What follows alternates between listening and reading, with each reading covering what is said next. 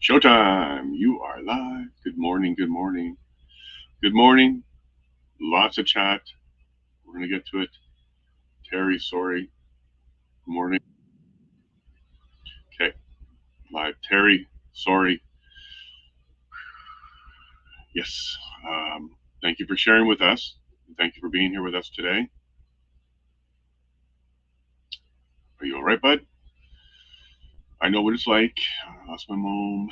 She was in her 50s. COPD. Lost brother young.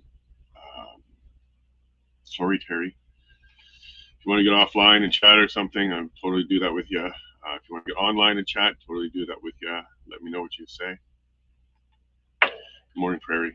And then, yeah, good morning, Terry. Thanks for sharing with us. Yeah, Prairie. Terry, thank you. And I put this up, Terry, because I just saw Prairie, and then I saw you a couple of mornings. I threw that in there. In my head, it was Prairie and Terry, rhymed. I thought it was cute. But my condolences for sure, brother. So Railroaded, good morning. Good morning, freedom fighters. We're here. It's minus 25 today. I think Railroaded, you probably got the same or worse, but not so bad. Tomorrow it's going to clear up. We got sunshine today, so we're going to get warmer weather. This is just kind of the peak of the cold right now. But good morning, and I did preheat a little bit earlier. It did help quite a bit. Good morning, nice hearts. Okay, so great question, Prairie. Remembrance Day, right? So it's not a stat holiday, but it is a federal holiday. Workers, commissioner, I think they're all federal paid for this. So, and also the witness list is pretty slim. So I think, yeah, it's looking like it, but I haven't confirmed. I don't know for sure, but it's looking like it. Maybe we're getting 2 witnesses today, 2 witnesses tomorrow, and then we're done for the week. I don't know if I'll do a stream. Let me know if you want a little one or something, maybe a couple hours recap for the week, or maybe just say good morning and do an hour there or so. Let me know what you guys would like, if you would like some. I would do some, but I would also need breaks to do other things around here. I can't take the whole day to do a stream. But if you want an hour or two, I might go for that. And then we can do the Brady Bunch in the evening. We'll still do that. Okay, so maybe we'll still do that. Morning coffee with Jay, Brady Bunch in the evening, get a few hours. I'm up for that if you want that. Okay, Prairie, no pocket deletes and stuff. Still love you as a mod. All good. And yeah, we were looking at the list, and there's only 4 left that's marked for this week. They show us which ones they plan to have this week, and there's only 4 left. We got 3 days, and if Friday is off, we got 2 days. So maybe it was over 2 days. And I agree with you, Railroad. Sure, they for sure should. And federal employees do. So probably what's going to happen. We'll find out, I'm sure. I haven't heard it, but I'm sure maybe we'll hear soon that Friday is a no-go. And good morning. Yeah, for sure. We support our veterans. We support everybody that fought for this country, stands up for this country, and will stand up for this country. We support all of those people. Good morning, Azario. Nice to see you active on Twitter again. Very cool. Thank you very much for all the retweets and stuff. Appreciate that. Good morning, Clay. Sorry, I got a dry throat. Good morning, Clay. Yeah, Terry. Lots of love your way. For sure, for sure. We can chat, not chat. We'll move on with the day, thinking about you. Yeah, Dan, hopefully you do, Prairie. I think you get our weather like a day or so after us, Prairie. So are you getting a break in a couple days? Check your forecast. It's breaking for us for tomorrow, so you might be getting one soon too. Not on my good mic. Oh, okay. Let's take a look at that. You might be right. Audio. Thank you very much. It looks that way. Where is my mic? So just give me a second. Thank you very much for noticing that.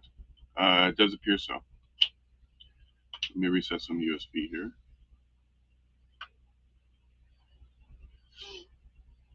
me take a look here. Thank you for noticing that. Let's get it going. Interesting. It's not showing up. Just bear with me for a moment, Azario. It's important that we get some good audio. May have to refresh the browser.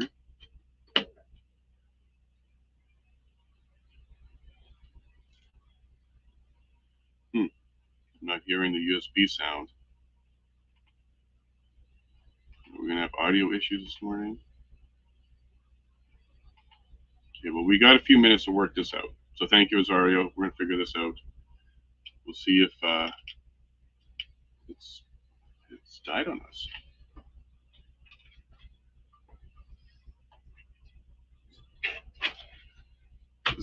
As fun as the conversation will be, the audio wouldn't be a lot of fun that way. All right, let me see what I don't need here. Let's see what I got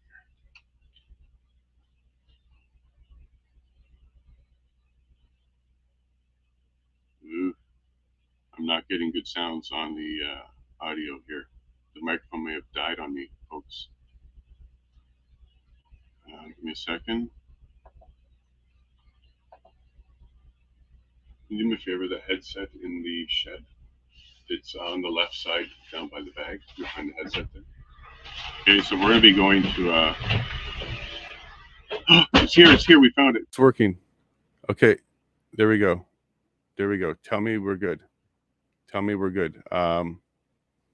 Now I'm going to switch again though, because I want to get back the rest of my USB devices. So it looks like we're okay. Hold on a second.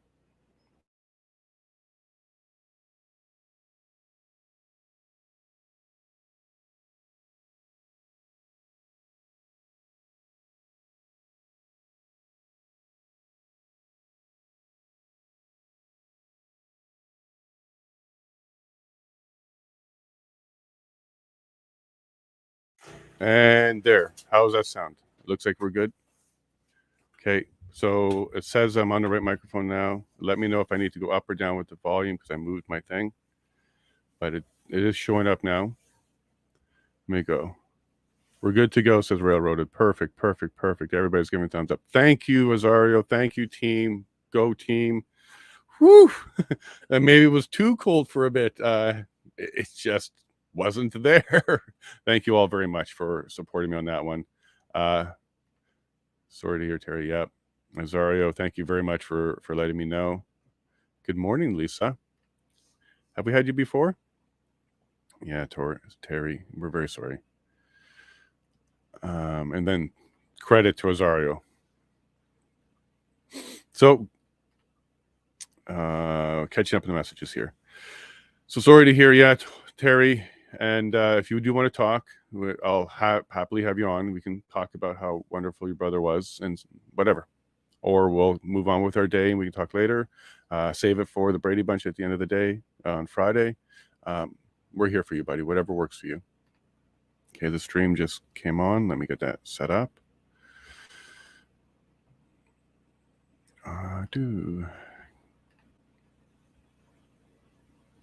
Excellent. Looks like we got a good stream today. Lots of hearts railroaded for sure. The echo box. No, it's Prairie. It wasn't in the list of microphones inside of the studio. And then what I did was I just moved it to another USB. I still didn't see it. I moved it directly into the computer as USB. I did see it. And then I put my USB hub back on, put it back in, still saw it. Here we go. So a little bit of a hiccup. Maybe it required some sort of wake up. It was really cold. I'm not sure, but I'm thankful that you guys let me know and we got it worked out. And we now have a backup. We have a headset just in case something like that happens again. And at least it won't be the microphone that's built into the laptop. Thank you all. You're all great. Thank you so much. I'm glad that you even want to hear it. I'm glad that the voice is something you want to hear. So that's great. Thank you very much, Clay. Now you're good. Thank you, Azario. And then John. Good morning, John. Oh, they're doing a mic check, I guess. A thin witness list is a sign the inquiry handlers are now stretching their paid hours allotted for this dance of the living dead. It's a government contract after all. Maybe so. Well, I guess we'll see after what we hear, right? If we hear 2 witnesses a day and they're both a half a day and there's a lot of good testimony coming out of it, then, maybe not. I do want to see more out of the convoy, though. Convoy organizers. Sorry, let me get that audio out of your ear, too. And don't let me forget, I just muted the stream. I don't want to do that. But they're messing around with the audio right now. I did want to see the convoy organizers ask more questions. Just harp on the invocation requirements, harp on whether or not there was some sort of coup attempt or anything like that. Like, harp on all of that. But, they're taking a pass. They're not asking questions. And you can look at it from a lawyer-client perspective because they weren't in Windsor. They're not even going to associate with Windsor. The last thing they want to do is admit that they were connected with in any way, shape, or form, Coutts or Windsor or anything else. So from client perspective, there's nothing for them there. However, from a freedom perspective, even though your clients have nothing there, you can re-ask those questions on every witness and get everybody to say what the true definition of violence is and what the true requirement of the EA is, and just have them repeat it. Because again, Brendan and Shurba, both of you understand they are repeating their negative narrative over and over and over again with every witness. They are repeating their new definition of violence over and over and over again. And if you let them keep echoing that, and you're not pushing back with a counter echo, it's going to get into that brain of that commissioner that maybe we now are all accepting a new definition of violence. And maybe he'll use that new definition of violence moving forward. So I would really like to see you take the 5 minutes, go up there, redo those each time. I know you can. You're there. You're already on the clock. But, of course, you'd have to have instructions. And, of course, they don't want to be associated with the other fractions at all. So, I would get it why you're not doing it. But from the freedom side, it's Freedom Corp. You got Freedom Corp. The freedom side of Freedom Corp. You should keep doing that, in my opinion. Condolences for sure. We're all there for Terry. Terry's awesome. What clown spouting crap have we got today? Well, we got the mayor of Coutts, and I do know that he was on TV publicly not pleased, and he was doing things like complaining about traffic, complaining about being able to drive around. Coutts is a small town. Okay, sure. There's a main artery that goes through, but you absolutely could get around, and any embellishment about not being able to commute around Alberta, what is that, Montana? What's south of us? Montana? Not being able to commute is baloney. There's even multiple border crosses in Alberta. Coutts is just one. And if anything, it was kind of like the bridge where you're kind of interfering with one of many arteries. So look, and there's a whole bunch of ways. Yeah, Montana. There's a whole bunch of ways to get around, even in the small town. But I think we're going to hear a lot out of him about how it impacted his neighbors and him, and they were trying to drive. And do you remember that accident we all saw the video of? And over and over and over again, because he was saying that on the news around the time. It did seem like the mayor was really victimizing the situation instead of supporting the cause. So I think we're going to hear that from him. And if it is him for the morning, it's going to be about 2 hours of committee council and then 2 hours of crosses, roughly. And then the next person, Mario Di Tommaso. Let's go see who that person is. Mario, who are you, Mario? Nice to meet you. And who are you? Just says Ontario. Okay, so let's go web search him. You want to join me on that? You may as well join me on that. Okay, let me get you the screen. Boy, they're noisy on the audio today. It sounds like somebody's in the bathroom, to be honest with you, because you hear echoing. So I don't know if somebody's got a hot mic in the bathroom. Lucky for you, you're not distracted by it. All right, let's go find out who this person is. Solicitor General. All right. Ontario Ministry of the Solicitor General. All right. So we're back to Ontario government now. And that's likely who we have in the afternoon, possibly. If the mayor of Coutts is all day, then of course we'll see this guy tomorrow. But there's 4 witnesses left for the week. So we might be seeing him in the afternoon. It'll be interesting. Ontario Solicitor General. They came out and talked about creating new laws around that time. I remember the Solicitor General saying we didn't have all laws that we would have liked, so we're going to make some. So I'll be curious what their actual position is. No Ford, so this would kind of be Ontario's representation. And while we're at it, let's look at who's next. I think it's another Ontario, Ian Freeman, another Ontario official. Let's take a look. Ian, who are you? Wikipedia. Do you really have a Wikipedia? English. Don't know if that's the same Ian. I don't think they're bringing a mixed martial artist. How about this one? This Ian, Ontario Ministry of Transportation. I think that's more likely the one we're going to see today. Anyone want to take bets? MMA or Ministry of Transportation? I'm going to go with Ministry. All right, so we're going to be getting the Solicitor General, the Ministry of Transportation, and then Marlon. Who are you? Who are you? Let's find out who Marlon is. Marlon. Oh, Royal Canadian Mounted Police, Alberta. All right, so we're jumping Ontario, Alberta. So she would have made sense to have this guy after the mayor. So maybe that will happen. Maybe we'll hear the mayor, and then maybe we'll hear this Marlon, and then the 2 Ontario after for tomorrow. I don't know. It's all fluid, but that's the list for this week. So those are all the characters for this week. We got a mayor, we've got the Royal Canadian Mounted Police, we got the Ministry of Transportation, and then Solicitor General of Ontario. Not a bad mix. That should be interesting, right? Give us some good info. Yep. Well, there you go. Well, Dave, that was a bit of a breakdown of what we can expect today. Cool. Mayor of Coutts. Yep. Well, we're assuming that, right? Railroad, but we have seen him once, at least once, kind of jump in the list and then jump back. But absolutely, we're expecting to see him. I believe it's first. I put him onto my thumbnail because I believe it's first.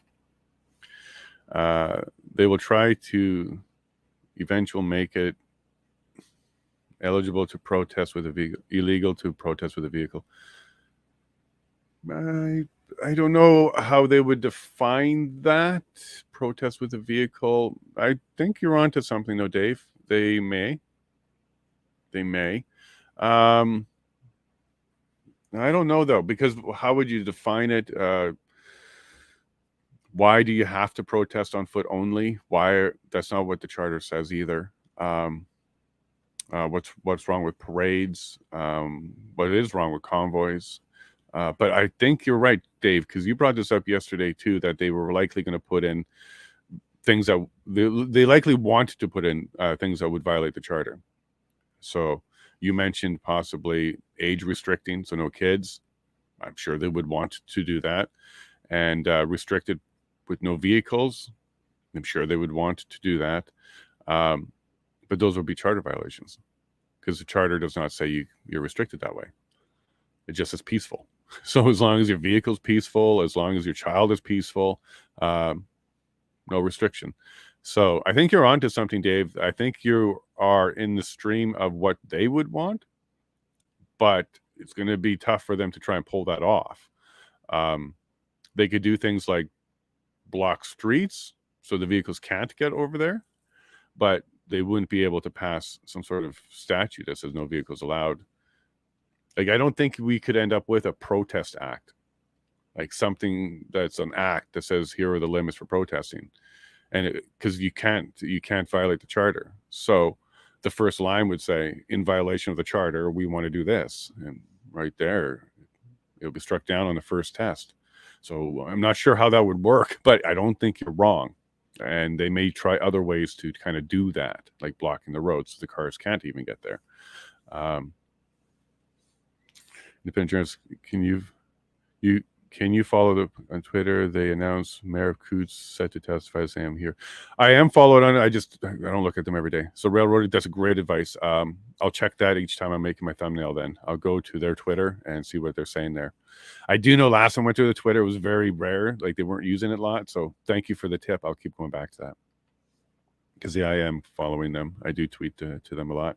Thanks for sharing it with everybody too. Why isn't the mayor of Coutts named Cooter? You're funny. Thanks for the chuckle. It was a cold morning. Hearts out to Terry. Thank you very much there, Azario. Yeah, what I mean is they will restrict vehicles from protests in towns. Yeah, like I think they'll do that. They'll block roads. It won't be like a law where they can say no vehicles allowed, but they certainly will do other things like restrict them. So I can imagine that Ottawa is going to create and put in those pillars that come out of the ground. Like you see those in capitals all over the world to block the traffic quickly, like a push a button that says close arteries. I think you'll see Ottawa put those in. If there's a second one, I don't know if they'll put it in right away, but if there was a second one, because it's legal, then they would definitely start to do that around the Parliament. Of course, you can walk there, but I think so, Dave. I think you're onto something there. Yeah, it was a nice little chuckle there. Thanks, Osario. Hey, John, this inquiry has been successful in separating any perceived unity of the Ottawa convoy with Coutts and Windsor. Yeah. They're still trying. Exonerated the police from wrongdoing and diverts attention away from unlawful EA. John, I don't think you're wrong on a lot of that. And we're going to get more of that the next 2 weeks, right?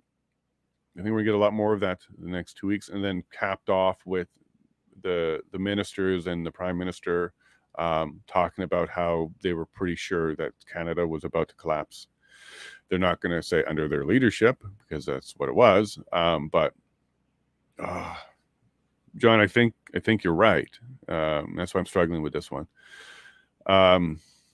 They also kind of made the convoy group, the core group, and then the other people who were involved and all that kind of stuff. It looked like there's a lot more going on there. They did kind of,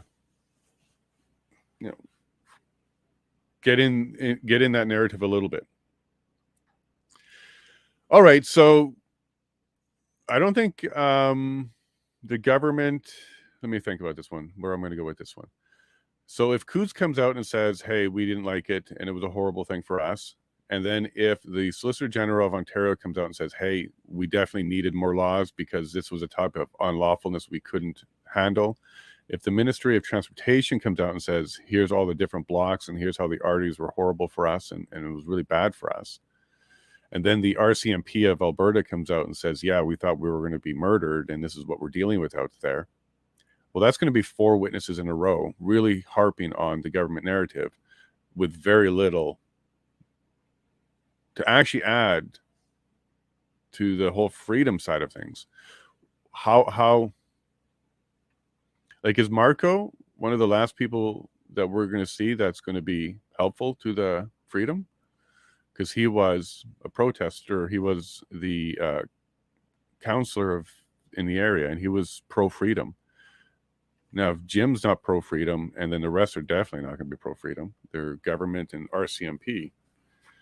Interesting. I'm very keen on hearing the RCMP for the first time.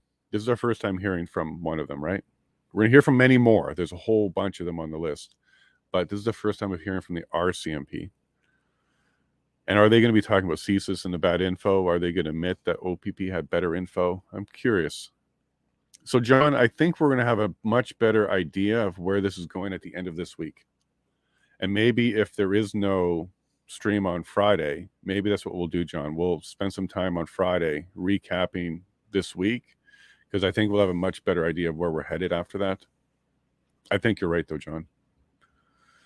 I think you're right. But we still got a lot of disclosure. We still got a lot of information. We still got a lot of testimony. We still got a lot of sound bites that aren't good. We still got a lot of things to work with here. So let's let them talk. Let's see what else comes out. and let's see if we can catch them fabricating anything, catch them hiding anything, and catch them straight up twisting and lying.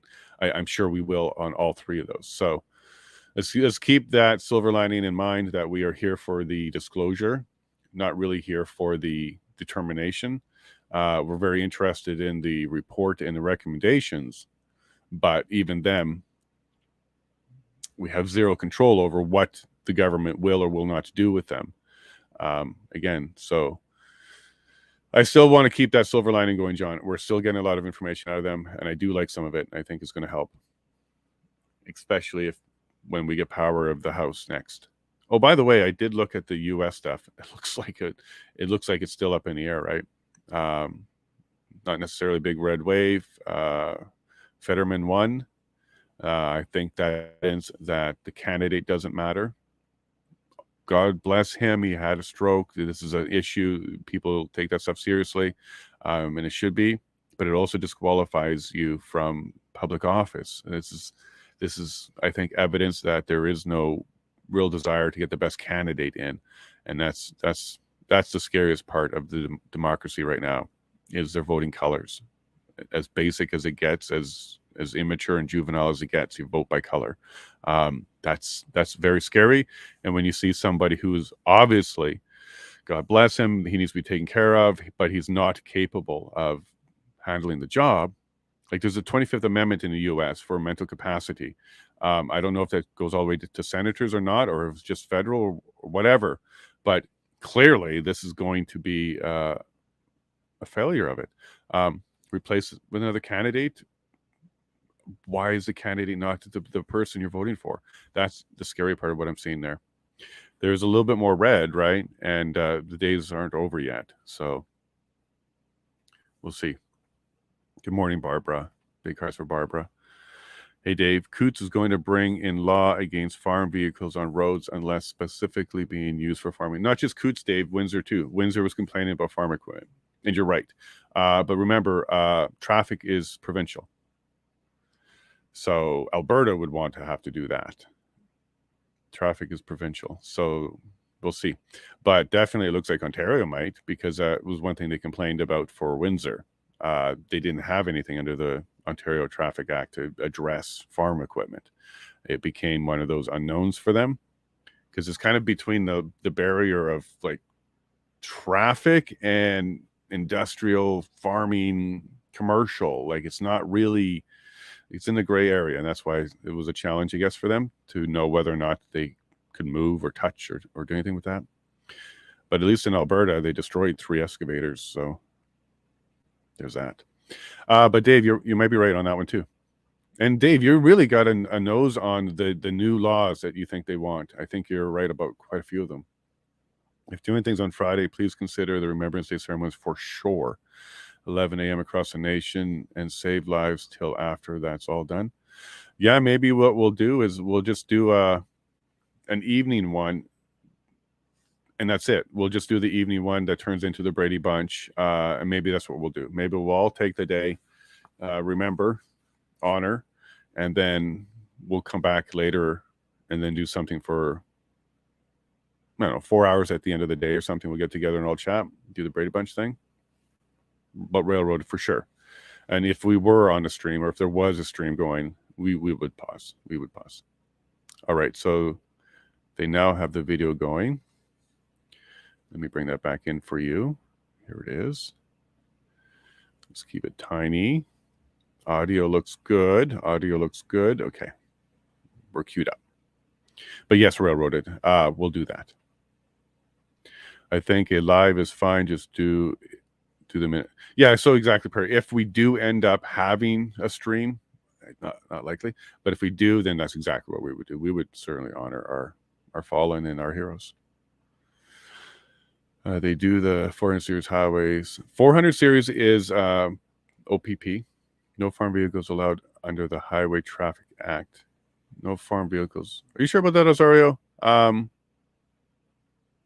Maybe the provincial 400 only might be the one exception there. Are you sure about that? Because I've actually physically seen them. 417, Ottawa area. Maybe they were breaking the rules. Oh, no, not for my family. I certainly won't be available until ceremonies are all complete, including BC. Yeah, so I'm thinking let's do something in the evening, railroad it on Friday.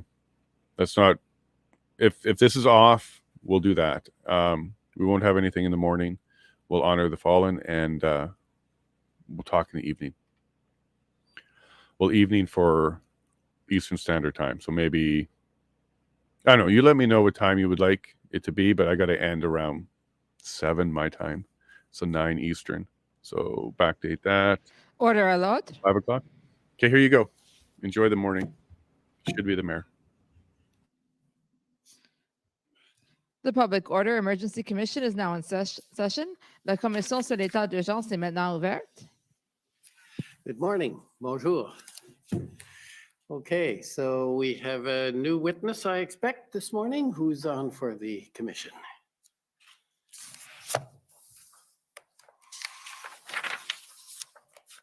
Morning, Mr. Commissioner. Jean-Simon Schoenholz, Commission Counsel. Our witness this morning will be Mr. Jim Willett.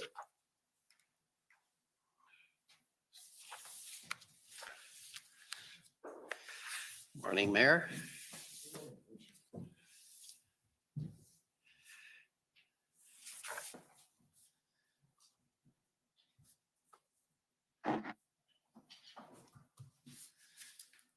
Mr. Mayor Willett, will you swear on a religious document or do you wish to affirm? I swear on the Bible.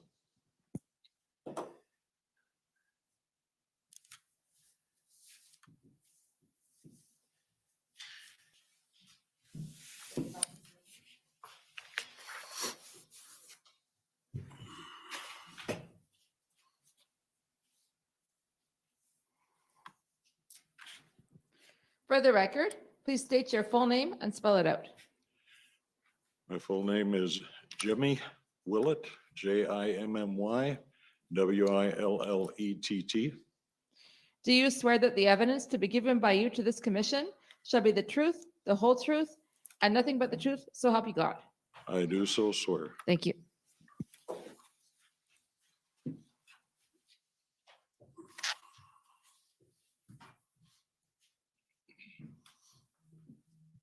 Go ahead.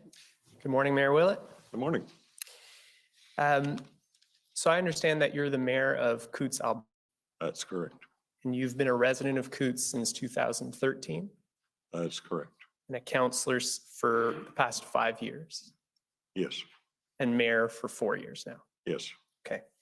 And you had an interview with me and my colleagues on September 6th of this year. Remember that? Yes, I do. And you remember seeing a summary of your interview? I do. So if we could just pull up WTS 6012. So this is going to be a summary of that interview.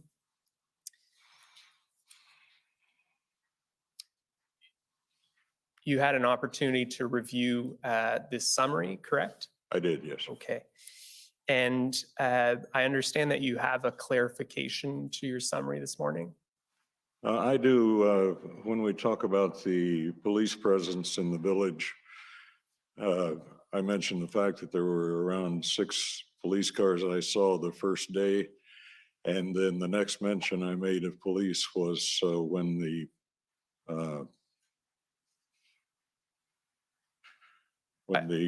group moved in on the 1st or 2nd of February. Actually, there was a police presence growing all the time in the village. It didn't go from 6 to 50 in one day, 3 days into the protests. Yes. So I'll bring you to that passage just so we can confirm. So on the second page, and it's the 4th paragraph down. So this is where you say the paragraph starting on January 29th. Second to last sentence, he observed approximately 6 RCMP vehicles at the border that day. Then you say on February 1st, an additional 42 RCMP vehicles arrived at the border. And what you're saying is that between those dates, there was a gradual buildup. There was a buildup, yes. Perfect, thank you. So we're gonna put that summary into evidence.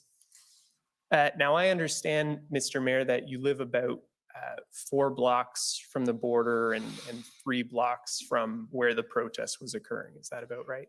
Yeah, that's correct. And while these events were happening, would it be fair to say that you attended the location or went to look what was going on a fairly regular basis? That's correct, yes. And what's the population of the village of Coutts? Last census had us at 224.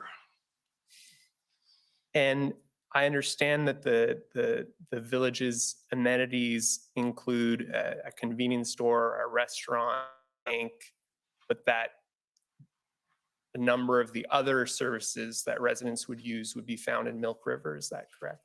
That's correct. All of the major things that you take for granted in a larger community, we have to go to Milk River for: doctor, pharmacy, dentist, hardware store, any of that kind of thing, grocery store. And Milk River is about 18 kilometers away. 18K. Sounds good. So if we could just pull up COM 924. This is a map of Coutts and the surrounding area. We looked at a similar map yesterday with one of the other witnesses, and so I won't go into detail on this, but if we can just go to page 5. And if we could, yeah, that works. So my understanding is that the blockade formed around the point identified as checkpoint 4. That's correct. That's correct. And Smuggler's Saloon, which we'll talk about a little bit today, that is a local establishment, and that's identified here on the map as well. Yes. And that's where a number of protesters regularly met. Yes, that became a gathering spot. Yeah. And so my understanding is that the blockade that occurred was on Highway 4. Is that correct? Yes. And that highway connects Coutts and Milk River? That's our connection, yeah.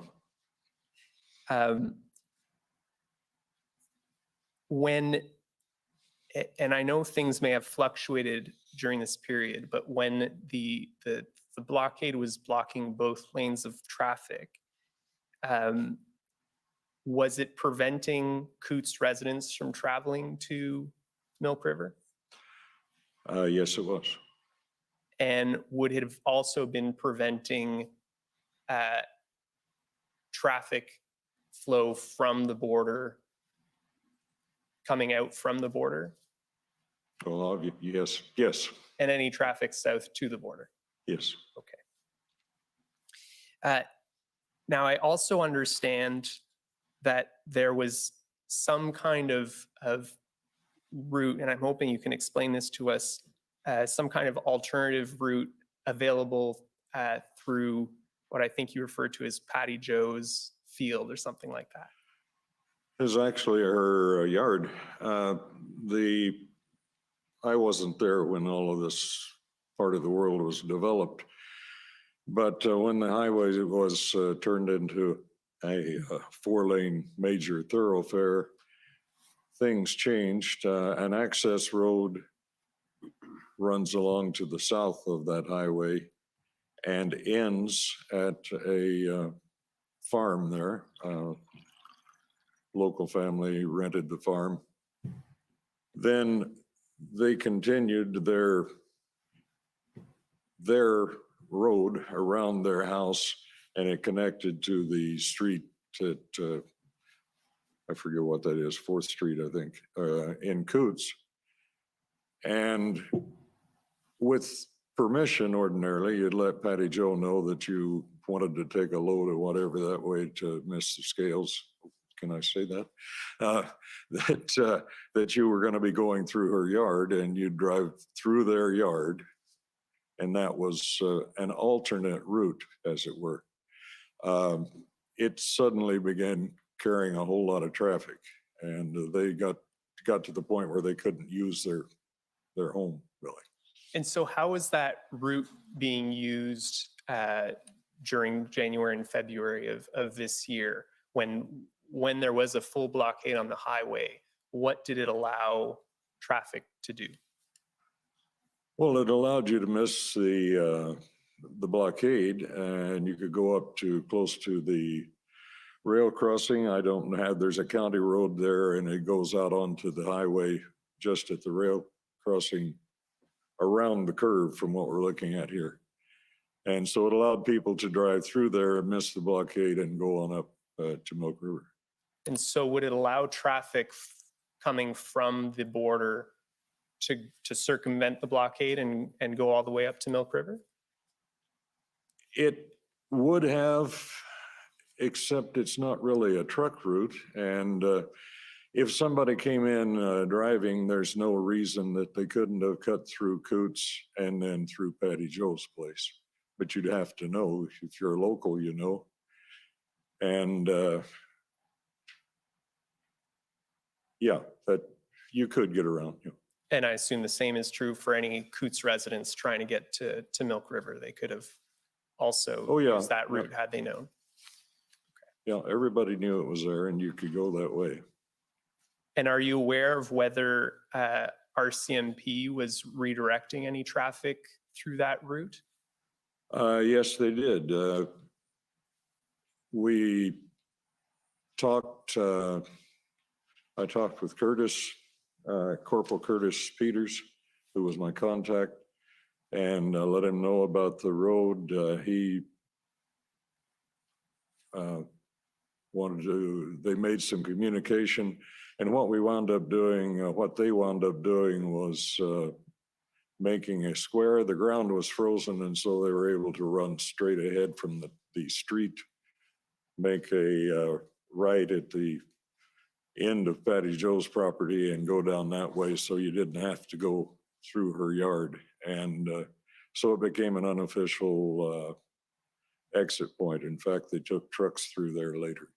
Okay, thank you very much. I understand that police services for the village are provided by the provincial division of the RCMP. That's correct. And the nearest detachment is in Milk River, correct? Yes. And how many officers are posted there? 4 to 5. I'd like to go to COU 50249. I understand that on January 4th, a protest organizer attended the village office to advise of the upcoming protest. Do you remember that? Yes, you'll see this is signed Kelly. She's the assistant in the office to my CAO, and she received a phone call. And during that phone call, how did the protester describe the anticipated protest?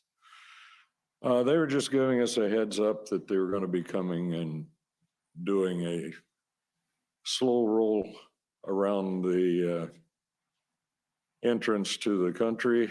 And as you can see, it says that they won't be blocking any residents from using the entrance and exit.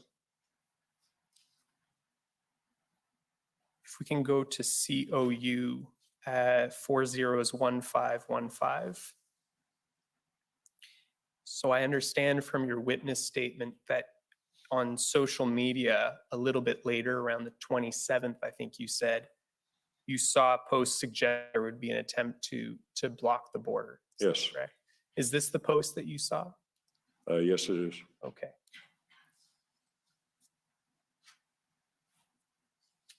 And do you know where you saw this posting? It was on a bulletin board out of Lethbridge. My wife spotted a link on the Lethbridge and area, how are the roads? It's a Facebook post that obviously gives traffic reports, and there was a link there, and we followed that link to this particular document. And so were you concerned at that time about the risk of a blockade occurring? Very much so. And why were you concerned? In particular for your residents, can you tell us about why you were concerned? We had been slammed by snowbirds, which if you don't live there, that may make no sense at all. But the 18th of November, the U.S. changed the border crossings to allow fully vaccinated people to enter the states. And all of the people who ordinarily go south for the winter down to Arizona in their RVs and so on decided they had to be there at midnight in order to be the first to cross the border. And we wound up with the largest demonstration anybody down there had seen yet of truck blockages and so on. We had a highway blockage that ran across the tracks and on off over the hill. And they came into the town and double parked everywhere, blocked both entrances to the village so that in the event that we needed to get our fire truck out or something, we wouldn't have been able to do it. So we had experience with the blockage. And I had visions of what was going to happen here as well. And my understanding is that wasn't a protest. That was just a number of people trying to cross the border at the same time. I did a lot of protesting, but no, it wasn't a protest. Thank you. I understand. So if we can just pull up for reference COU 183. I understand that on that same day, January 27th, you wrote to the Premier Kenney of Alberta and the Solicitor General, Sonia Savage, to advise them that you had heard about this risk of a blockade, correct? That's correct. And I understand someone called you the next day in response to this email? Yes, I received a call from the Solicitor General's office. I do not know the name of the person. I remembered the name Pilgrim, and nobody by that name has ever worked for the government of Alberta that I can find. So I'm not sure who I spoke to. Anyway, saying to the effect that I had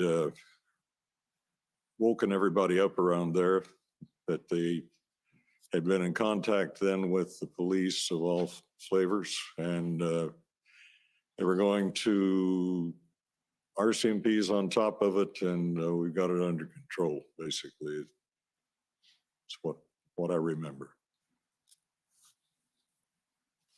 So my understanding is that you observed on January 29th the convoy driving up to the border, correct? Yeah, me and everybody in town, I think, were out to see what was going on. And can you maybe just tell us what you observed on that day? Well, about what I expected. I'd seen convoy demonstrations by other groups on television and online. A lot of trucks, a lot of signs, a lot of honking, and it was a convoy, a parade of vehicles from half tons to no monster trucks, but large tractor trailers. And that pinpoint, that checkpoint 4 that we looked at before on the map, that's where you saw them begin to U-turn, to head back towards Milk River? Yeah, that's Highway 500, and it's a major crossing point that comes up from over the tracks out to the east of the village, and then makes a crossing there with Highway 4. So it's the first place that you could really make a U-turn, or the last place, I guess, if you're coming from the north. It's the last place you could make a U-turn, either there or our next exit, and it was smaller. So the RCMP, I think, had decided this was the best place to turn everybody around. And my understanding from your witness statement is that about 45 minutes later, you observed that they had blocked that intersection where they were where they were U-turning. Is that correct? Yeah, I think the RCMP told me 42 minutes, but it happened, yeah. And how many RCMP vehicles did you observe that day? Again, there were, there's a lot going on, so I didn't sit there and count, but I saw half a dozen vehicles. They escorted the convoy down and made sure that they made that U-turn. And that's what happened. The vehicles started turning and going back up the road. So I saw maybe 6, 10 at the most RCMP vehicles. And did you ever hear about anything about it being a splinter group or something like that that had caused the blockade? Not A in those splinter terms, group no. from the group that had organized the convoy. I knew from what I was reading, again, I spend way too much time online, but knew from what I was reading social media that there were other groups coming and joining up. At that time, I naively believed that it was all about the mandates that had been put on, well, the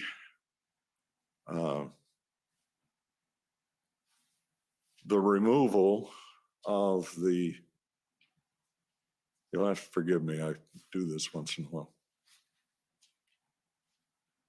I thought that it had to do with cross-border truckers having their permissions removed. For 2 years, they've been traveling back and forth, exempt from vaccination requirements and so on. And just when things were starting to loosen up, I mentioned the 18th, people are starting to go across and everybody's getting more normal feel. Suddenly, the federal governments in both Canada and the US decided that you no longer have an exemption, you're going to have to be vaccinated. And I think that was the tipping point. So I thought everybody was coming for that purpose. Okay. Long question, long answer. That's okay. You told us in your interview that the RCMP appeared to be caught off guard by the blockade. How did you come to that conclusion? Well, at that 42-minute mark, when the trucks drove into the median and across both lanes of traffic going both directions, it became obvious that nobody was in control. Nothing happened other than flashing lights and talking to the guys, and it came to a standstill, and that was it.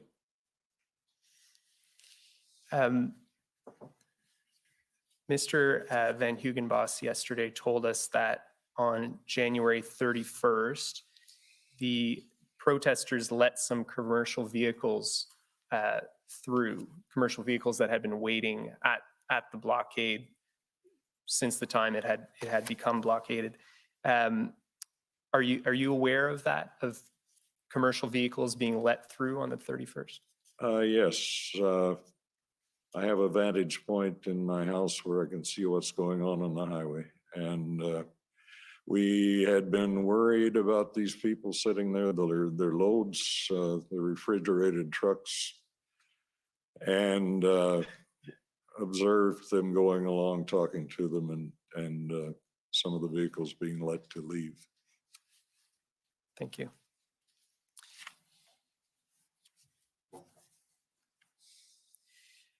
I understand that you had regular communications by phone and text with Minister Sani, the former Minister of Transport for the province, correct? That's correct. So we'll pull up your text messages with her and go through some of those. That's COU 6016. And we'll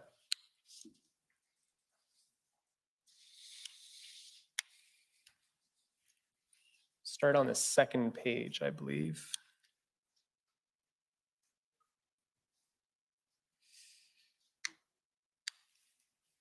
So here, this is February 2nd at 12:41 p.m. Minister Sani, says, I'm sorry this is happening. Please take care. I'm working on this nonstop. What did you understand her and the Alberta government to be doing at this time to respond to the protests at this early stage? Well, I understood her position, not just from text so much. We had phone calls as well. She was working both sides, trying to talk to the people who'd organized the protest, and also with the provincial administration to get some kind of action happening. She's responsible for, or was responsible at this time, for seeing that that traffic flow works. I mean, that's our lifeline in Alberta. And so she's pulling out all stops, talking to anybody she can. I know she talked to truckers, she talked to Marco, I have trouble with his last name, but he'll forgive me. Anyway, with the contact people for the convoy, anybody that she could talk to. So I, knowing the minister the way I do and the dedication that she shows for her position, it means just what it says. She's working on it nonstop. And so your understanding is that she was trying to negotiate some kind of resolution. Yes. If we can go a bit lower. Okay. So here we see at 6:16 on February 3rd, you asked Minister Sani whether she was willing to come to Coutts to meet the protesters. You recall that? Yes. And the response is, of course, I just have to get clearance from the boss and the RCMP. Did she ever come to meet the protesters? No, she did not. She got as far as Lethbridge and didn't get permission to come farther south. And you understood that to be permission from who? The provincial government. Okay. Did you ever receive an explanation for why that permission wasn't granted? No. And why did you believe that it would be helpful for her to come to Coutts? We thought at the very first that it would be convenient because, as I said, she's responsible for transportation, and this is a transportation-related blockade. She thought that possibly she could come and talk to people and explain to them that the importance of having that corridor continue and stop all the madness. I mean, everybody was caught flat-footed, and we're trying everything we could to get it going. So she was willing to come down and talk to whoever to make things happen, to get it opened up. Thank you. If we can go down a little bit to the next page. A little bit lower. Okay. At 7:21 on February 3rd, you say the second line, they've closed the highway down again. It was open briefly. A few commercial vehicles did go through, then someone barricaded the highway again. So can you maybe give us a sense of how often, it seems to me that the highway was reopening at times. We see later in your text messages that some traffic was trickling through. how often was the highway completely blockaded? You would have had to stand there and watch to be able to tell. It would be open, we'd see a truck or two or three go through, and then the next thing you know, well, it's closed again. And the whole idea, I think that at this point that they were trying to do was to open up a single lane each way and keep traffic flowing. But it was, well, you saw my mention here earlier, they're trying to find a leader. At that time, there were several different groups. It was mob rule, I guess. I don't like that expression, but that's the idea. There was nobody really able to just get everybody together and say, okay, we're going to do this, and everybody would go out and do it. And so that's what was happening. We had traffic, and then we didn't have traffic. And you're attributing that to the lack of leadership in the group at that time. At that time, yeah, there was no cohesive structure that I could see.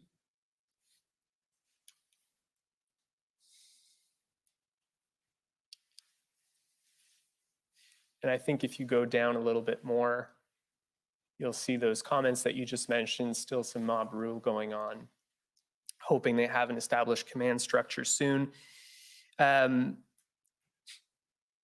You visited Smuggler's Saloon and met with some protesters on February 3rd. Yes, I did. And did you observe for yourself this lack of leadership at that time? I did. I talked to Alex Van Herk, who turned out being one of the people that became a de facto leader, I guess. And the expression, I've heard it used here before, talking about other places, it was like herding cats. Him trying to get some order out of the chaos that was going on. There's video that exists of him talking to people and trying to get them to listen to him and being shouted down, because that was the nature of the beast at the time. Okay. If we could go to page 10 of this document. So this is February 5th at 2:16. So you see that second bubble, you say, now that Marco seems to have established control, it might be good for someone to talk about provincial mandates. And then if we go just down just a little bit, she responds, let's chat later. So is your understanding that at this time on February 5th, a clearer leadership structure was emerging in the group? Yes. Okay. And did you have a discussion with Minister Sawney regarding provincial mandates at that time?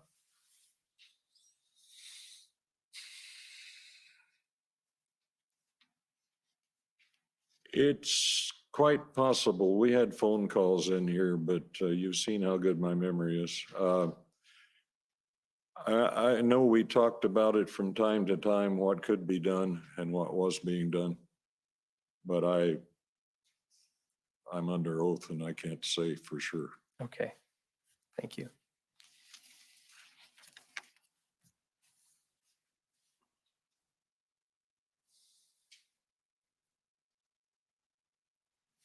If we can go just a bit, just to page 12, and this is February 5th at 11:59.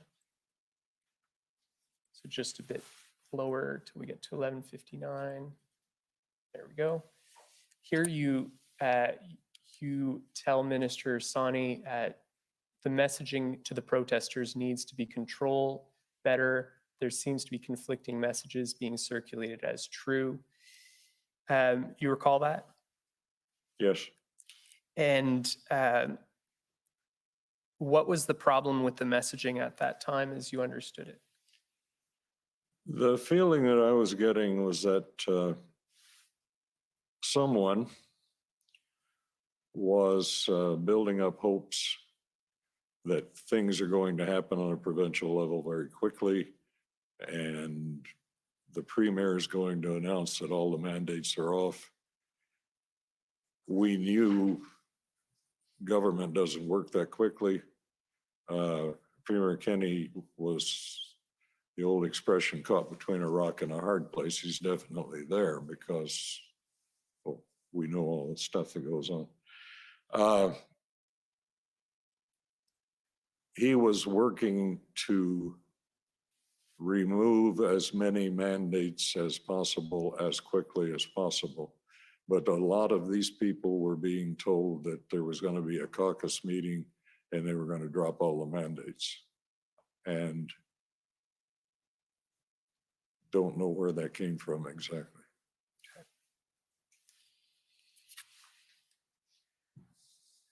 If we can go to page 14, it's February 6th at 2:40 p.m.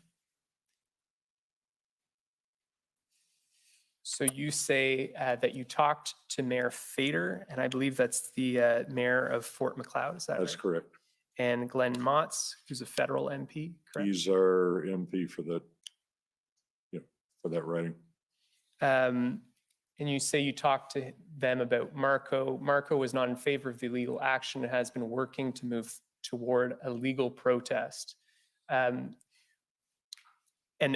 when you say working towards a legal protest, did you understand that to be opening one lane each way? Yes.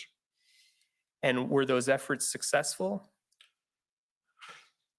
Again, it's on the time of day and which way the wind was blowing. Sometimes it was successful. My son came down from Edmonton one day, from Calgary rather, came down from Calgary one day. And after he got through the checkpoint in Milk River, he drove into Coutts. He said, there's no trucks out there. So they were shifting and moving things around. So sometimes the road was open and sometimes it wasn't. Thank you.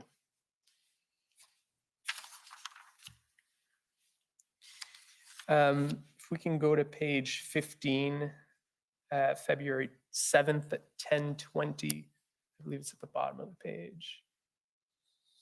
So Minister Sani says, I heard the blockade is back up. And you respond, we could go to the next page, I believe. You say, yep, tractors just now, highway is blocked. If we keep going.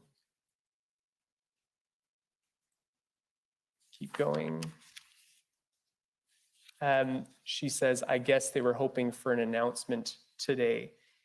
Was your understanding that this tractor blockade on February 7th was because of frustrations associated with the lack of an anticipated announcement, as you were just mentioning? That's the word that I got, yeah, from talking to someone else, that they'd been expecting the announcement to come down that all the mandates were off. And again, this is from misinformation they were getting from somewhere. And when they didn't, they blocked the road again. And this is a member of the protest who told you this? Yes.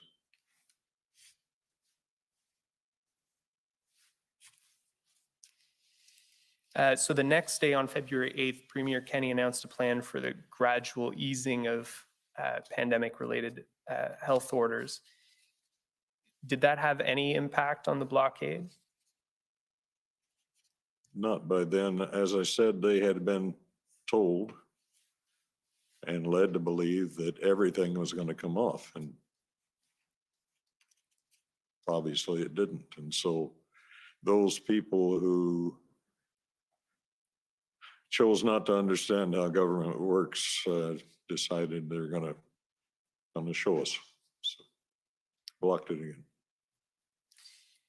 again. We can go to page 19. This is on February 8th.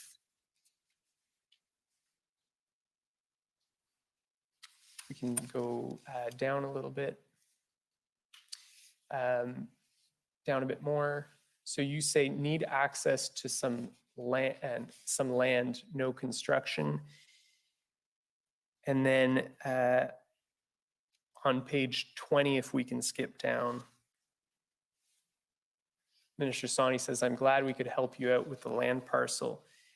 Was that in connection with the plot of land for the legal protest site that was Yes. established in Milk River? Yes, yes, I'd been in the meeting in Milk River with the mayor from Milk River, Reeve from the county of Warner, some representatives from, trying to think who else was in there. Anyway, we had had a meeting and a discussion of where to have an alternate parcel of land. The Milk River people and the county determined that there was Queensland available. And so I happened to have the contact information for the Minister of Transport who could make that happen. And that's what happened here. I gave her the note that they'd be calling her. They did. She made things happen so we could get that parcel. And did you understand, was there any buy-in from protesters on moving the protest to that site? No, at that time, there wasn't a great deal of interest in moving from the highway to a plot of land just beside the highway. And I understand, though, that once the blockade in Coutts came to an end, there is a group that moved to that site. Yes. Is that correct? And they Yep. stayed there for a number of weeks. For a long time, it looked like a unhoused encampment.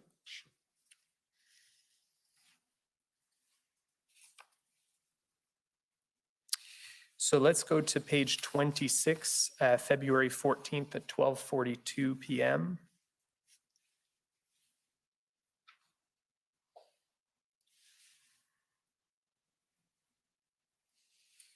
So Minister Sani asks you, are there people still there at the blockade? You respond, oh yeah, nobody's leaving yet. It's all fake news. So your understanding at that time was that the protesters were not leaving yet, correct? That's correct. I didn't hear until later in the afternoon that things were changing. And what did you hear that afternoon? Sometime in the afternoon or early evening, I think it was my contact with RCMP, Corporal Peters let me know that they'd been notified that the thing was coming to an end. So you were told by the RCMP that they had been notified by protesters that day that they would be leaving the site? Yeah.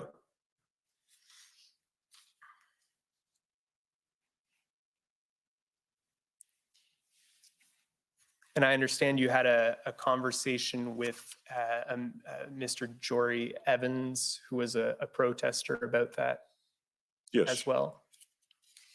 When did you have the conversation with him about this decision to end the blockade? Sometime on the 14th, but I don't, without pulling it up, I don't have the exact time. Well, I'm not sure times were on there or not.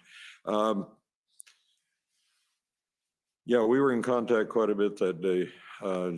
Jory, I still don't know his real position in the group, but he was doing a lot of videoing. He had a blog online and so on called PB&J. Just kind of a news summary of what was going on, what they knew, what they didn't know. And he and I had established a rapport early on and communicated back and forth. Obviously nothing confidential, but talking about stuff. And so he had let me know that day, first of all, contacted me to know if I knew how to contact the person who had been arrested. And then we went on from there. And he talked about the guns, or the arrest and the guns. Guns are all fake, but the fact that people don't want anything to do with it. And So he explained to you that day that he spoke to you about the RCMP's arrest, and did he explain to you that that was one of the reasons why the protesters had decided to leave? yeah, that's the feeling I got. I don't know if he actually said that or not. In my mind, at this point in the time, it's well, yeah, that's what he said, but unless I see it in writing, I'm not going to say for sure. I got that feeling, though, that because of what had happened, that the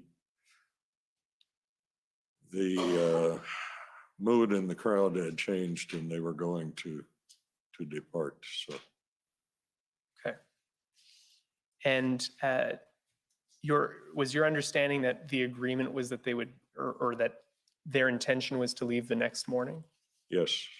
And did you observe them leave the morning of the 15th? I did, actually, you know. And so no enforcement was required by the RCMP at that time to get them to leave? No, on the night of the 14th, they lined up all their vehicles down the street.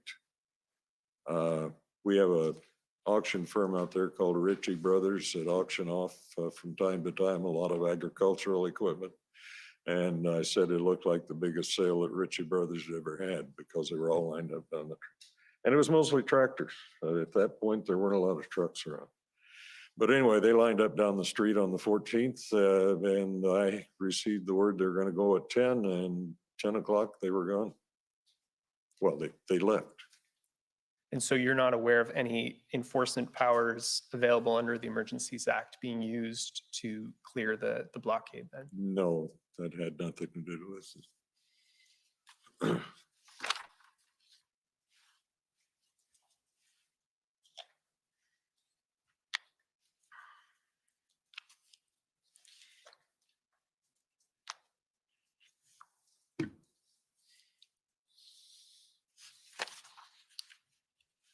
When you met with the protesters on at Smuggler's Saloon on February 3rd, did they explain to you what their plan was, what their objective was?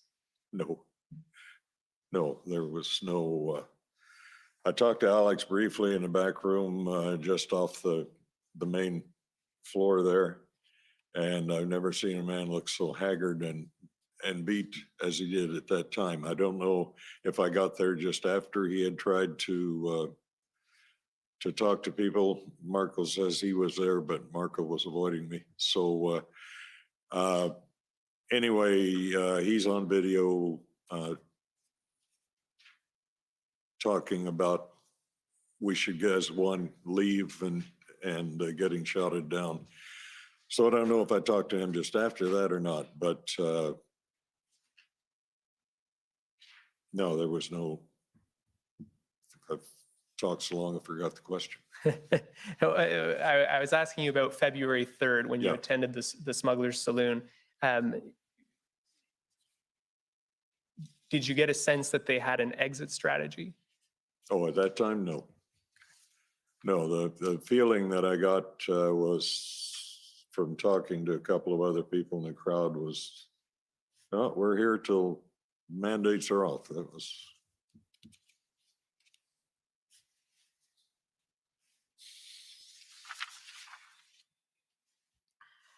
If we could go to COU 6012, these are your Facebook messages with Mr. Evans. And I'd like to go to page 2.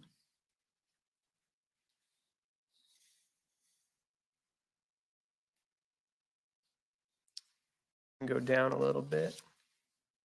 Okay, so here he tells you, and I think this is in the context of the mandates, the provincial mandates, yeah, they keep ignoring, and these guys want to get this shit done and go home. Also connected with the group that closed down Windsor, Ontario today, and things are going crazy in Ottawa.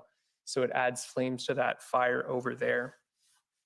In your discussions with Mr. Evans, did you ever understand that were the protesters in Coutts in communications with protesters in Ottawa or Windsor? What was your understanding of that? This is my understanding of that. I have no other, we never talked about it otherwise. Okay, so this text message is That's it, all yeah. you have. Okay, thank you.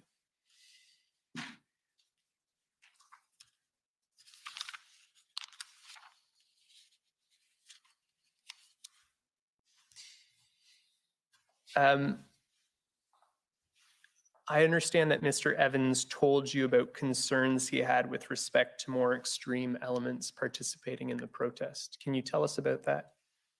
Yeah, we had a meeting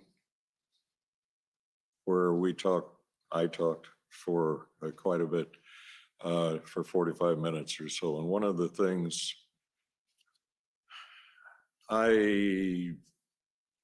if you go back far enough in my history, bear with me, go back far enough in my history, I worked in mining in northern Manitoba, was a steel worker steward, went through wildcat strikes and so on. And there were always hardline guys and then the guys that were there for a good time. You could have a wildcat strike and everybody's up and up and up, and then it tapered off and you wound up with the core, and you might even find guys that you'd never seen before there. And we talked about how that was a danger, and if something like this, the longer it went on, the more the opportunity existed for outside elements to come in and cause disruption. And he agreed with. And he agreed with that. That was one of his concerns.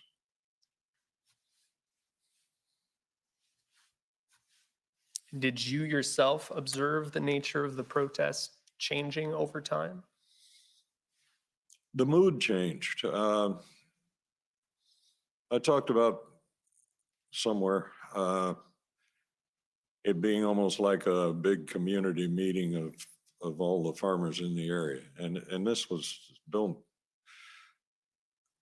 kid yourself to think this is a big trucker protest. This is mostly a farm protest. I think you, in your witness statement, you say that about your meeting on February 4th. Yeah. And, you know, they had their kids there, and it was just a family thing. As it went on, a lot of that attitude disappeared. Didn't see a lot of kids playing hockey anymore. And and if you followed their social media, they took a picture when it was all over or just before they left, which was handy for anybody investigating, but a picture of the whole group in front of smugglers, and it wasn't a large group at that time. It had gotten smaller. But to go back to my strike days, it's the same thing. That as the longer you do something like this and you go in expecting results right away and it doesn't happen, the more disheartened you become. And then you start listening to other things about, well, if we only did this, this would happen, and so on. So it's just it's a typical demonstration. And while I didn't have a crystal ball, if I had, it would have paid off, because what we feared seems to have happened. Did you observe any violence or harassment during the protest? Never did, no. Did you yourself receive any threats? Yes, I got one death threat online, Facebook. Serious enough that the RCMP took it seriously. I'm not sure how good a threat it was because it was sent from a personal page.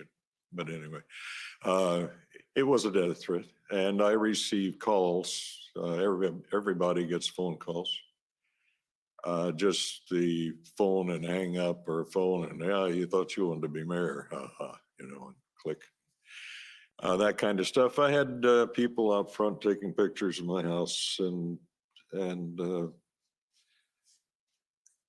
it was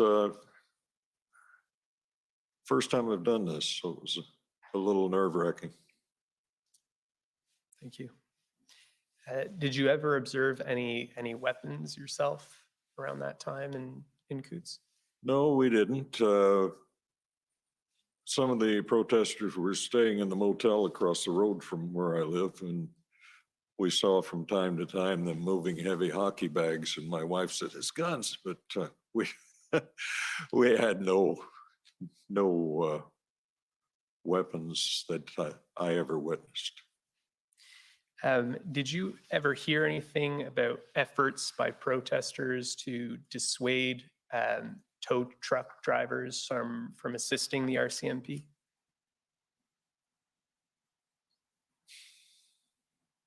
Not directly. Social media, I saw what was going on, but I never directly talked to anyone.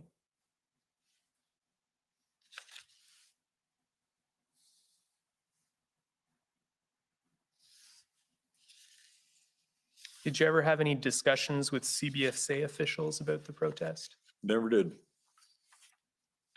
Well, other than see somebody at the post office or something. Some of them live there.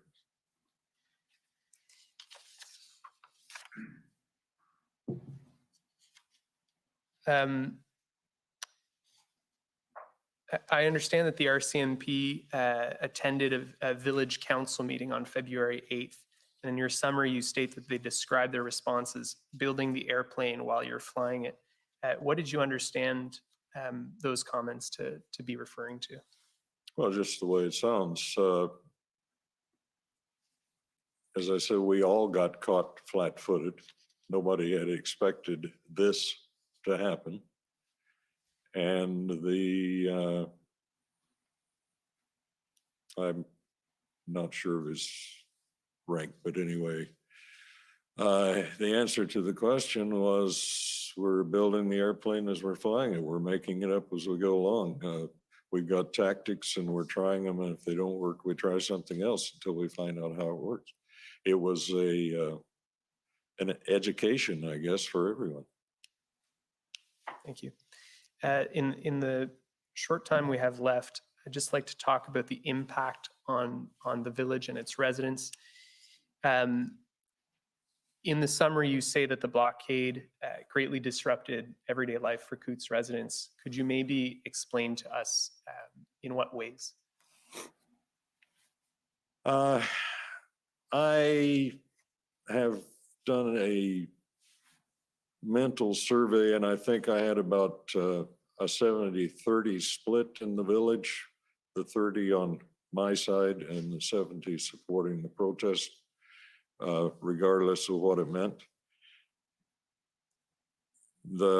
We still have neighbors that won't talk to each other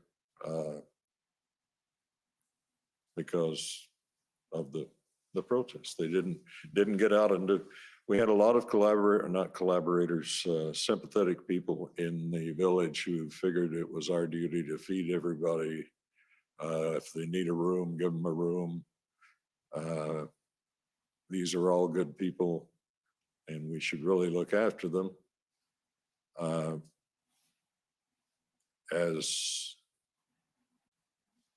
unneighborly and heartless as it seems, my opinion was, if you came down here and you've blockaded the highway and now you're not wanting to leave the protest, but you need your medication that you left at home, the road goes that way, go get your medication.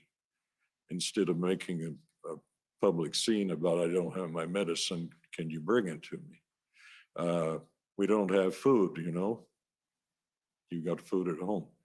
That was my answer to those kind of complaints. My neighbors, being good rural Alberta people, figure if somebody's in need, you look after them regardless of how they got there, I guess. And there was a lot of sympathy over the,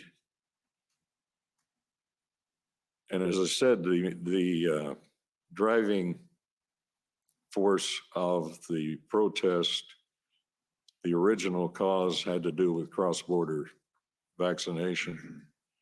And then it mutated into my body, my right, my, you know, all of the different conspiracy things that have gone on. And then people didn't let that go, and so it still exists to this day. How significantly did the protests interfere with residents' ability to access services in Milk River? Depended on the person, how comfortable they were with driving past monster pieces of equipment. I think we heard Marco yesterday talk about how one tractor is intimidating, even if it's sitting still, if you haven't been around them. When you get a whole row of them, some of them idling, you've got trucks, big pieces of equipment, and you're out there in your little Prius wanting to go up to Milk River to get groceries, it can be very intimidating. Other people, we have a lot of retired farmers, it didn't bother them that much. Had one guy just the other day say, "You're going to testify, be sure you tell them we were never blocked in. Could always make it up there. Had to drive through the field a couple of times, but we weren't really blockaded." So it depended on the person and how they could handle it. And it affected some people. I have a friend who is a veteran of Afghanistan, and she has PTSD. They had to leave town because it triggered her PTSD and she just couldn't take it. They're back now. Older people, had one lady who would, if somebody drove her out for a doctor's appointment or something, she would curl up in a ball.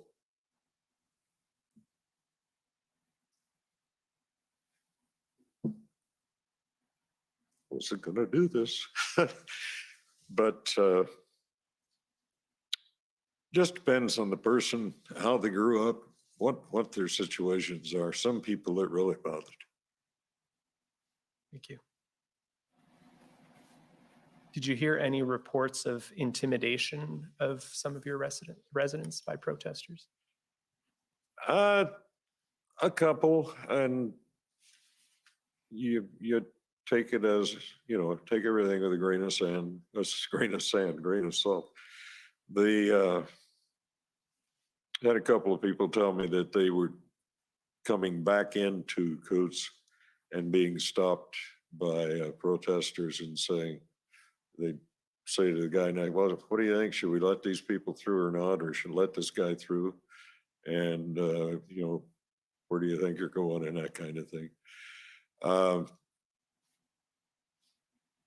But nothing, we had a situation where a neighbor, someone decided it'd be funny to tell everybody that there were free showers at her house. So she had people showing up at the door, that kind of thing. But not a lot of, there was no physical intimidation. And it was basically just the going through the gauntlet to get out of the village. Like I said, if you drove through and up the highway and through the ditch, maybe, well, you could go. So. Lastly, I just wanted to ask you, was there any impact on emergency services or access to emergency services? For the most part, no. When it first happened, it was like when we had the RVs or the entrances, they said they wouldn't block it. You have to understand, we depend on the ambulance coverage from Milk River the medical clinic there. We have a volunteer fire department, we have volunteer EMS, and you'd have to understand AHS to know the health services to know why we have an ambulance that we can't use. But anyway, we have one.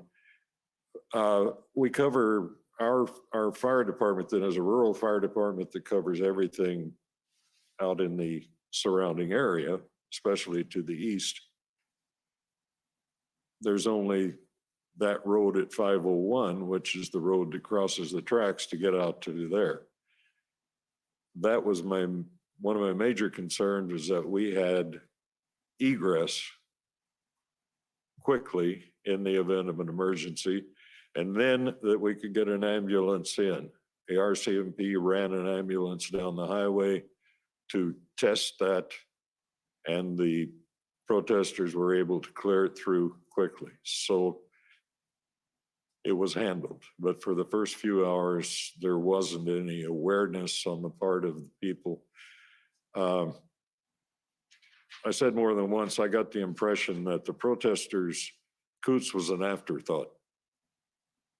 They wanted to plug the highway and, oh gee, there's 250 people over here, and we kind of affected them too. So it took us a while to work that out, but no, after everybody was made aware, things were fairly good. Thank you so much. Those are my questions. Yep. Mayor Willett, thank you. Thank you. Okay, so first up is the Government of Canada, please.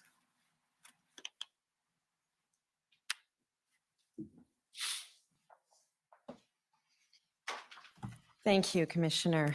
Good morning, Mayor Willett. Good morning. My name is Andrea Gonzalez, and I'm one of the lawyers representing the Government of Canada in this inquiry. Thank you for being here today. I just have a few questions for you. And I want to start by talking about the port of entry at Coutts.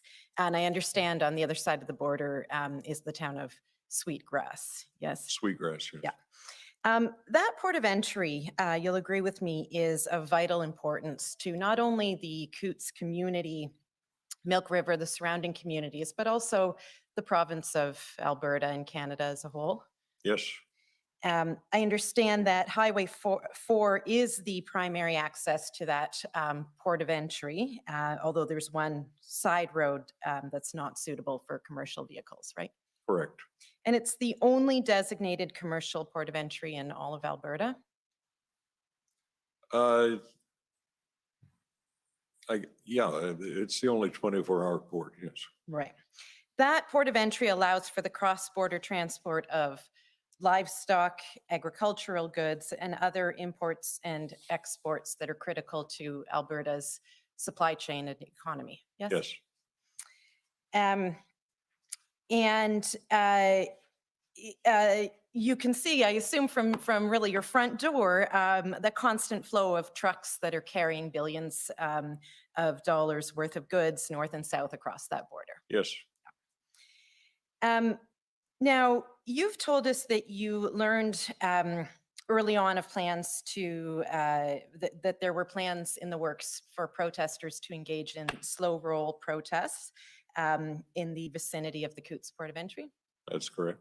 And those quickly evolved into plans to actually block the highway to the border. Yes.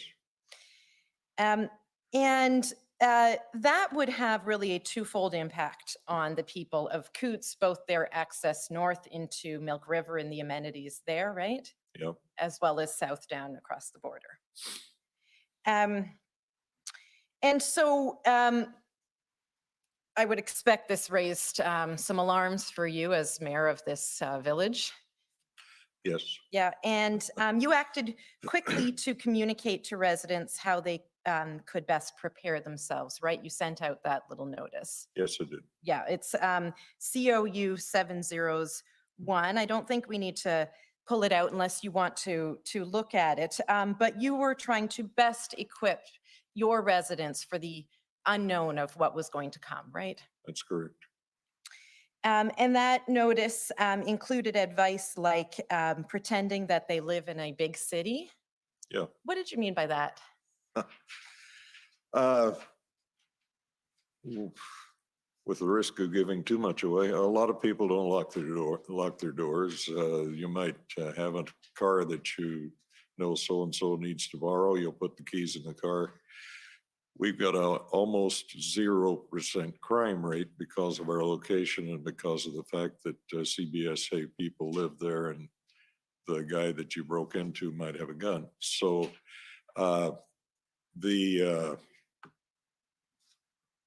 just people get very comfortable with it's typical small town Alberta. And there were folks coming in that nobody knew. Yep. And you were concerned that that might pose a safety and security risk to the people of Coutts. Yeah, it's like I tell a lot of people, you're driving south, getting ready to hit the border, you don't even know Coutts is there. And although we can watch and wave. And if you've got a stranger in town, word gets around, so, you know, there's a car going around and I don't know who it belongs to, and oh, that's so-and-so, they're visiting so-and-so, you know, the telegraph works very well. And all of a sudden we're going with the potential existed that we're going to have massive influx of people driving up and down the streets, and I just wanted everybody to be careful. Don't let your kids out to run across to the playground because somebody might be coming, not looking for kids there. Everybody in town knows your kids live there, but if they come in from out of town, they don't. Just a heightened awareness, I guess, of your situation. Okay, and another step you took in the early stages was to reach out to the provincial government. Yes. We saw in your examination by Commission Counsel the January 27th email that you wrote to Solicitor General Savage to advise of the planned protest. You recall Yeah. that? And one of the things you mentioned in that email, you raised the possibility of the situation being dealt with using Alberta's Critical Infrastructure Protection Act. Do you remember that? Yes, I do. And I understand that was raised on January 29th in a letter you sent to the Minister of Justice, and on January 30th in an email to Premier Kenney. Do you recall those communications? Yes. Okay, and I'll just note for the record, but we don't have to pull them up. It's COU 705 and COU 706.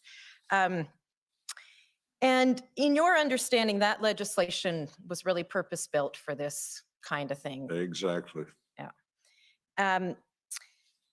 Now, you've spoken a bit about the disruptions that the blockade of the highway caused for the people of Coutts. And I just wanted to pull up some photos. It's pb.nsc.can 408500_rel.301. You mentioned that you did travel to the protest sites on occasion. I just want to confirm that these photos reflect or similar to what you recall seeing when you were there. Apologies, could you repeat that document ID, please? Yeah, the whole thing. pb.nsc.can.408500_rel.301.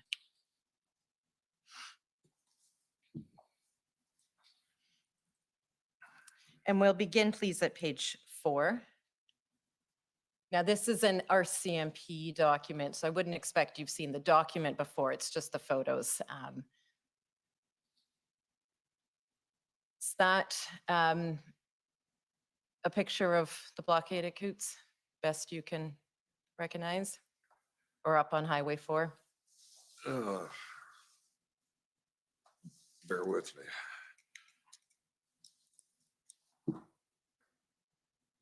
Let me just make that a little bigger there. I can't place that exactly.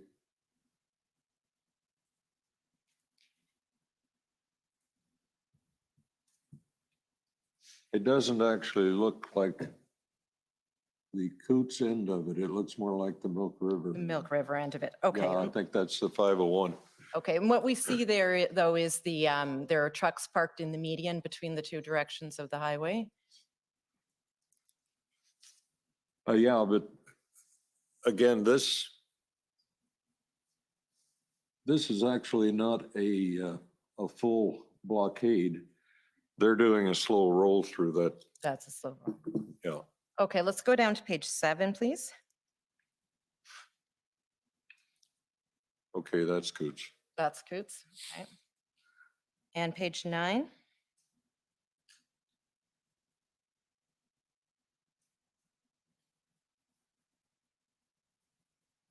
Yeah, those are both Coutts. Okay, and let's go to page 10, please.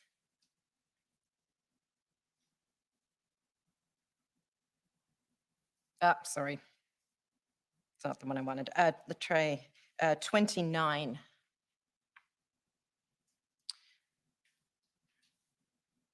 Are you able to place that one? That may be checkpoint 10.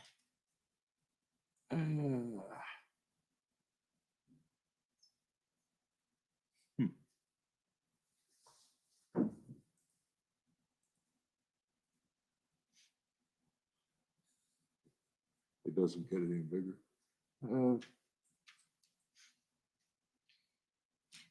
If you don't recognize it, that's okay. Yeah, I don't we'll have others. for sure know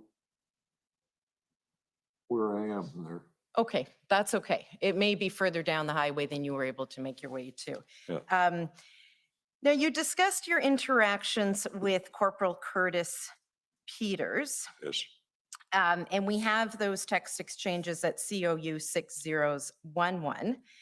In one of your text exchanges, you asked him to speak to the school bus driver. I just want to be clear on this. Children from Coutts attend school in Milk River. That's correct.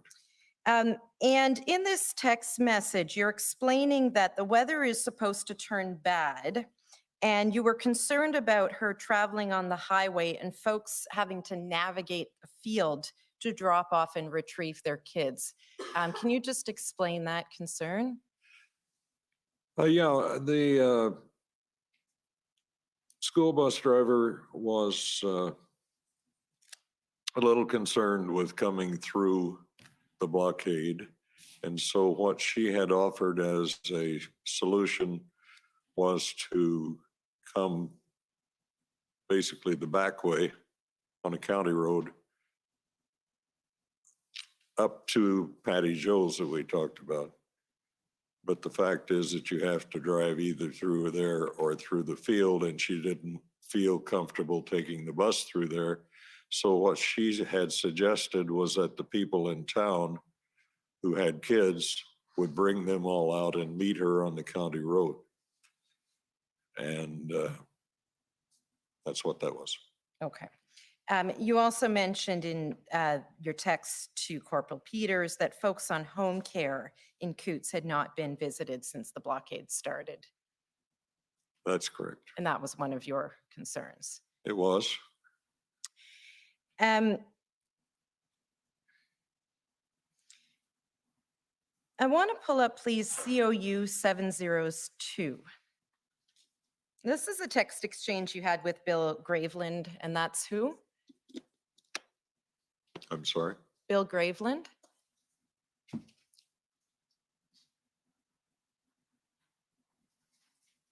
Oh, Bill Graveland, yeah. He is a reporter for Canadian Press. Okay. And if we go to page 3, please.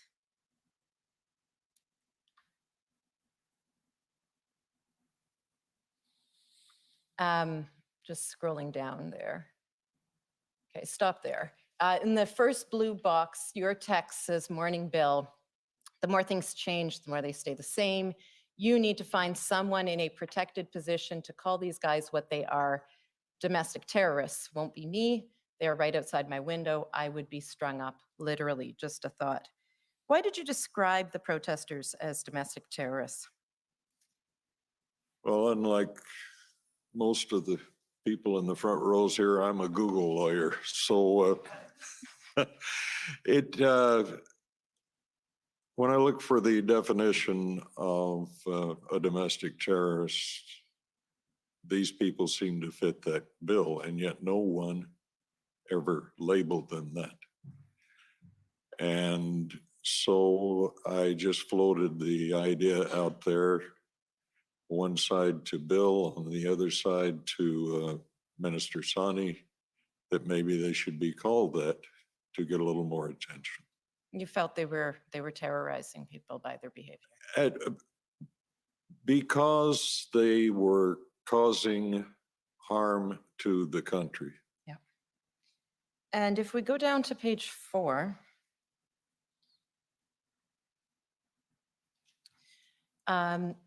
if we could scroll down a little bit more, just pause there. Sorry, again, a little bit further down. My note may be off. There's a text where you, if we could just go back up, let me try again. Up a little more. Yeah, okay, I'm not seeing it. There's a text in this collection where you say that a more extreme element has moved in, and I am concerned about the final outcome. Does that sound familiar to you? Yep. Yeah. In your interview summary, you spoke about a sermon delivered on February 3rd at the Smuggler's Saloon by a pastor, Arthur Pulowski. Yes. And he, have you seen that sermon? Whether Yes. in, yes? Yes, I have. Could we please pull up pb.can.40s, I hope this is right, 1845_rel.0001.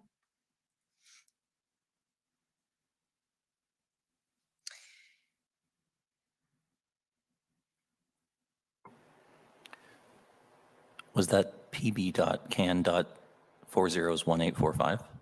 I hope so. Is it a multimedia file? Yes. Yeah. While we're digging that up, that sermon, I understand, was delivered on a day when MLA Hunter had told you he had negotiated a deal with protesters to open up one lane of traffic. You recall that? I think that's right. Yeah. And in a text message to Minister Sani, you described this sermon as being inciting. As being Inciting. inciting, yes. Yeah. And in your interview summary, you said that it strengthened the protesters' resolve. You recall that? Yep. I'm hoping we can just watch a few.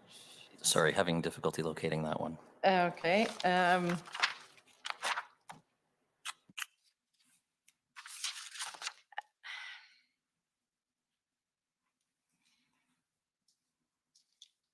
want to come back to it. You told us that you also received a death threat, other threats, and that a truck was parked outside your house taking photos of it, correct? Yep. Yeah. And it's fair to say that as time is going on, frustration is increasing, as is concern over how this may end, right? Yep. Yeah. And your efforts to engage higher levels of government were focused really on the province of Alberta. That's correct.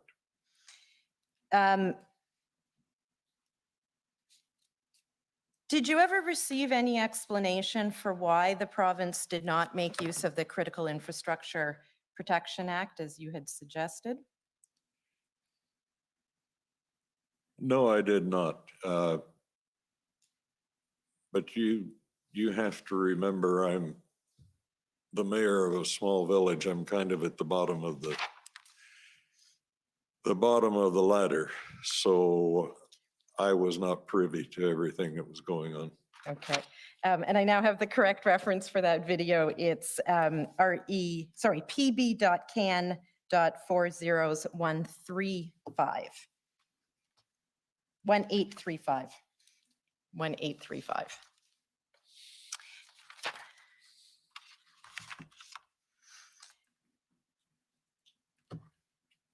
And Mary, while we're waiting for that to be pulled up in the few minutes I have left, you're aware that what was going on in Coutts was not isolated, right?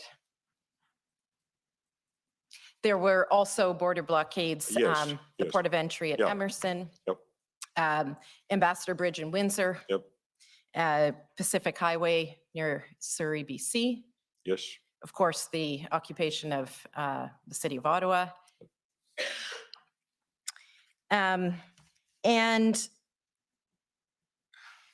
get that video, You said 1835? 1835, yeah. And you said earlier, I thought I heard your evidence that in some respects it was a typical demonstration, but of course, as time went on, you wouldn't describe the Coutts border blockade as being a typical demonstration. Yeah. Excuse me, sorry, just to step in, David Cherokee, Counsel for the Government of Canada. I believe that there's, it's pb.can. Yeah. .401835. I think there may have been an NSC in the Oh, is that my mistake? previous reading, but there's no NSC. It's just No. pb.can. Thank you, Mr. Cherokee. It is here. I just need to download it. It'll just be a moment. Okay, thank you. I think I can do the rest of my questions and come back to that. And of course, you're aware, Mayor, that ultimately search warrants were carried out the morning of February 14th. Yes. And a cache of weapons and body armor was seized. Yes. And there were a number of arrests made, right? Yes. And you were informed, in addition to these arrests, an attempt was made by a vehicle to ram a police vehicle. Yep. Again, we don't have to pull it up while Mr. Clerk is doing me another favor, but the email to you about those arrests is COU 50453. And even with those arrests, I think I understood your evidence that it took some time for the protesters to clear out. Well, sometime it happened on the 14th and they left on the 15th. Yeah. Right, and that was after the Emergencies Act had been invoked, right? Just barely. Yeah. And you mentioned in your witness summary, you understood there were rumors circulating among the protesters that the Emergencies Act would be invoked, and among other things, their bank accounts could be frozen, right? Yep. Again, that was social media, but yes. Okay, so Mr. Commissioner, I'm just waiting for that video to load.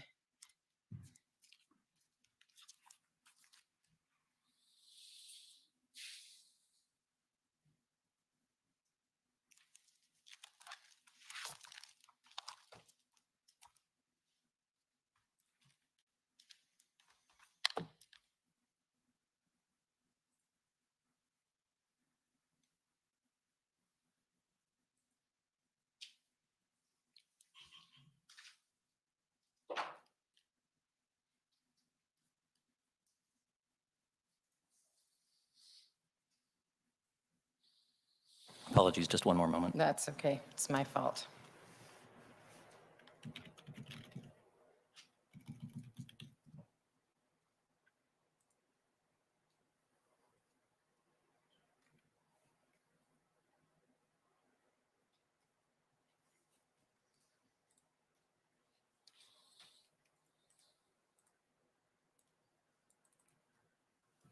And we'll just play from the beginning, not the whole thing, but just... People in my country in 1980, finally they said our children are worth fighting for. Yes. And they did it, and they took it to the streets, and they paralyzed the entire system. Yes, thousands were arrested. They didn't control. Yes, people were tortured and beaten. Yes. There is a price attached to freedom. How do you think the Second War ended? Millions had to die. How do you think the First War ended? Millions had to die. And that's the price that we have to be willing to pay if our children are going to have a free and democratic society. Yeah. That's right. This is our time. For 2 years, we have been dancing polka with them. For 2 years, we have been trying our best to reason with the villains. But I know villains. See, bully will never stop bullying. He will keep stealing from you all the time. They have big appetites, those greedy dogs. We can pause that there. You have Thank you. Mayor Willett, is that video of the sermon that Pastor Pulowski delivered at the Smuggler's Saloon on February 3rd? It is, yes. And that's the video you understand was, or you've described as inciting the crowd and the Yep. protesters. Thank you. Those are my questions. Thank you, Commissioner, for the indulgence. Okay, thank you. Next is the government of Alberta.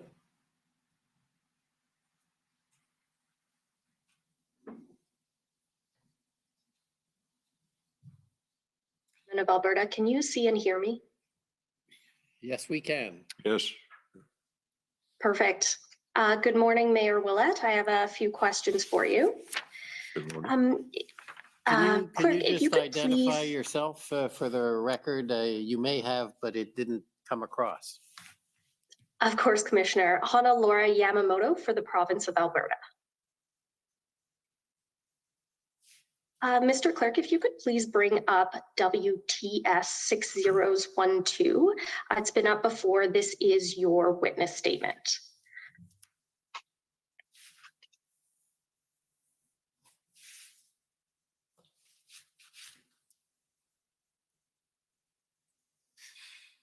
And just while that's coming up, so on page 5, you stated that you did not receive the type of support you expected from the provincial and federal governments.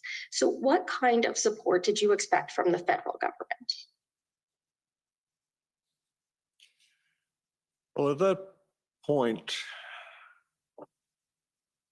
it seemed like we were not getting anywhere, and I was looking for somebody to do something to get the highway unblocked and get things happening again. So any kind of support would have been make them go away and make this end. I wasn't in a position to say exactly who should do what, but somebody should appear to be doing something in it. At this time, it didn't look like anybody was doing much. Okay. And so I have the same question with respect to the provincial government. What kind of support did you expect from the provincial government? Same story. We had the, as I mentioned before, an act that was supposed to give unlimited powers basically to protect infrastructure and remedy this exact problem. And yet it appeared to me nothing was going on.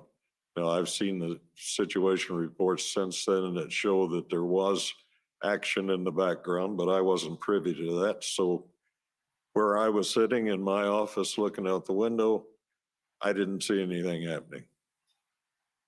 Okay, so now that you say that there's things that you saw going on in the background, in your opinion, is that statement still true that you believe that the provincial government should have made better use of the Critical Infrastructure Act?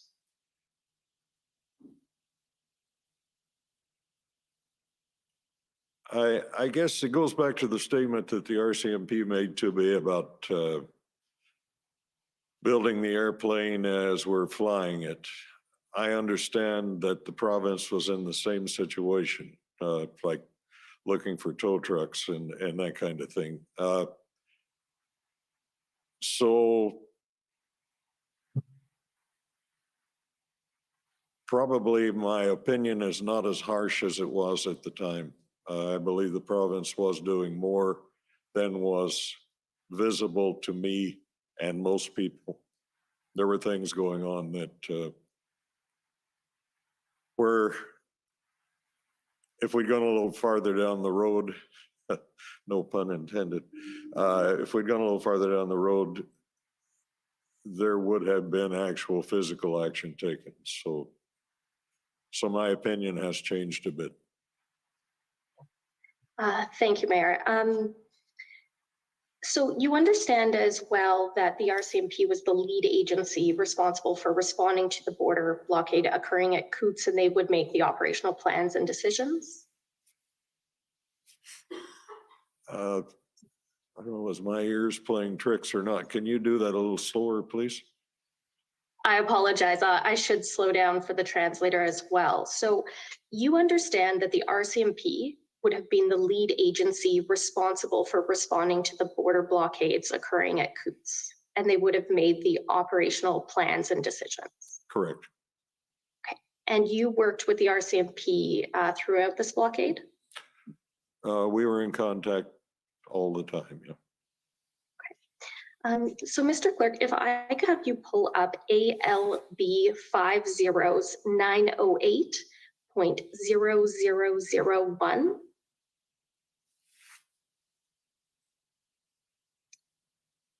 So what you're going to see here is a statement from the Alberta Minister of Justice and Solicitor General Savage on February 8th, 2022. Now, the 4th and 5th paragraphs from the bottom is just where we want to go. Perfect. And it says, those participating in this illegal blockade could potentially face charges or actions under any number of laws, including, and it includes the Critical Infrastructure Defense Act, and goes on to say, whatever action law enforcement may take is at their independent discretion. I trust the authorities to lay appropriate charges wherever the evidence provides reasonable grounds to do so. So based on that statement, do you now understand that it's the RCMP that would have made decisions whether or not to undertake enforcement under the Critical Infrastructure Defense Act? Correct. I understand that. We saw your texts with Minister Sawney. We don't have to pull them up, but those would be under COU 6016. So these texts show contact every day, often multiple times a day from February 2nd to 18th, as well as you said you had phone calls with Minister Sawney? Yes. Okay. And you also had a phone call with the Premier? I did. And at no time did you make requests for specific supports or assistance from the province? I think we, when I talked to the Premier, we talked more in generalities. As I said earlier, he was kind of caught in a pinch point between darned if I do and darned if I don't. We talked about that. He talked about the fact that he could only do so much because of the lack of surge capacity in the hospitals. He mentioned that he was going to be talking to governors in the northern states to see if they would put pressure on that side, because even if we did get rid of the provincial mandates, the federal mandates still sat there, and that was the thing that triggered the whole deal in the first place. So no, it was more a generality thing. I did not hit him up for any kind of action. But based on that conversation, there were things that the Alberta government was doing to support removing the border blockade at Coutts. And again, I only caught about half of that. I'm deaf in one ear and I can't hear in the other one. So I apologize. I'll slow down and speak up.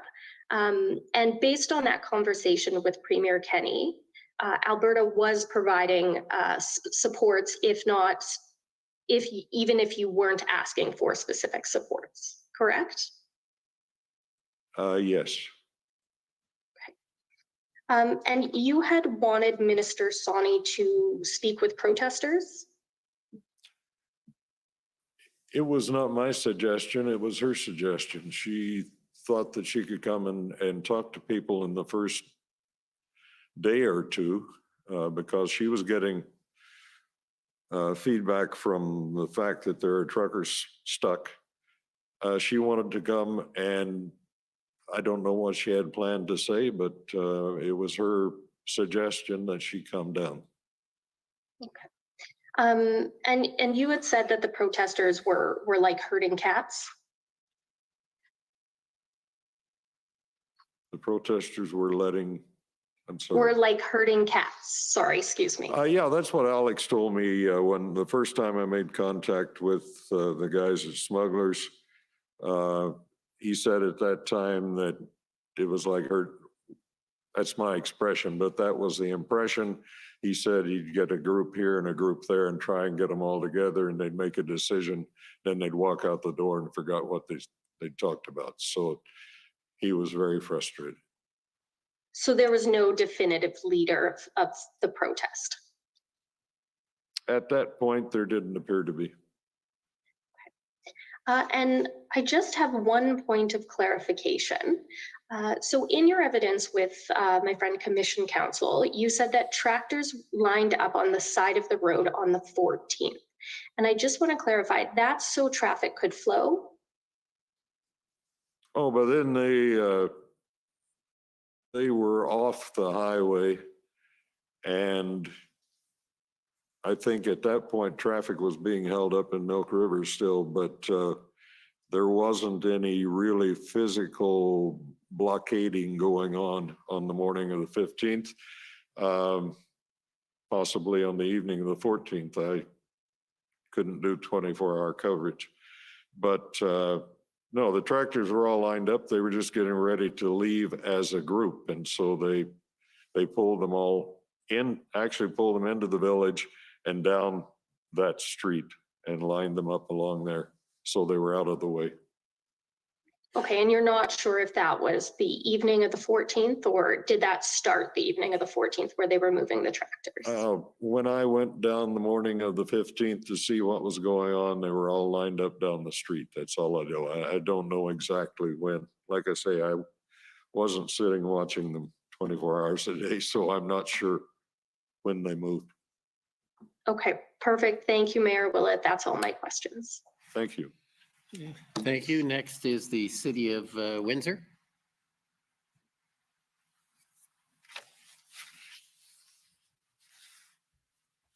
Good morning, Good Mayor morning. Willett. My name is Michael Finley. I represent the City of Windsor, which, as I'm sure you're aware, is a fellow border municipality. Yes. And we heard today, Mayor Willett, you live just blocks away from the protest site and indeed the border, right? No matter where you are in Coutts, you're only blocks away. Yeah. And that border crossing is an important link, true? It definitely is. And I think you described it earlier as a lifeline and something with larger importance than just to the village of Coutts. Is that fair? That's correct. And I guess perhaps I'm stating the obvious, sir, but fair to say that the village of Coutts doesn't have sufficient resources on its own to ensure the security of that border crossing? No. Or in fact, to deal with a blockade of the magnitude that you faced earlier this year? No, our police force, as you heard, is 4 or 5 officers stationed in Milk River. Right. RCMP. And so a situation like that requires more than a local response. Is that fair? Correct. Including, I think, as you noted earlier, provincial support? Yeah. And federal support too? Yeah, well, it's RCMP, so it's provincial and federal. And so that being so, would you agree that one might benefit from having a plan or at least a framework in advance to deal with situations like the one you experienced, even if they're not exactly the same in future? Sure. Yeah, would be nice if the old hindsight's 2020, but it would have been nice to have a plan. Yeah. I think you spoke about being caught flat-footed and building an airplane while it's flying. I guess we can agree you're sticking with that metaphor. It's probably better to have the plane assembled in advance before it takes to the air. Yeah, if we're talking about police response, they had response for certain situations, but this was a situation that was unique at the time to anything they'd faced. And so I'm not going to be an apologist for the RCMP, but I think they were doing well under the circumstances. I don't think it's fair to say they had no plan. They would have had plans for demonstrations and so on, just nothing of this magnitude. Right. And I suppose all I'm getting at is it's better in this type of circumstance. I hope you'll agree with me, when you have a multi-jurisdictional issue to deal with, to have some plan in advance to address it. Yeah. Well, thank you, sir. Those are all my questions. Yep. Thank you. Next are the convoy organizers.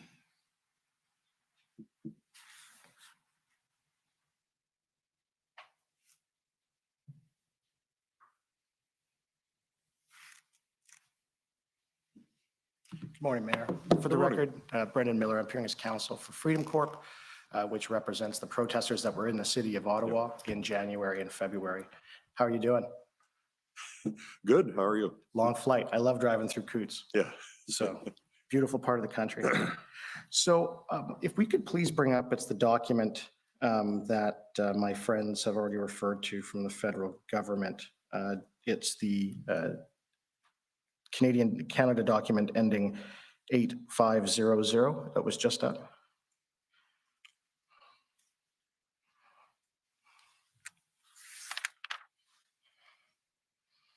Apologies. Do you have the full doc ID? Yes, I do. It is pb.nsc.can.0000850.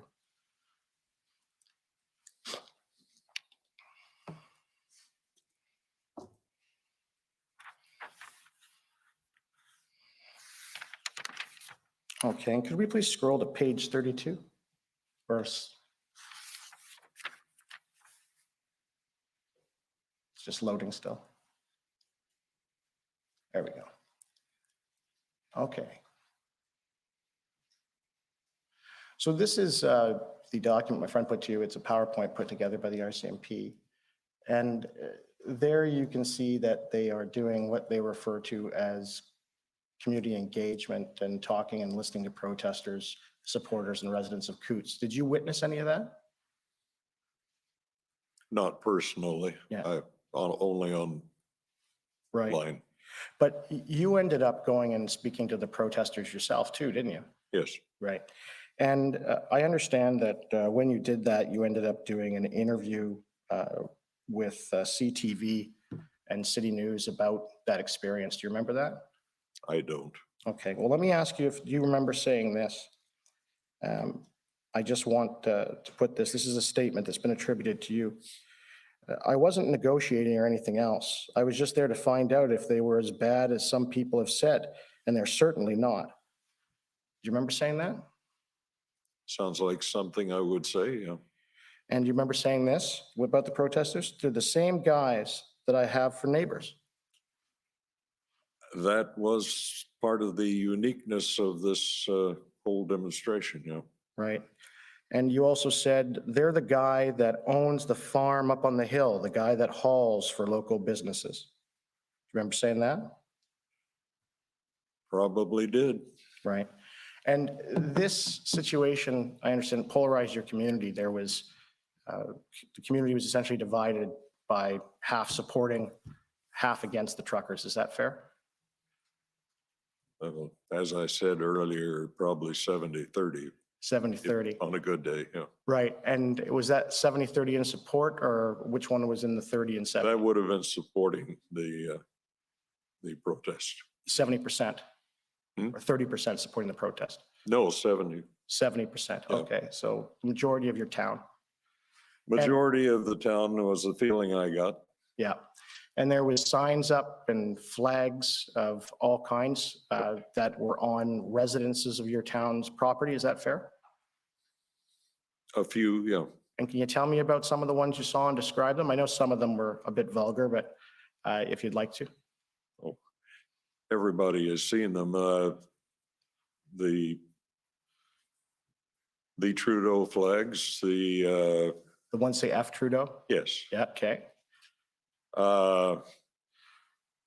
Some of the Gadsden flags that don't tread on me. A lot of Canadian flags, many Yeah. of them inverted, which I wholeheartedly do not approve of. Yeah. And those flags were in your own community? You Yeah. put up on the property of Yep, your own a residents? lot of US flags. Yep. Okay. And because you're right on the border with Montana there, right? There Mhm. is an intersect between the population in Montana and Coutts. Is that fair? Yep. Yeah. And can you explain how long have you been in rural Alberta politics? In rural Alberta politics, since I was elected to council, we had this discussion 5 years ago. Okay. And what's the vibe you get or the interactions you have with your residents with respect to their support or lack of support for the federal government as it currently is composed? Well, I'll quote my CAO, Trudeau hates us. And that's basically, you could talk to anybody there. There's a great dislike for the federal government on a Okay. high percentage. And what is these dislikes? What are they about? What are these people's grievances in your residence and in that area?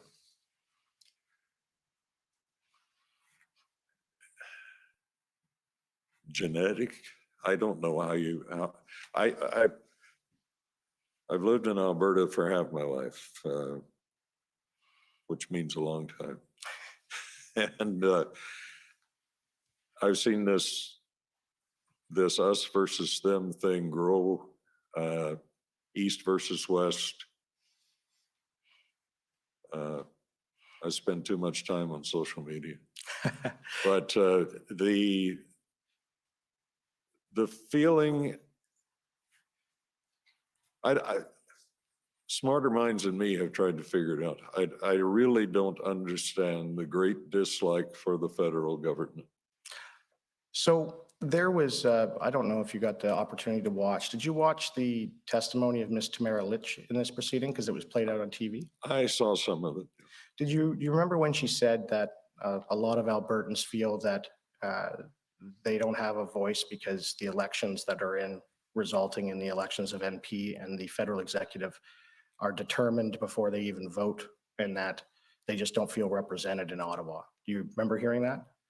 Yeah, I think I heard that, Joe. Is that a general grievance that you've heard some of your constituents and that you've heard some of rural Albertans and other Albertans talk about? I believe so. Mr. Motts would probably disagree with the part that they're not represented, because he has represented us very well from that area. But I think just talking about that is a problem that anybody that has studied politics or government will agree with. The fact that you've got a mass of population concentrated in the east and you don't have in the west. And if you do just by votes, it's very difficult to feel like you're swaying anything when all of the election returns come in, and by the time you're voting, it's already been decided. So I can understand that. Are you aware that with respect to the protests in Ottawa, it's been reported that Albertans made up essentially almost half of the individuals that were here? I wasn't aware of that, but it doesn't surprise me. Thank you. Yep. Okay, next is the Democracy Fund, JCCF. Yes. Good morning, Commissioner. Good morning, Mayor. Good morning. My name is Alan Honor. I'm a lawyer at the Democracy Fund. We share status with the JCCF and with Citizens for Freedom. Mayor, I think you gave evidence earlier today that Coutts is the only 24-hour border crossing in Alberta. Did I understand that right? That's correct. Okay, and about 75 kilometers away from Coutts, there's another border crossing at Del Bonita? Yes. And do you know if the border crossing times at Del Bonita were extended during the times of the Coutts protest? Yes, they were, I believe. Can you tell us a little bit more about that? the hours of the days they were extended? Oh, I can't give you that without it in front of me, but I don't believe it ever went 24 hours. I know that it was increased considerably. I believe I read a number somewhere that percentage-wise, they saw crossings go up 917% or something like that. So it would have had to have been open a lot more, but I don't have the numbers. That's fair. Thank you.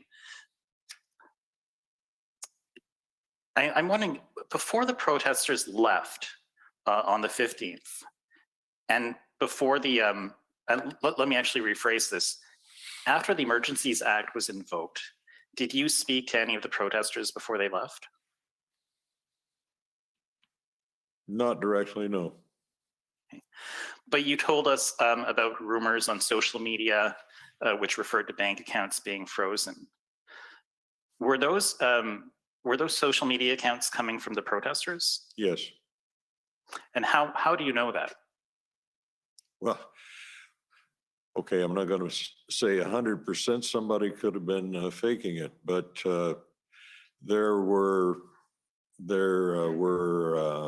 Facebook pages called Coutts Convoy, Coutts Convoy Restart. And I'm not going to name them all, but they were obviously followers or participants of the protest by the content that was posted, by things that they said. And so these were social media sites where you could sign up and you could make posts regardless of whether or not you were at the protest. That's correct. So anybody could have posted those rumors on that site. Anybody could. They were moderated sites. They would have to get past the administrator, but I don't know. I didn't put them up there. Okay. Whatever the case is, however, you would agree with me that the reason why the protesters ultimately leave, what you call the straw that broke the camel's back, was the discovery of the weapons, and it was not the rumors about the Emergencies Act. I think that's correct. I saw an interview with Alex Van Herk that he did the evening of the 14th. It's on YouTube, where he explicitly said that it was the weapons. It wasn't the act, because they'd heard about it, but they were prepared to stay until it, that's in Ottawa, basically, is what his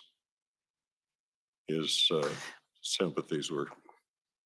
And Alex Van Herk was one of the spokespeople, or one of the leading people at Coutts among the protesters. That's correct. He's been charged along with Marco, so I'm not sure how much I'm supposed to talk about it, but. Okay. We'll move on. My friend from the Government of Canada brought up the Critical Infrastructure Defence Act. And I understand you thought that the RCMP should have used that act against the protesters. I did. Part of that might have been my misunderstanding of what they were doing. As I said, I wasn't privy to the situation reports that were coming out every day until I saw them the other night. So there was stuff going on, and there possibly are even charges still waiting for people over that act. So yeah, go ahead. I'm sorry to interrupt. I think maybe would you agree with me that the RCMP may have exercised their jurisdiction under that act, or their discretion under that act, had the protest not ended when it did? Well, I think they were doing it even as, like, I know that there were violation tickets and so on being issued, and that there possibly are still charges coming. So the process maybe doesn't move as quickly as I would like it to, but I believe they were working under that act, yes. Okay, and I just want to ask you about that act. Is it your understanding that the Act prohibits the willful obstruction of essential infrastructure if that obstruction renders the infrastructure dangerous, useless, inoperative, or ineffective? Yes. Okay. And in your view, that was happening in Coutts because of the blockade? Yes. And if somebody commits an offense under that act, the police can arrest that person without a warrant. Is that right? I'm not sure about the without a warrant. But I know they can arrest them. But you would take it from me that the act says that. Sure. There are also fines under the act. Yes. And does it accord with your understanding that the fine for a first offense can be no less than $1,000 and can be as much as $10,000? I've heard that, yes. And that a fine for a second offense or a third offense can be as high as $25,000? Sure. Do you know if any of the protesters at Coutts were driving company vehicles or were parking company vehicles? I don't know for sure. There might have been some owner operators there. I didn't see any name brand company vehicles parked there. But some of those trucks could have been owned by corporations. It's possible. And it's also under the Critical Infrastructure Defense Act, someone can be fined, a corporation can be fined a minimum of $10,000 for an offense and a maximum of $200,000. Did you know that? I may have seen those numbers. I don't know. I'll take your word for it. Okay, thank you very much. Those are my questions. Okay, thank you. Mayor Willett, do you want to add anything? We're done the cross-examinations. I'm just going to ask for whether there's any re-examination by the Commission Council. So I'll let the re-examination go and then I'll give you a chance to add anything if you'd like. Okay. Yes. Yes. Okay. I just have two brief questions for you. Just to clarify a point, when you were talking about your discussion with Mr. Evans about the arrests on the 14th, I think you kind of trailed off a bit under your breath and said something about the weapons were all fake, something like that. Is that something Mr. Evans told you?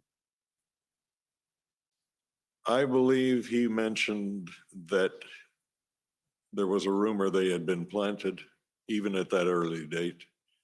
And then I know that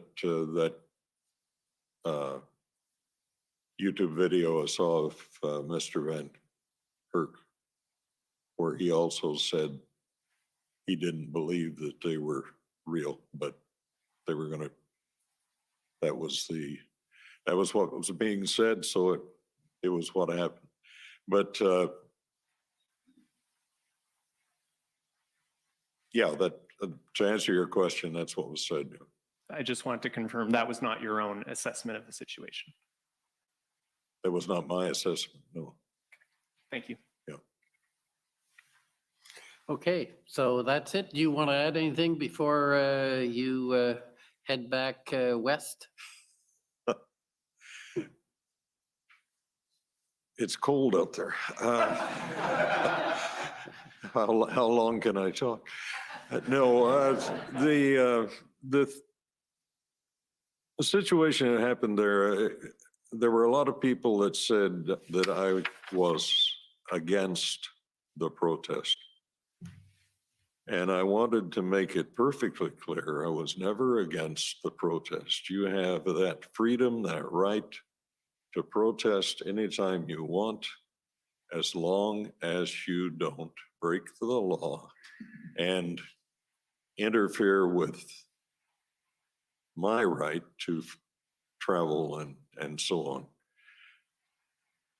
I mean, in a way, I participated in their protest because along with the other border mayors, we communicated with the federal government saying this is not right to to treat these guys after the 2 years as if they've suddenly become pariahs or something. So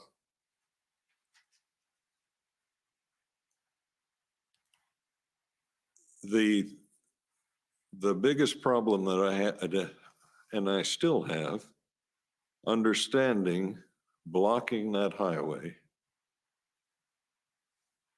was who you thought you were damaging. You were damaging your neighbors. I had stock movers who couldn't move cattle because it was blocked. That's a whole part of a chain. People grow their stock. They plan for a particular date to deliver it to the feedlot. So they've got feed for X number of days. Now that's backed up. Now they've got to try and find feed. Well, gee, the feed comes from the other side of the border. They didn't take into consideration the fact that, yes, they made a big splash, but they were hurting the very people that they figured they were helping by getting the mandates off. We're a very agricultural area. I mentioned that I'm the chair of a regional economic development initiative. Our whole emphasis is on helping to establish that Canada Trade Corridor and the food corridor with all of the potatoes and sugar beets and pulses and all of those products. That's our main emphasis. And when you cut, you stand there with your foot on my throat and say, you're not going to go through here anymore. And what you're doing is you're actually choking the livelihood of all your friends and neighbors. And even if they sympathize with you, when they go to the grocery store and there's no fresh produce there because it's on the other side of the border, it's something to consider. So that was the main thing. And when the protests turned to an illegal blockade, they lost my support. And that's it. And I did what I did as far as the village goes because I'm responsible for those people. And I'll try and get through without breaking down here this time. But there were people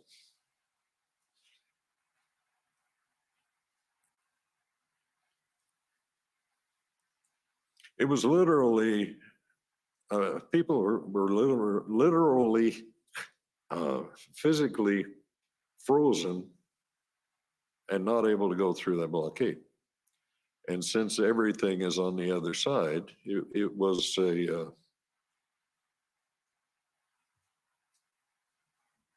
tough situation.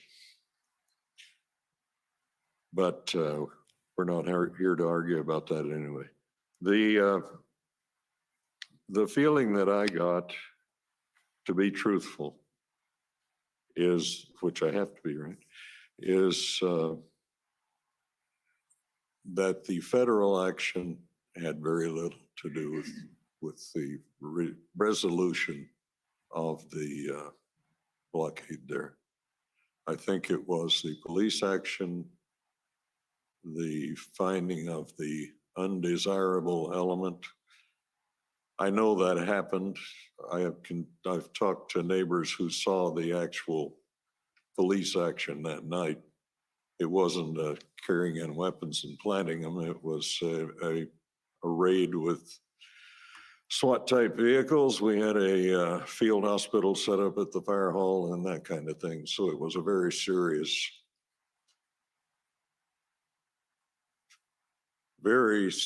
situation. So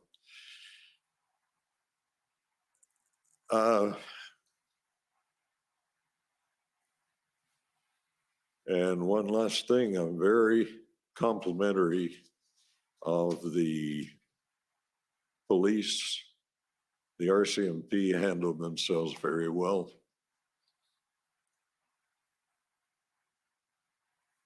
And I'm glad it's over. And I thank you for that opportunity. Well, that's fine. We're here to get at the bottom of what happened, not only in Coutts, but across. Can I just ask you one thing following up on you're all in favor of protests, and you'd mentioned about the land that had been set up to continue protesting, and it wasn't used until after the blockade was cleared. Did I hear you correctly? Yes. And they continued to protest there for some time, you said? Weeks. Yeah, I don't know the exact number. And do you know if it was the same group that had blockaded that continued to protest there? I believe that most of that was people who had showed up for the secondary encampment, and they just moved off the road because they had nowhere else to go. Okay, well, thank you very much for coming. It's appreciated. Your evidence was appreciated. You're free to go back to the cold. Well, thanks, I think. Okay, so we're going to take the morning adjournment, the morning break, and come back with a new witness. So we'll take 15 minutes. The commission is in recess for 15 minutes. La commission est levée pour 15 minutes. There we go. Wow, they're flying through the witnesses. So what are they going to be doing later? Looks like Friday's off the table because maybe they're doing 4 witnesses today, 2 in the morning, 2 in the afternoon. Guess we'll find out soon. 70% of his town supported, but he didn't. He was authoritative. We had some of that. He forgot things. He didn't have lots of information. He used Facebook a lot for sure. Believes things that he reads. He even admits to that. Not knowing what the government's doing behind the scenes, but wishing they were doing more. Ooh, this guy was all over the place, wasn't he? We got lots of stars, so we can get through them. We'll start getting through them. Recommendations will be specific in wording to restrict peaceful protest by origin, motive of the protester, and their demographic, and allow protests by those deemed marginalized by Canadian society. Don't think so, John. That's so many ways to try and... I think what you're saying here is right, because they're going to redefine peaceful. So I think that's why I started this one to begin with. I think you're right, John. They're going to redefine peaceful because peaceful is the word that's in the charter. So that's how they can change the charter without changing the charter. You redefine the words in it. So I think what you're going at here is, yeah, peaceful is going to be redefined. And knowing Canada, we can do things like pronouns and all that kind of stuff, right? So, yeah, I think you're right on how they're going to try and limit. They'll limit the word peaceful. And soon that word's going to mean follow us completely, or else you're not peaceful. So, John, I think you're onto something. And all of the things you listed there, I wouldn't doubt it. Got to see how that would work. This mayor has some really good things to say about the protesters at the time. See, Jeremy, yes and no, yes and no. Like, we heard him totally. He said they were fine up to a point. And his point that he listed, as we'll see later in Stars, was his ability to travel. And then he also kept breaking down about stories about people calling him. And then he said literally frozen. You don't know the word literally if you keep using it that way, because nobody was frozen. That's what literally means. It means it actually happened. Stop using the word wrong. Sorry. I'll cool down.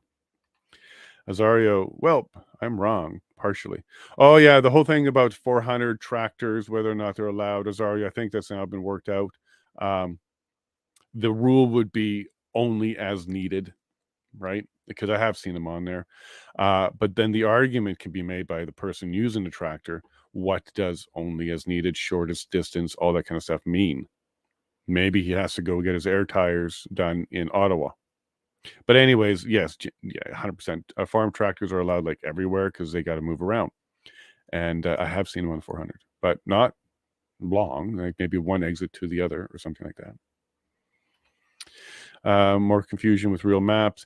Yeah, Dave, you're on top of this. You want evidence. You are an evidence guy, and I love it. Where are the pictures? And they showed some, and he had to correct them. they're from the wrong side. That was a slow roll because they're showing pictures, not video. Pictures, are they parked? Are they driving? I love how he corrected that. He's like, that looks like the slow roll. Okay, this is the 400 series. We'll drop that one, guys. Here we go. Thumbs up for freedom and truth. Smash that thumbs, please. Yeah, it all helps. Everything helps. These are getting bigger and better. The crowds are getting stronger and more diverse. We're having so many good voices here. It's great. Let's keep that growth going. Hey, Dave. No one in their real mind would block. Yeah, and nobody did. And we heard later that they even tested that. They actually put an ambulance down the road because there wasn't a need for one, but they tested it anyway. So good on them for testing, using services inappropriately. I think Railroad had caught that one too. Yeah, 42 minutes the RCMP had the road blocked. Boy, so within the hour in Windsor, Stellantis called and got things moving. And within the hour, RCMP's moving along too. Are we proud of fast response, or are they pulling triggers before they have time to know what's even going on? Is 42 minutes enough for RCMP to really realize? And then they block roads. That's what we saw in Ottawa. They blocked the roads, not the protesters. And at one point, they were blocked in too. I have a lot more sympathy for the government if they're not also blocking roads for a long period of time. Windsor did the entire corridor. They blocked it off well past the protesting. They're the ones blocking everything. Willett is a symptom of small town politics on display. The local clique faithfully following the larger narrative. Another one of the sheep in this inquiry, now reimagining his original statement. John, you're tuned into, and this one was really connected to Facebook. And he believed things, like even page title names was enough for him to believe something was happening. The return or something like that, and he was all worried about the group name. Then he also misunderstands how moderation works. It's optional. It could be strict, it could be loose, but giving the impression to the commissioner that everything is approved as it goes out by a group moderator, that was disingenuous there, Mayor. See anyone that tried to help and talk to people were stopped from doing so. This was just a setup from the government. You're smelling that too, Dave. There wasn't real PLTing going on, cooperation going on. And they were also playing PSYOP games for sure. And they're also being very, like the RCMP were being very, very aggressive right to the end. They wanted time to clean up so they didn't get in trouble for leaving a mess. And they said, no, 1 hour until, they kind of walked away from the table, and then RCMP came back a little bit more favorably. But yeah, they were tough. They were tough. They weren't really doing much to help, and they were blocking things themselves. Yeah, Brett, where's the leader, right? They're always talking about leaders. They're expecting like Braveheart to step forward and say, I represent all the people. That's not really, maybe they want that so they can blame that as like an attempt at a militia nationwide or something. They want that, but that's not what's going on here. And that is an indication for the government to really take a really close look that the grievances are genuine, they're real. People do have a grievance they should be listened to. I'm not saying you have to fold and do everything, but you certainly have to listen to it. And that's just more proof, because you don't have proof that this is a coordinated effort nationwide. What you have proof of, it's a very, very grassroots. But I want you to understand the government parties, they are very scared of grassroots independent efforts. This is their actual enemy because they don't comply and they don't listen. So that's the actual enemy to established government, parties. That's the actual enemy to them. Because once again, the independent voice, independent questions, independent probing, independent looking in the cabinets to see what's going on, they don't want that. They want compliance, the people that will just go with the narrative, people that know that, their job could be cushy if they just kind of follow along lockstep. That's what they want. That's not what Canadians deserve. We need people that are going to listen to the people that they actually live with. And the mayor talked about 70% support, all his neighbors. These are actual farmers. These are people. Mayor, there's your clue right there. You're on the wrong side. Kenny was caught between a rock and a hard place, or Was he struggling between and syphilis in a dictionary because he wasn't even playing his own rules? Yeah, though I was disappointed. Okay, Railroad. When I moved here, I thought Kenny he was going to be stronger. He kind of came out and said strong, but I got the impression after a little while the Railroaded that Kenny was very optics focused, and he really started changing his tone when the media turned on Alberta. And I want to say, as someone living in Alberta, I didn't care. I didn't care what Toronto said or Montreal said about Alberta. I didn't care what the media said. Call us names, do all that kind of stuff. I thought the more they did that, the more we were doing the right thing. This guy maybe is a little bit more sensitive to that. And because I think that's where he started flopping, Railroaded. And I didn't like that at all. I thought, oh, that's not a strong leader. I want leaders that will stand up and take a position, fight the position, defend if they need to, and not worry about the mud. They're just words coming out of what we already know are like media bots. They don't know the truth. They're not even speaking the truth. So that's what I thought Railroaded. He kind of went and let the media push him around because he was strong. And then the media said, oh, you're destroying everything and Alberta sucks. And then he caved. I don't know. I didn't like it at all. I thought he could stand strong. Eleanor, good morning, Eleanor. No cohesive protester governing yet. When the glowies showed up, they weren't able to persuade anyone to sway from their mission, hold the line. It took serious effery to take it down. 100%. And they like to do that, right? They want to chop off the head of the snake or something. But when they went down and realized, okay, well, maybe some of them are family, but that's about the extent of grouping here. Do you want to leave the line? No. Do you want to leave the line? No. Do you want to move your tractor? No. Do you want to leave the line? No. Who are you taking orders from? Nobody. Why are you here? Vaccine mandates and government overreach. There you go.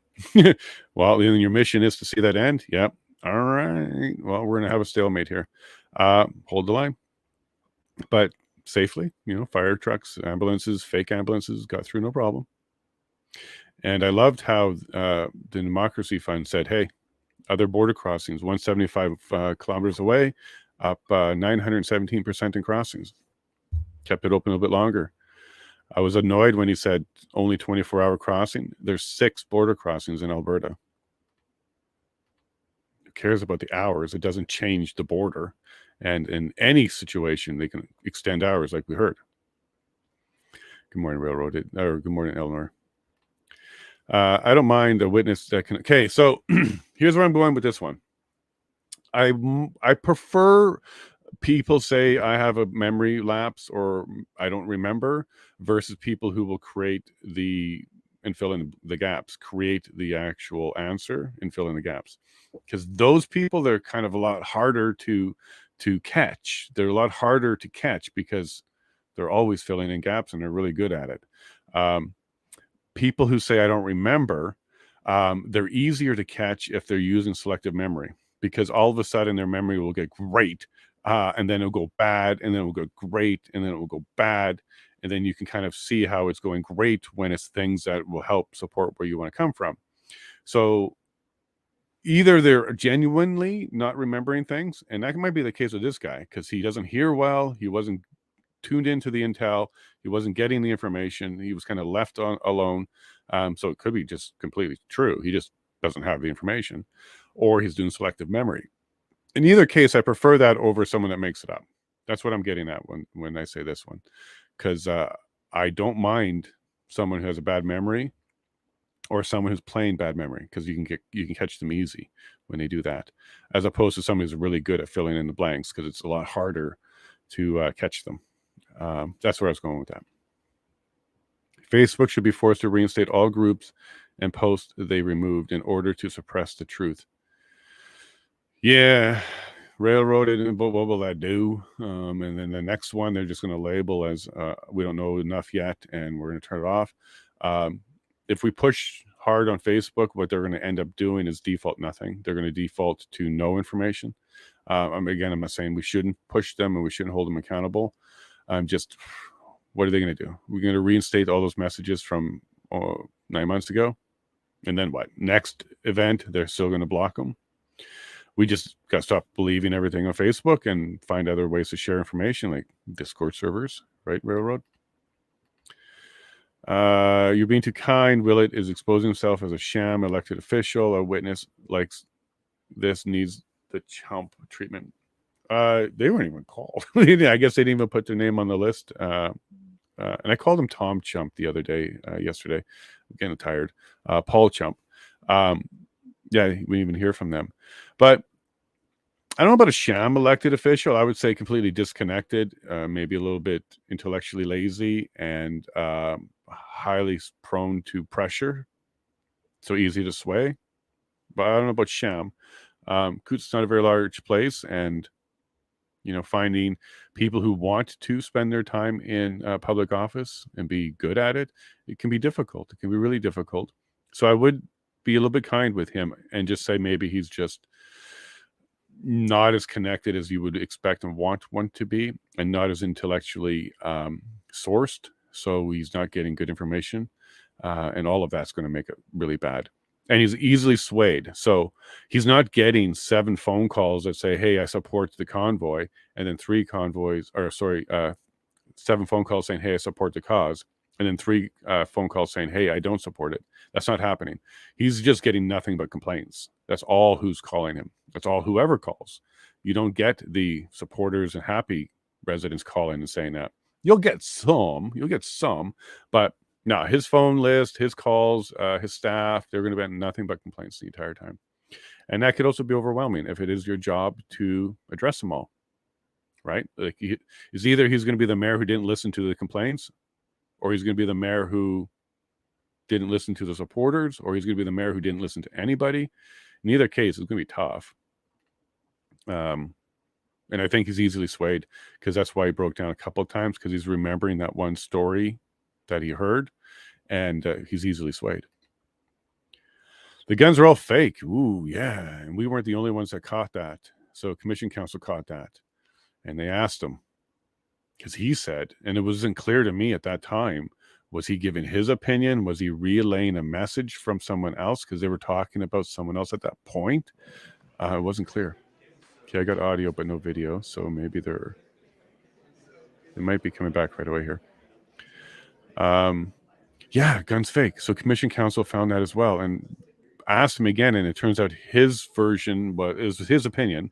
So it was his opinion. We established that. But it was from Facebook information and a video on YouTube. Yeah, this guy likes social media. But right away, and even to this day, this is a funny story. There's something really wrong with that story. And as we discovered, they were pushing for even American involvement from the governors. So, Order allowed. Oh, we're back. Here you go. So I wouldn't put it past them that it was fake, is what I'm about to say there. Okay, enjoy the next part. The commission is reconvened. La commission reprend.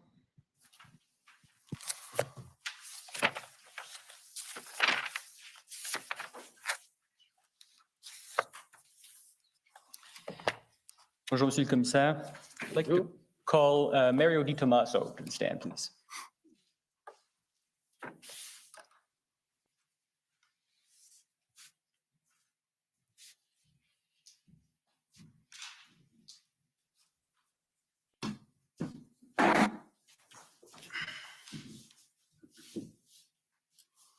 Mr. Di Tommaso, will you swear on a religious document, or do you wish to affirm? I would like to swear, please. We have the Bible, the Quran, or the Torah available? The Bible.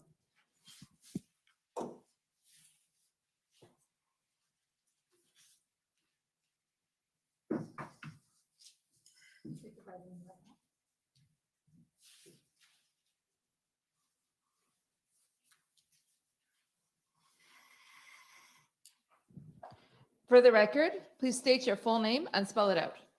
Mario Di Tommaso, D-I space capital T-O-M-M-A-S-O. Do you swear that the evidence to be given by you to this commission shall be the truth, the whole truth, and nothing but the truth, so help you God? I so swear. Thank you.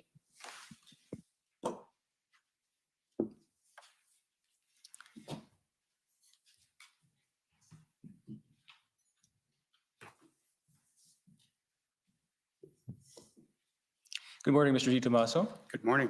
For the record, my name is Gabriel Poliquin, Senior Counsel to the Commission. We just have a few little points of business here. If we could pull up document WTS 6041, please. So that's being brought up. You sat down with us, Mr. Di Tommaso, in September for an interview, and we produced an interview summary, which I believe you and your counsel have had the opportunity to review. Is that correct? Yes. Okay. Are there any changes you would like to bring to the interview summary today? No. Okay.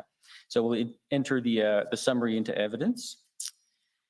The next documents I'll refer to, I don't think it's necessary to put them up. The first one is AFF 60114 or 14 for the record. And the second one being ONT.IR.701, which is the first one is the affidavit that you swore advising on behalf of the province that Ontario's institutional report, which is the second document, that document is accurate and complete. Is that correct? That's correct. Okay, you will enter those into evidence as well. So, Mr. Di Tommaso, you're of course the Deputy Solicitor General for Ontario. Before we proceed, Commissioner, may I have your indulgence? I'd like to use a calendar with key dates on it for reference. Just has key dates on it, if that's permissible. I don't see a problem. That's fine with me. Thank you. Okay. Indeed, we'll be discussing lots of dates, and so Yes. orienting yourself in time, I think, is probably advisable. So yes, just to start over, your position, of course, is Deputy Solicitor General for Ontario, correct? Yes. Okay, and are you the only Deputy Solicitor General? No, so there's another Deputy Solicitor General in the ministry, and she is responsible for the corrections portfolio. Okay, and only the corrections portfolio? Correct. Okay. And that was your position at the time of the events that are of interest to this commission, correct? Yes. January, February 2022? Yes. Okay. Now, just to set the table, if you could give us an understanding of the role of the Solicitor General as a government department within the province of Ontario, the government of Ontario. So the Ministry of the Solicitor General, led by the Solicitor General, responsible for the safety and security of Ontarians. The minister runs both the correctional side, which looks at 25 institutions, bail and parole. And then there's a community safety side that has 9, or at the time had 9 different pillars, delivering public service and policy development with regards to the safety and security of Ontarians. So at the time I had 9 divisions that reported to me directly, and the OPP was one of those 9 divisions. Okay, I was getting to that. And so as part of your responsibilities, would you describe it as a responsibility of oversight on the OPP that you would have? To some extent, yes, but the OPP reported to the Solicitor General in terms of policy and longer term initiatives, but certainly the OPP reported to me on a daily basis, and that was Commissioner Carrick. Okay, and we'll get to that in detail, in fact. And the Solicitor General's responsibility under the Police Services Act includes to monitor police forces to ensure that adequate and effective police services are provided at the municipal and provincial levels. You would agree with that? Yes, that's under Section 3 of the Police Services Act. That's correct. And of course, that extends to the whole province of Ontario, correct? Correct. Okay. And when we talk about responsibilities of oversight, and here I understand that there's a difference between the Solicitor General as a government department and your responsibilities. But when we talk about oversight of the OPP, what does that include?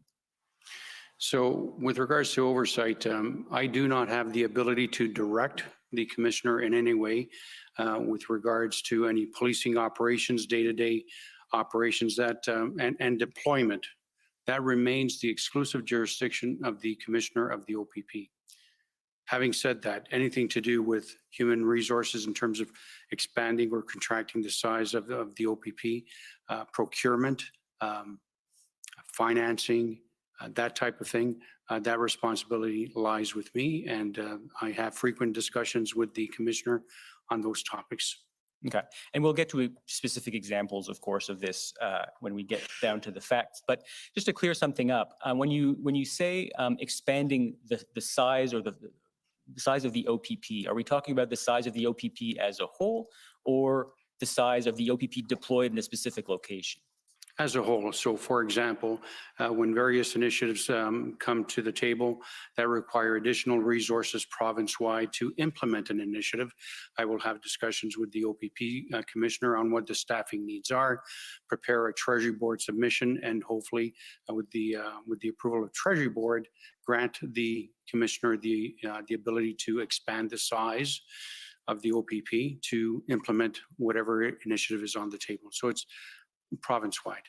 Okay. Okay, so just to summarize, is it fair to say that the kinds of decisions that are in your jurisdiction, and forgive me if I use your in a broad sense, I realize that they're the responsibilities or the jurisdiction of the Solicitor General, and you're in charge of implementing those responsibilities on a day-to-day basis.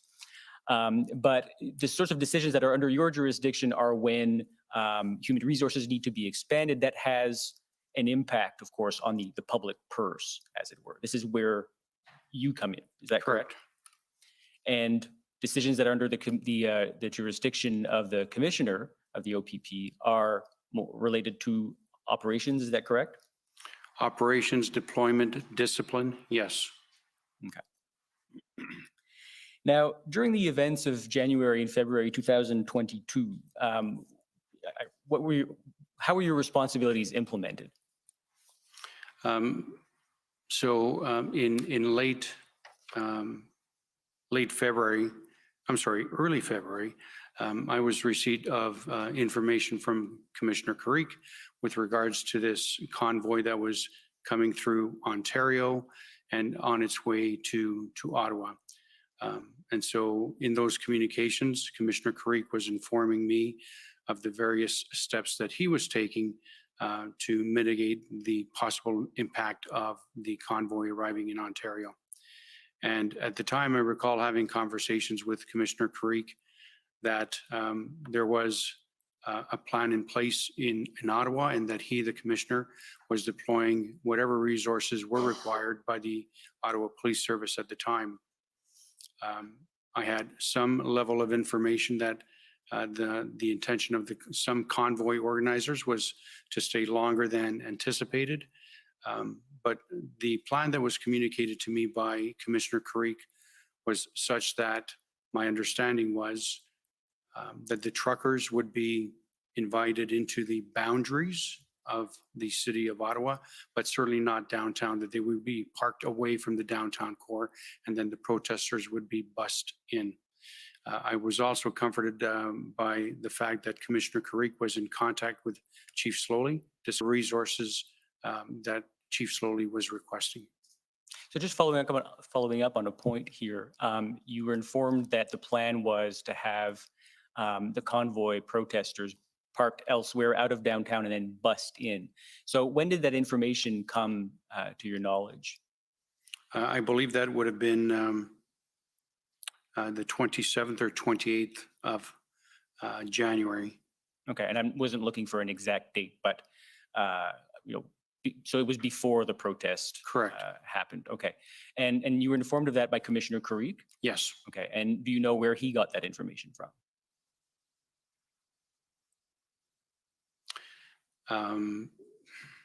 Not exactly. I can infer. I suspect he got that information from, directly by speaking to Chief Slowly, I'm assuming, and then from Project Hendon reports as well. Okay, and so before the protest happened, before that first weekend, you said you were comforted that there was some sort of plan. Is that fair? Yes. Okay. Now, throughout this period, how often were you briefed by Commissioner Carrick? On a regular basis throughout this period. I was receiving situational updates on a daily basis from Commissioner Carrick, and there were daily phone calls as well. Okay, you had daily phone calls, and you were communicating with him by text as well, as my understanding. Yes. Okay, and we'll look at, you took extensive notes throughout that period, correct? Yes. Okay, so we'll be looking at some of those notes and some of those texts to unpack what you were receiving during those briefings. Now, did the Solicitor General Jones, participate in some of these briefings? Not with Commissioner Carrick and I, no. Okay, at no point? No. Okay. Now, how often did you brief Minister Jones? On a regular basis. On a regular basis being every day, or? So my practice was to basically copy and paste the texts that I received from Commissioner Carrick, and I would forward them on to Minister Jones. Okay. And did you have any phone calls with her as well? I did. Okay. Now, would you say your briefings from Commissioner Carrick were the only source of information you had about what was going on in Ottawa? No. Now, would it be fair to say they were your main source of information? Yes. Okay. What were your other sources of information as to what was going on the ground? Mainstream media, social media, situational reports from the Office of the Provincial Security Advisor, daily reports from the Office of Emergency Management as well. Okay. And you mentioned the Provincial Security Advisor. Who is that and what are their responsibilities? So that would be Assistant Deputy Minister Chris Letang, and their responsibilities are to engage in dialogue with various stakeholders on the intelligence front and then distill that information to me. So I knew that certainly Assistant Deputy Minister Chris Letang was in his office was in receipt of these Hendon reports. I was not. And there was a higher level summary of some of those reports provided to me. Okay. And is it fair to say that you are the person in charge of informing the Solicitor General of what's going on in the province from a security standpoint? Yes. And is it fair to say that it's the Solicitor General's responsibility to brief and inform Premier Ford? Yes. Okay. And that is, and to your knowledge, is that Premier Ford's main source of information in terms of public safety in the province? Would be Minister Jones, yes. Okay.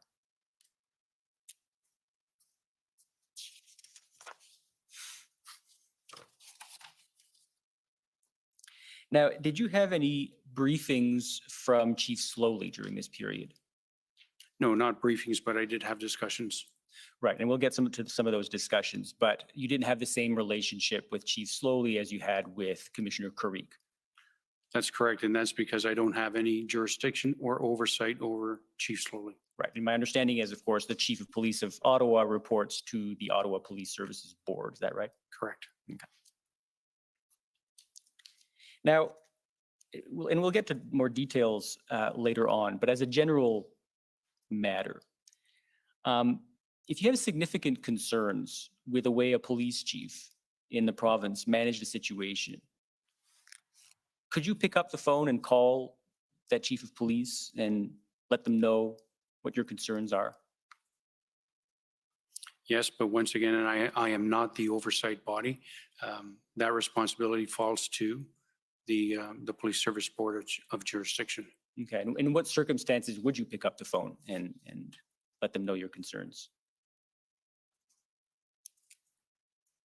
Well, you're asking me to speculate. If I had concerns, I would certainly be in a position to pick up phone and call various chiefs of police. I suppose, let me put the question this way. So, of course, I understand that chief of police reports to the OPS, but suppose a police services board were to talk to you and say, we have concerns about our chief. Would that be an opportunity for you to express your concerns directly to the police chief, or is that just not done? So I've never had the experience where a police services board has contacted me to have a discussion with their chief of police. I've never had that experience, and I think that would be problematic, quite frankly. Why is that? Well, the oversight, the responsibility and accountability for monitoring the performance of a chief of police lies exclusively with the Police Service Board of Jurisdiction. Okay. Now, turning to Windsor, did you have any regular contact with Windsor Police Service Chief Pam Mizuno? I had one call with her. Okay.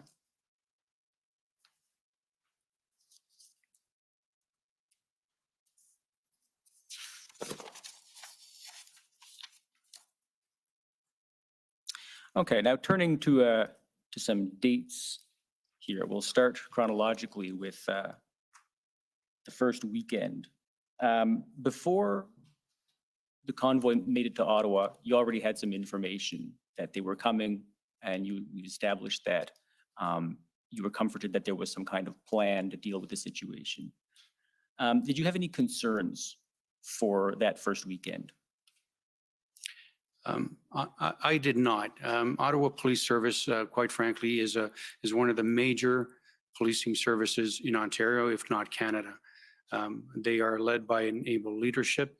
They have plenty of experience with regards to protests on a regular basis.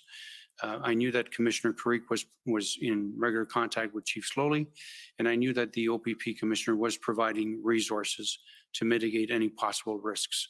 And so that certainly gave me a sense of comfort as well, that the plan was to keep the truckers out of the downtown core and then be bussed in.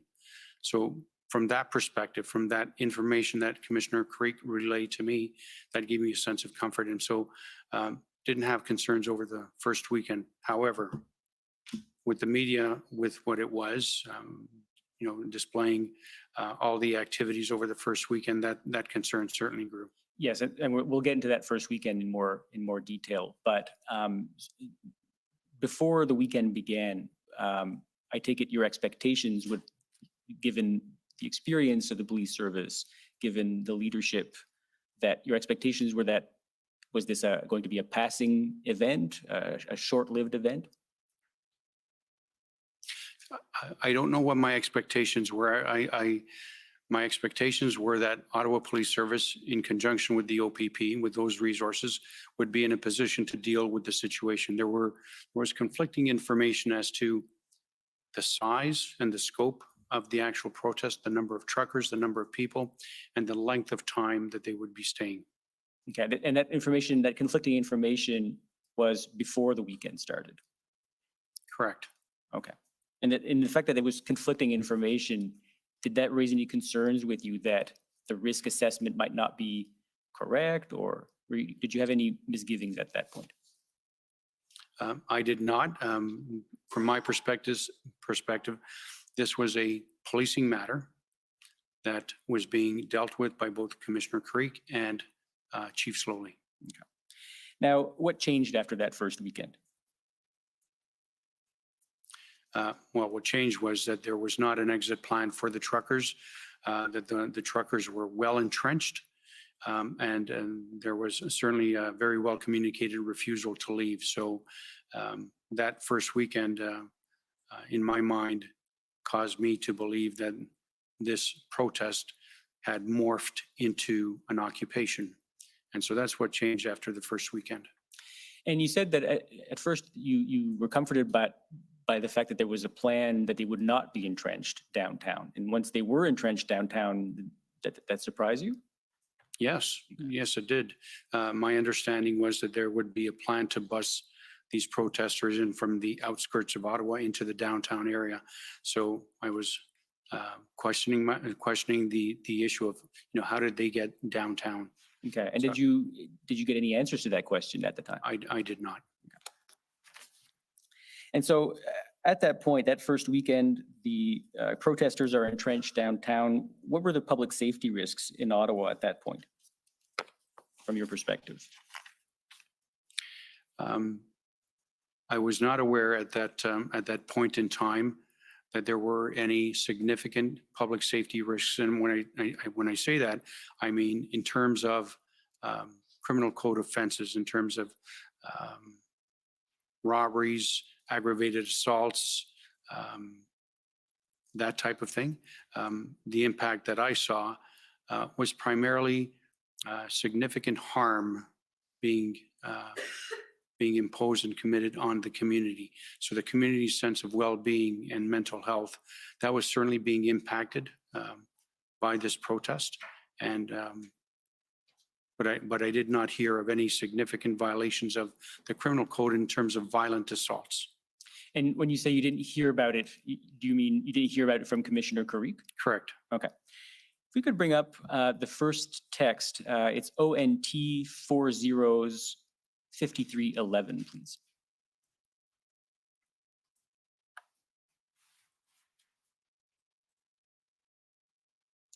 So these are texts exchanged between you and Commissioner Carrick. Thomas is TC is Thomas Carrick, correct? Yes. Okay. If we could just scroll down a little bit.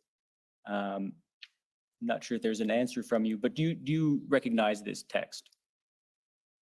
I do. Okay. And so if we could just start from the top, please. So in point form, he reports road services and heavy equipment have been utilized to maintain emergency routes, OPS parking remaining, convoy vehicles on Sir John A. Macdonald Parkway, a roadway almost at capacity, downtown remains gridlocked. Oh, sorry. Slow down a bit. I'm for the sorry. Interpreters. Downtown remains gridlocked. Vehicle traffic is not feasible. We could scroll down. And you look at the second point, crowd continues to grow but remains calm. Crowds estimated to be 1,000 at Parliament Hill and another 1,500, 2,000 within the streets. PPS reported no major issues. And I believe it says further down that, or that may be the next text, but we can go to that later. Is it fair to say that this text, which is a situational report, informal, but a situational report, that the news can be characterized as being everything's under control? Is that a fair? That's fair. Okay. And if we could turn to the next text at ONT 405316, please. That's 5316? Correct.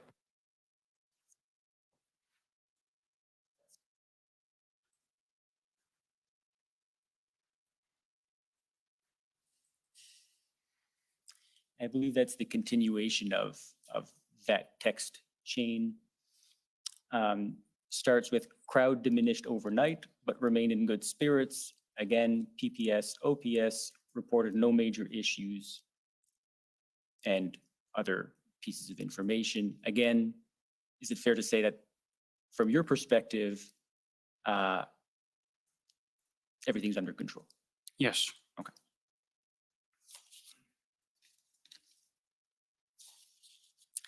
And we'll turn to maybe one or two more texts. The next one is ONT 405319, please.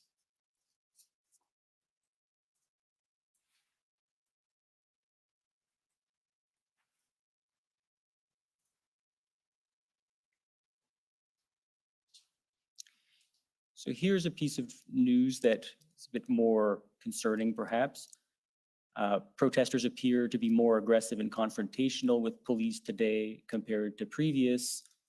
There are several vehicles attempting to circumvent roadblocks. If we could scroll down.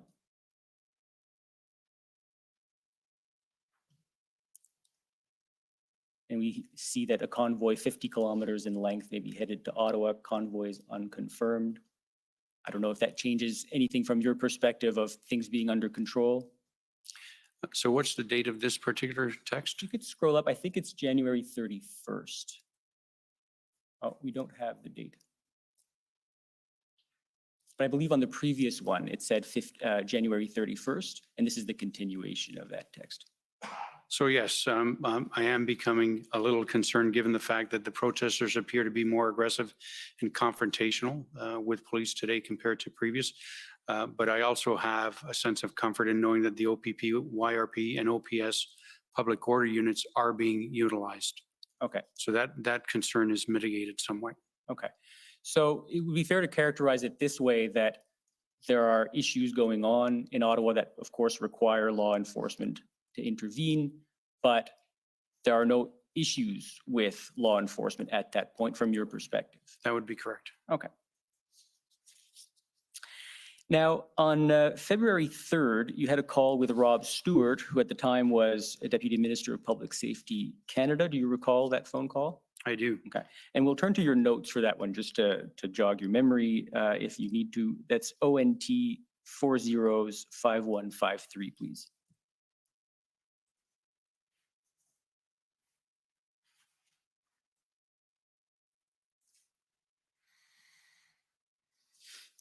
Part of it is redacted. If we can go down to, just scroll down, please. Okay. So you have a phone call at 1300 hours, I think, with Deputy Minister Rob Stewart. He says that there are 300 commercial CMV, that's commercial vehicles. Yes.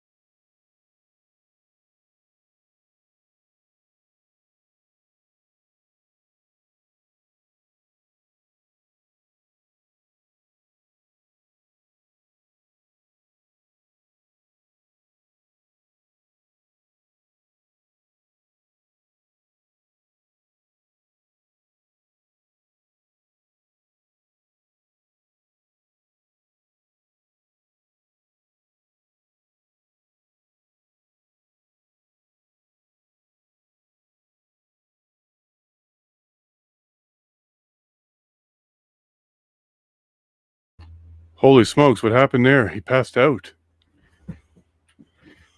Ooh. We were working on the fire, getting some water defrosted. What happened there?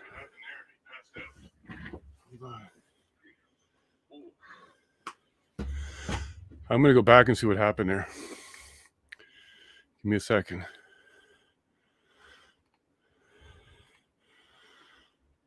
Oh, I ran across the yard, folks. Hold on. What happened there?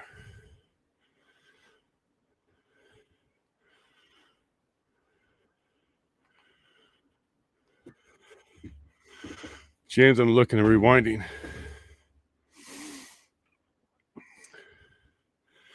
Okay, folks, I'm going to bring it back. We're going to watch that back. Sorry, I ran across the yard.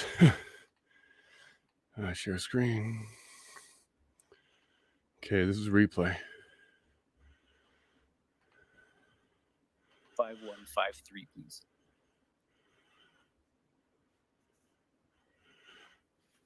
Was the lawyer that passed out? Part of it is redacted. So you have a phone call at 1300 hours, I think, with Deputy Minister Rob Stewart.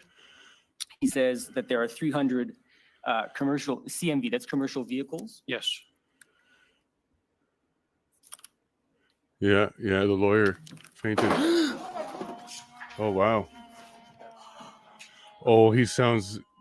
I know that sound. Code Blue, I didn't know that sound. Oh, crap. Folks, the stream's still down. The main stream's still down.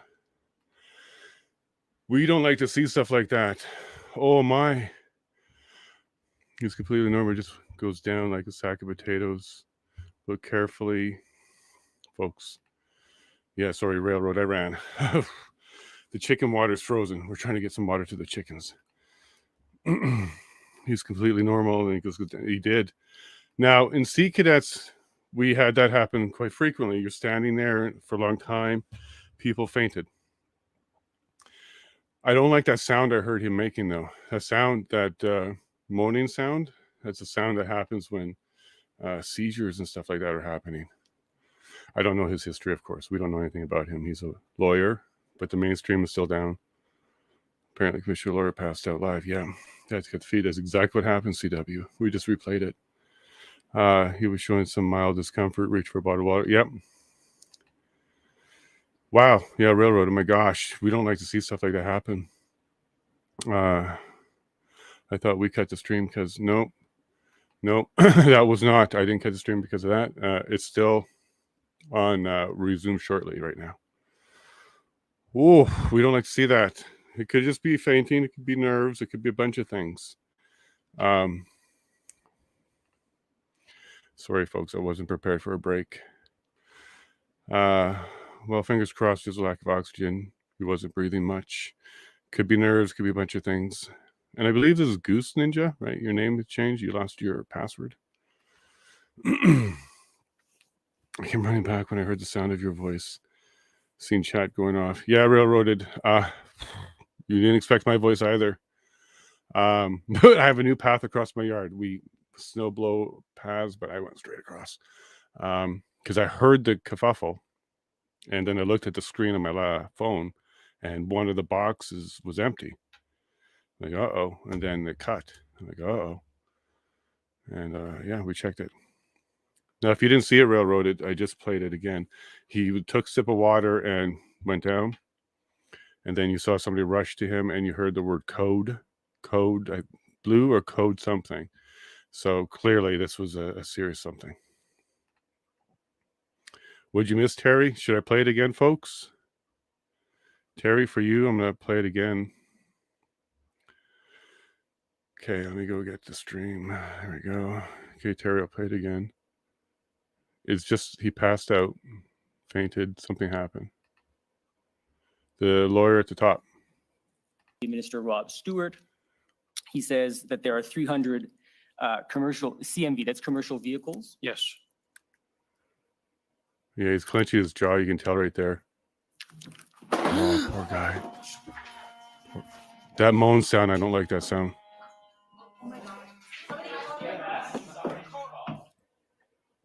Oh, crap. That's not good. So, Terry, that's what you missed. Something happened. What I didn't like, because I watched it a second time now, is he was clenching his jaw. If you saw that, he was clenching his jaw. That could be a seizure.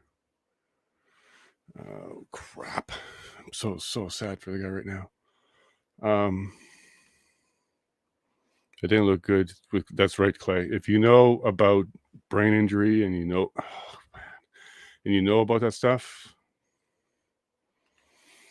yeah, Ellen, it is scary. That moan, it scares me a lot because I've heard that one before, and that's not a good sound. Same as the athletes. Yeah, because this is usually like blood pressure, brain swelling, something. Seizures are no joke. No joke. And that came on suddenly for him. Now, I've seen people faint. When people faint, they kind of wobble, they kind of hold themselves a bit, right? You've seen, but then they're out. He responded to it pretty quickly there.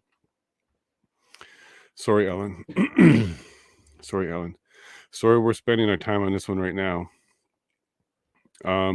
Shall we distract ourselves a bit because the stream is still off? We can go through the stars. Clay, I'm hoping not, but seizure for sure.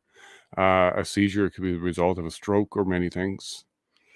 But that moan, I've been around seizures. That's a telltale sign. You got to get the airway open. You got to make sure that they're on the side in case anything's coming out. And the response from the people, clear. They took that as a serious alert right away. Poor guy. Oh boy, his family. Oh boy. Sorry, Ellen.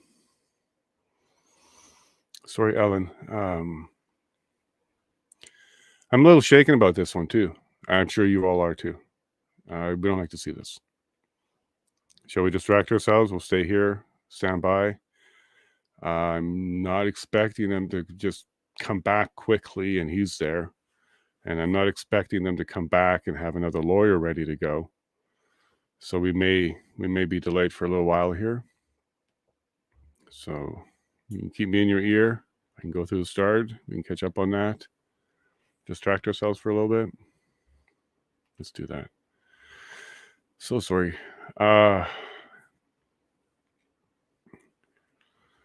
Okay, so the mayor, he's letting us know they didn't need the EA. No, that had nothing to do with it. So whether or not the EA was helpful in clearing things, no, it wasn't. So I'm going to jump back to the live. Weird things, lights out, scary. Yeah, no kidding, Ninja, Goose.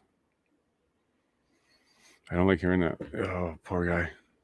I hope it was just a feint. I hope nothing happened on his way down. You just need some time off your feet. Nothing to be done for us till they report back to us. Yeah, Terry, well, I could go through the stars. I got 63 of them. We get that done.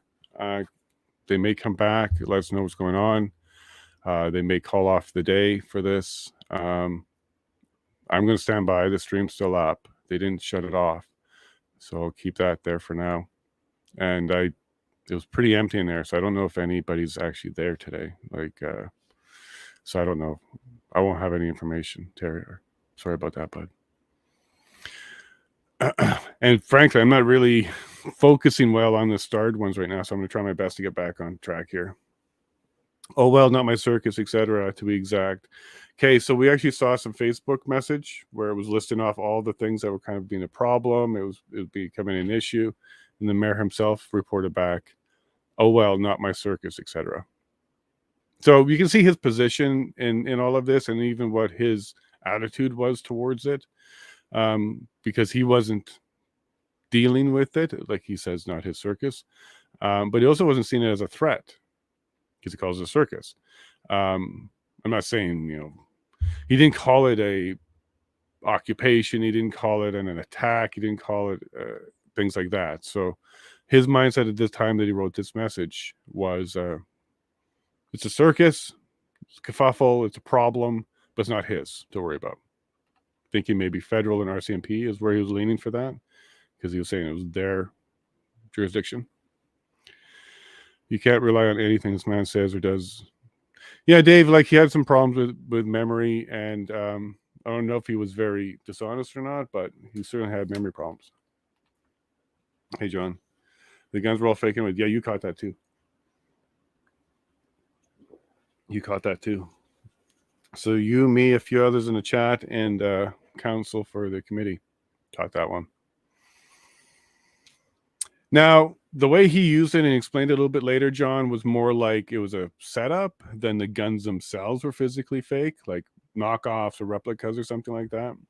So, he was more talking about the situation was fake. And I think a lot of people smell that as well. We're all waiting for some more of this testimony and trial and stuff. But no, we think it was the most convenient coincidence for the government because they were able to put a hat and hang on it. Otherwise, it would have been nothing, because at that point, even farm equipment blocking the roads wasn't national security. But then a threat on national police, the RCMP, and the weapons is what they used. So coincidence, convenient, whatever you want to call it. But for him, the mayor at that point, to also, he also says conspiracy theories later. He talks about that. Dave, I'm starting to wonder too. Yeah. Hey, Bev. I'm sorry, G, because I want to make sure I say hi. Sorry, the tone right now is a little bit off, but hi, Bev. In Alberta, truckers and farmers are one and the same, especially in the south. Oil field trucking usually subsides the farms. We're sure railroad, and in fact, it's because we're all hardy, hardworking people. The category of, we'll get up in -40 and warm up the truck or the tractor and get to work. That's a certain breed. That's a certain breed. And that particular breed doesn't live in cities or cages. So small tiny apartments and surrounded by a whole bunch of others. Don't work well there because they want to get out and use their equipment and do their things. And hardy is why homesteading is so attractive to me. It's why Alberta is so attractive to me. My hands are a little dirty right now because we're literally dealing with chickens and water and stuff. But hey, we're proud of it and we get things done. We don't get scared easy. So that's absolutely an Albertan. And this mayor he used to be. I think he used to be. I think he got a little bit luxury in his life and forgot where he was from. Same with the police. They have had bad elements can come in. Okay, yeah, 100%, Dave. And as soon as you get, say, more than 2 people in a group, somebody could have some bad intentions and somebody can do things wrong and the other one doesn't like. You get into the police, for sure. This is why we have groups that watch the police, watchdogs, right? Civil groups. In Ontario, they even have an entire board around it. Because there's bad elements, sure. And there's bad elements in humans, okay? It's just part of society. And good point, Dave. We're focusing so much on like a bad element in the protesting group, agent provocateur or otherwise, counter protester or otherwise, resident or otherwise, they're so focused on finding those bad elements. Their groups have it too. Their groups have it too. And they're not really focusing on theirs, are they? We do, though. That's what we do, okay? Independent journalists, people like you and I, Dave, and then eventually MPs that have some desire to kind of weed the stuff out, they too. They will too. All right, Ninja, it was cold, -20 during the days. Exactly. And also in Ottawa, also in Windsor. This is February. So all over Canada, in the coldest time of Canada, these people are standing up. So that's passion burning there for sure, keeping them warm. We keep overlooking that. Like if this was even almost any other month, it wouldn't have been so bad. And Clay, you caught it too. He said conspiracy. You caught it, and then I caught it, and I kind of put a message here. All that conspiracy things when talking about my body, my choice. What a statement to make. And he's a Facebookie, and he's a YouTubey, and that's all he does. So what is he talking about? What's your feed telling you there, Mayor? Conspiracy. Now, what some people do is they will drop that to kind of soften it, but they also take the position of, well, I do believe people have their choice, but I don't know how he used it there. He's used a few things like domestic terrorist and this now. So I'm really starting to think he's wokey. Okay, he's wokey and Facebook wokey, at least. Maybe not East wokey, but Facebook wokey. So if it's on Facebook, then show us the Facebook page, and all you had to do with your calls was recorded then. Yeah, you want evidence, Dave. I like you. You want evidence. You want to see it. Let's see it. Especially pictures of things that are bad and really bad and scary. Let's see it. I like you, Dave. This mayor was following the PB&J show on the Coutts Alberta group. We had over 120,000 following. Good job, Railroaded. I helped mod that group and still in contact with Quinton and other admin support. That's awesome. And that's grassroots. And PB&J made its appearance, right? Who brought it up? Government? Somebody brought it up, right? PB&J. Cool. Okay, grassroots journalism, podcasting. I don't have a problem with anybody that does that. I encourage everybody to try and do that. It may not be a fit for everybody, but at least try it. You might grow on you. But the most important thing is what you have to say, and people want to tune in and challenge and work with you. Great. It's a great thing. We love you, Coutts, for sure. 70%, right? 70% support coming from the mayor. Thank you, Brendan. Alberta farmers and truckers. We're all freedom fighters from Alberta. Online to the ground. We are a team. And we also heard that maybe like 50% of the actual participants in Ottawa was Alberta. So that means when you're walking around looking at the plates, you would have saw a lot of Alberta plates. Way to go, guys. Way to go. WTF, we have neighbors that won't talk to each other here in our community too. Nothing new. Yeah. The Coutts separation, the 30%, the real hardcore feared, the ones that can't get off mainstream media, the ones that want to ignore, and the ones that really follow those narratives. Yeah. There's less and less of them, though, Railroaded. I think there's less and less of them now. And it was wonderful to hear that 30% in Coutts. That's a good number. That's a good number. So it's a conspiracy to say my body, my choice. What an arse. Yeah, Dave, for sure. And I'm sure if he was taking the position for another topic where that comes up, he would have been for my body, my choice all of a sudden, right? Not a conspiracy theory. Maybe. I don't know where his beliefs are on that one, but maybe. There's two camps on the my body, my choice. One supports it for their cause and then doesn't support it for the other cause. He probably flips on that issue alone right there. Well, even if that happened, they went through. Okay, so this was a story about hearing somebody come through the border and saying somebody stopped us and they said, should we let them through? Kind of acting like there's a checkpoint and some harassment going on by the protesters. If you ever driven through a protest or a strike or any kind of grouping where they're, have a message and they want to say, I'm not saying it's a walk in the park. It's a little intimidating. They're actually blocking your car. And the ones that I've been through, they would let one car in at a time. So we had to sit there like there's Like there's arms blocking your traffic, but it's just people coming in and then let you through. Yeah, it's not fun. It's not fun. But here's the thing. They're telling the story from the Canada side, so they made it through the border. Like we're not hearing about somebody that blocked you. We're not hearing about somebody that arrested you or stopped you. The worst we're hearing from you is somebody made you feel uncomfortable. Well, you're on the Canada side telling stories. So welcome to Canada. I'm glad you got through and you weren't harassed.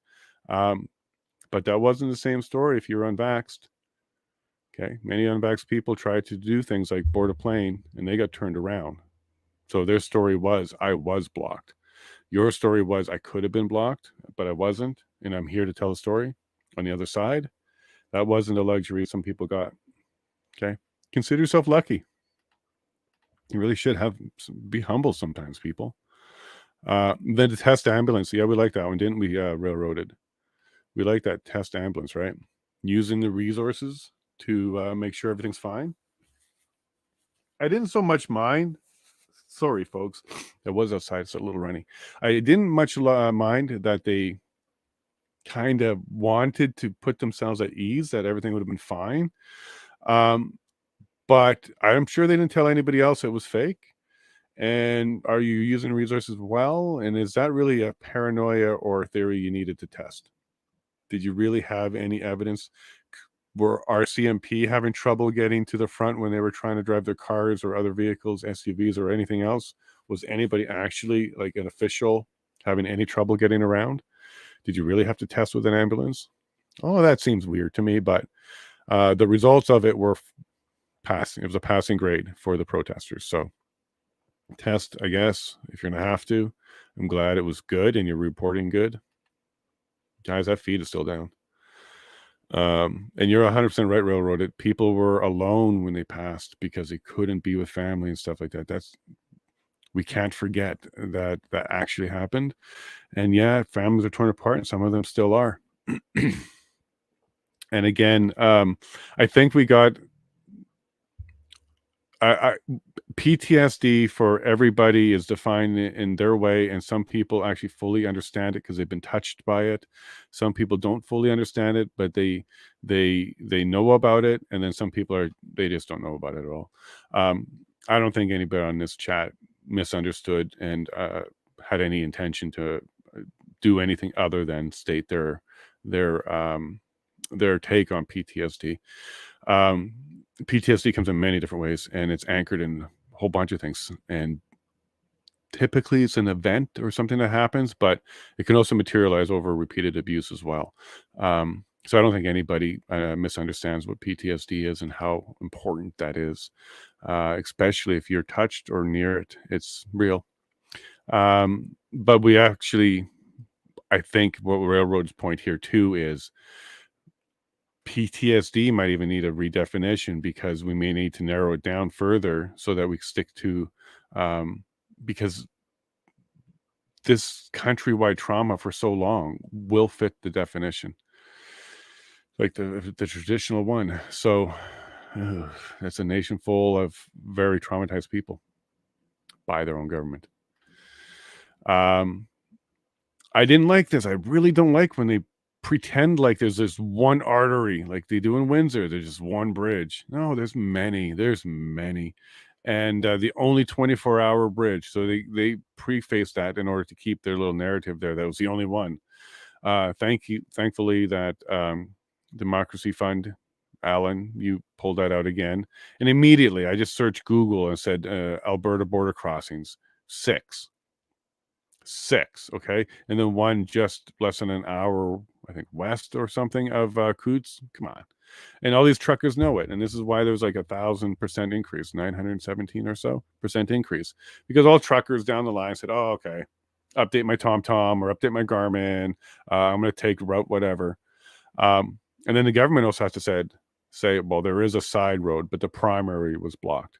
All right. Well, if there was things like emergency or that cattle had to go where it was going to die, there most certainly was ways to get through. Stop being so dramatic. We saw real drama here today. Okay. What you guys are painting is not real drama. So that bothered me, because there is definitely many ways across the Alberta border. Those other provinces. Go through Saskatchewan. It depends where you're coming from. Are you coming from the east, shipping over some goods? Well, pop up in Saskatchewan and then follow the highway to the rest of your destination. Truckers are not silly people. They know how to get around. The government seems to think that they are. They seem to think that they're like lemmings. They can't do anything on their own. They really don't like independent minds, do they? There you go. Primary access, but there's a side road. That's right. 100% emerge, made or through, another success, along with no assaults or harassments. Yeah, no actual criminal code crimes, maybe some traffic. No criminal code. I don't even think there's charges other than around the guns. Okay, so we'll put the gun stuff, we'll put that to the side, and we'll separate that from the main thing, but no real charges. I'm going to jump over to live now. There's a few live. We'll see where we're at with that. I mean, the chat. Yeah, Railroad. Where are we at here? Terry, we got Ninja. Right. Okay, so Terry. Yeah, that's where we left off in the chat. So we're waiting to hear back. The stream is still up. They didn't stop the stream. It's just on the public hearings will resume shortly message. Hey, just a thing. Wrong Paul collapsed similarly to this on live TV. Came through fine. Most likely, Ellen, this is going to be maybe stress, pressure, warm, but we're all just waiting to see what's going on here. And Railroaded, let's send our prayers. We don't want anybody hurt. My nails. Unions do all the time. Yeah, the blocking for sure. And that's what I've been through many times. Unions blocking things. And I guess they can't say you're impeding traffic if you're letting one at a time through. So they do stuff like that. And again, it's not like going through a drive-through picking up ice cream. There's a lot of people yelling, chanting, and stuff like that. But this is kind of, those are the things I'm willing to sacrifice in order to have true freedom. All right. So like there's certain things that I will and will not sacrifice, and inconvenience and my schedule compromised a bit is certainly sacrificable when it comes to people's rights and freedom. They can be worse, and they actually can be brutal. Like they can actually hurt people. Unions, scabs and really intimidate people, and after the fact is still bothering them, Facebook, etc. So look, human nature is human nature. But unions definitely take it a step further because they really want to get back to work under their terms. They don't really like to be prolonging anything. So yeah, I can see why they're more aggressive. That's been my feeling on the divide. 30% pro-state intervention, 30% hardline. Nope. Rest floating around in the middle. Mainstream is after the middle. 30-30 middle. 30-30 40 middle. See, the thing is, I think there's a lot where you would put under hardline nope that are not. Because I'm certainly not anti-vax. I'm definitely, my children have a whole bunch of stuff that we, did. But, it's hard to even classify everybody. They keep changing the labels for everything there, Ninja. Pro-state intervention. Yeah, that one might be a little bit. That depends where you are. 30% in Alberta, closer to 50, 60% in the cities in Ontario, closer to 70% in Quebec. So that depends where you are, that pro-state intervention stuff. Alberta is the lower one, so that's good. And then the rest in the middle. So the rest is just going to be open mind, common sense, willing to learn, willing to digest your own information, I guess. And the mainstream media after them, sure, because that's where they can recruit, but that's also where they lose. He's okay. Paramedics are here. He's awake and speaking. Railroaded. How do you know that? Where are you? He's awake and speaking. Good. So hopefully just a little faint, a little bit of water will help him along. Oh, okay. You're getting a tweet? Okay. Let me go to that tweet then, Railroaded, if you don't mind. So let me go find it. Stop sharing that one. Sorry, I'm going to catch up on the chat there. Okay, there's the tweet. He's okay. Paramedics are here. He's awake and speaking. Good. All right, so maybe we'll be back soon. Thank you for sharing that, Railroaded. Good. Yeah. Good. So maybe just a feint. Yeah. Okay. Good.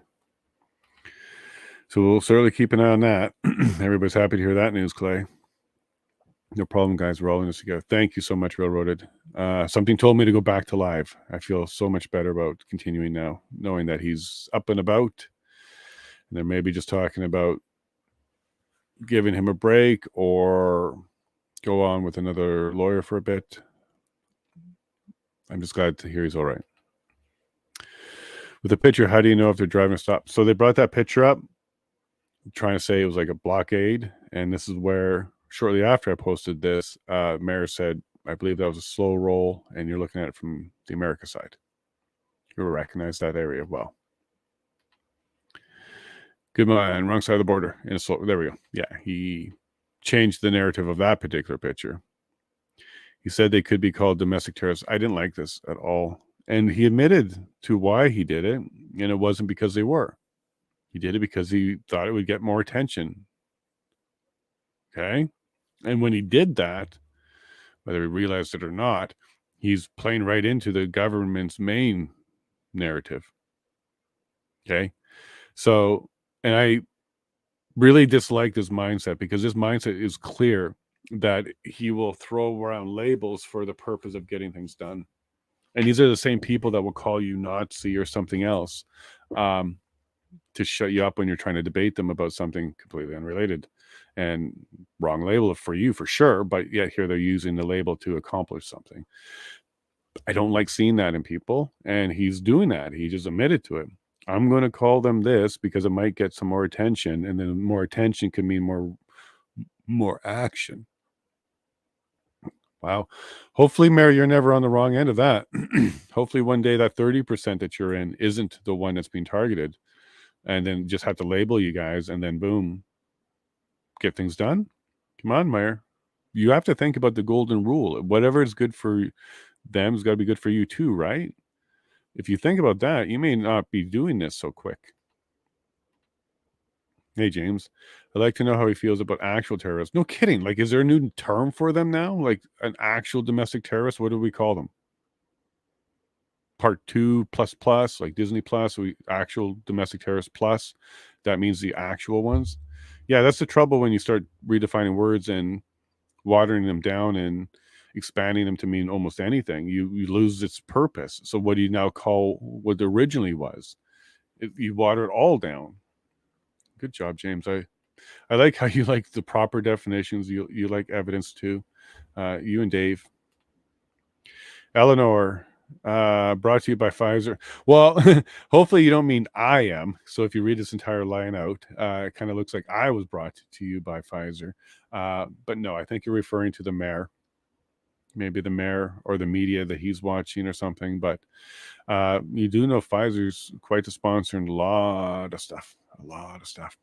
Whether it's just PR or influence or whatever. But I could see why certain news organizations don't want to hurt the reputation of some of their major sponsors.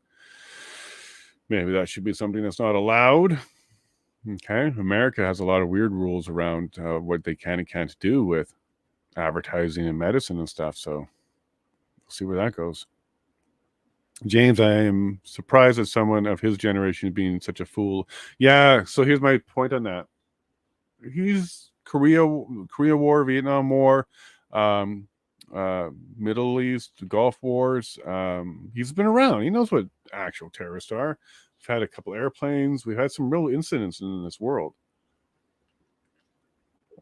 The Olympics. Like, he's around for a whole whack of them. He knows what real terrorists are. What's he doing now, watering it down? And that bothers me. Like, when you've been around the block for a while and really paying attention, what are you doing? Like, it bothered me. He knows better. He must know better. Let's go. Yes. Okay. So here he was. They're boogeymanning him too. Just playing a little piece. I think just like Farfada and Dialong, he should be there to defend himself now. And wouldn't we like to see that railroaded? Wouldn't we like to see him have an open mic and answer that question? Is there anything else you would like to add? He would say, yes, put your feet up. We're going to be here for a while because he would love to add a bunch. For that reason alone, I don't think you'll see him brought in. But I think it should be a rule that if you identify somebody by name during the inquiry or committee or whatever, you identify somebody by name as playing any role in what it is you're establishing, they must be able to defend themselves. Simple as that. And if you don't want 1,000 witnesses standing there ready to defend themselves, don't put them in a position to need to defend themselves. As simple as that. Like, I think as soon as they said Jeremy's name, he has to be on the list. As soon as they said Pastor's name, Pulowski, he has to be on the list. I think that should be a rule. And then the lawyers will decide before they say the name whether or not they want to see that person materialize and defend themselves. That would actually help us with the truth, don't you think? I think so. And then any time that you use a news article, a media piece, the original author or writer has to show up. They may second guess and decide, maybe I don't want that reporter to be on the stand under cross, so maybe I don't want to use that piece. These are some of the things that maybe should happen. Now, why am I mentioning that? That's in court. It's that way in court. It's exactly how it happens in court. You can't bring stuff in without the authentication. So you can't bring in witness testimony without the witness to be crossed. So maybe that should be something. In civil, citizen-based inquiries, maybe that would be one of the rules. As soon as anybody brings up somebody by name as being a party to, that person has a choice to be a witness to defend themselves, and any participant of the inquiry itself has a choice to call them, to summon or subpoena them. So I think that would help dictate at least who they're talking about and what they're saying about people if they were allowed to, or by their choice, were able to walk into that room and defend themselves. If they had that, I guarantee you there'd be a lot less conversation about Dagenlong and Pastor. Because anybody who knows him and listened to the rest of that speech, he's very passionate. He's not speaking falsehoods. He's speaking about history and what it used to take. I don't think he was calling on anybody to actually hurt anybody. He was actually calling on the opposite of that if you listen to the whole thing. But what he was talking about was very clear history. And yes, it's exactly how history used to do it. Okay, so there's 10 live chats. So I'm going to jump over there now and see what you guys are chatting about. Thanks for that, Railroad. Glad it's okay.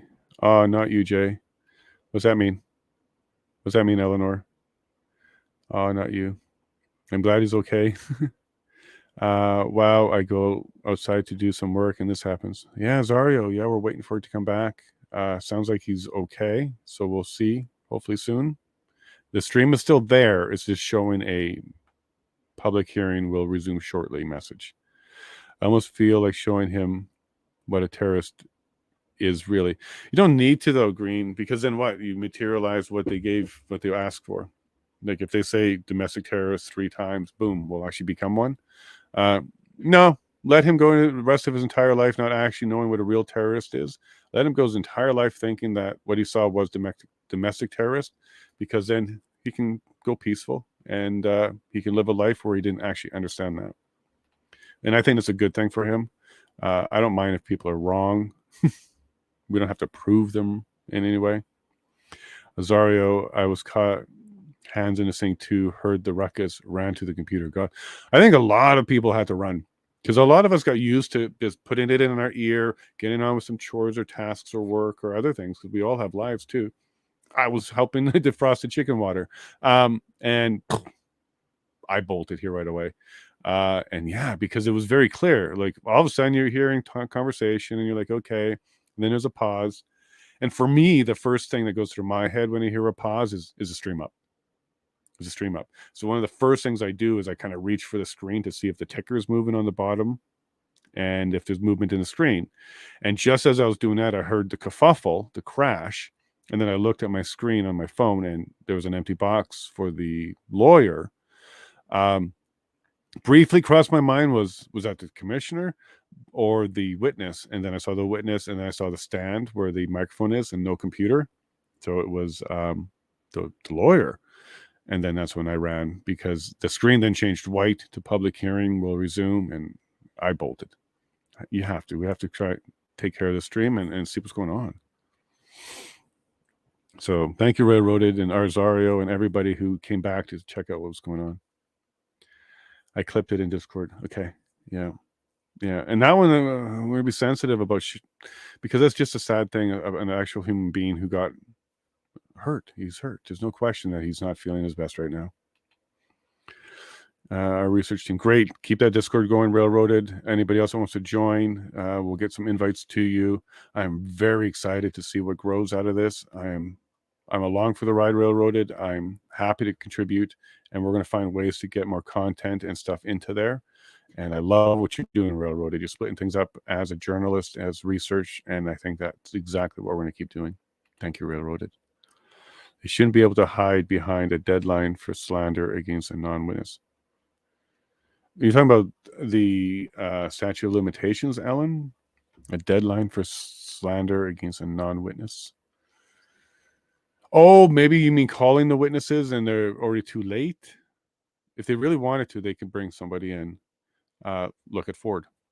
Midstream, he was summoned because Canadian Constitution Foundation requested it. Midstream. And then he fought it. Jeremy was added midstream. So I don't know if there is a deadline for witnesses. But I would like to I see a rule that if anybody brings up the name and names somebody, then automatically that person has the choice to come to defend themselves. Because as soon as you put someone else's name into the record, it's not proper. That's not due process, and that's not innocent until proven guilty. That's not proper. That person should be able to defend that insinuation or record that was just put in. Discord is free. It is, and I'll look into doing those bumps and things as we need to, Railroaded. Not averse to putting a couple dollars in so that we can all do a wonderful job and get the best benefit out of it. But thank you again for being a superstar in that. Is you send a link for sharing space? Yeah. It really reminds me of my BBS days. It's a place for us to go and put our content, invite people, communicate, share. It's a great little thing. Thank you again, Railroaded. Hey, Greg from Facebook. Welcome. They allowed 3 years of the Reconciliation Commission, but 2 months for this commission. Should be given more time for witnesses. I don't think you're wrong, Greg. And another thing that was weird, Greg, was they also had the request for comments still open while the commission was happening. So I don't think they actually took that process seriously. They said, we want to hear from you. What do you want to hear from us? But that I don't think they took that seriously. But good news, Greg. As we say a lot on this channel, this is just a data dump. This is discovery stage. This is just one step of a much, much larger process from our perspective, because we're taking names, we're jotting down some evidence, we're taking notes, and in the 45th Parliament, if there's any chance of getting an independent in there, somebody else other than establishment, you don't need to change the whole system. You just need a handful of us in there to have MP power to go ahead and follow up on this. The 44th is doing a bunch of committees and stuff as well, Greg, but it's the 44th doing committees and inquiries on themselves. So the 45th Parliament, I would highly like to see, we'll kick off a whole bunch more. And we may even have an inquiry about the inquiries that the 44th did. We'll see if there's a lot of shenanigans around that. That might even be an inquiry on its own. But Greg, we're taking names, we're taking notes, and we see this as a disclosure stage. And we're kind of happy with a lot of things we're seeing. There's some good documents, especially the one between Ford and the PM. Check my Twitter, check Andy Lee. It's all over the place. Go check out that document. You are not brought by Pfizer. No, not at all. In fact, it's basically all I take for medicine is Rolaids. And then we do vitamin D, vitamin C, zinc. We do that. But no. Knock on wood, we're kicking along just fine, and we don't need much. And certainly don't need a sponsor like that. Don't have a sponsor at all. Love you guys though. Awesome, John Railroaded. I primarily use Discord. Perfect, Light Fire Me. Nice to see you early too. Great, and I like to hear that, Light Fire Me. Let's go ahead. Let's build up that community. Let's get it strong, and let's see what we can do with that. Your second guess. Okay. Not to mention it's being broadcast in the world. Ellen, sorry, I'm being slow. And what I find funny, Ellen, is I can rewatch these videos that I'm obviously participating in, and I can learn things too. Because as I'm talking, what I'm doing is I'm about 4 or 5 steps ahead, thinking about where this is going and how I want to kind of, talk about something. So I'm not actually in the moment of hearing myself, as weird as that sounds. And it's really stark for me when I'm doing interviews. So I'm rewatching an interview. It's really stark to me as a second time around, like watching Fight Club the second time. You know what to expect this time. I almost don't know what I was hearing all at the same time because I'm also thinking. So it's always interesting to me to rewatch some of these videos. And yeah, I sometimes catch myself and then I will repeat and fix things. Like I called Paul Tom Champ yesterday. So I wanted to correct that. Light Fire Me, you betcha. We've got the run yesterday. Yeah, I said I'll do it in about 3 weeks, and then Railroad had it up in about 3 minutes. That's what happens when you work with the best. Thank you, Railroaded. And it's huge in your world too. Yeah. And I now have Stunt on there. I now have my server on there. And I'm sure as I spend more time, I'll be expanding more. And not to mention it's being broadcast to the world. Ellen, that's awesome, isn't it? That is awesome. And we do have people from around the world. Wayne's in here all the time. I do have another friend who might be joining us from the States, giving his perspective of the convoy. But people are watching. And so they should be, because, Alan, I think, I'm going to go back to your thing. I think right now the world is kind of paused when it comes to really pushing hard to see what Canada does with this. If Canada goes ahead and says that was a good protest and we're doing it again, I think you'll see the whole world do that. They'll kind of use Canada's model, which is just kind of stand there, fight and take it, but don't get violent. Or it's going to go the other way, and Canada is going to be stripped of all protesting rights, and it's going to come down super harsh and weird. And then the rest of the world may fear the exact same thing. To me, it feels a little bit like the world's waiting to see what Canada does here. And I don't blame them. And oh my, I am on for freedom, because this could be a big turning point for 2030. Maybe we'll have a nice 2030 where you do own things and you are happy and you have neighbors and you work together in a community and are still happy. Those sound better to me than the current motto. We do live in a EOK sometimes with a whole crew of them. I might be in and out of that conversation, don't know. We don't want to be controversial, but there seems to be many folks passing out on live streams TV. I know, I don't want to say it, Arzario. Yes, I know.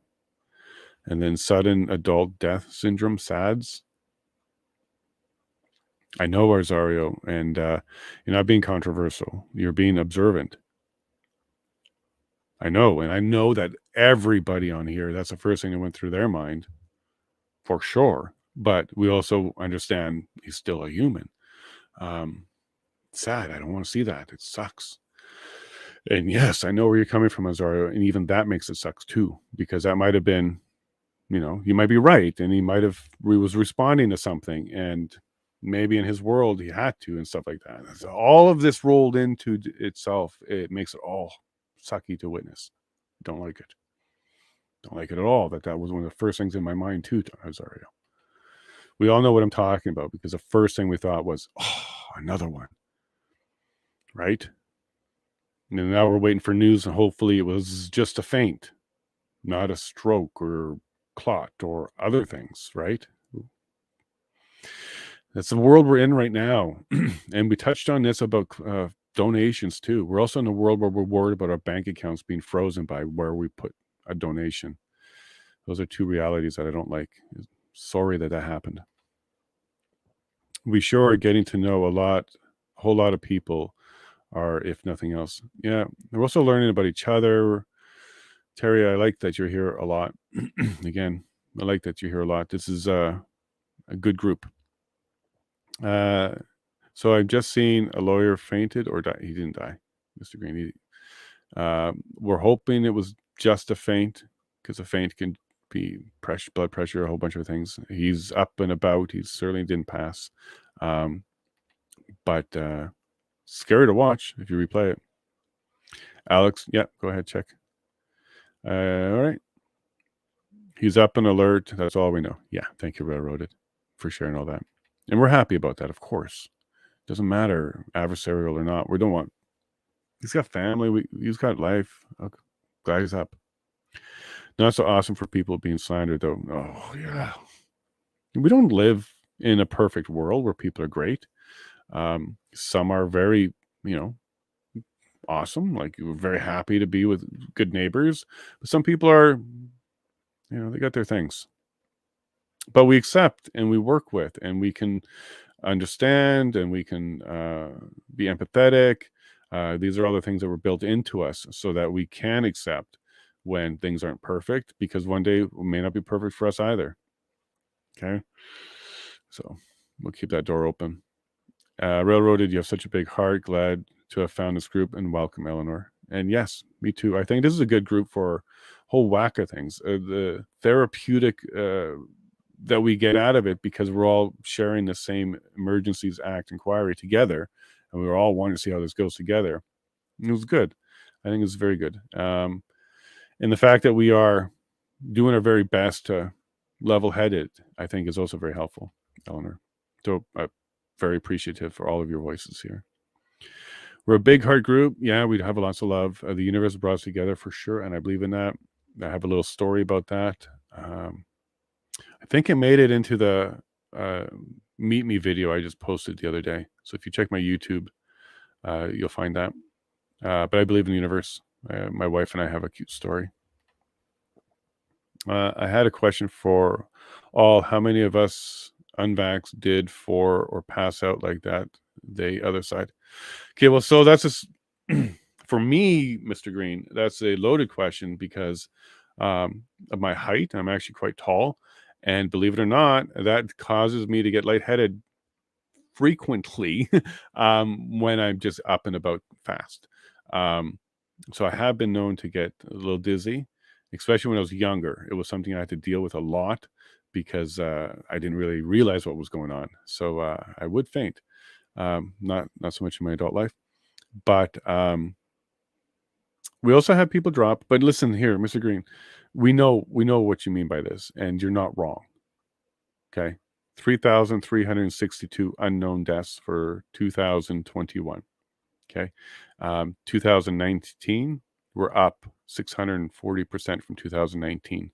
We get it, we get it, and it's unfortunate that a whole bunch of people are going very slow on that one. Imagine if this group grew into an ungovernable care and compassion. Sorry, not sorry. Just gone Trudeau. Yeah, and it will also be labeled too, right? We'll be labeled as some sort of extremist, right wing, all those stuff, especially if we were coming with nothing but peace. Yeah, we'd be super crazy to them. All right. Got to go. Have a good day. Take care, Greg. Thanks for coming on Facebook, and come back again. And YouTube, you'll find like the full stream. Facebook only has 8 hours, Greg. Limitation on Facebook right now. But if you want more, because it goes up to about 10, 11, one time, I think it went over 12. Check out the YouTube or Rumble as well. Mr. Green is French Canadian. Bonjour, mon ami. Hello. It comes out in text sometimes, giggles. It comes out in audio all the time. We love you, Alex. Well, I said mon ami, but you said Mr. Green. So, yeah, I'll go with that. Thanks for answering. Sorry for the spelling. Don't worry about spelling. This is chat. This is chat. Far more important to get your message out than nobody's correcting it. So it doesn't matter. There. I'll get there. I'll get there. All right. So that's the end of the live. I'll go back to the start. We got 32 to go. I wonder if they're kind of doing the lunch as well, if they're going to come back. I'm very curious. And Railroad, if there's any update on that tweet or any more tweets, go ahead and throw it in the chat for us. Things going on that he didn't understand or see. Yeah, he talked about that. He was disconnected. So he said, I wanted the federal government to do something, somebody do something. And then he said he found out later that they were doing stuff and he just didn't know about it. So completely disconnected. And that could also be by his design. Like sometimes you have to ask, sometimes you have to be proactive to go and find out information. Making a simple assumption that it's all going to come to you might have been a bad idea. And given his sources were Facebook and YouTube that he's used, you're setting yourself up for a little bit of failure there, bud. Okay. And that's not a true leader. A true leader is a lot more proactive. If you don't know what's going on and you need to know, then you take the steps to know. Okay. That's what a leader does, especially mayor. Come on. Did you want to be passive? Only 30% of his constituents wanted it cleared. Yeah, James, we got that. And it doesn't really matter. Like, we don't really live in a world where majority rules. Okay, so what if it actually was 51% wanted it clear? Is that the end of the protest, James? No, I don't think you would agree with that. So we don't live in a popularity majority rule type of attitude, but we certainly talk about it a lot like we do. Okay, because even us, we're excited about 70% supported. Yay. But still, if you let the people vote, something like 80% of people would say give free money away if you let them vote. Okay, because only 20% realizes what that actually means, and it's not good. So we don't live in a majority rule type of situation, but I get it, but I love it too. If that's a representation of Canada, I would be super stoked. I don't think it is. I think the more east you go, the higher the support was. But at the end of the day, majority doesn't rule. So if it was illegal, if it was harming people, if all of that stuff was true, and it wasn't, then I can see why it doesn't matter if 30% or 100%. It needs to be dealt with. And as a mayor, that is his job. Can you imagine if everything was just a popularity contest? I believe there was, what movie? Orville? Orville did an episode on that where everything was voted like on the spot. Careful what you wish for. It'd be a really weird world. So it is the RCMP with powers. Yes, I didn't like this at all. So this came out of the Alberta government questioning, and they were pointing the finger on RCMP, and they even asked, like, what were you expecting Alberta to do? What were you expecting the federal government to do? But hey, this is why we need provincial police, Alberta. This reason right there. Like, why do we have a federal organization running things? Other than the border Canadian Border CBSA, Border Security Agency. Other than them, I can get it, like on the border, but that would be about it. The rest of it should be local jurisdiction, not a federal jurisdiction. And this is one of the many reasons why I think the RCMP has its place on a federal level, but not on a provincial level. And really, the RCMP was a stopgap while localities grew. So we really have overextended our state anyways. I think the purpose of RCMP was to assist as you grew. This is why Quebec and Ontario and New Brunswick had provincial police. This is why local police departments, once they're established, RCMP back away. It's time to do it, Alberta. Nope, this old boy was following the Facebook group for Coutts. Yeah, you're right, Railroaded. And he even named a couple of them, and that was his source. He said so already. Yep. And he was doing a lot of assuming. He's a follower, right? It was clear to me he was a follower. He wasn't even proactive of finding truth. And then when some truth hit him in the face, like, well, these are my neighbors and these are the people I work with and I know them. Even that, he kind of ignored that because it wasn't what he was seeing in his version of the world that he was looking at. Wake up, people. Take in all information. Don't disregard any of it. That's what an echo chamber is. So don't get caught in one. He was clearly getting his intel from CBC Global, CTV. And then, yeah, only because of how scared he was of domestic terrorists and stuff, I said that. But no, it was more Facebooking that he was doing. And then the governors wanted to they wanted, see this witness, he talked too much. So he was aware of that they wanted the U.S. government to put pressure on, and his reason was, again, nobody was moving things, nobody was doing things, and then a bag full of guns show up, and then people are doing things. Coincidence? And they keep using that statement. They did this in Ottawa as well, and I think maybe I can't recall if I heard it in Windsor, but they did say that in Ottawa too, like herding cats. Think about what that means, because a cat is an independent creature. A cat is hard to control. It's an independent creature. So think about what they're actually saying here. Just change the words to the actual words, what they mean. And what they actually mean is it's hard to control independent people. They're just saying like herding cats, but that's what they even mean by that, because cats are independent. It's hard to herd them. So it's difficult to control independent people, is what they're saying here. Are you starting to see the pattern here? Are you starting to see how they do this? This is how parties control a majority of people, because you buy into the party. You're no longer independent then. This is how they control you. They don't like independent minds, because independent minds do independent things. They don't follow what it is you tell them. And they have the mind of persuade me, don't force me. And again, independent people are wonderful community members, great in relationships, because they feel the same way about you. You should also be independent. You should be taking care of your stuff. And I don't think anybody should get in your way within reason. We still want to protect liberty and life. But again, listen to the words they're using. Herding like cats. They're talking about us as animals. But what they really mean is independent thinkers. We couldn't go bribe or threaten or coerce or negotiate or make a deal with one single person. Therefore, we're going to say it's herding cats. It's like herding cats. It's derogatory in my mind to keep talking about protesters as if they're cats, but what they really mean is it's hard to herd independent or hard to control independent people. Sure. And quite frankly, if you guys were on the independent side for an issue, you would be thankful that that's truly the case. You shouldn't be trying to control independent people. All right. So jumping back to the live chat. All right. I think this is where we were. Some of us were put on earth to learn from other people's mistakes. Some of us have to be those other people. In fact, railroaded, we're all of those. Right? We all learn from mistakes, and we all make mistakes. Some people are faster than others. Some people need to make the same mistake multiple times to learn. Some people can learn from other people's mistakes and not make their own.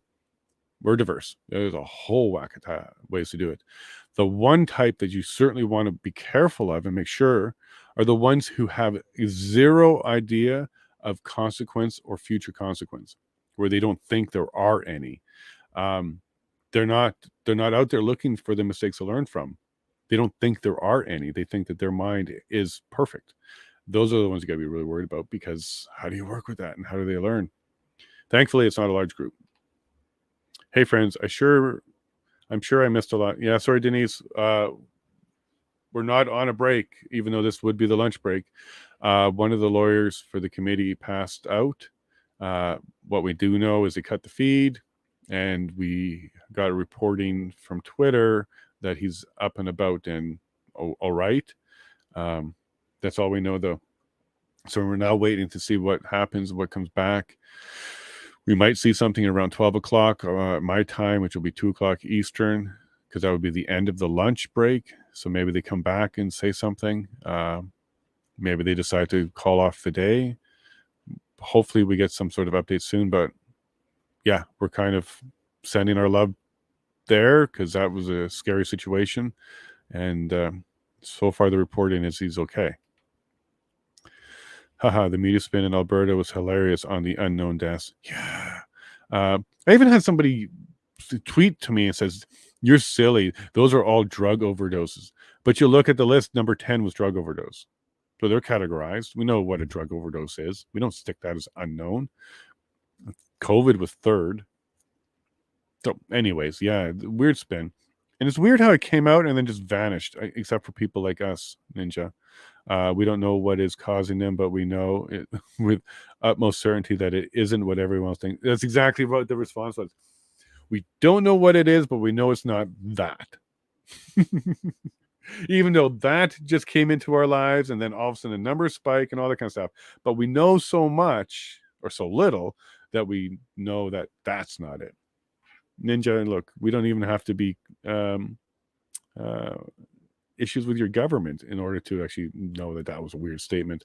Everybody should be waking up around that one. Sorry, Denise. Was that lawyer taken out by the safe and effective mystery goo shot? Oh, I don't know, Denise, but it went through all of our minds instantly. Anytime we see anybody who's standing there coherent, seems to be fully functional, all facilities with them, and then also they drop.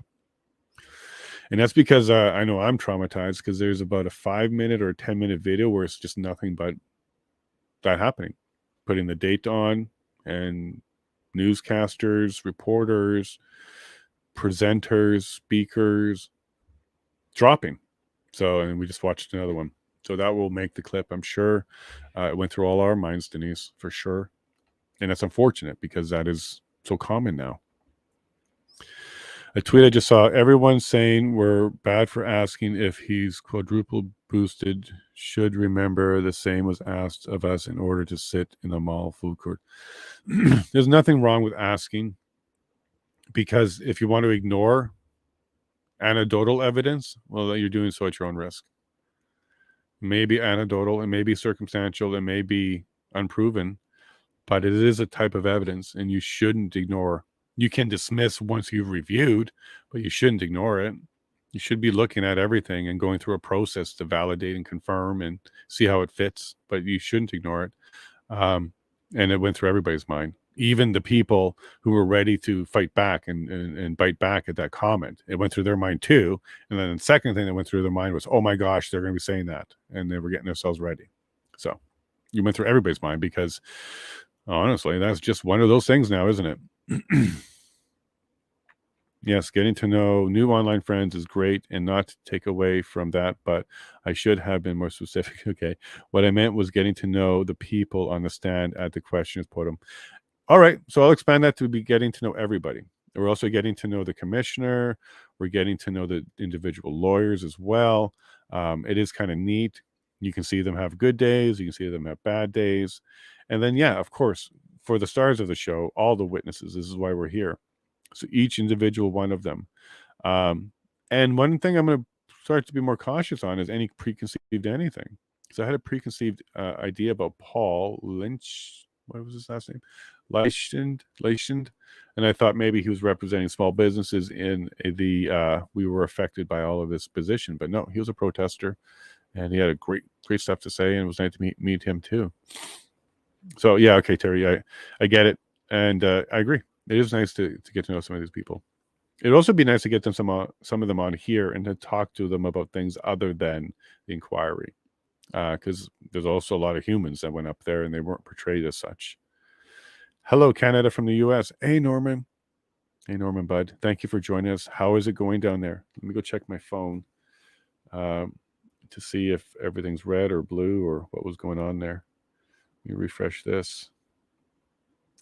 All right, so 48-48 on the Senate, so they're still tied. Well, this morning it was 47 Republicans, so one more Republican picked up there. And then the Democrats at 187 and the Republicans at 203, and you need 218 in the House to have a majority. So from what I saw this morning, a little bit more red.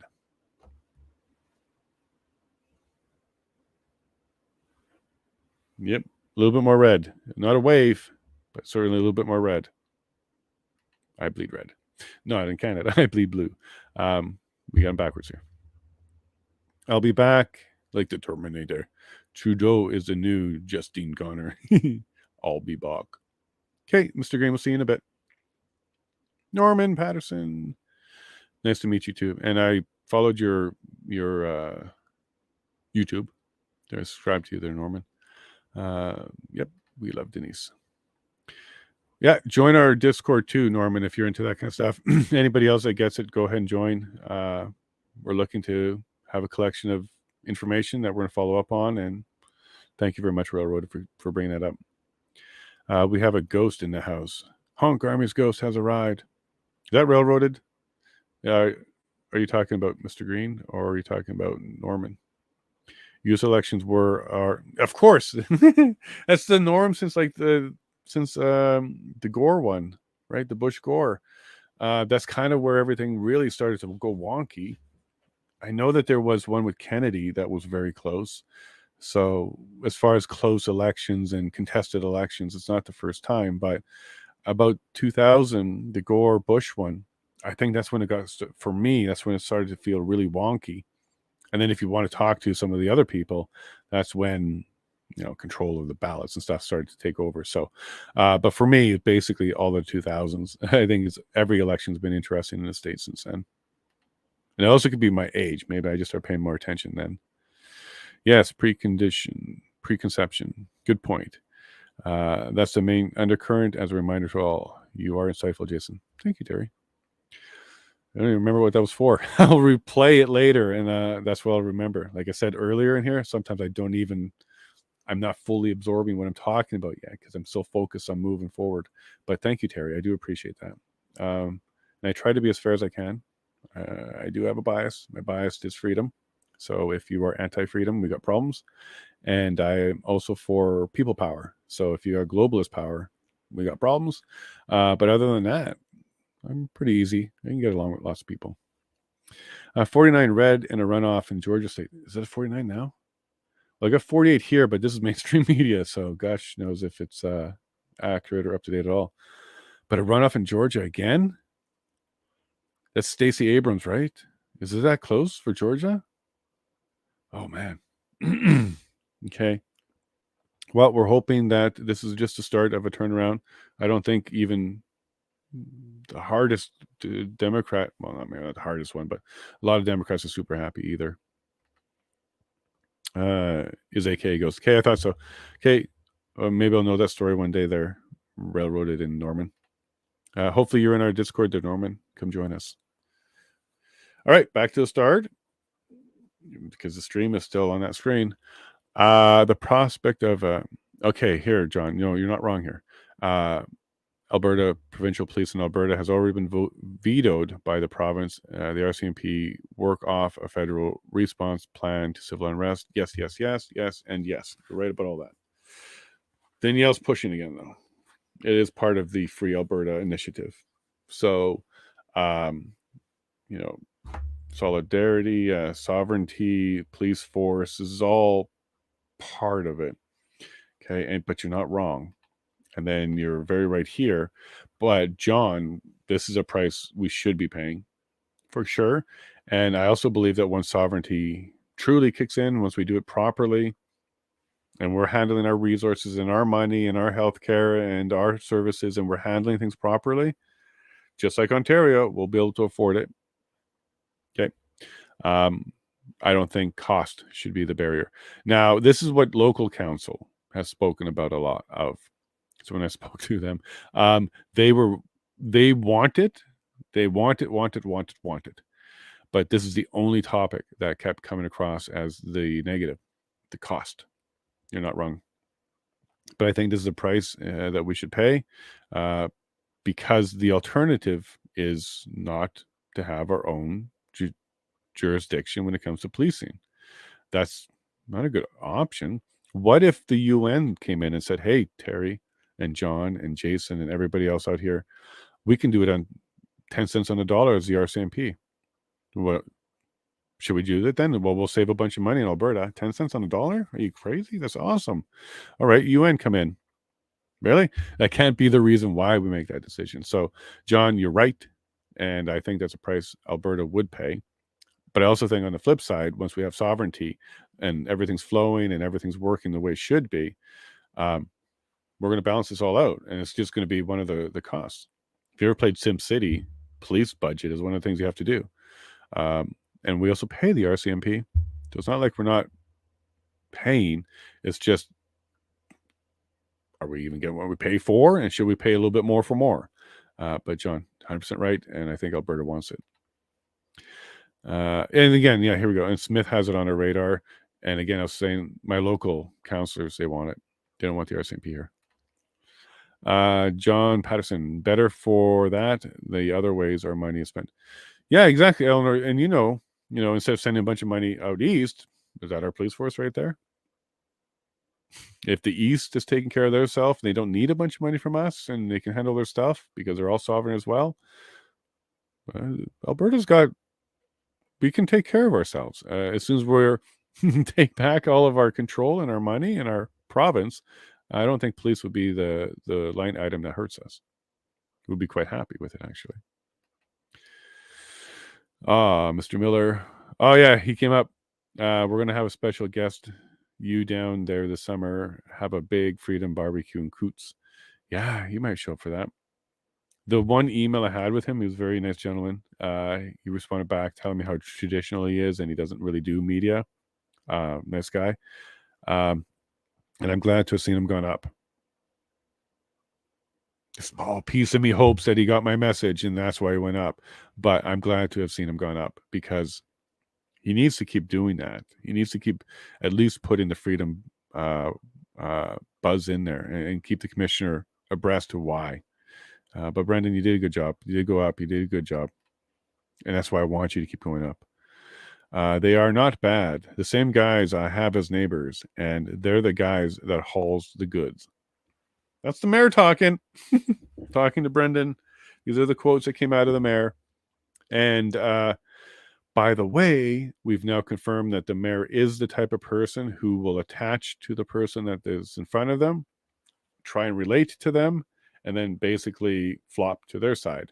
Because a lot of stuff coming out of the mayor when Brendan was asking questions was these kind of statements. He went from domestic terrorists to they're not bad, the same guys I have as neighbors, and they're the guys that hauls the goods. Yeah. Yeah. And is that your new definition of domestic terrorist? So thank you, Brendan, for getting that out of him. 70% support in the town. Nice. Yeah. And he got him to say it in a whole bunch of different ways, right? Wasn't that kind of cute? That's fun lawyering. So you're saying 70% supported it? Yeah. How many did they support at 70%? Yeah, they supported 70%. And so you're saying 70% supported it. 70%, yes. That was fun. We had the answer right away, but it was kind of cool that he kind of went back a few times to just make sure that everybody heard you clearly, because we know how people like to twist stuff. So it was fun, Brendan. This is why we want to see you up there more, because those are the kind of statements we want to be hearing. They just can't believe the people were not taking any more crap. That's the independent fear. That's why they're fearful of independent, because that's what independent is. That's exactly what they do. And people in power are very, very afraid of the independent one. And they also call them lone wolves, right? Because that's an independent person too. Lots of different labels. Because they fear them, because those are the people who you can't buy them off, or you can't coerce them through party politics or whipping. Like, independent is an incredibly difficult thing to control. And that's a good thing for Canada. Okay. We didn't become a country because we established a couple parties in England and then just did it here. We were independent. We put this system in place, and it was meant to also have independent in it. It's written into the parliamentary rules. We have independence. So, yeah, they don't like those people, do they? They do everything they can to vilify us. I will quote my CA, "Go hates us." Okay, look. This is so true in Alberta because we don't make national issues on the national platform. And what I mean by that is I don't mean we don't have any. We have plenty, beaucoup problems. But they don't make the national stage because of the number of MPs we have, the number of votes that we have. Alberta doesn't have a significant weight to it when it comes to voting. And this is why we're so frustrated with this. We're not properly represented in our eyes. And it also us that none of our issues become national on any party platform, no matter what color, because both party platforms definitely have to kowtow to the corridor of Quebec, Montreal, Toronto, down to the center of the universe of economics, Windsor. Okay, that's where they all have to kowtow to, which is why national issues are really issues that they can only sell there. You don't see a national energy, oil, anything on any of them, no matter how blue we turn here on the federal level. There's just simply not enough votes, not enough weight. And frankly, they already got a good thing. They got the East versus West going. So keep it going. It actually helps them in Ottawa to keep that divide going. But I'm glad that we blame Trudeau. We're not blaming government, even though each one we're not happy with. That just shows that Alberta has some faith that eventually maybe there's going to be a good one. Danielle Smith, Moe, Ford might push hard enough. But that is the sentiment here. We don't trust Trudeau. We don't like him. And it's because it seems to be like every issue that we have, he's on the opposite of. And then, of course, he labels us. He's from Quebec, and the Quebec leadership. I want to be clear on that, not Quebec people. Quebec leadership, people in government in Quebec, they adopt this position pretty quickly, and then they make it part of their personality, as we saw with the Prime Minister. And that could also be why we specifically dislike him and Freeland. We don't want her to come back. But yeah, and for him to say my CAO hates him, that's the top unelected position, CAO. So that's exactly how the people feel. Alberta, Trudeau hates us. We must be doing something right. I love that attitude, Ninja.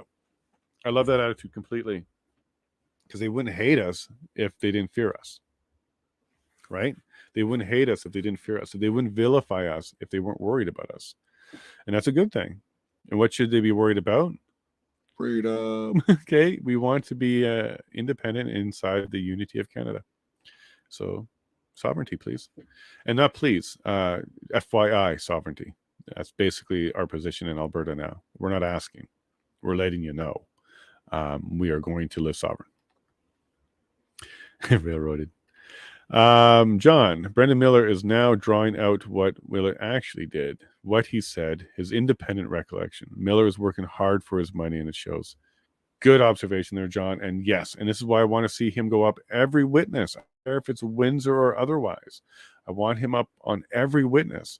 If the city of Ottawa is questioning the mayor of Coutts, I want to see Brendan talk to everybody and just keep pulling out. Would you want your granddaughter to be at the knee of that guy? Type of questions, okay? Keep going. It was great. We like that. If this mayor doesn't understand the dislike for the federal government, he isn't a very good mayor. He does understand. He does understand. But he's gotten, I think, a little bit more comfortable where issues don't address him directly. For example, Freeland took some heat about talking about in her family getting rid of Disney Plus as an example of tightening things. Well, actually read what she said. She didn't say that. It kind of got twisted into her giving advice. What she actually said was they don't use it anymore. It's not like they cut it because they were tightening things. They just don't use it anymore. And that's an example of ways to save money. Of course, it's still tone deaf, and of course, it's no good. But Freeland, too, is not liked. And this mayor understands all that. Sure he does. More comfortable so that when things go bad, it's not hitting him as much, other than his complaint phone goes off. That is what he cares about the most, his complaint phone. And there's another comment here from Ellen around the mayor. When 70% of your own people dislike what the feds are doing, you just shrug. Well, 70% of people supported the protest. Okay. I don't know if that you can also say 70% don't like what the feds are doing, but it's pretty easy to equate the two. Because you're kind of, if you're in the mindset of supporting the protesters, you're also in the mindset of you're against government overreach, because that's fundamentally what this was all about. They like to say mandates, but it's really government overreach. This is what this is about. So you're probably right there. It's probably very, very close to that number too, Alan. Going to jump over to live for a bit, see how we're doing there. Herschel Walker. Okay, there we go. So Ellen, no, it's Herschel Walker and Mark Walker will win. Oh, okay. I said Stacey Abrams. Okay, so Herschel, football player. Go on. How is that Stacey Abrams one going now? Because the last number I saw, she was losing by a lot. So maybe Maybe that'll be the end of all of that chiming and chirping. Walker will win the Libertarian vote in the runoff. Right. So for those that don't know, because I don't think we do this in Canada, but they have to get over 50.1, right? Something like that. So they do runoffs. Once they got the top two, they'll redo the election so that you actually get a 50% majority. Whereas in Canada, you can have 40 something and still win. So I believe that's what they're doing here. And the Libertarian had like 1.7 or something like that support. So that's expected to move to Walker, I guess what they're saying here. It's too bad that even down there, they still have so much trouble getting independence in. Having the RCMP as your security and policing services may be an issue, allowing some leverage from the feds. Yeah, that's why we got to get rid of it, Terry. Can you imagine if Ontario didn't have the OPP during this? The feds had the wrong info. CSIS had the wrong info. It was only the OPP who had the right info, or far closer to the right info. To imagine if OPP was not part of this equation here, it could have been way worse, way faster. But the RCMP came into power for the purpose of providing policing where policing wasn't available. So that very mandate means we should be replacing them as soon as we can. That's basically what that should mean. Some provinces have done it, and we should be one too. New witness at 3 p.m. Eastern, so 1 p.m. our time. So another hour railroaded. You get that from a tweet? Oh, look at you. You did. All right. Let's go, and I'm going to pull that one up too. Great job, railroaded. Boom, boom, boom. Let me go find that link in the other window. There we go, 3 p.m. New witness at 3 p.m. All right, so we have another hour. And why new witness? Why are we done with this guy? Because we were only done commission questions. Oh, likely because the commission lawyers, a different one's going to be doing this other witness, and we're probably going to have to come back to this guy at another time. That would make sense to me. Okay. So we'll switch witnesses. Commission counsel will be a different commission counsel. They'll continue after lunch, and we'll probably have to come back to this witness because we didn't get through the commission counsel. All right, railroaded. Thank you so much. Thank you so much. Okay, I think we keep shrinking. Community police force, be cheap as, okay, global mafia is dismantling our institutions. Yeah, sure feels that way. We need to step up our own infrastructure pronto and compete. Well, the best way to compete globalist is to be independent. I hate you keep bringing that word up, but globalist requires you to want the power to move up. Okay, so regional, provincial, federal, global. In order for them to exist, the people have to want the power to move up. This is why I'm trying to go the other way. The more that we go the other way, so less federal, less provincial, less regional, less government, the more you have to be individually responsible and tackle it. We can't do that overnight, Ninja, because there's a big dependent class. But the more we chip away and bring it back, the better. And the more the globalists are going to be doing the opposite of that, the more they're going to be trying to get fingers in, and they're going to be trying to even sometimes create situations where we ask them for help, because that would be the ultimate one. If Canada people got to the point where we said, this government is no good and we're done, but we don't know how to fix it, can you give us help? If that's where the Canadian people go, the globalists are super pleased, because it's exactly how you then provide them the new system and take control and say, oh, by the way, we're the decision makers, but here you go. Here's your new system where everything's great, right? So what we got to do is make darn sure that no matter what happens, Trudeau 2.0, Freeland on speed, doing crazy stuff, no matter what happens, we deal with it internally. Okay, that's the most important part of all of this. We do not split up and get to the point where we seek for outside assistance of any kind, whether it's from the States or otherwise. We need to deal with this internally. Okay. The second we don't, we're going to hand over the ability to do that internally. Don't. That's the biggest mistake we'll make if we even think about doing that. Please share Discord. Yeah, Norman is coming. I assure you, as soon as you said that, railroads all over you. If they're gerrymandering like the U.S. elections would be more balanced. If there was gerrymandering like the U.S. elections would be more balanced.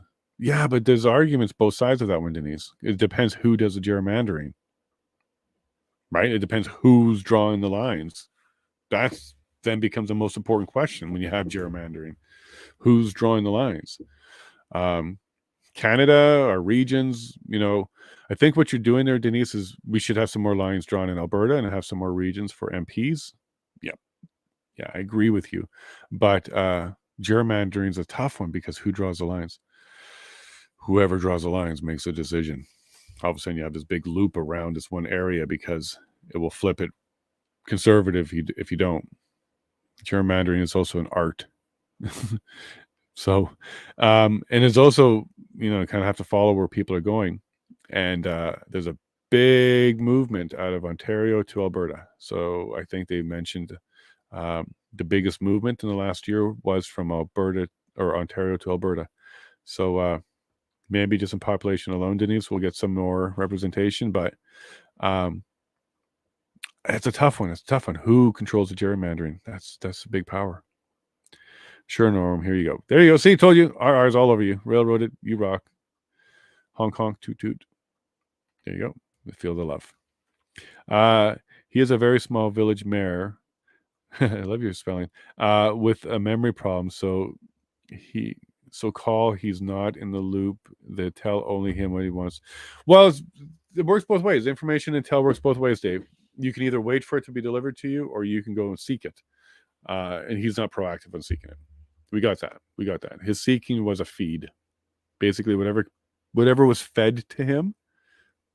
That's why it's called a feed, the Facebook feed, because they're feeding it, feeding it to him, feeding to him, fed. As long as that's the way he's wired and the way he functions, it's going to be unfortunate because he's a leader and he should be following the truth and finding the truth and asking for the truth. He could be far more proactive. If he's not getting the phone calls from RCMP or federal level or provincial level, he can call them. He knows the area codes. Not all states do runoff. Yeah, every state's different, right? Very independent. So the American system is a very independent, united system. A whole bunch of independent states doing different things. Right down to election rules. They're very different on each of them. Lots are similar. There's certain categories, but there's certain differences between a lot of them. Like, for example, is it New Hampshire or Maine? They will put their electorates by votes, whereas most states will do all electorates go to one side based on who won the whole vote. So 51% of the vote, you get 100% of the electorates. But I think it's Maine or New Hampshire, they don't. They will split them. So yeah, each state's different, and I think the same way for a province. Each province should be slightly different. Do what's right for the region, do what's right for the people, and the ultimate vote is you vote with your feet. So if you don't like what your locale is doing, and that's not for you, it's a big country, and believe me, Yellowhead's a beautiful place. So if you like freedom and you don't mind the snow, and you can handle the cold, get through all of that. It's God's country. It all depends on which lawyer took which deposition. Yeah, that's why I think we're getting. I think more than the deposition, but you're right. Yeah, Dave, you got it. Because they all prep for the witness. They know ahead of time how much time they have, and it would be very difficult midstream to swap out a lawyer who's prepped either cross or examination in chief. Either one of them, it would be very difficult to swap the lawyer. This is why you adjourn entire court days based on one person. But because it looks like committee counsel, sorry, I got something in my throat. Committee counsel wanted to split the load up. The next witness was likely a different counsel, and they can then proceed with that. And that's why we're swapping. Excuse me, there's something in my throat. Let me get rid of it, or I'll just keep swallowing on you. All right. No guests, so I can't sneak in water. So thank you for the indulgence there. But we will be calling back this witness and finishing up. And hopefully it's that lawyer. He finishes up and he's feeling better. We might see him tomorrow or something like that. They might even juggle another witness from tomorrow if they're available. We'll see what happens. Keep in mind, the U.S. Senate is different as it is kind of it's elected. Okay, 2 per state. You know, I kind of think maybe I had this idea of us having a Senate-like thing with independents. Like if we could have 2 independents from each province go in every time, it would be great if we had like an independent province, like 2 independents, like kind of like senators for states, but they're just independent. And then independents don't run in, well, they can, but they don't traditionally win in the ridings. But maybe if each province had 2 permanent independent seats for the province, that would be kind of like Senate, where they're elected and they represent a different level than the House. That would be cool. I don't know if we have to copy their Senate system and elect and all that kind of stuff, but what if we sent or had, 2 independents, even from the territories, because they only have 1 seat each. If they had ability to send 2 more people that had power, I think it would be great. But barring that change, because that would be a change to our system, let's go ahead and pick some ridings where you find some strong independent minds and send them. Because if you can't, well, that's a great way to send them. They're allowed to go that way. But if we don't have another system, we'll do it that way first. But I think we need independent oversight, like a permanent oversight class where we're always sending in some independents. That would be a wonderful thing for Canada, in my opinion. Has to be done by population regardless of the size of landmass. Toronto, Montreal, and Vancouver cannot decide elections every time. Yeah, and Denise, and it is population. So it's around 100,000 or so per riding. We got 338 representatives or ridings, and we got 38 million or 35 million Canadians. So it's around 100,000 per riding, give or take. And that is how we do it. So if a whole bunch of people from Ontario move, maybe Yellowhead will have to split up because we grew so much. But it's a long process, Denise, and you're right. It has to be done by population. Tony was reelected in Pennsylvania. He died in October. Well, I'm sorry to hear that he died. Incumbent, they'll replace him. Sometimes a widow does that. Sorry to hear he died. But I am sad that it's very evident that, at least in some parts of the U.S. system, the candidate doesn't matter. It's the color only. Okay, because there's a candidate, Fetterman, who, God bless, but he's got an injury now. And it affects him. I'm very pleased that he believes he can go ahead and do the job, but that is definitely party talking. That is not his doctor talking. Isn't that something, eh? Denise, yeah. Yeah, and no, I guess he died while he was already on the ballot and stuff, but that's party, isn't it? Like I said, one huge, yep. You're in, Denise. You're in. All right. I'm amazed 25 of you are still here waiting for this return. Thank you for being here. It sounds like we have another hour to go. Going to be a long lunch. But after this, I'll definitely go get some food. All right. Agreed, Alan. He must be comfortable and not really connect to hardworking people anymore. So now we're back to the mayor and response from Alan about, kind of forget, Alan, what it was about. But from what I got here, it looked like he was disconnected, not with the truth anymore. And it's likely because, in my opinion, he was just getting comfortable with his new life, power. He's just disconnected from what it feels like to really have to worry about how am I going to pay my heat bill if my electric keeps going up? How am I going to do that if the price of everything's going up? How am I going to get all the nutrients in my diet when the price of everything's going up? He doesn't remember or understand that anymore. So that could be why. And maybe 30% is the comfortable people in that town. A kind of entitled attitude. I deserve to be able to drive across the street faster than this. That 30% of entitled class. Maybe that's who we're talking about here. Truth, Jason. That, and there are still people out there, amen, that are running on truth. I think truth is starting to become in vogue. There we go. Yeah, so I said I think truth is starting to become in vogue. Because look at you. You're all here right now. You're only here for the truth. You're not here for the streams that drop. You're not here for the pixelation that happens sometimes. You're not here for the dead air that happens when something happens and I'm not at the desk. You're here for the truth. So I'm glad for that. I think it's in vogue. I think it's what more people want now. For a while there, we were kind of a tabloid world where we kind of enjoyed that. But it came, I think, too close to home.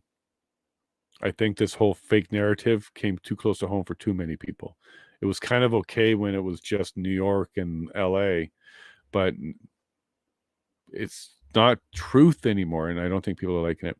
And I do think the convoy switched a lot of people's minds because just like Stunt, they heard the narrative and then went and looked.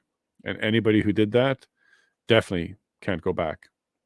You can't unsee it. You can't go back. It's permanent. Right, Stunt? Boy, he really outed himself as a follower of social media. So at this point, he was talking about Facebook, the different groups, and YouTube, and he used them a lot. Oh, Mayor. Ballsy to use this particular line, especially with Peckford doing all the work he's doing. Ballsy for you to use this particular line. And he's not talking about traveling to a sunny location. He's talking about going to Tim's, getting to the grocery store. That's what he's talking about, because he's not restricted any other way. And he's not even talking about not being able to get to Tim's. He's talking about not getting to Tim's fast enough. Okay, Mayor, that was tone deaf beyond tone deaf. This is the definition of tone deaf. This was tone deaf because actual human beings who actually made a decision for themselves, for their health and their well-being, were denied travel. So, dude, you're now in the dictionary beside tone deaf. Mayor of Coutts. Good job, man. A field hospital. Whew. Hey, you do have to pay attention because sometimes they slip and they let more out than they need to or want to or should have, etc. A field hospital was set up. Okay, for those of you that don't know what that is, go watch MASH. Mobile Army Surgical Hospital at the field hospital. That's what that is.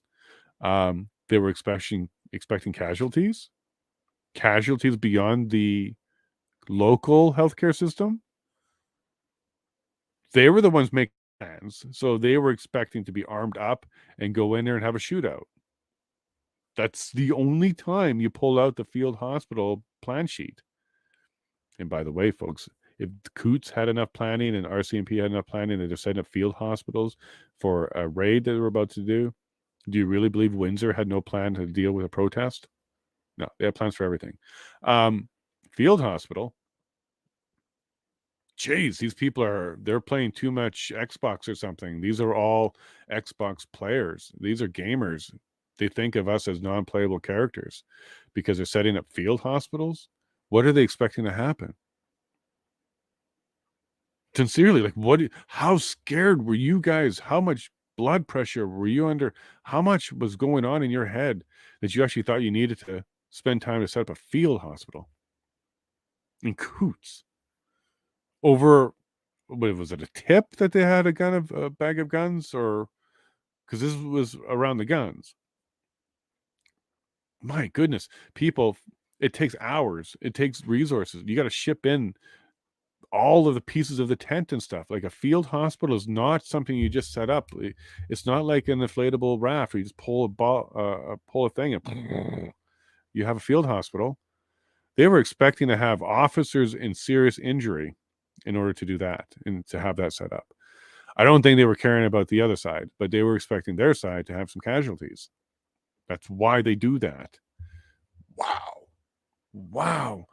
Wound up, super paranoid. Who's doing that to them? How are they stuck in that mindset? And are they? Was there a bunch of officers going, what the heck are we doing setting this thing up for? I don't know. But what we do know is at least the mayor was aware of the mission to go into that house in Coutts. So now we know it's a house. It wasn't an RV. To go into the house in Coutts, they actually established a field hospital. See, these are the little things that I do pick up because, well, in order for that to be there, you need to have the fear that you need it. Okay. This is not a 2-minute decision.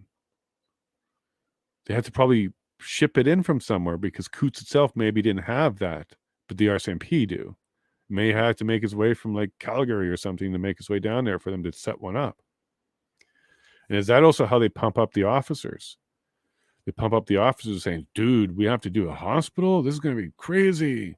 This is a level whatever, because it requires a hospital, field hospital. Is that how you pumped up the officers? Were you hoping they went in there to use that hospital? My goodness. It's weird. Because we're not even talking about the protesters here. We're talking about just the gun seizure. How wound up are we? Or how wound up are they making them? Might be weird. It might be something, some psyop type of thing. Terry says, FBI has laid off thousands and is apparently bleeding money. Billions, I read. No confirmation yet, but trouble it seems. I remember when Facebook entered the market and it was $100 million valuation and we were all shocked. It was like $100 million for this. Now they lose billions. The market value, like that kind of growth is insane. Look, that's the consequences of the En Vogue truth movement. It's here. Nobody wants the fake feeds anymore. It feeds them air and it gets them all worked up and they go crazy. Nobody wants that anymore. I've been off of Facebook for a long time, except for having to come back for this. Because lots of my neighbors are still there. They're definitely not on Twitter. Railroaded should know that. Alberta rural is definitely not Twitter. I think Discord's bigger than Twitter. But Facebook's the biggest still for us out here. So it's one of those necessary evils so I can connect with the people who are here. It's very important for me to be able to connect with and hear from everybody. Yeah, Terry, great news, huh? When you actually fight the truth, the market responds. Yep. And there's also a big exodus on Twitter.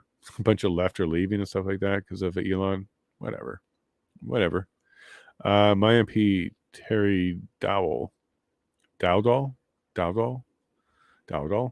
always reminds me they can only deal with the issues that his constituents are most concerned about at the time. Let's talk about that, Terry. You have to be vocal, active by bringing your concerns to your MP. Yes. Okay. So this is squeaky wheel. Okay. That's where he's going with that. But Terry, follow up with him. Where does it go after that? Okay. Ask Terry. So Terry asked Terry, where does the concerns go after that? Because if they do not align with any national agenda, they get whipped and died at the platform level. Okay. So go ahead and test that if you can. Go find an issue that's important to you. See if Terry will bring it forward and see if it makes it on the platform. My proof is Yellowhead wants oil, not on a national platform. We're blue as blue gets. We have one little orange in Calgary, I think. We're as blue gets in Alberta, and yet pipelines are shut down. We can't get things down out the west. We don't have a port on the east. We're being ignored, right? So that's proof right there, Terry, because I guarantee you, Gerald Sikora, my guy, gets lots of those squeaky wheel complaints about jobs, homelessness, despair, employment, all of that's going to him. What can he do? Nothing. And that's really one of the problems with parties. Good luck seeing this issue go forward, unless it's a national one and or part of an agenda, like with the Liberals. The Liberals are really pushing agenda. They're not really listening to constituents. I guarantee you it was not a high priority pronouns with constituents. That was agenda. I guarantee you it was not the constituents saying, let's go ahead and, without parental consent, let children decide on end-of-life care. I guarantee you they were not squeaky wheeling that all the way up there. That's all agenda. But for a Conservative Party, maybe it's more about national platform and power, less about agenda, but more about getting in there and getting the power. And this is why local issues die on the cutting room floor of the platform decision-making committee. Okay, there's a committee, closed doors. MPs have input, but they're not there. Some are, some aren't. And even a lot of the people that are at those committees aren't even MPs or elected. They're party officials. That's where your national platform comes from. So if you want to know how the sausage is made, that's how it's made. It goes into a black room, closed doors, officials, some elected, certainly all the leaders. They make the sausage, spit it out, And then the rest of the MPs go around like cookies for Girl Scouts and sells it to the constituents. That's how that sausage is made, and that's how that sausage is delivered. The only way around that is independent. All parties do that, even PPC. PPC came up with their platform. They do listen to the members, but again, it's decisions made by leaders and officials. So, c'est la vie. That's how it works. Railroaded, I am only on it for the MP role. Oh, Facebook. Yeah, I jumped off of Facebook around the scandal of the UK, Cambridge Analytics. I jumped out of there, and not directly because of Cambridge. It's just because I didn't have a use for it. And also, I'm a developer, so I actually had the developer accounts for Facebook. I had access to their APIs. I know how to crawl the friends and grab information. I know how much access you have to, as a developer, to all this information. None of the Cambridge Analytic things was a surprise to me at all. Also not a surprise to Facebook. Their Facebook graph allowed for it. So anyways, behind the scenes, developer level stuff on Facebook, I know how much information of yours was there for my taking. Okay. And I know how Facebook could have put more things in place for sure to make it difficult to scrape data and how much data you could get to. Just from a simple click of letting this app run, saying, I allow this app to have access to me, the ripple effect on Facebook was huge, how much you get out of there. Now, Cambridge Analytica took a different step. They took a step further, and they started to use that to feed their system on collecting information and passing it out to influence voting. That's where they took a step a little bit further, and they're very successful at that. And if you think that just because they got outed and then that company went under, that all of a sudden the elites and the political masterminds and the people that know how to move strings and stuff like that decided to go and start fishing for the rest of their life instead of doing that forever, you would be dead wrong. They're just doing it in a different way now. Completely doing it a different way. All right, let me see where we are in our chat. Cool. Denise, catch you later. Take care, Denise. Oh, yeah, that's where we were. So one of the last messages was from you. You have to go for a while. Catch you later. Take care, Denise. We'll see you a bit. Want to guess for a bit? Azario? Yeah, sure. We got 4 or 5 minutes. We'll throw it in the chat. See if anybody else wants to join too. Terry, want to get in there? John? Here. It's a special day. But yeah, we got 4 or 5 minutes. So if anybody wants to jump in, go ahead. I thought it showed a lot of people into understanding more. I don't think they really wanted to play. Yeah, they paused it at the wrong spot, didn't they? They paused it at basically, he said, in history, this is how we dealt with stuff. And then the rest of it was how we can do it a different way, the right way, an effective way. You certainly did, Dave. Trying to twist it to make it look like he was inciting the people. Exactly. You caught it, Dave. There's more to it than that. There was a lot more to it than that. And that's another thing we can't forget, Alberta. I think I even have a tweet about that one. That one and Tamara. I don't ever want to forget what they did to those 2 people. Field hospital, probably just dotting I's and crossing T's to be part of the same sort of... Not normal, though, Ninja. Like SWAT, even SWAT. There's different levels. There's different threat levels. And when they have different threat levels, then they will execute different parts of the plan. And one of them will be... here's Ario. One of them will be field hospital. But you would have to get to a certain level of threat assessment for them to say, okay, yeah, well, we need to bring in the field hospital. I don't think that's the regular every type of raid scenario, like when they're executing on a warrant. For example, Tamara. There's no way the RCMP set up a field hospital when they picked up Tamara. So not very standard, but it is standard when they get to certain threat levels and threat assessments. How they get there, as we can see, it's all paranoia at this point, but that's likely what they did. I don't know what their threat levels are and their codes are, but it could have been like TL for threat level 7 has the field hospitals. 8 has commandeering of all services of hospitals. How they even got to that level is a shock to me. But then again, Canada-wide warrant for tomorrow, so they're overreacting on every step. Azario, hey, thanks for stepping up and asking.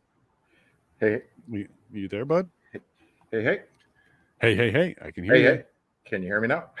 We got you. Welcome, man. Hey. Remind everybody whereabouts you are without giving up your GPS. Yeah, I'm just in southwestern Ontario. Might be on a Great Lake. That's right. And enjoying a nice balmy day here. I feel bad for you guys out there having to deal with the -16 temps. It is currently 17 degrees here. And 16. It didn't warm up for us yet. Oh my, yeah. No, geez. But We even had the witness. Right, we had the witness at the beginning that said he didn't want to go back to Alberta. It's so cold. Hey, I was outside in a t-shirt earlier, so. Yeah. Let me show you. Here's my phone. Hopefully I'm not giving up any details. -25. Oh, -25. Goodness me.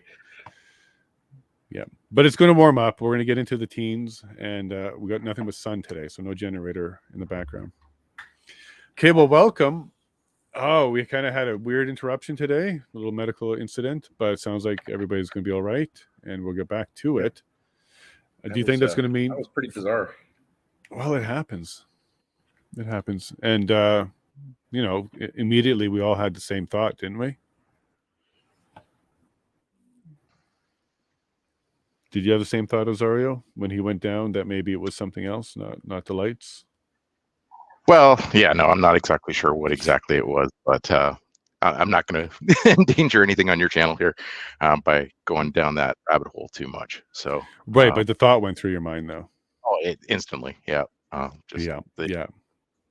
What we've been seeing all in the media has been pretty crazy. There's definitely some good documentaries out there around some of this content. So I'm not going to mention it. I don't want you to get any strikes or anything on your channel. So no, I appreciate that. But you're on our Discord now, right? You can share some of that.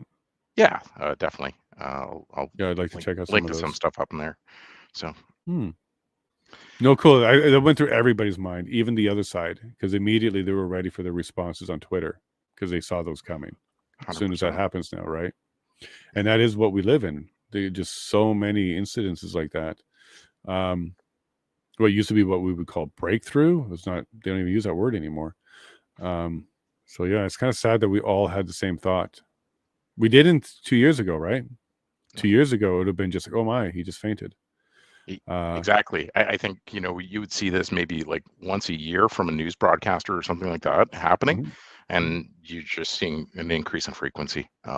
It is, if you're not noticing it, you're not paying attention to all the stuff that's going on. But I think with the certainly sharing of on social media networks and you know, Twitter and the like, that we're being able to kind of get that information out, people are connecting dots. So it's not hard to connect the dots. Athletes, way more of them. We even had players for sure. Yeah, soccer players. We even had a really good Canadian soccer player. I think even in Alberta, he had some issues with his heart and he had to miss a massive game. What was that again? I want to say the World Cup Canada qualifier, and one of our strikers, one of our best ones, he had to take the bench because he was irregular heartbeat, is what he got.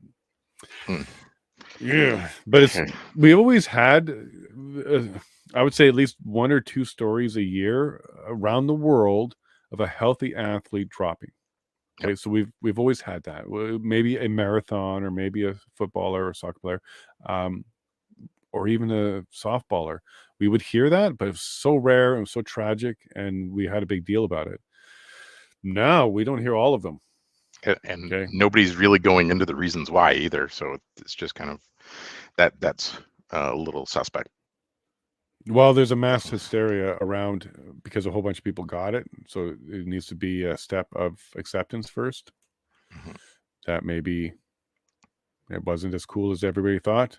More and more are, because the more people are touched by this, it's undeniable.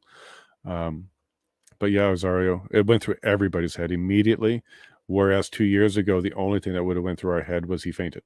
Yeah. But not anymore today. We're all programmed differently now. Oh, definitely. And like I can attest to being in cadets as well. They would you know, drop like flies sometimes. doing drill, you're outside and it was like Yeah. 95, 100 degrees in a uniform and you're standing at attention. Yeah, people would, lose teeth, all sorts of things. And you don't wish that on anybody, but that was what happened.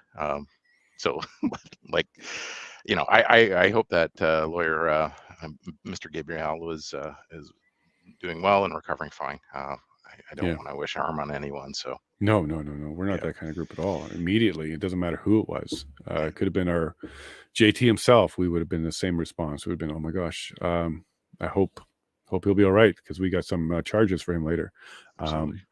Yeah, we want to have him sentenced and healthy. Yeah, hopefully mystery COVID doesn't show up just before. So yeah, or maybe another lawyer and then cancel the whole thing. Who knows? Absolutely. Jeez. But I'm glad to hear he's doing better. I understand why they're shuffling the witnesses. We may have a longer day for it, but something's telling me they're going to extend tomorrow. And I think Railroaded is right that we're not here Friday because of Remembrance Day and federal employees don't work on that day. So we'll find out how this all goes out. 100%. Yeah. What did you think of our Pulaski there, like in the Coutts Smugglers Cafe, I guess, or Smugglers Saloon, I should say. I was listening to that clip and I thought that he was just a little bit, I want to say a little bit right, really sensational to a degree of really spinning people up in that. And I was trying to be objective to it because I was listening with a critical ear and I didn't want to say, am I reading too much into this? But the message that kind of resonated with me where what they showed in that selective clip was, millions, thousands of people had to die to do this. Thousands of people had to die, and they did that over again. And that was, I think, the tack that he was using to kind of underline the importance of this to the folks that were there.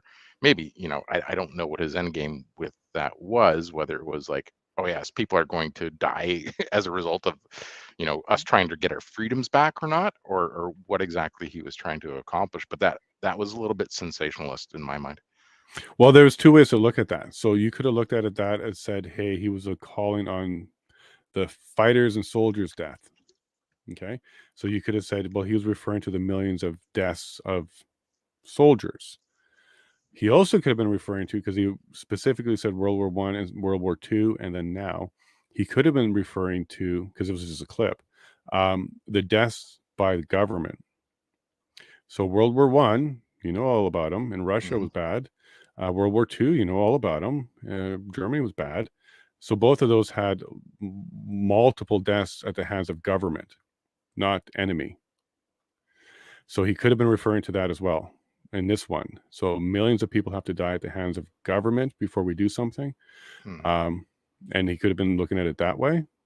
But he also could have been looking at it as the fighters, so casualties of war. It's really tough to say exactly who he was referring to because he only went to 3 events, World War I, II, and now. And all of those, it could have been taken from the fighters or the government hurting people perspective. But he's also a preacher, so don't forget that. So it's in him to be grand with his words and his messaging and biblical with it sometimes too. So that's also kind of the way he talks. Now, unfortunately, you didn't get the rest of the clip because what didn't happen was that cafe didn't pick up pitchforks and knives and guns and go do anything. So whether you thought he was riling up the crowd or not, the end result was there wasn't a crowd pitchforking anybody.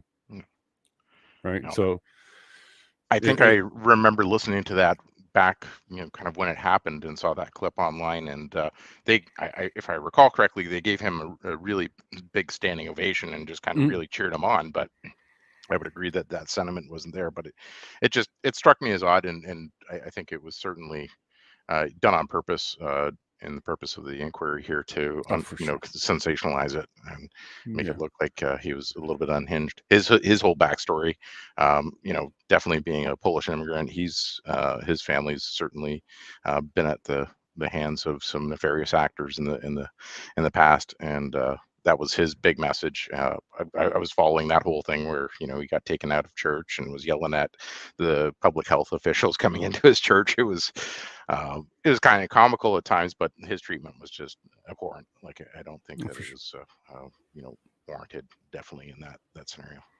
Yeah, I kind of put him in not the same category, so I'll be careful here. I don't want people thinking I'm saying this the wrong way. Only for the rhetoric side of things, I would put him in the same category as Pat King, in that I wish that wasn't said that way. Or if I was writing your script or your speech, I would have had you, tackle it this way. Same message, but different words, because we're dealing with such a sensitive wordplay side that they twist everything into just horrible. So when they clip and they replay it like that, I can see how it's bad. Okay. So why, when I say I put him in the Pat King category, it's kind of, I wish they had somebody that would have said it differently than that. Same message, same passion, just slightly different words. Like he didn't have to say, we now also need to have, or we will have, or something along the lines of expect many deaths. See, that part of that is where they'll hang their hat on that and say over and over again, this was and would have been a massive militia had we let this continue. Therefore, we did what we did to save all of us. Unfortunately, it gives them that ability to do that. And that's what else I had an issue with Pat King on, because of his stuff. It just gave them something to point at. Look, he's part of it, and here's how he talks. Like, oh, darn. You could lump Jeremy Mackenzie into that yes, too. yeah, the Jeremy Mackenzie's after show. Yes, Yeah. I'll say his after show, because his after show was too unfiltered. It was just right at the line. Like it was in some ways crossing the line a little bit. No, he crossed but the line for me. I had to unsubscribe. Yeah, I'm sorry. I'll be honest. I liked his podcast. His energy levels were high and then low, and then his brilliance was there and his genius was there. And by the way, those are two different things, but they were both there. But his after shows where he let his hair down too far. And frankly, I wasn't even comfortable with it as locker room talk, because I don't go there. I don't know people that go there. I can understand through frustration and loose lips, especially when you have a diverse group with you, and maybe your friends are comfortable with that, including all your diverse friends. But I'm not. So, I had to jump out after his after show. But fundamentally, his podcast, I thought it was very interesting. It certainly was interesting to listen to. Mm-hmm. And then maybe the same thing happened here with Pastor. Yeah.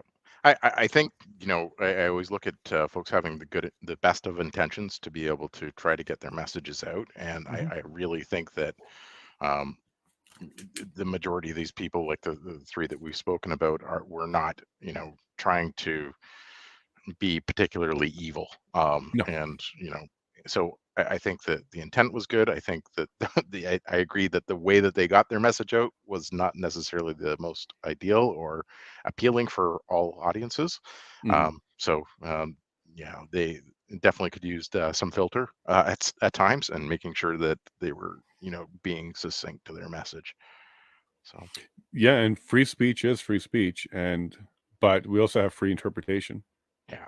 I mean, when it gets to the point of, almost inciting violence, or, calling for violence or calling for action, that's where it really starts. I tune out. I just, I'm like, okay, this person's starting to get a little bit too far off the rails, and it's not, no pun intended, railroad, but it's started to get dangerous. And I believe in free speech, and I also believe in that discord, in being able to, kind of, I'm trying to figure the word, but rebuke that speech that is there as well, and counter it. I look at like some of the ACLU's work in the United States, where they were proponents of free speech, and that now have kind of flipped that on its head a little bit now, saying that we need to censor people. But right, that was the same organization that was standing up for white supremacists and saying, okay, these folks need to be heard, but they need to be rebuked. And I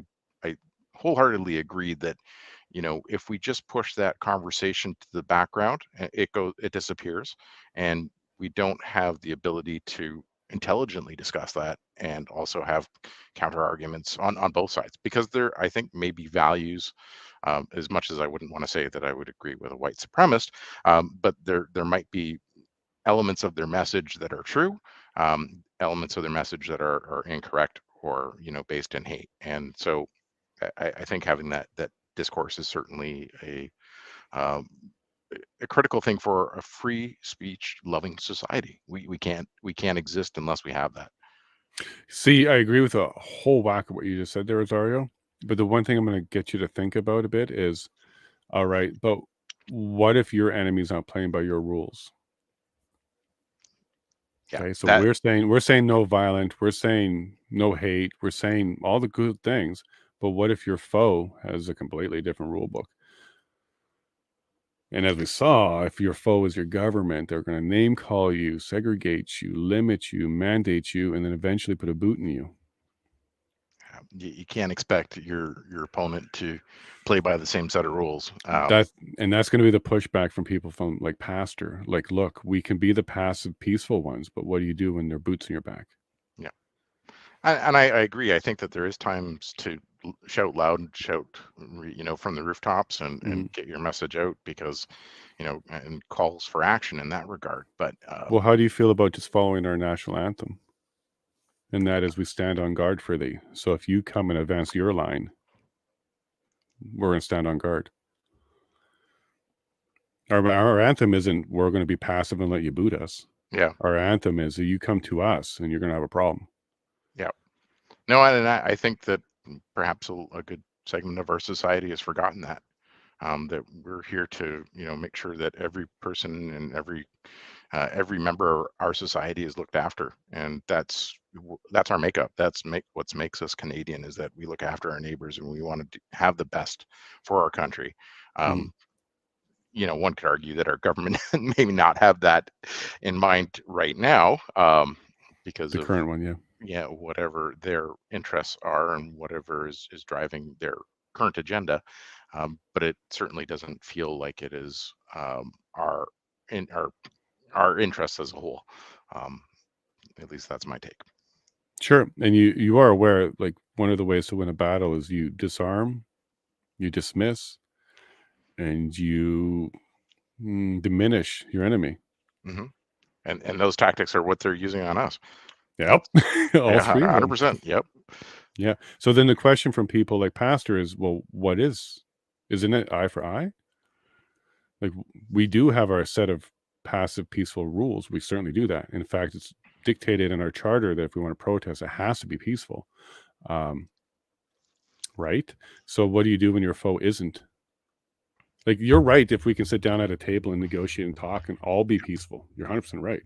If the government sat down and said, man, let's have a peaceful talk, we'll calmly tell you no. I'm with you 100%. But what happens when they don't do that? They're not using the pen, they're using the sword. Yeah, that puts us in a really awkward situation. Like, yeah. And now, I think the rest of Pastor's message, though, was that would be our version of the EA. Last resort, nothing left. Okay, I think that's where he was going with that, because throughout history, whenever people got pushed to their last resort, that's what it looks like. So that's like the people's version of the EA. But if you also listen to the rest of what he was saying, we have several steps first. We got a few things we can do first, and that's where I'm at too. I don't think we're at the stage where we need to call for all options, but I think we're at the stage where we need to execute all peaceful ones, every single one of them. So if that means running for office, if that means doing protests in the street, if that means calling on MPs till they're annoyed, if that means calling out your government and critiquing them, if that means creating podcasts, if that means writing to all your friends and moving from Ontario to Alberta, all peaceful options at this stage, I think, should be on the table and not even slow down on. Yeah, no, and no need to enact the Magna Carta or anything like that. But it's maybe a little bit of perspective. And I think the whole pandemic certainly woke me up to politics as a whole. I don't think I was more pedestrian in looking at politics. I definitely have my own party that I would vote for on during elections, do my civic duty. But I think, I think back to those times, and I looked at protesters and being is kind of an odd sort, and just not necessarily something that I could identify with as a working Canadian. I was just like, I don't understand why these people are protesting. Can't they just go back to their homes and just, you know, write a sternly worded letter to their MP or what have you? But and so I didn't identify with it. But now I think that because this pandemic has certainly raised a cause for me to want to champion, it's changed my mindset around understanding why people are protesting and you know, the need for protest. But where I'm going with that is that I think that I don't I believe that a large portion of our society looks at protesters, regardless of what they're protesting, with a dismissive view.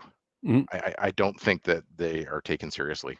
So I'm challenging you in that sense because I think, yes, protest is a you know, a good way to raise some awareness, but I don't know that it raises the awareness that we were after if we are protesting an issue.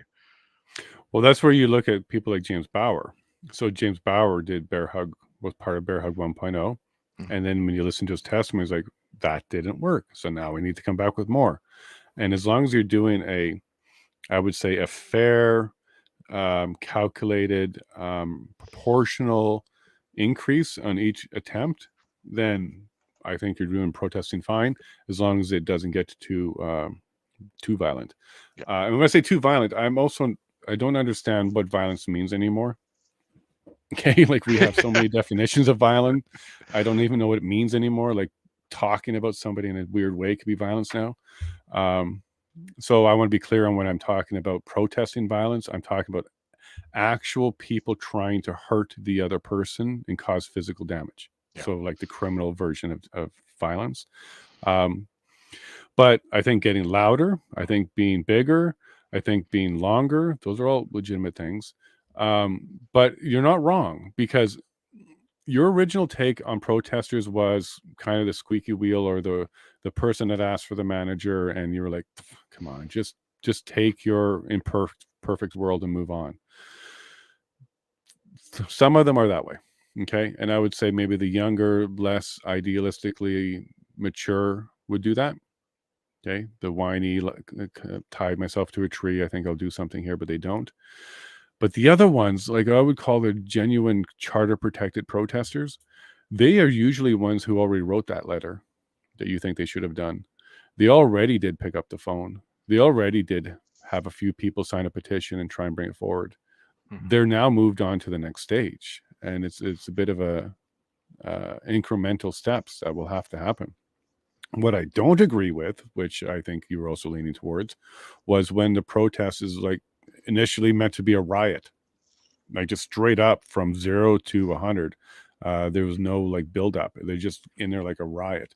And we saw that with other protest groups throughout the last couple of years, especially all over the States. And those protest groups, I don't agree with at all. Like to establish Chaz and to take over a few blocks, that's not what I would consider charter protected protesting. It's going to be somewhere in between the two. So that when you were, going through your understanding of what the purpose of protest is, from a third party voyeur wallflower type of perspective, I see where you're coming from. Because I actually had the same one growing up, younger. I didn't get into the joining all of my some of my classmates that were far more politically active for their beefs. I didn't join them because I thought they were more whiny. I thought they were complaining. I thought, like, come on. Like, I think one of them was about safe space. I think safe space was something in my high school that somebody was pushing for. And my take on that was, well, safe space is everywhere. You're not in a bad place. However, just like you, I've matured and grown up a little bit and recognized that for some, they've exhausted all of those options already that we thought they should do. And this is the next step.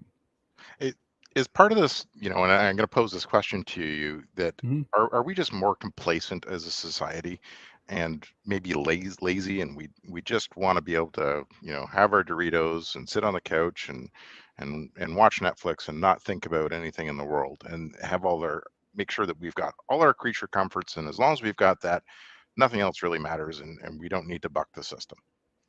Yes. Yeah. Yes, I agree. And I think that's by design. And that started in the 60s. Yeah. Yeah. There was a Marxist or something like that, liberalism or something like that.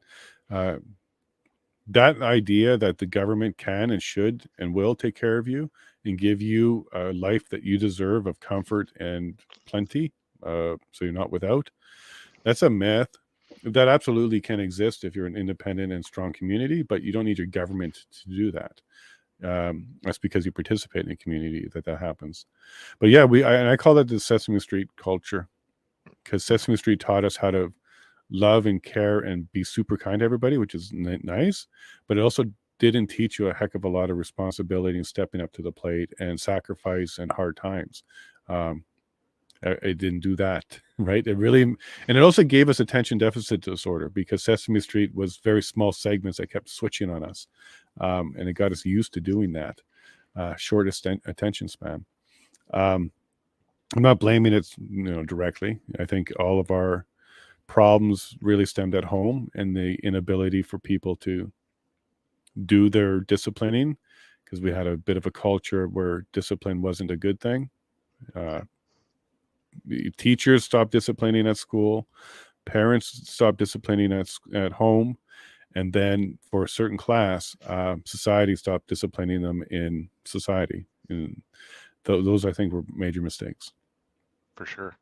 And I guess the follow-up to that is, how do we look to get our citizenry kind of re-engaged and wanting to care about these issues? Because as mentioned, I was like very pedestrian and didn't really care anything because it didn't really care about anything because it didn't affect me directly. With the pandemic, it certainly has. But yeah, how do we get that engagement? How do we, is it just constant messaging? Is it just, beating that drum over and over and over again and trying to get, support from people, while at the same time making sure that, you're not labeled kind of this extreme fringe one way or the other.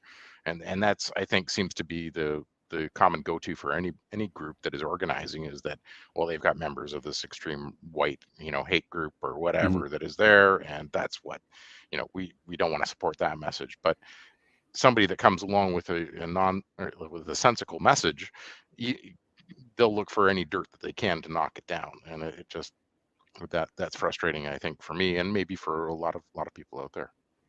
Yeah, I think one of the viruses, if you want to talk about it for a social virus, is the idea that cancel culture is a thing, because you can be punished for things for so long ago, and just on a whim, no due process, becomes a problem.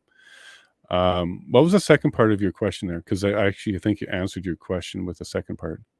Well, around how do we get, kind of the citizenry engaged and, rallying behind causes. Yes. Yeah. Yeah, that's right. So, how come you're on here with me? What were the steps that got? Well, that's kind of, I think, the answer is like, how did you go from passive? You didn't like not say didn't like protesters. You didn't fully understand the purpose of why they would protest, all the way to joining me on a stream where this entire stream is about critiquing the government, watching an inquiry, and fighting hard against our current government. So, what brought you here? And then I'll tell you what brought me here. Well, I think that's the answer to your question. Absolutely. I don't want to necessarily go through the whole breakdown of Sure, just the Cole's notes or the yeah, but the brief ones. I when this all came about in March 2020, I saw something was off. It didn't feel right to me, and I was just like, the next thing that's going to happen is that they're going to have a miracle shot for this, and that's going to be the cure, and they're going to force it on people, and I was like, no. Body autonomy is certainly something that I will not. That's the hill I'll die on, for lack of a better term.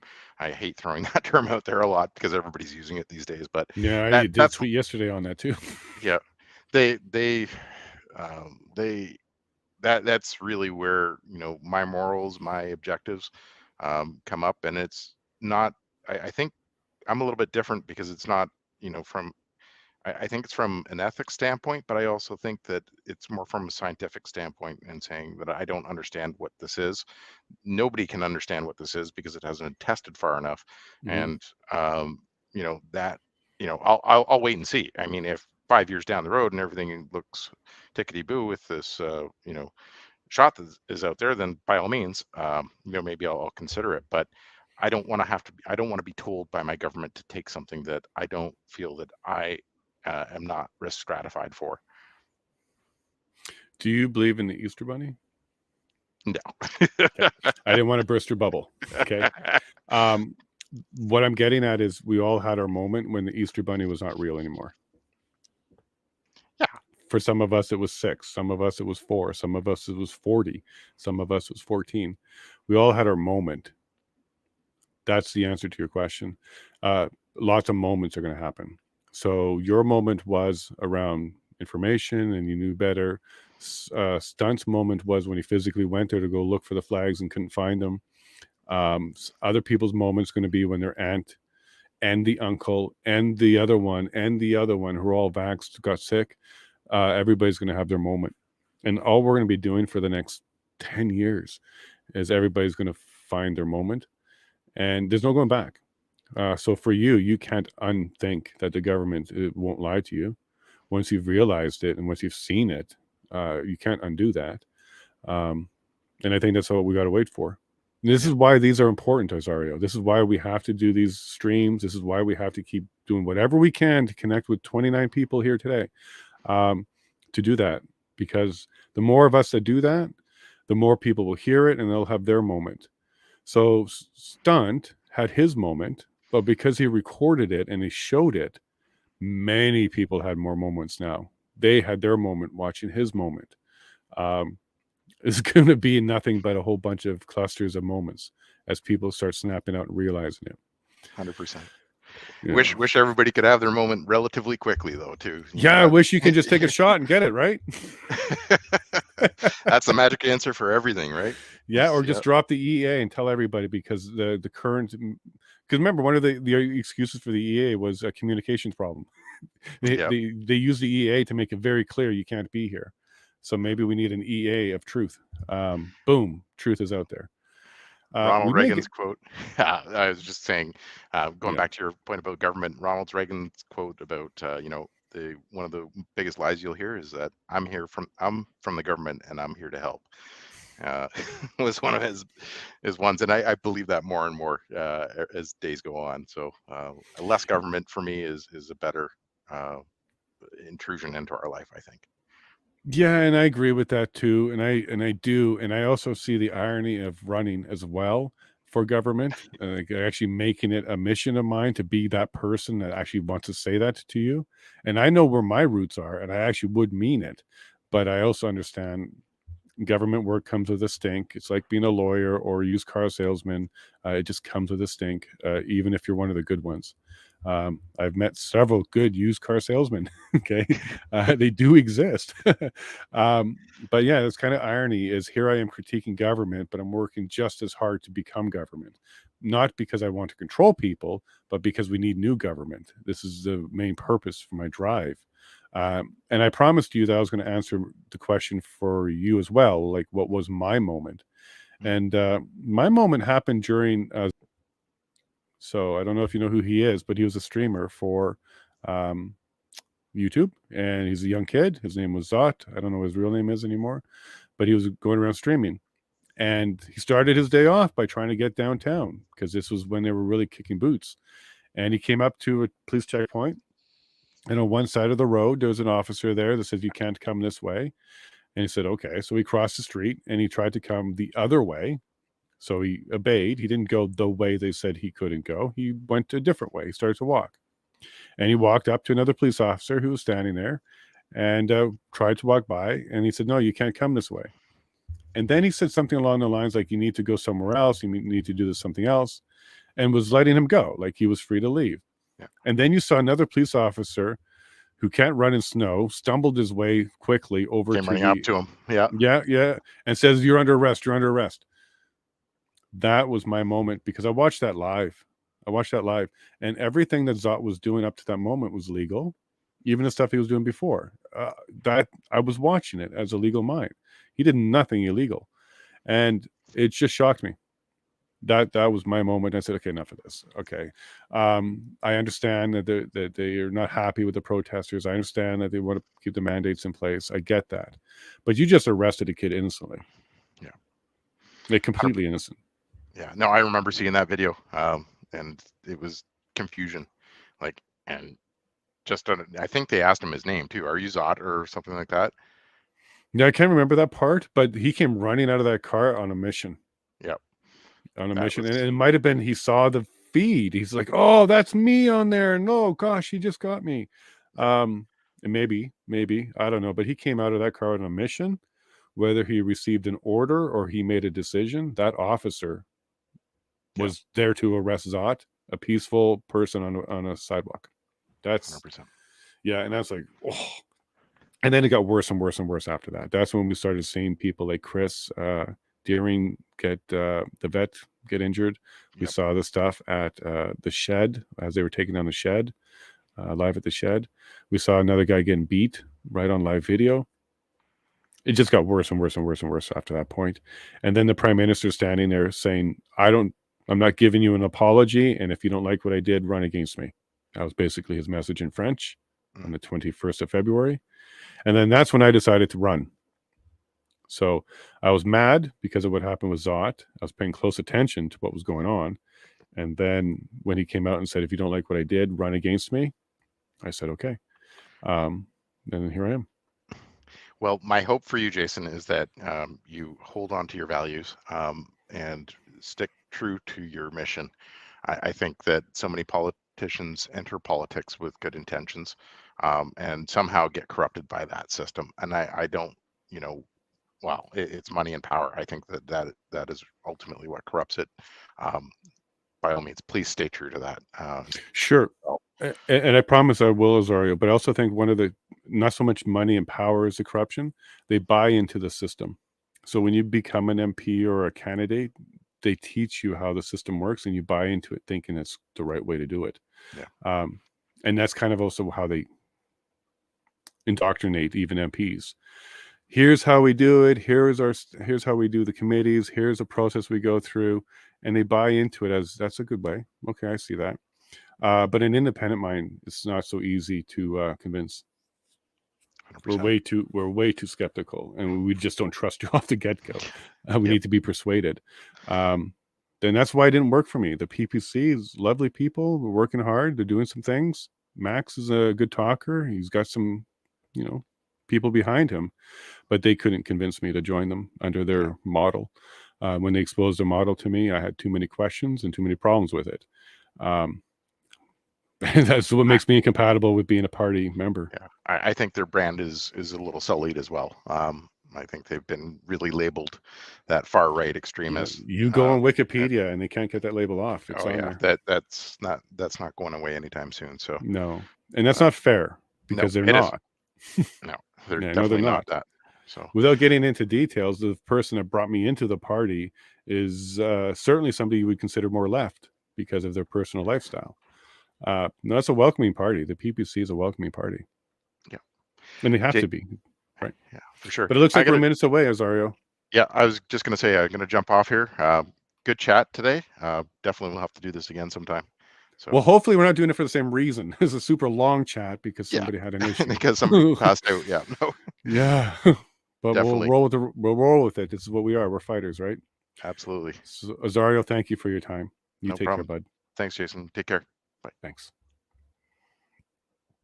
You guys like that? This is the kind of chat we got.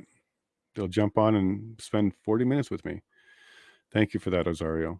I really appreciate it, and I'd like talking to you. And so I'm supposed to be out in Ontario soon, so maybe we'll hook up Azario. All right, so we got rumor via tweet that we should be going live in 2 minutes. So let's get that ready. There we go. The stream's still up. Yep, still taken away. So what do you guys think about that? Do you think we're off left field? We kind of talked about some stuff you can relate to. Oh, wow, so many chats.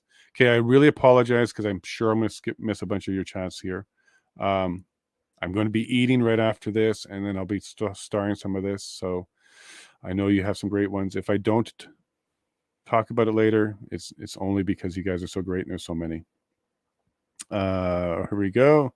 I thought the POEC video showed a lot of people into understanding more. They really wanted to play it. Yeah, play the whole thing. If you haven't seen the whole thing, go see the whole thing. And the fact that he didn't create a crowd that pitchforked anybody means that wasn't his intent, because he would have failed then. He was there to inspire, there to remind, there to talk about history, there to pull the wool off of some eyes. Some of it was harsh and hard to hear, but it doesn't mean it's not true. Some of the worst things that have happened in history are hard to hear, but it doesn't mean we should be ignoring it. Trying to twist it. You got it, Dave. You got it, Dave. Field hospital probably just. Oh, okay. I think I'm a bit behind here. Because yeah. What do we got here? Guns, eh? Sorry. Oh, there's some new people here. This has some old overblown Ruby Ridge vibes. Okay. I don't know who you are.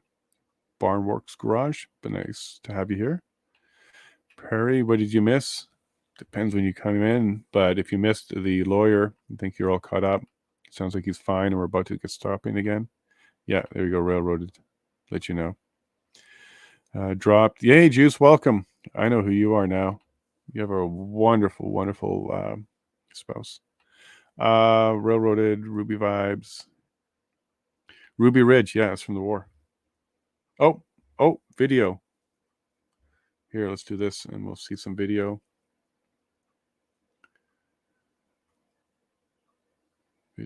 Okay, so I'm going to get ready with the new witness because we've been told them probably changing witnesses. So Mark, no. It looks like it'll be Ian Freeman. Traffic, Ministry of Traffic. So let me just get this queued up. Right, it's not the mixed martial artist. It's going to be the transportation, Ministry of Transportation. So Marco, we'll be coming back to you. Sorry, I got to do a banner and copy text, and I'll get there in a second here for you folks. Okay, Ian. Nice to meet you, Ontario Ministry of Transportation. Okay, we're running a little bit late. Oh, I think I see the lawyer himself. Isn't that him walking back there? That was the lawyer that passed out. So he's walking out and about. Okay, I hope so. If it was him, that's great news. Okay, we got some audio. Okay. Libs kissing Union Button Calgary as we live and die. Thank you, Azario and Jay. I was repotting things while you guys were chatting. I'm glad, Railroad. I'm also glad the chat was good. Peace on Earth, you loved it. Cool. Thank you, Azario, for sure, babe. Bev, thank you very much, Azario. That was cool. Sounds like it was a small business and close friend, if I remember correctly. Saw that. I'm going in reverse, so I might be reversing your conversations here. I'm just trying to find some stuff to throw on the screen while we're waiting a little bit here. You watched Zod Prairie? Yeah. Did you watch was it live when you saw his arrest? One thing I found weird about that one, Prairie, was how quickly the feed ended. It's like the police officer grabbed his phone and quickly pushed the stop stream button or something. Because just how quickly his stream actually ended. I half expected to be in the snow for a while or something like that. But he came out, grabbed the phone, and the stream stopped. Okay, well, here we go. Commissioner's back. Order allowed.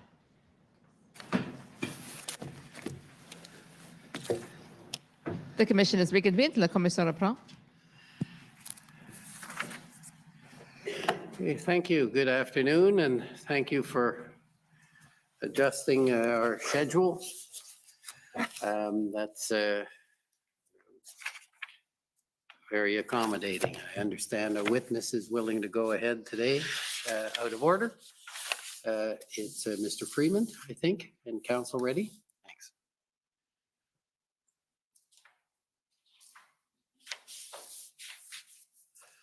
Mr. Commissioner Jean-Simon Schernholz for the commission. And as you said, our next witness is Mr. Ian Freeman. Okay.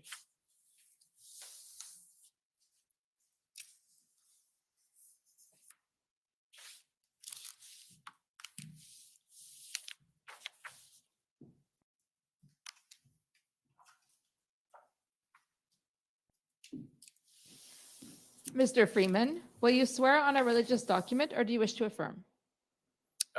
Bible is fine.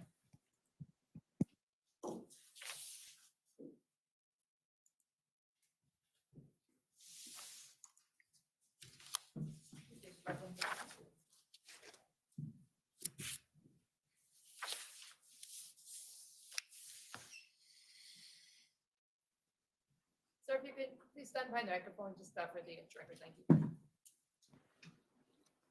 For the record, please state your full name and spell it out. Ian Freeman, IANFREEMAN.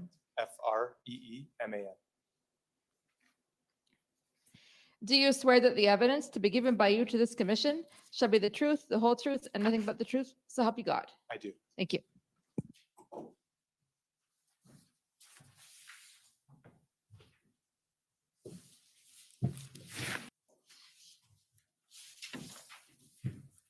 Hi, Mr. Freeman. How are you? I'm good, thank you. Good to see you again. So, Mr. Freeman, you sat down with Commission Counsel, I believe last month for an interview. You recall that? I do. So let's pull up WTS 6021. We've prepared a summary of that interview and you've had a chance to review it with your counsel. I have. Do you have any changes to make to the summary? There is one change I'd like to make. Okay. It's towards the end. There's a reference to tow trucks that were supplied or coordinated to, I believe it says we supplied 10 to the city of Ottawa. Okay. Oh, sorry, send 10 to the We city could scroll of, down to try and find that. very close to the end.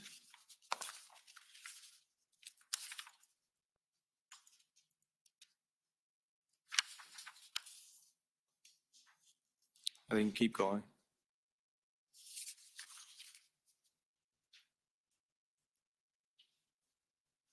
Keep going.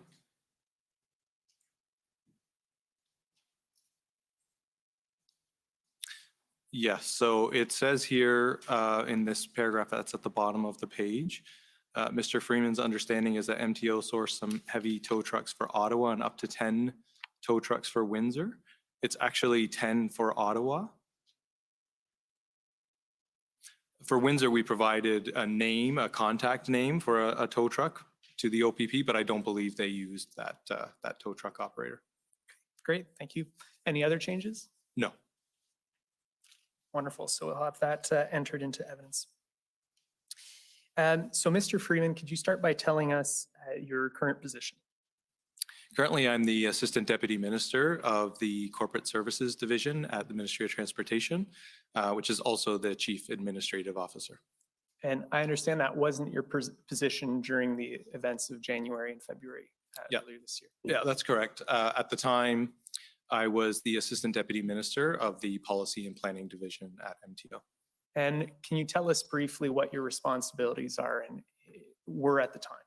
Yeah, so as the Assistant Deputy Minister in Policy and Planning, I was responsible for developing long-term transportation plans, developing transportation policies.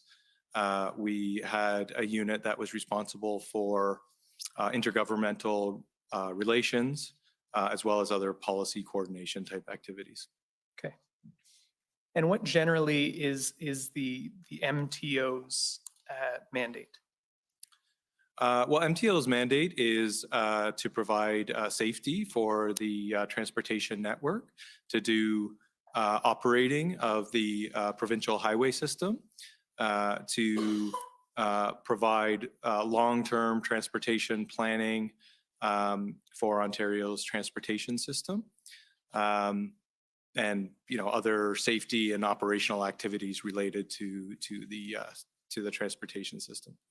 And your role within that is the lead on policy development. That's right. And who do you report to? I report to the Deputy Minister of Transportation. And who was the Deputy Minister at the time? It was Deputy Minister Laurie LeBlanc at the start. About halfway through the protest period in mid-February, we had a new, the Deputy Minister retired and we had a new Deputy Minister, Doug Jones. There was a very brief period where an associate took over for a few days. Okay. And how many other Assistant Deputy Ministers are there? There are 6 other Assistant Deputy Ministers. Okay.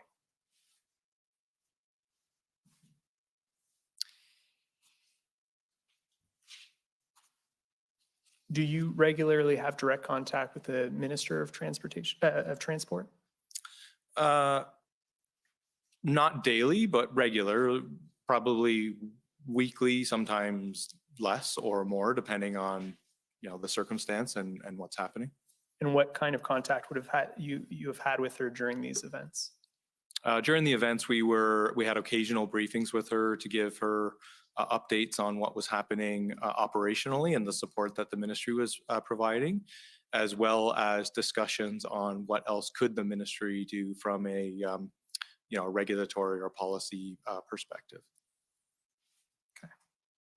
And what role did the minister have then in responding to these events? I don't know that the minister had a direct role in responding to the events. The government's response, the government of Ontario's response, was being coordinated through the Minister of the Solicitor General. So she would have certainly had a role in terms of the mandate that I spoke to at the beginning, that she would exercise that, but I don't think she had a specific role in regards to these protests. Thanks. Can you tell us generally what acts and regulations MTO is responsible for enforcing? The main act would be the Highway Traffic Act. I think there's quite a few other acts that we also enforce or have responsibility for, but our key act is the Highway Traffic Act. And am I correct that both police as well as MTO officers can enforce the provisions of the Highway Traffic Act? That's correct. I don't know if our enforcement officers enforce all aspects of the Highway Traffic Act. I think there's certain elements of that they do, among other legislation as well. So in some cases, MTO officers could enforce independently. In others, they would require enforcement by police. Correct.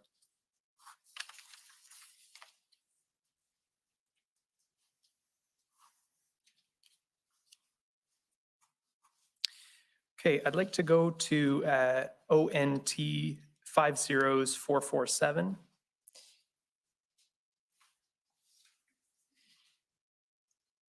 So this is an email dated January 21st from Jessica Barton, who I understand is at the MTO. And if we go to the second paragraph, it says the convoy is expected to start in some areas of Ontario on January 25th, ending travel to Ottawa January 29th at noon. Primarily, it will be bobtail trucks, but may also include four-wheel vehicles and trailers as well. Currently, there's no estimated number of trucks. However, it is expected to be in the thousands into Ottawa. Did you receive this briefing? Yeah, if you go up, you can see the recipient list of this email. No, I wouldn't be part of that distribution list. Was this information that was generally available to you at this time on the 21st? No, this would be, so this is our enforcement branch that this is being referred to as our transportation enforcement branch. I wouldn't have any dealings with them for this issue at this time. And so can you maybe just tell us who the ADM for that branch would or was at the time? That would have been the ADM of our Transportation Safety Division, which was Shelley Unterlander. Okay, thank you.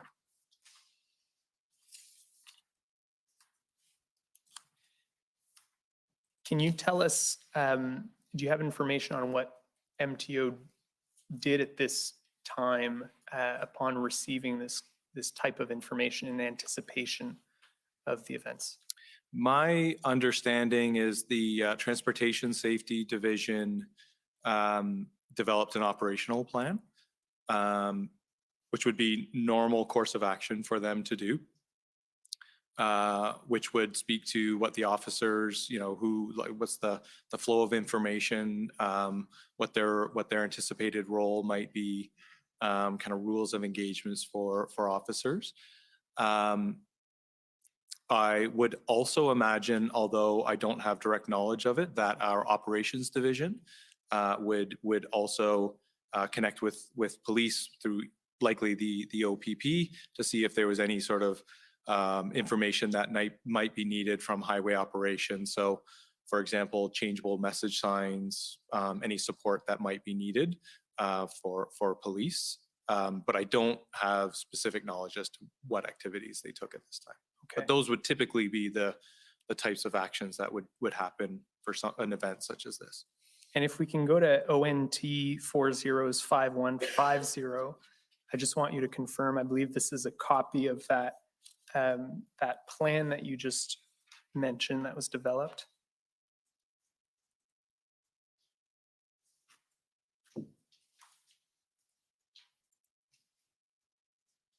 Is that the plan you mentioned? Yes, this would be it. Okay. And again, the purpose of that plan was to kind of anticipate what type of actions MTO officers would be required to take as part of this event? That's right. And do you know what was anticipated at that time for possible actions they would take? Well, from my review of the document previously, they were expecting a peaceful protest. And they would not be directly engaging with the protest, but that they would, be available if police needed assistance with any sort of expertise around commercial truck inspections and those types of that type of work. Okay.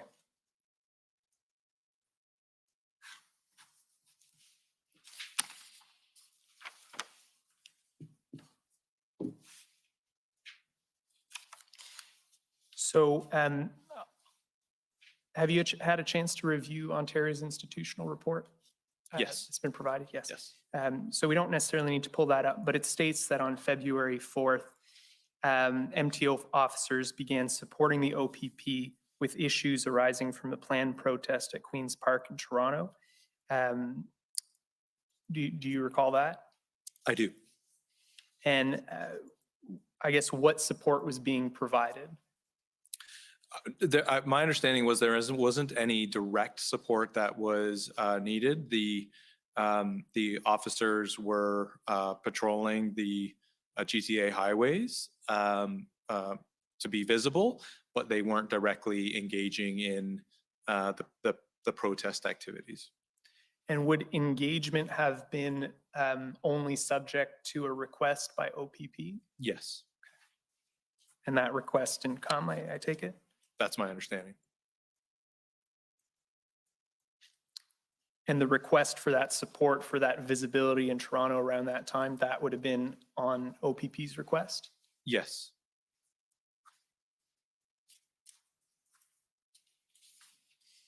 Do you know whether there was any requests by either OPP or OPS for a similar kind of presence in Ottawa ahead of the arrival of the convoy in Ottawa?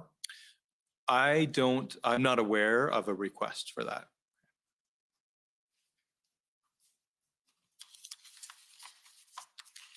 How many, just to provide us with some context, how many MTO officers are there in the province? There's approximately 150. Okay. And I take it that those, the MTO is able to just deploy those to different areas as necessary? It can be done. It's not typical. Typical, they will operate out of specific regions and locations, but if needed, they can be. Okay. Do you know if that was done in the present case, redeployment? That's my understanding, is that officers were redeployed to Ottawa at the request of the OPP, towards the back end of the protest. Okay. In the institutional report, it states that on February 4th, there was a meeting between the MTO, Transport Canada, and others to discuss certain measures that might be available. If we can pull up ONT 402759.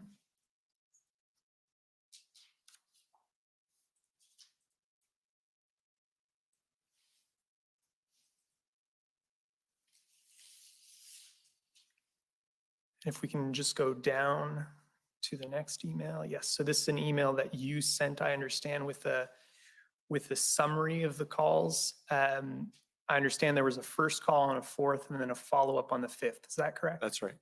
And this is your summary of those calls? The one that's showing here is my summary of the February 5th call. Okay. I'm not sure if further down it summarizes the 4th. Okay. I want to touch on a couple points in Sure. this email. So here at the point that starts by number 1, it says, I guess I'll start just above that. They being Transport Canada, correct? Yes. Are looking for the following, and then you ask for a response to this. You say point 1, can we provide the impacts of any charges that could be laid to truck drivers, operators? For example, types of charges that lead to CVOR points. What are potential impacts of that? Insurance, sanctions, contracts? Are there other potential non-CVOR impacts? So what was the inquiry here from Transport Canada? What were they looking for? Transport Canada was interested in understanding if police laid charges, or even if there was the threat of laying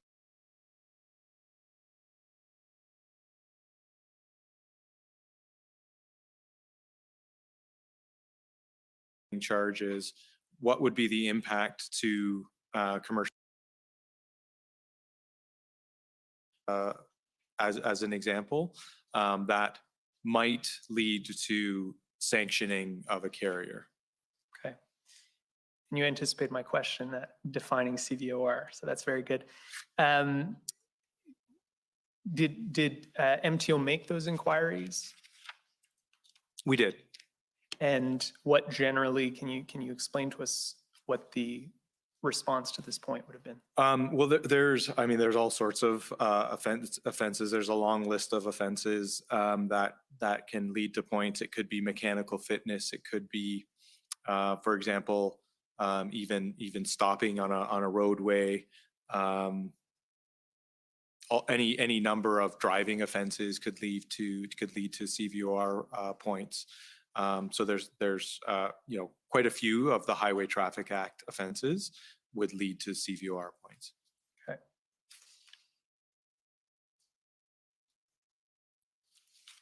Talk a bit more about that later, but that's Sure. a good introduction. Thank you. It continues at point 2. Some jurisdictions have legislation in place that protects critical infrastructure services from occupation, disruption with significant fines, etc.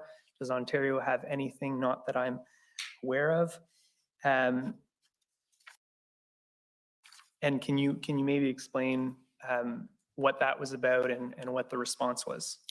Transport Canada raised that, I can't remember if it's New Brunswick or Nova Scotia, but one of the Atlantic provinces had, I don't know if it was under emergency orders or what, but they had legislation in place that where there was similar situations that were impacting critical infrastructure. So not related to safety, but related to protests or civil unrest, that there were substantial financial penalties included in their legislation. So Transport Canada was interested if anything existed in Ontario, and I wasn't aware of anything, and I don't believe we found anything that existed in Ontario that would be helpful. Thank you. It continues at point 3. Tow operators, are there any incentives we might recommend to get them to help if needed, or penalties if they don't? And then you say this is a tough one, as I'm not sure we have any direct contracts with them, et cetera, et cetera. So can you explain again what the nature of the request was here and what the response was? Yeah, I think simply put, Transport Canada was just wanting to know, should police need heavy tow trucks, would MTO have direct contracts with tow operators that would be able to be deployed in the city of Ottawa? And so my comment there was that, excuse me, I didn't believe that we did have contracts with tow operators that would be applicable inside municipalities. But I was asking the question for them to find out. And what did you find out on that point? We did not. Thank you. Let's go to ONT 50311.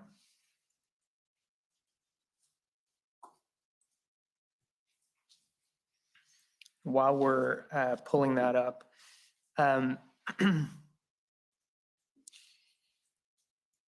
we've heard from the City of Ottawa that they asked the Deputy Minister of Transportation whether there was anything that could be done in regards to truckers' insurance or CVORs, but that the province wasn't prepared to do anything in that respect. So I guess my question is that accurate? What's your response to that? Yeah, there's several documents, I think, in the record that speak to questions around this. So maybe if I could just try and explain the CVOR, yes, how it works. So, and I think the deputy speaks to it a little bit here, but the way that the CVOR regulation works is it's a process by which there's escalating penalties and by which a safety record is built over time that allows the deputy registrar to take action. So what I mean by that is based on an operator's safety record. So based on the inspections that they have, the convictions that they have, or on-road events, so collisions, they accumulate points. And as they accumulate points on their record, the province takes escalating sanctions towards them. So it starts with kind of warning letters. It might involve an interview to talk to them about their safety practices. And then it would move to perhaps suspensions or other kind of actions to try and redirect them, perhaps a safety audit, up to eventually it could include a cancellation. At the time that we issue a cancellation or throughout this process, they're given written notice that this has happened. They're at the time of a cancellation, and then they are allowed to seek a hearing or a response in writing to the deputy registrar. There's based on that, there's also an appeals process that they're allowed to go through as well. So I think that was the challenge that we were trying to communicate to Transport Canada and the City of Ottawa at the time, was that the Highway Traffic Act itself and the CVOR is built around this process or these procedures that are well understood by the courts, well understood by industry, and to protect the legitimacy of it, we couldn't try and use that process to do something different. And that was the challenge that we were trying to articulate until the emergencies orders were put in place, where it was a different regime. And I'm sure we'll get into that later. Thank you. That's helpful, and we will get to that.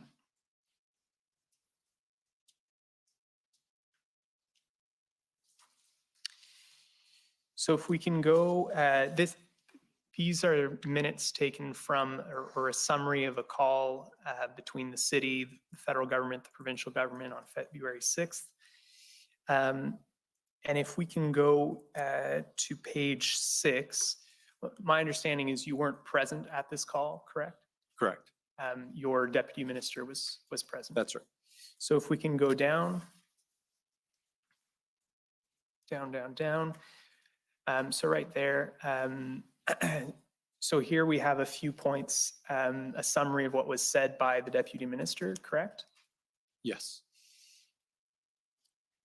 And here first it says on tow trucks, they will be working with the private sector to see what's available and can be provided. Are you aware of what efforts MTO made to work with the private sector to obtain tow trucks at that time? We started investigating this right away and had great difficulty finding tow truck operators that were willing to help. We looked at, we do have some arrangements with tow truck operators, not in municipal, but on highways, in certain highways, as well as in our truck inspection stations, some of them. So we started contacting them, as well as any other providers. We spoke to some of their, stakeholder representatives that represent the tow truck industry, and had very little luck. Eventually, we were able to find a few that would agree to help out. But my understanding was, and I wasn't directly involved in this, but my understanding from those that were, that it was a very difficult process to try and find tow truck operators that would be willing to help. And are you aware of what was making that so difficult? It was the threat of to their livelihoods, to their business, and to their drivers. They had indicated to us that there was a lot of social media that was obviously, and a lot in the news about this, and so I think they were very worried that these are also their customers, that if they participated in this, they wouldn't have any business. But I even know when some names did leak out, they were inundated with calls and threats, and I believe some backed out as a result of that as well. And in the end, I think you've already said in your correction to your witness statement, MTO was able to find 10 tow trucks that were deployed to Ottawa? That's right. Okay. And how were those found? Just through calls, through contacts that were made by in our operations division. They were calling, late into the nights to try and find someone, and eventually a small number, 1 or 2, said yes. And would those have been made available to the OPP? Correct. We didn't actually contract with them directly. They were we just helped facilitate for the purposes of the OPP. Do you know if the powers available under the Emergencies Act were used to secure those 10 tow trucks? My understanding from the area that was working with them, they weren't used directly. They weren't forced to do it, but the indemnification that came in the federal emergency order was helpful because they were worried about damage to their vehicles. I was told they couldn't get insurance, so I don't know if this tipped the scales or not. I wasn't part of those discussions and when they made their decisions, but I understand that insurance was an issue for them and that this was helpful. Thank you. Second point says, from an enforcement perspective, the MTO is providing assistance where requested. However, enforcement resources are limited. Can you explain in what that referred to and what way were they limited? I think just to the point of there's about 150 officers spread around the entire province, doing their daily safety mandate. So that's a limited number compared to, I think, the numbers that were being talked about for police, and certainly small compared to the size of the police forces across the province. Was there ever a shortage of MTO officers being requested to be deployed in this event, or was it more so just getting them to where they needed to be? I don't think, to my knowledge, there was never a request for resources that we weren't able to meet. This was, this was early in the dialogue that was happening, where the Ministry of Transportation was brought in. So I think she was more making a point that, it's much larger than some small municipal police forces, but it's much smaller than the OPP has, for example, that we just don't have a large pool of resources to direct to help. The third point here, in response to the point about using licensing and sanctioning as a tool, she, being Deputy Minister LeBlanc, noted that demerit point is a long-term strategy that will not help with immediacy of the situation.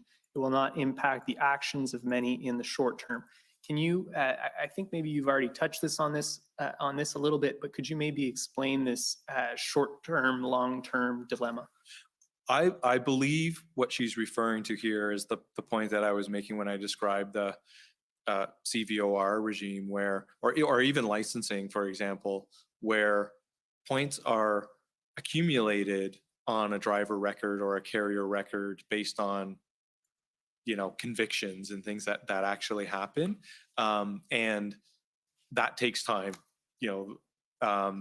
So for that to happen, if there was a desire to see us jump to, for example, as some have indicated, just start to cancel CVORs, I think she was trying to make the point that that's not how we deploy that legislation. It's done through the process that I outlined before, which takes actually quite a bit of time to move through the system.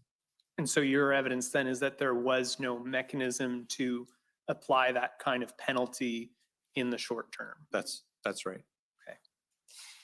Okay. Last point, in addition, it seems that many of the trucks are from outside the province, and it adds a layer of complexity to the enforcement of the licensing regime. Can you explain what that additional complexity is when it comes to out-of-province vehicles? The trucking industry is regulated provincially across the country. So if you're a trucking company that's home base is in Alberta, for example, the province of Alberta regulates that trucking company. Ontario does not. So I think she was simply referring to that even notwithstanding the time that it would take to sanction an Ontario carrier, we don't actually regulate out-of-province carriers. So I think she was just trying to speak to that each jurisdiction regulates those trucking companies in their home province. And I think my understanding from your interview summary is that while the convictions would have some interjurisdictional impact, Ontario had no way of imposing penalties on outside of the province vehicles. That's correct. Okay, thank you. I just want to put to you in relation to this call, there was testimony from Mr. Steve Kanalakos, the City of Ottawa's city manager. He recalled that during this call, the issue was raised of what tools were available from MTO's perspective, and he recalled that Ms. LeBlanc seemed to be a little miffed that she got put on the spot and basically said, "I'll get back to you, I'll look into it," and never did. So I'm just wondering if you heard about that interaction, if you have any response to that. I didn't. Okay, thank you.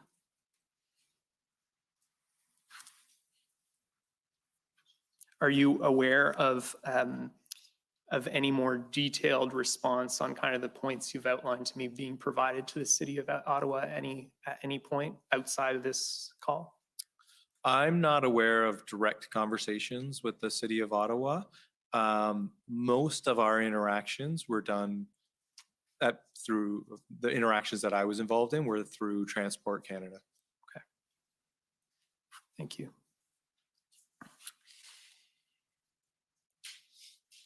So let's pull up ssm.can.50363. So my understanding from the institutional report is that Deputy Minister LeBlanc attended a FTP, Federal Provincial Territorial meeting with federal counterparts to discuss transportation enforcement responses to the protests.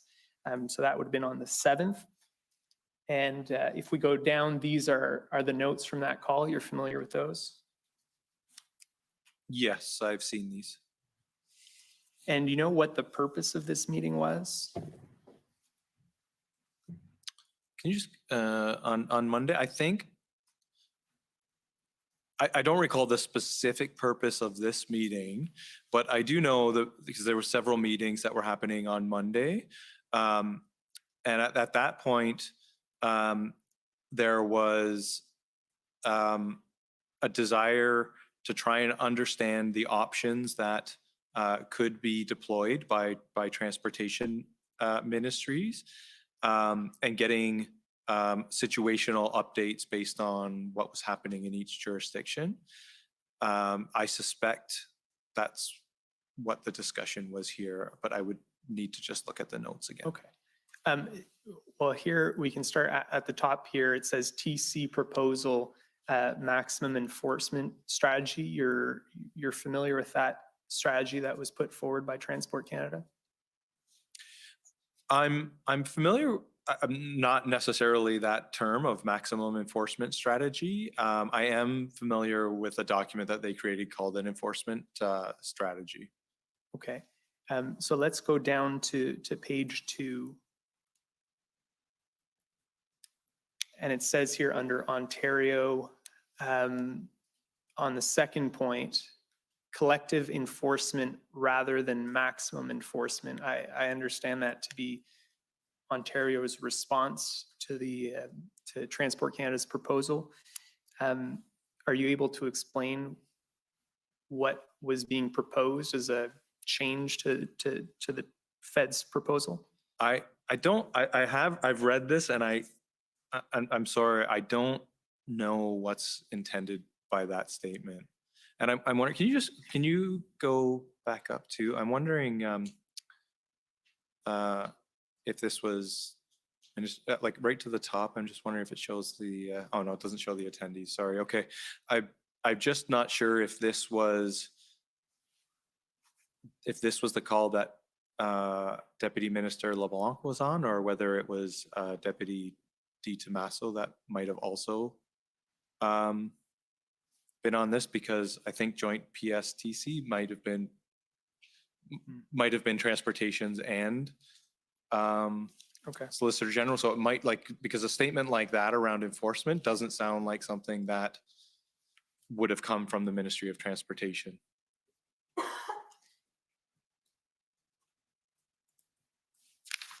It's helpful, so we can ask him then. From our interviews with Transport Canada, they seem to have understood that Ontario was concerned about being perceived to be directing law enforcement agencies in how they were carrying out their functions. Would you agree with that characterization?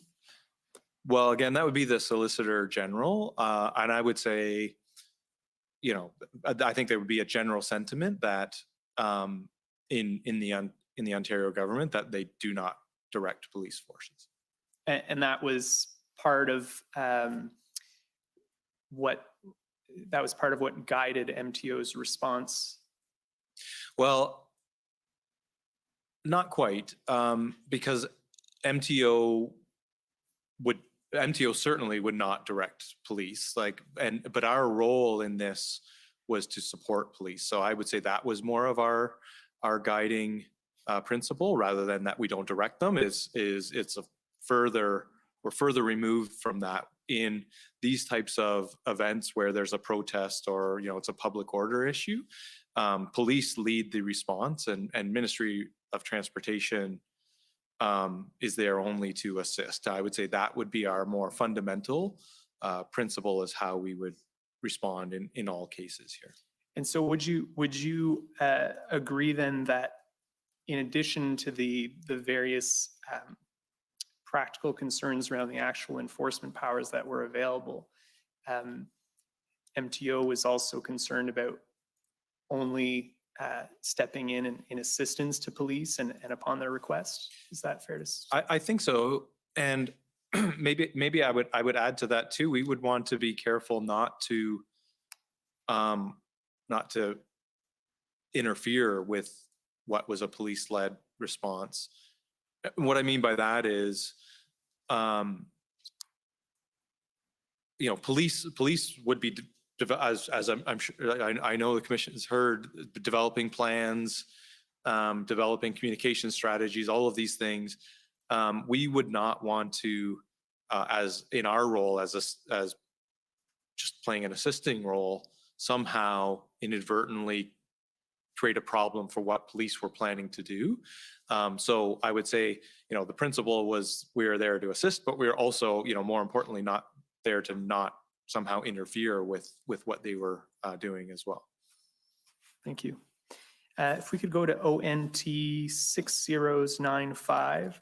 So this is an email from you with some key takeaways from a meeting earlier on February 8th with representatives from Transport Canada. So if we can go to page 2. Here we go. So maybe just go up first to the top of that email. So this is an email from yourself to the Deputy Minister, and you're briefing her on the key points from that call, correct?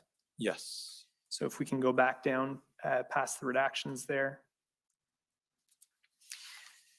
So it says, and I think this may go to what we were just talking about, SolGen is the Ontario lead for anything to do with enforcement of legal regulatory authority. Communications requests should go through them to ensure consistency, and nothing is taken out of context. Is that essentially reflective of what you've just told me? It is. And in reading this, I would probably position it a little bit differently, in that police are the lead for anything to do with enforcement. SolGen was the coordinating body from an Ontario government perspective.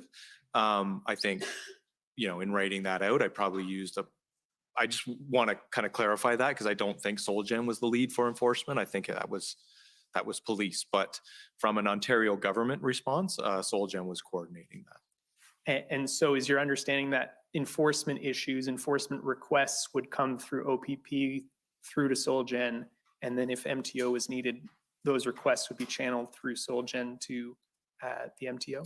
Actually, no. So if there was requests from police, they would go directly to MTO, either our operations division to support with, signage and those types of things, or to our transportation enforcement branch for assistance there. SolGen would more be a coordinating body from a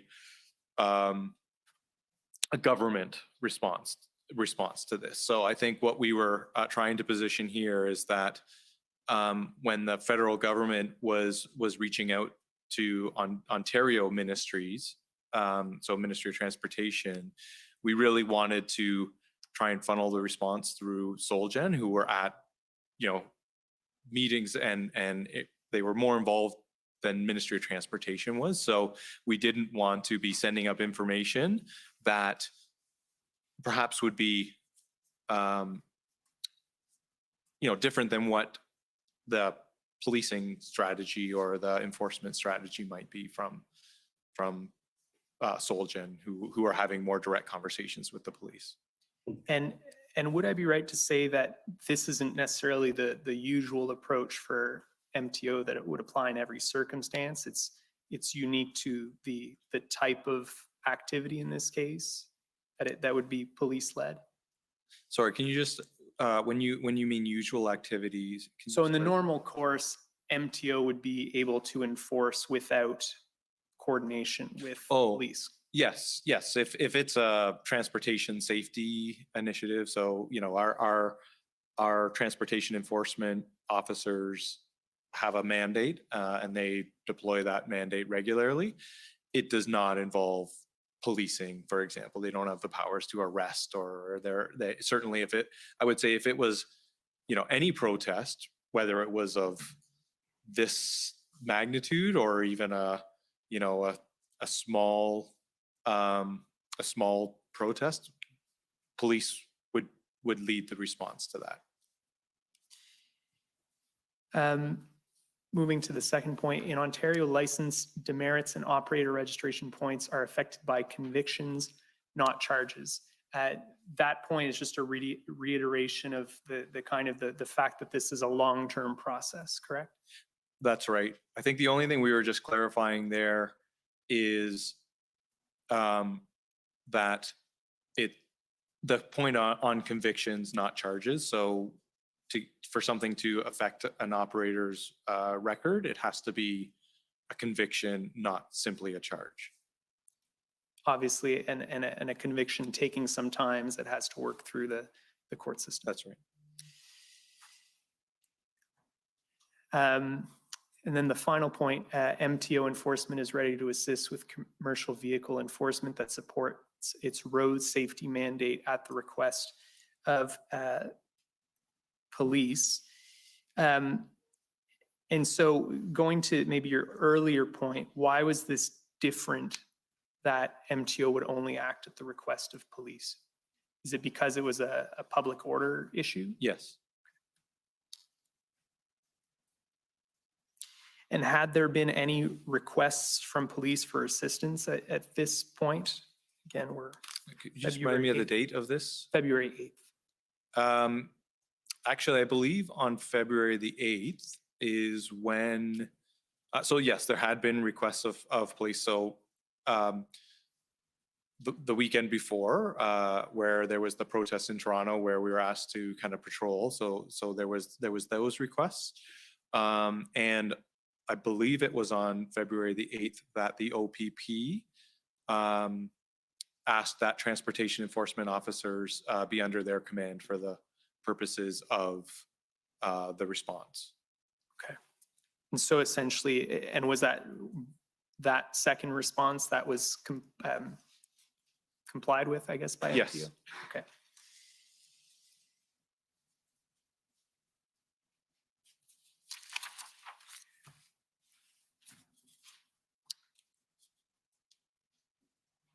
If we can go to ONT 500458.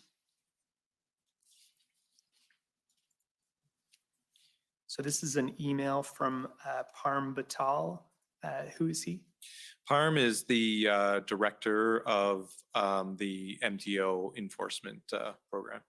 Okay. If we can go down. Okay. So he says, I just got off a call with OPP Chief Superintendent Rowan Thompson. There will be a request coming through Solgen, I guess, to request a couple of things. Heavy tow and information and support. I think we've already talked about that. And then it says MTO enforcement support. MTO enforcement officers would be put under the incident command of the OPP to assist with ongoing protests across the province. That's the request you were just referring to? Yes. And so effectively, MTO officers would be available to the OPP, but they would only act at their request. Is that correct? Yes. Okay.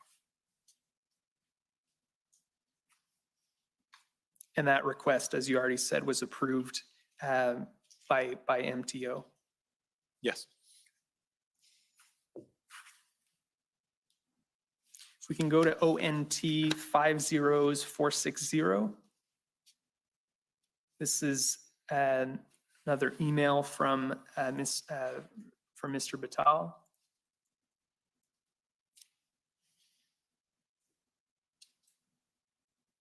If we can just go down a bit more, down.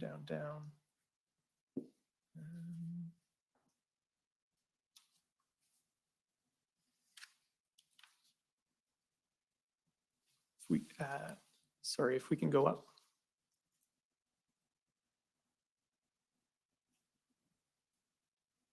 Up. Okay. So it's this paragraph under the bold. The role that MTO officers would do can include patrolling highways as a deterrent, provide intelligence on highways, be a subject matter expert on CMVs. What are CMVs? Commercial motor vehicles. Thank you. For the OPP, provide CMV expertise to municipal police services and OPP. CVSA inspections. What are CVSA inspections? It's Commercial Vehicle Safety Association, I believe. These are basically, it's an organizing body, but it's basically what he's referring to there is doing mechanical inspections of commercial vehicles. Dangerous goods support and providing other support as required. The work will be coordinated through OPP Emergency Operations Center, and MTO enforcement officers will be fully embraced within the OPP Incident Command for deployment and dispatch. So that's consistent with what you just told me, that they would be integrated within the OPP. And is the list I just went through there in that first sentence, is that consistent with your understanding of what they would be doing in support of the OPP? Yes. If we can just go up to the top of this email, just right up to the top. So are you aware of what was the purpose of this email? I don't know who he's sending to. It looks, I'm assuming he's sending it to all of the entire MTO enforcement officer group. So I think I think it's information sharing. So knowing that this is what's happening, and to make sure officers are aware of what their responsibilities are. So it's effectively to brief officers on what the agreement is between OPP and MTO. Yeah.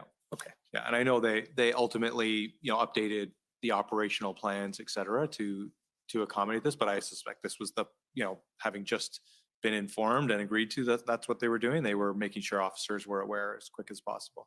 Okay. Let's go to ONT 50461.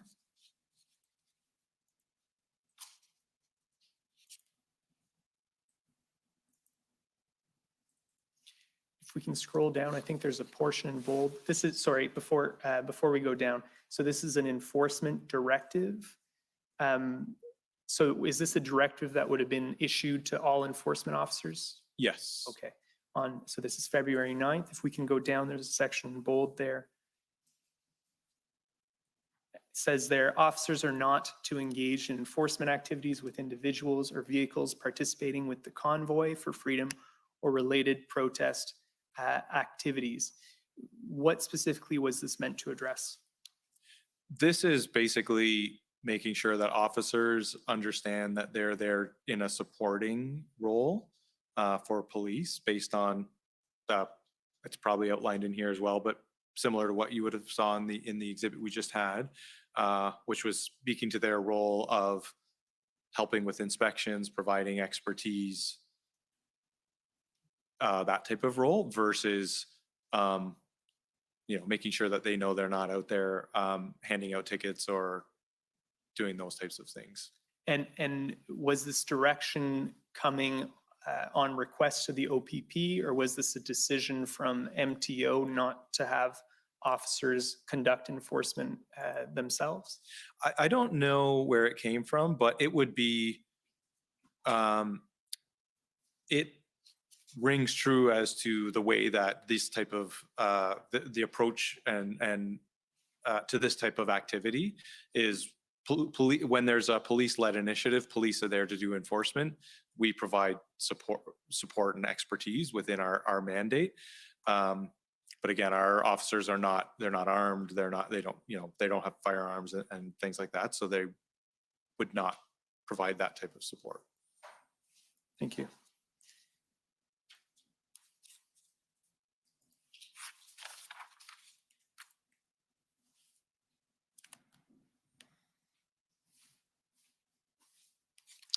So I'd like to go to ONT 500156. This is a February 8th letter from Deputy Minister LeBlanc to Deputy Minister Michael Keenan of Transport Canada. You're familiar with this letter, correct? Yes. Were you involved in discussions around the drafting of this letter? Yes. Okay. And can you maybe explain what the purpose generally of this letter was? What was it in response to? I think it was twofold. There had been a lot of discussions that we had had back and forth between the Ministry of Transportation and Transport Canada, where we had committed to following up, and we wanted to make sure that our position was formally responded to. But I also think, you know, there was many discussions where the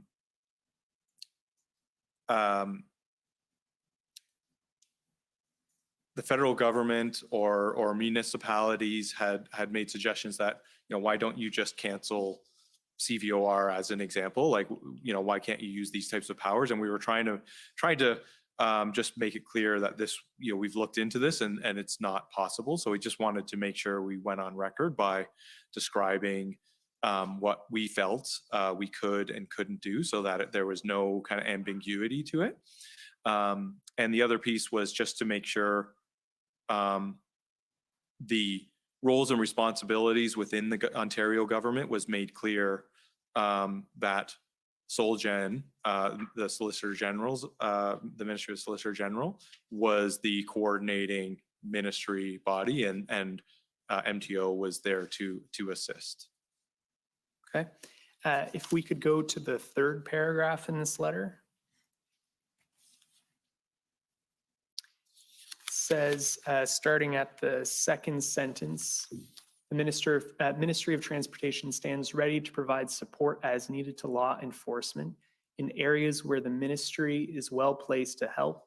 And we have been working closely with the Ministry of the Solicitor General, including the OPP, to assist where possible.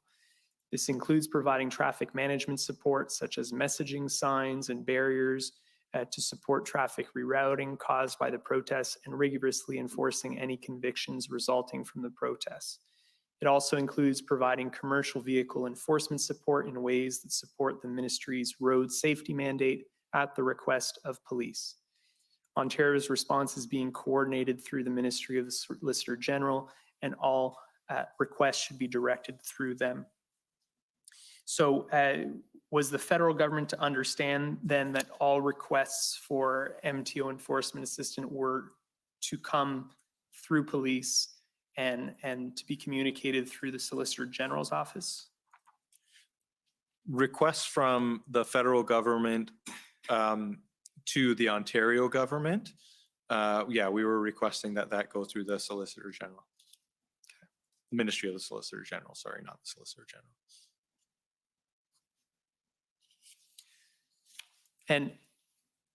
And so was the response here effectively communicating to the federal government that they were asking MTO to go beyond their enforcement capabilities? No, I don't think that was the intent so much as, you know, in this part of the week, you know, the first half of the week of the, you know, started on, I guess, you know, from the 4th to the 8th or 9th when this was sent, there was a lot of reach out between different parties trying to get their arms around what's possible, what's not possible. And I think in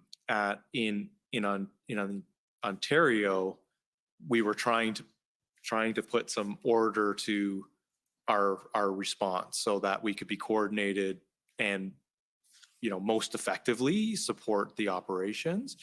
So I don't think it was meant to be anything more than that. It was to just try and put in a chain of commands, probably not the right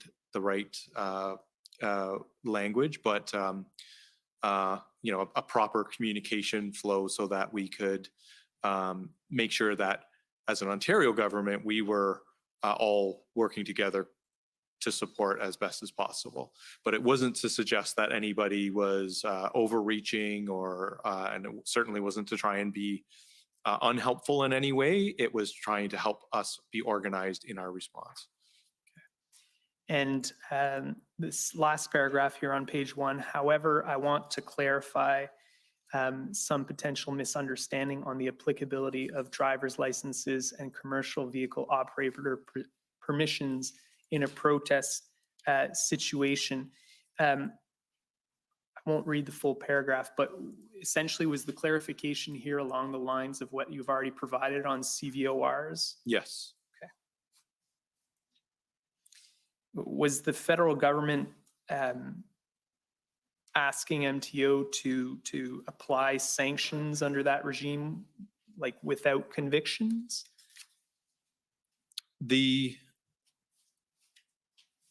I don't know if it was ever a direct ask, but it was certainly questions or comments that suggested we should be using all powers within our toolkit, including cancellations of CVORs.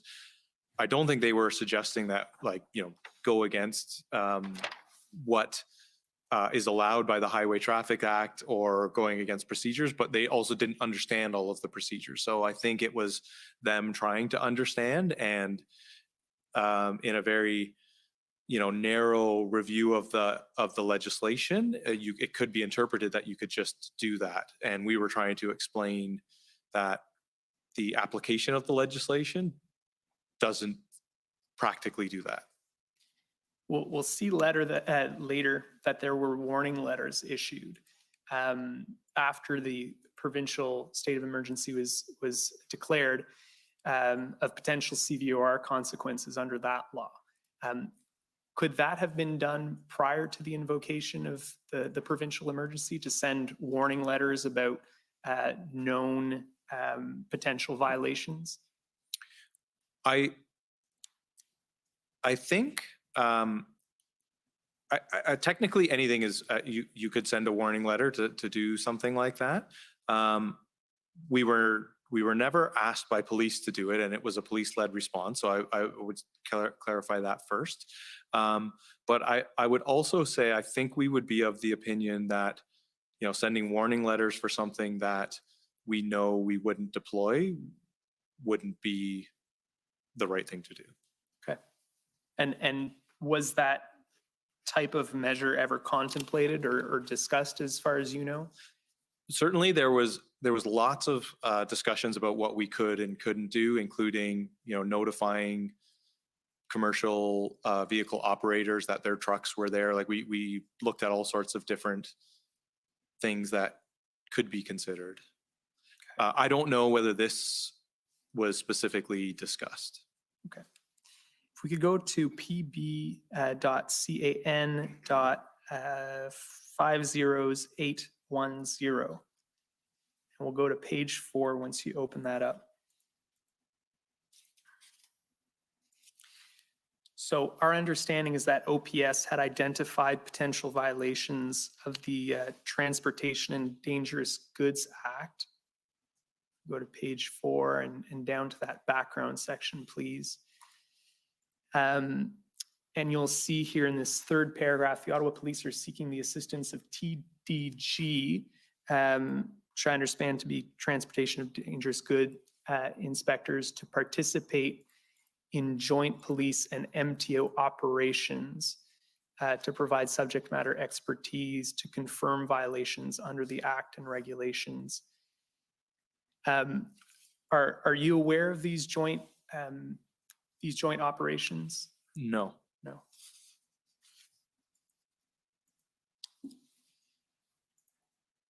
And so does MTO play a role in enforcing this Transportation of Dangerous Goods Act? We do. Yeah, the transportation enforcement officers are trained in transportation of dangerous goods legislation. And are you aware of whether MTO officers engaged in any enforcement of that act during these events? I'm not aware. It doesn't mean it didn't happen. I'm just not specifically aware of whether or not the officers, that was part of their mandate that was given if asked by police to do that.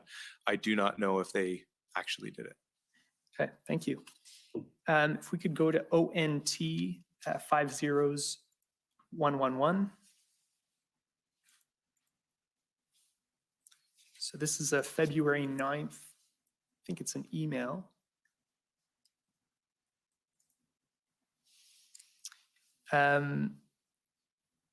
If we could go down.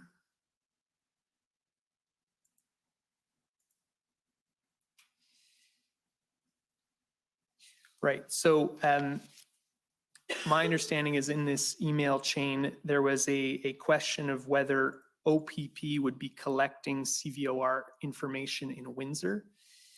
And MTO was advised that most vehicles in Windsor were not commercial vehicles. Was that your understanding? Yes. Okay. And that was different than in Ottawa, I take it? I actually don't know how many vehicles there were in Ottawa and whether most or not. There's certainly a large number of commercial motor vehicles in Ottawa that we know, but as terms of whether it was most, I actually don't know. Do you know whether MTO received CVOR information on vehicles in Ottawa? We did, but only at the time when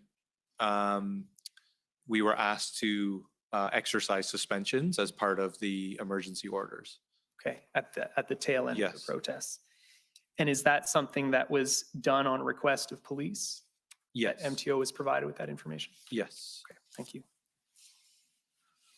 If we can go to ssm.can.50374, and we'll go to page 3. So these are internal emails at Transport Canada on February 10th.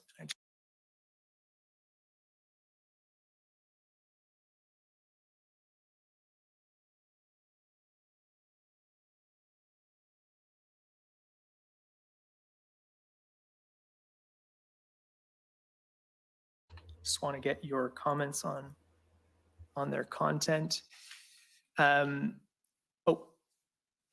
Up to where it starts, sorry, page 3 and the paragraph that starts with third. Okay, so it's authority to manage international crossings. And then it says, but this purposefully confuses authorities between governments. Was the MTO of the view that the federal government had the authority, or that Transport Canada, maybe more specifically, could act on its own to enforce with respect to the Windsor blockade because of authority on international crossings? Not in the discussions that I was part of. That there may have been discussions around where the authority lies specifically with bridges, but at an operational level, we were supporting the Windsor Police and the Ontario Provincial Police. So, it wasn't part of the discussions I was having as to who had the authority. Okay. And if we go to this paragraph, the Bridges and Tunnels Act has some authorities, but they do not directly bring any authorities to bear on the blockade. And then it talks about how the protest here is not on the bridge itself, but is on the road in front of the bridge. Would you agree that as the blockade was not on the bridge itself, the Transport Canada did not have enforcement authority? I'm not an expert in that, but that would be my sense, is that, and that seemed to be the way it was playing out, is that Windsor Police were leading the response to this with the help of the OPP and perhaps RCMP. I'm not sure whether they were involved or not because we weren't directly involved in the police operations, but that's consistent with my understanding from a layman's point of view is of what seemed to be happening. So I take it from what you're saying then that you're not aware of the provincial government purposefully confusing authorities between governments? No. Okay.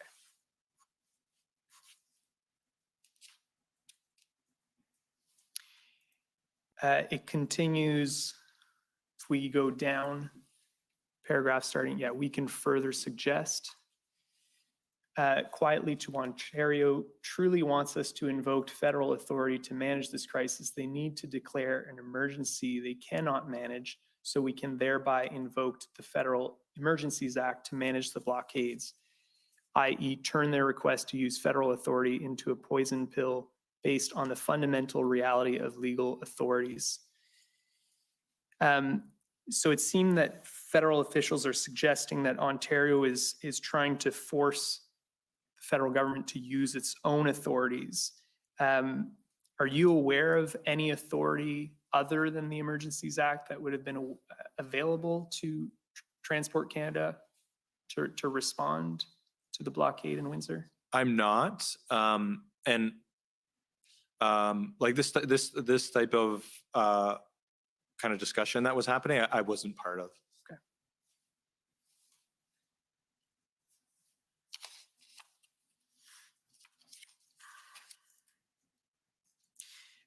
February 11th, in the institutional report, it states that the City of Ottawa requested MTO inspectors to perform inspection and enforcement duties in and around Ottawa, and that MTO approved that request and provided officers. I understand from one of the documents that the city was requesting 4 MTO officers. You recall that? Sorry, is there a document that? Yeah, we can go to ONT 50463.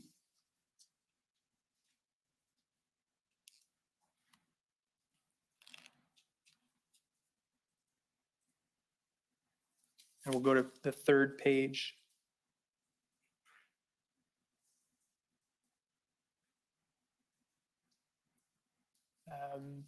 If we can go down, oh, sorry, right at the top there, Ottawa City requesting our 4 officers. Yep. Yeah, I'm aware recall of that this. request. Yep. And it says here, they would like visible enforcement, fly the flag and show of force on the roads, as their enforcement capacities have been limited and they want to instill public confidence, essentially mini blitz. And so was the request essentially just to be a show of force in the City of Ottawa, but not necessarily one that would lead to actual enforcement? So my understanding of this one was it wasn't directly related to the convoy protesters. It was, we were asked to provide some commercial motor vehicle enforcement, a blitz that was not addressing the people participating in the protest, but rather focusing on other commercial motor vehicles that were around, because I think from reading this, and I don't know the City of Ottawa's motivation specifically, but from reading this was that they wanted to make sure that the public knew we were also doing regular truck inspections as well. And my understanding is they did do some additional truck inspections on that weekend. Thank you. We heard from City of Ottawa General Manager of Emergency Services, Kim Ayotte, in his witness statement that the city had inquired with MTO about towing capacity and that he understood that MTO was unable to assist. I take it from the evidence you've provided today that ultimately MTO was able to assist, but that wasn't provided directly to the city. Is that? That's correct. It was provided to the OPP.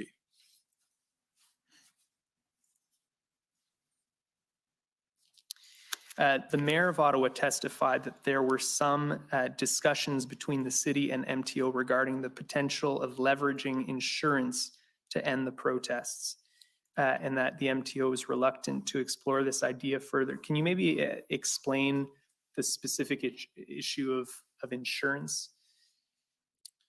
I don't have much to offer on that, unfortunately. MTO doesn't regulate insurance. That's I believe it's the Ministry of Finance that does that. I don't believe we had, to our knowledge or to my knowledge, certainly, that there was any powers that the Ministry of Transportation has, or even perhaps the province to do anything specific with insurance. Certainly not the ministry, and not to my knowledge. Might penalties and demerit points under the CVR, might those have an impact on insurance? Yes. So yeah, for sure. So if you as you collect demerit points on your license, your insurance often goes up, and the same is with a CVOR program that, over time, as you have if you have a worse safety record, you may have insurance impacts from that. What you're saying is that the MTO could not have imposed some kind of suspension on insurance or something like that of its own right enforcement power. Right. Thank you.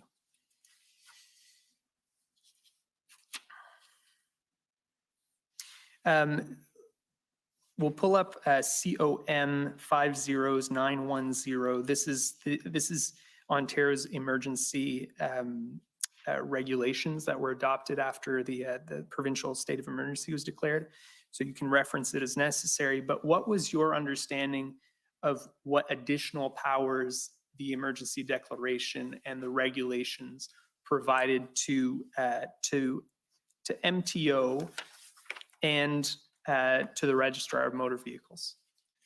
So largely, the first I would say is there was a direct nexus between blocking or impeding critical infrastructure, as is identified here, to the ability for the deputy registrar, or the registrar, to suspend licenses, driver's licenses, vehicle plates, and CVORs. That was the most substantive change for the registrar, for MTO to be able to implement. And of course, it also gave police other powers in terms of directing people to leave the area, and other penalties.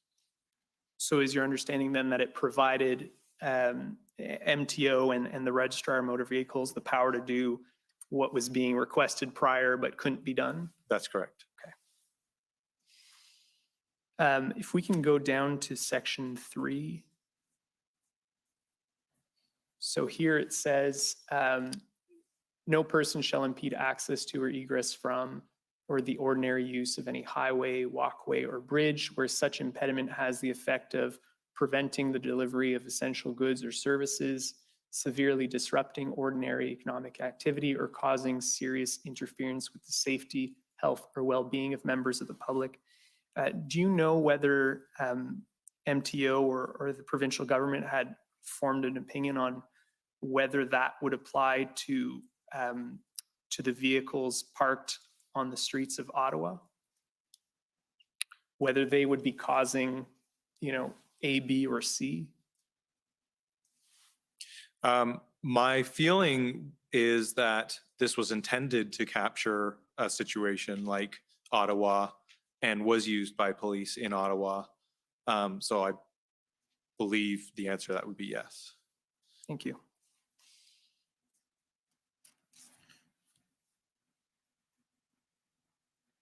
And do you know whether either the MTO or the registrar used any of the powers? And I believe if we go down, it's keep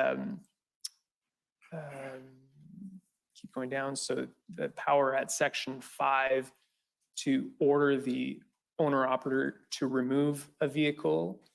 And then I think it's at section 6 is to impose penalties. Do you know if those powers were used by MTO or the registrar? They were. Not 5. I think police used 5. But the registrar did, through the deputy registrar, use the powers of number 6. Okay. Do you know when those powers were used? It was at the time that the protests were being cleared in Ottawa, I want to say February 19th and 20th and maybe 21st. So at the tail end Yes. during the enforcement action. Yes. Thank you.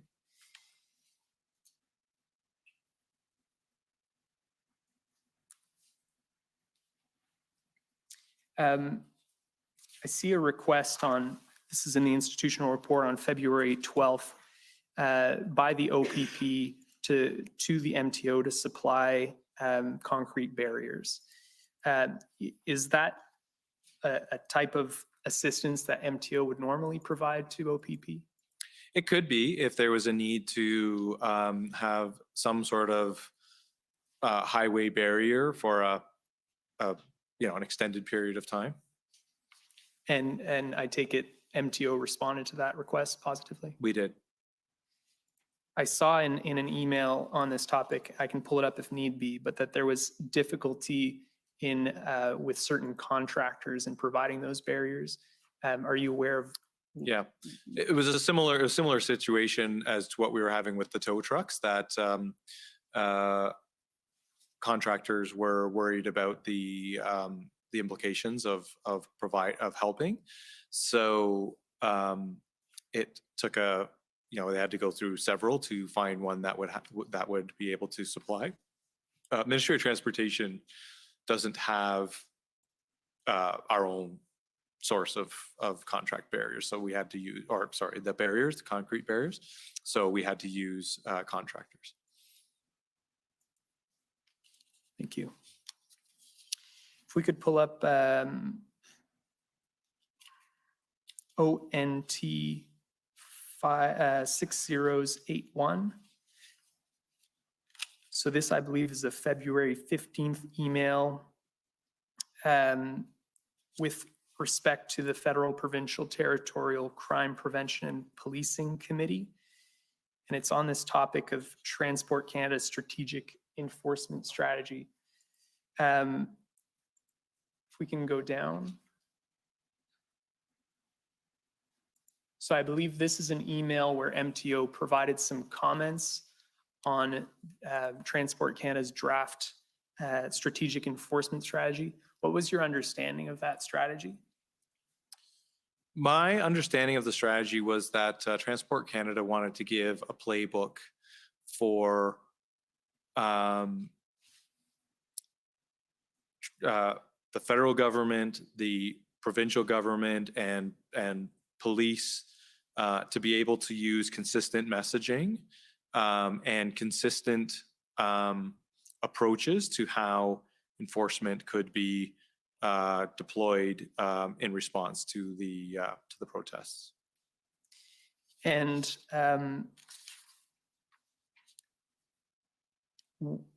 I understand MTO had some revisions, some proposed amendments to the strategy. Do you know what the nature of those amendments were? What were MTO's concerns? So, I mean, this would be pretty normal for there's a good cooperation generally between the federal government and the province. So as they're developing documents, they'll send out drafts and we provide our input.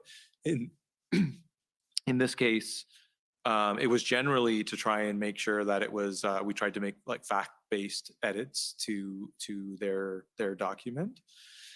I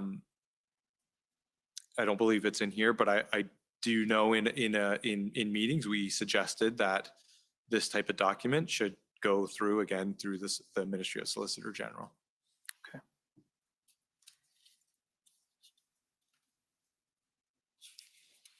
Do you know whether the strategic enforcement strategy was finalized and whether those comments were integrated? I don't remember seeing a final version of this. And do you know why that is? I don't.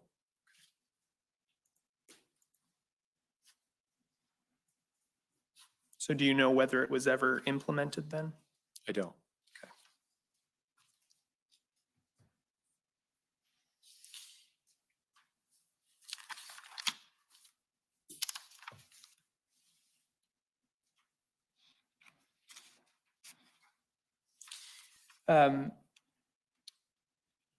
in the institutional report on February 17th, states that at the request of the OPP, MTO secured heavy tow trucks to support police efforts in Ottawa. Those are the 10 tow trucks we've referred to. Yep. Did the provincial declaration of emergency assist at all with that? I don't believe so. I don't believe so. Okay.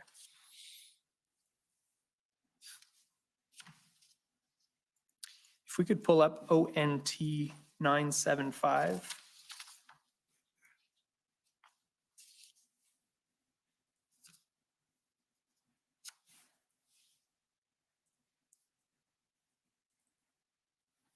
We could go down to the second email there. This is a February 17th email.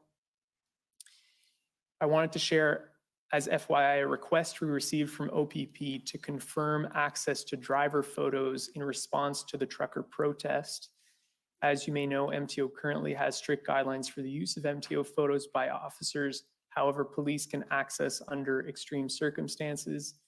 Police indicated they will be using these photos to help in criminal investigations regarding identifying offenders. Are you familiar with this request? I am. It's not an area of the ministry I've ever had any direct involvement in, but I can do my best to give you some context. Well, I guess the question is this a type of request that I understand in extreme circumstances that would be done in other circumstances? It didn't require any emergency legislation provincially or federally? No. Essentially, my understanding of this is it's to allow police to, they already have access to driver's license photos. This allows them to reproduce the photos if they need to. And it's commonly used for investigative purposes, or could even be used for, an Amber Alert or something like that, where they want an access to a picture or something like that. So it's those would be the type of exceptional circumstances. Okay. If we go to, I understand an operations plan for ministry officers was adopted to assist with the enforcement action in Ottawa at the tail end of the protests. You're familiar with that? Yes. Can you just briefly explain the purpose of that plan? So my understanding was this just brought a little bit more specificity to their role to support the clearing of the protests. So they had some additional duties where they were going to be working at the areas where tow trucks might be removing vehicles and where they might be taking them for storage. Okay, so their additional duties would be involved in the removal of vehicles and bringing them to storage. No, sorry, just to clarify. So they did not actually remove vehicles, but just making sure that if the mechanical fitness was sound so that they could be towed. And then in the wherever the drop-off point was, just to assist police with that. And also if police had any questions on completing any of the forms that they needed to do related to the emergency orders or anything else. And do you know whether that plan was developed in conjunction with law enforcement? I don't specifically know, but I would imagine it would have been. Thank you. And just for the record, that document is ONT 50452. We don't need to pull that up.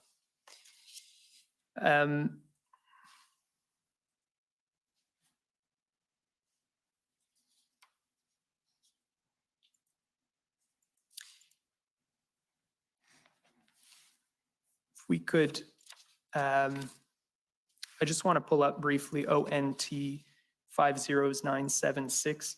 This is one of the enforcement letters that was issued.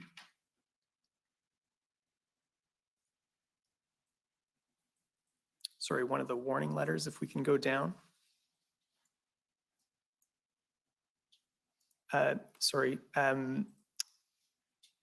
So this is the type of enforcement letter. Were these actually issued?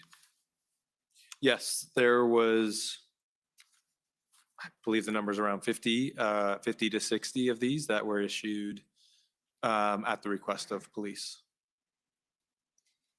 And I think there's a reference in document ONT 453. We don't need to go there to this being done at the request of OPP, as you said. Do you know why this was in relation to authority under the provincial declaration of emergency, correct? Correct. Do you know why as I understand, these were issued on the 17th of February. Do you know why there was it took 5 or 6 days before these kind of letters were issued? I don't have any insight into the police planning around that.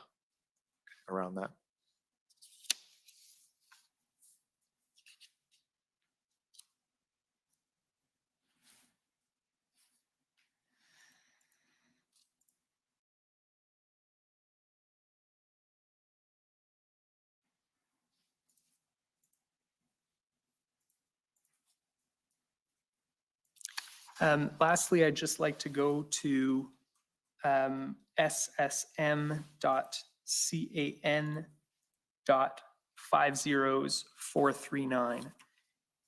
So I understand that there was a kind of a post-mortem discussion that was held between Transport Canada and the MTO. Is that right? Or maybe this is just. I don't specifically recall one. So it says here at the top, as mentioned the other day, we reached out to MTO for a post-mortem discussion on the blockades. This is on March 4th. Do you remember that? I don't remember participating in a call. It's possible I did. I don't specifically remember the call though. Okay. Do you remember preparation for the call or No. hearing about it after the fact? No. No. Okay. So I'll just get your take on some of these takeaways from the call. It says, here are a few key takeaways. They being MTO, I understand, are now working through regular regulatory processes with respect to the trucks involved in blockades. For example, if there were tickets laid that impact CVOR, they will run the course of conviction and then would be reflected on the record.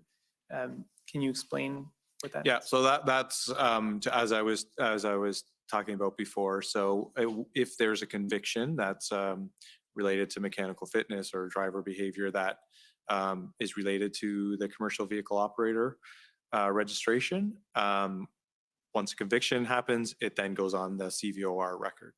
And here it says that they are now working through. Has there been any change since the events in question here in MTO's approach to those types of convictions? No. No.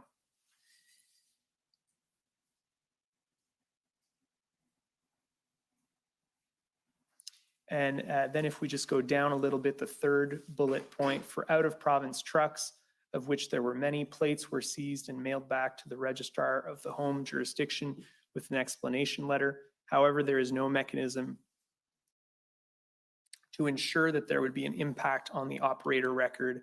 MTO is waiting to hear what the response from those provinces and territories will be. So my understanding is that that's still an issue, the ability to enforce CVOR penalties in other provinces and territories. That's right. Yeah, that's as I described earlier. And then lastly, if we go down in terms of lessons learned to the second bullet under that, at provincial level, what was lacking for MTO was ability to take immediate action on misconduct aside from temporary powers under the Provincial Emergencies Act. The system right now only kicks in when there are convictions, and that's consistent with what you've told me today, correct? Yes. Great. Thank you so much, Mr. Freeman. Those are my questions. Thanks. Okay, well, maybe we'll take the afternoon break now for 15 minutes and come back and continue with the examination of this witness. The commission is in recess for 15 minutes. La commission en éveil pour 15 minutes. think it got dark in here. It seems dark in here now. All right. Excuse me. Well, that was boring, wasn't it? MTO taking pictures of truckers being used for laying charges. Tow trucks. A lot more tow trucks again. Coordination. Are we getting decentralization again? You guys were surprised to find that insurance is under finance? What do you think it was? Under MTO? But what about like home insurance, life insurance, all the other? It's a financial product. That's why it would be under finance. It's a financial product. So regulated and watched by Ministry of Finance. Used by everybody in various ways, but the financial product, the regulation, in order to make sure that insurance companies have enough money to cover stuff, it's a finance thing. Hold on, let me just kill this for now.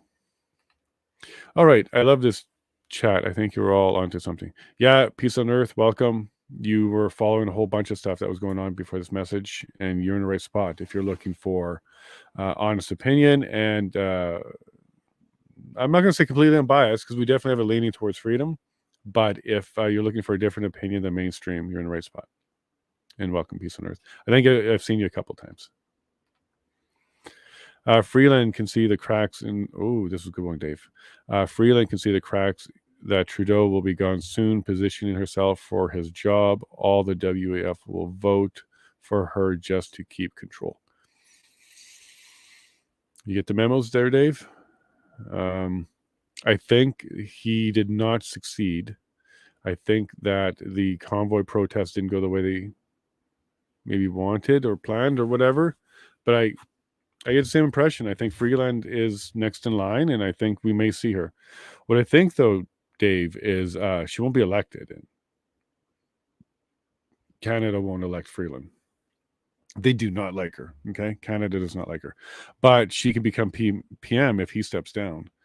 So there's another comment here about maybe he'll be a backbencher. No chance. JT isn't an MP. Okay, he's not an MP. He's a PM because that's what he was bred for. He's not an MP, so there's no stepping down from PM and becoming a backbencher for him. He'll just leave. That would be what he does. He'll just resign. And he'll resign for the better of Canada, to bring some unity. He's a distraction, the typical PR, Navigator Inc. type of spin. It'll be for the people. Same thing slowly said. We were expecting that when they talk about resigning. I don't want to be a distraction. It's to bring unity and healing. That could happen. But again, Freeland, that's who we get next. Canada doesn't like Freeland. So she can't be elected in. So she's going to be PM. It'll be backdoored. JT will resign before he steps down to another position. So that's how we would see that happen if it happens. But I'm with you, Dave. I wouldn't be surprised if that happened. At this stage, I wouldn't be surprised if that happened at all, because he does seem to be stumbling a bit now.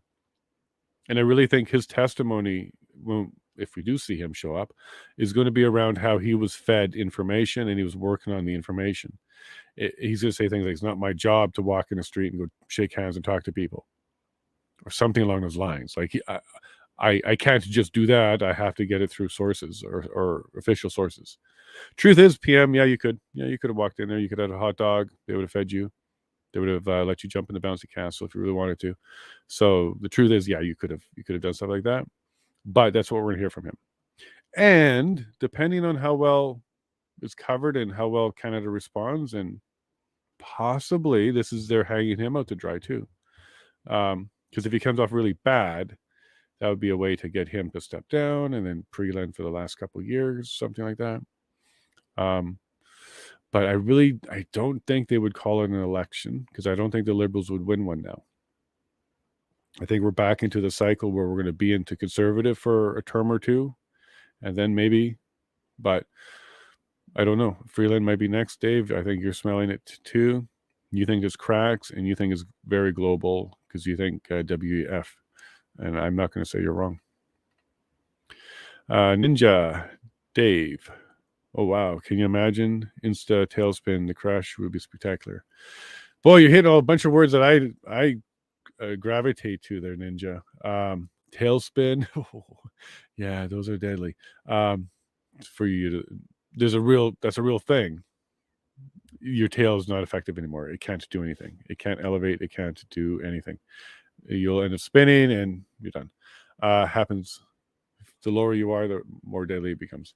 But would it, like, here's the thing. I don't think Canada, oh shoot, I want to be careful with this. I don't want to be one of those that didn't age well. I don't think Canada's on the brink of anything on a collapse, Ninja. I think that's just as phony as the narratives that we're seeing unfold here. I think the narrative that Canada, the US, the globe, the whole thing is on a brink. I think that's just as true as what we're seeing here with this narrative falling apart. Because, well, it's just too convenient. Are we already at this brink? We got the solution, people. Is that the next step? I don't think we're there. I think we're kind of being painted a picture, even on this stage, Ninja, that I don't think we're there. I think we're actually quite strong. I think we're quite resilient. I think Canada can do it. I don't think we're at a brink. But I can see how you can get there quickly with looking at the world right now and what we're doing. I can see how you can be there. I'm just not there. Maybe I'm naive and a step or two behind, but I don't think we're at the brink. So even if Freeland got in and Trudeau stepped down, I think we would make it to 2025. We would have an election. It would be a stronger parliament. And then we'll get out of this direction towards a 2030, you'll be happy with nothing thing. And we'll just get to 2030. Welcome to the new year. Okay.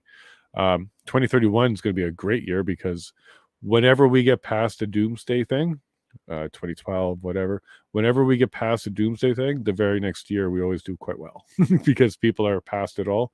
So 2031 will be a great year. We'll enjoy it. We'll just wait for the next face of the person that's trying to control us. But we'll get there. 2031 is coming. I think this narrative is falling apart, Dave and Ninja. And if you pay real close attention and read their book, it isn't going well.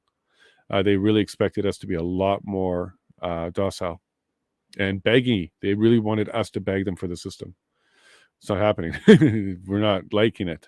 I think they overreached way too much too fast. They got greedy.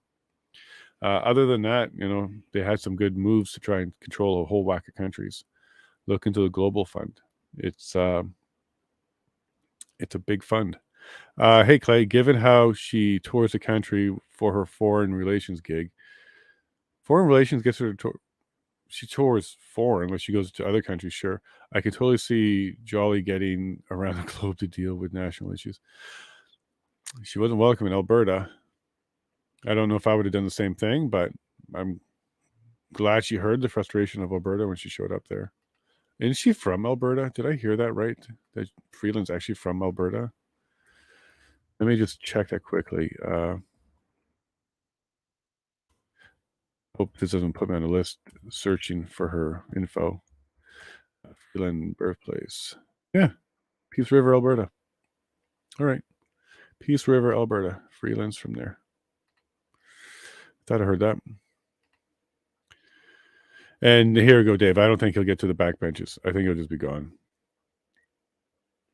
It's as simple as that. He'll say, for the unity of Canada, this is a distraction. It's all bogus. It's all silly. But for the unity of Canada, I'll move on. It'll be that way. He won't step down because he's not an MP.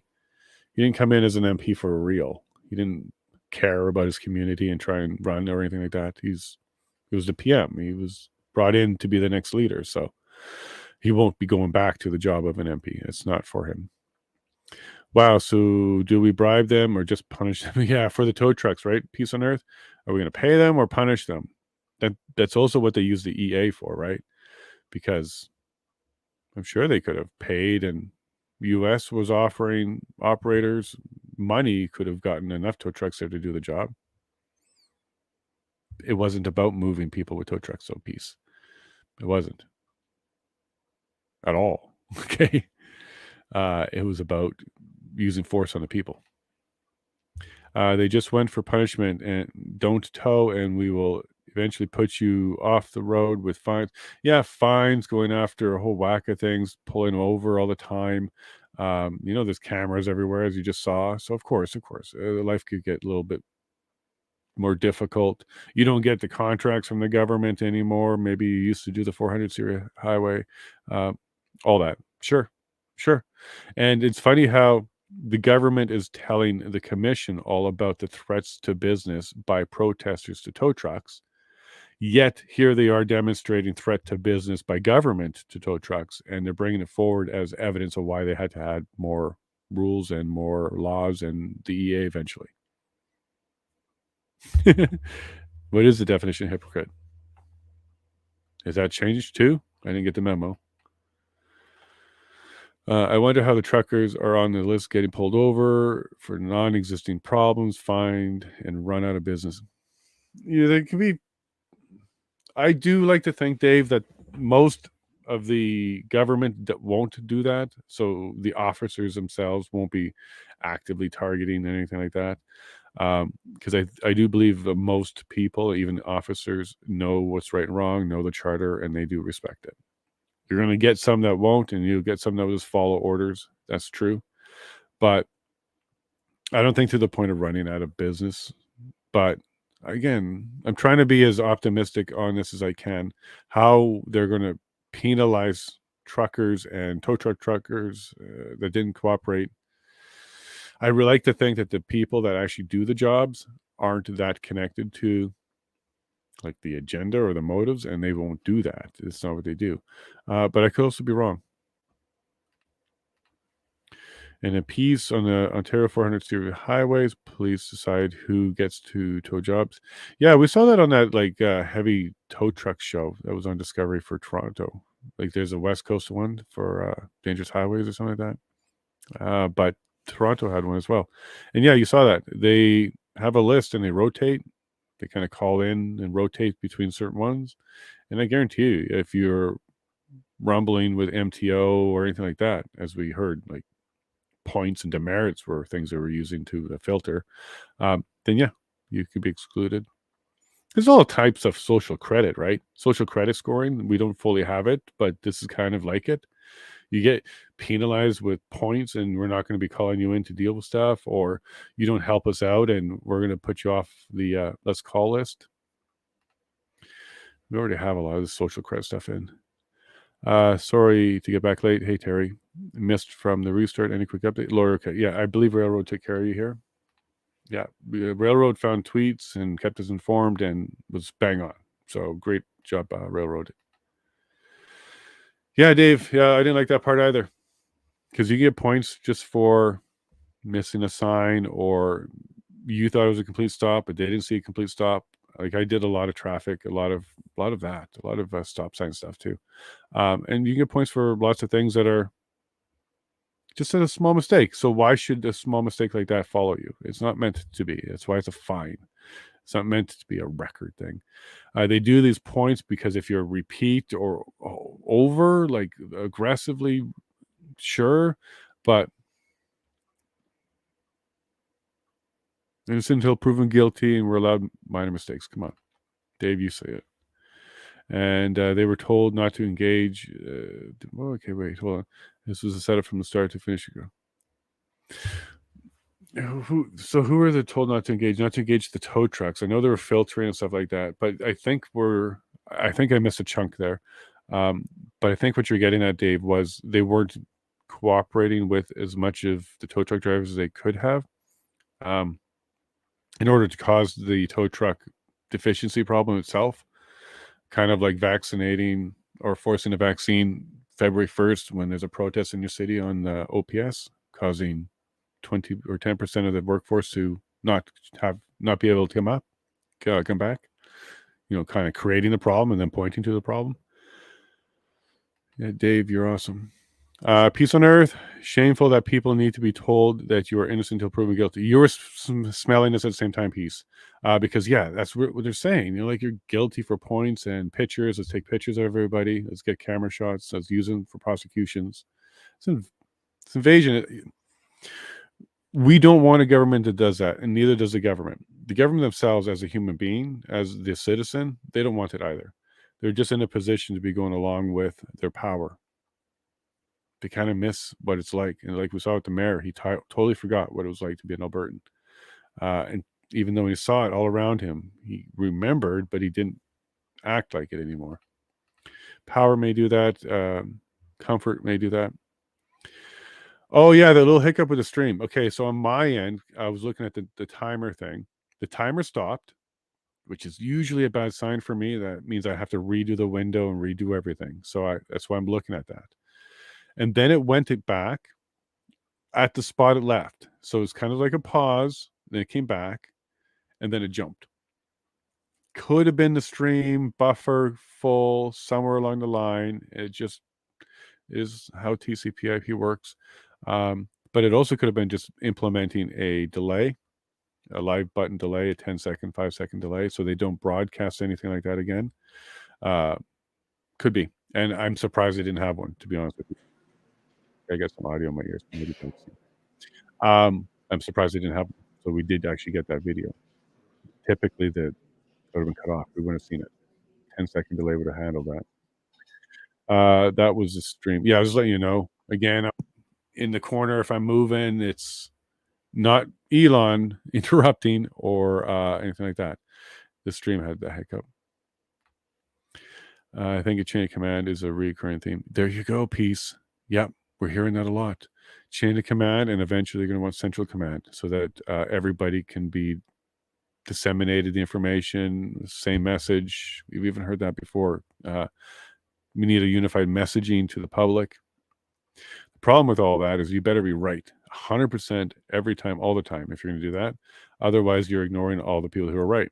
And what we saw was OPP got ignored, and they were right in this. So already we have evidence that even small macro or micro versions of the central command can cause you problems because you don't know who to believe. So peace, you're catching that. And that's been a theme since I think it was Paul Champ was the first one starting to mention that when he wanted a trigger in the Police Services Act for the local police services to be taken over by another body like OPP. And that came, I think, on day 2 even. Day 2 or 3, he was first chiming in about that. And then from then, it's been like a constant stream of almost every witness saying we need something like that. It was slowly OPP and now MPO. See, yeah, you saw the path. Yeah. Oh, you're in my ear. Oh, here we go. Order allowed. Enjoy the next one. Should be about 2 hours. We'll talk soon. The commission is reconvened. La commission reprend. Okay, I think first up is the Government of Canada.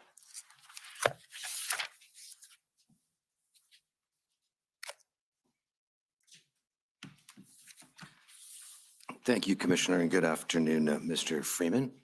Hi. My name is Brendan Van Nienhuis. I'm one of the lawyers for the Government of Canada in this matter.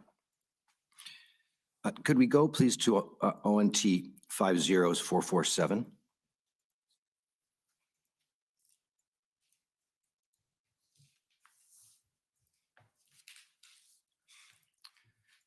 You see, I think we saw this before. This was a note from Jessica Barton to all MTO, yes?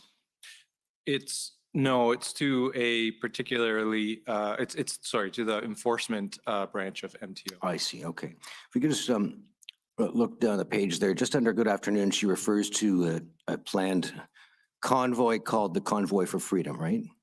Yes. And if we go a little further down the page, I think to the 5th or so paragraph. There we go. You see that the paragraph, the little short paragraph there with the link highlighted in it, the scheduled dates and routes are planned and can be found at this website. Yes. And the website there is the website called Bear Hug Canada Unity Bear Hug 2.0, right? Yep. You familiar with that being a website operated by Mr. James Bowder? I'm not. Okay. You weren't yourself paying close attention to the different factions, so to speak, of convoys coming? No. The distinction between the Bear Hug Canada Unity group and the King and Leach convoy, or sorry, Freedom Convoy? No, at this point, I wasn't directly involved in this. I was only following what was in the media. Okay. Can we go similarly to ONT 50973?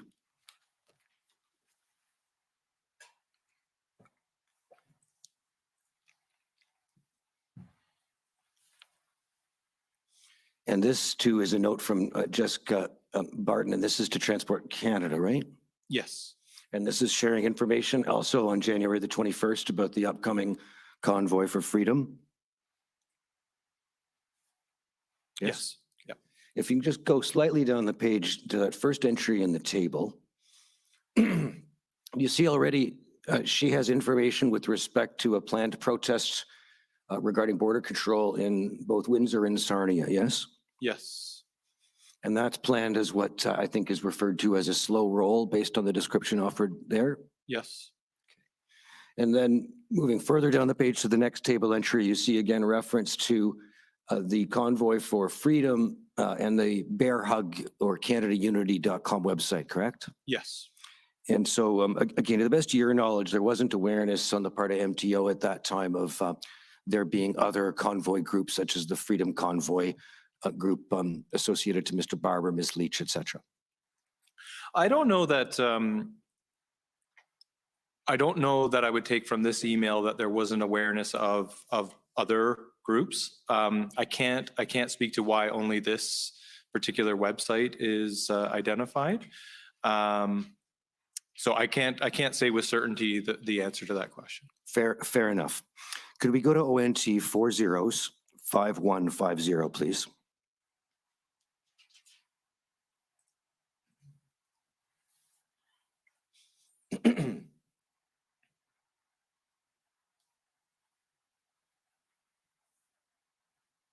And so do you recognize this, sir, as an operations plan for MTO with respect to the Freedom Convoy?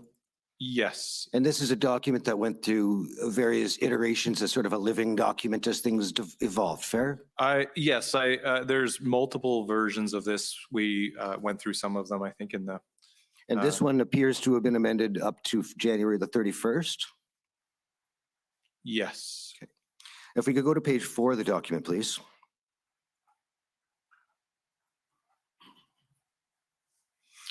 If you look at the bottom of this page, you'll see, if I've got my numbers right, yes, you'll see a list here of truck inspection stations across the province, right? Yes. And this is a list that tracks, it's not all of the stations, but this tracks the route of the Convoy for Freedom as I was understood by MTO at that time, right? I can't say for sure, but that it, without seeing if the document states that, but just looking at these locations, that would seem to be correct. Okay, and also just looking at the text above it, which said this plan's been developed. Right, yep, Right. yep, yeah, that's correct. Yep. You can continue on to page 5. Okay, and just stopping at the first paragraph, again, you see this is a group of commercial vehicle drivers planning a truck protest dubbed the Convoy for Freedom, right? Yes. And then in the fourth bullet under background, sorry, the third bullet under background, you'll see that again, this is associated to the CanadaUnity.com website as opposed to other groups, right? Right. Okay. Is it fair to draw the conclusion that the intelligence or the information available and promulgated by MTO was really being drawn from the CanadaUnity.com website in terms of intended routes and so forth? It's possible, but I wasn't part of the design or the creation of this document or really involved at this time, so I can't verify that for you for sure. Okay. But this document obviously only refers to that. If we just look under mission statement a moment, and it carry over the page just to see if it continues. I can't recall. It does not. So if we go back up to mission statement, these are the key mission items that I guess have been compiled by your staff with respect to the operations plan, right? Yes. And you see that what's being considered is whether to close TIS facilities if necessitated by protest activities, right? Yes. Were you aware at the time that more trucks and convoys were anticipated to be joining the existing Ottawa scenario by that point? Recalling this is the Monday after the first weekend? I feel like by the Monday, we had a good sense that it was getting bigger than we had initially thought. And of course, we saw earlier, you already knew that there were affiliated or sympathetic protest activities that were contemplated or planned in the areas of the Ambassador Bridge at Windsor and at Sarnia, correct? Yes. And was it consideration given, so far as you're aware, to whether in fact it might have made sense to activate the TIS stations to require inspection of the trucks that were assembling in these locations? My understanding from talking to the enforcement director is they did have conversations with the OPP and they were asked not to use the truck inspection facilities for this purpose. Okay. If we go to page 7, please. In the second bullet point under enforcement, I see there, it reads in the last sentence, officers will not be involved in any commercial vehicle traffic stops of vehicles that are participating in the convoy protest unless directed to do so by the site leads, right? Yep. And was that similarly at the request of the OPP that your officers from MTO not be involved in such stops? I can't say that what went into this was at the request of the OPP, but I would say that, as a general application of these types of protest type activities, that MTO would not interfere. Could we go please to ONT.IR.701?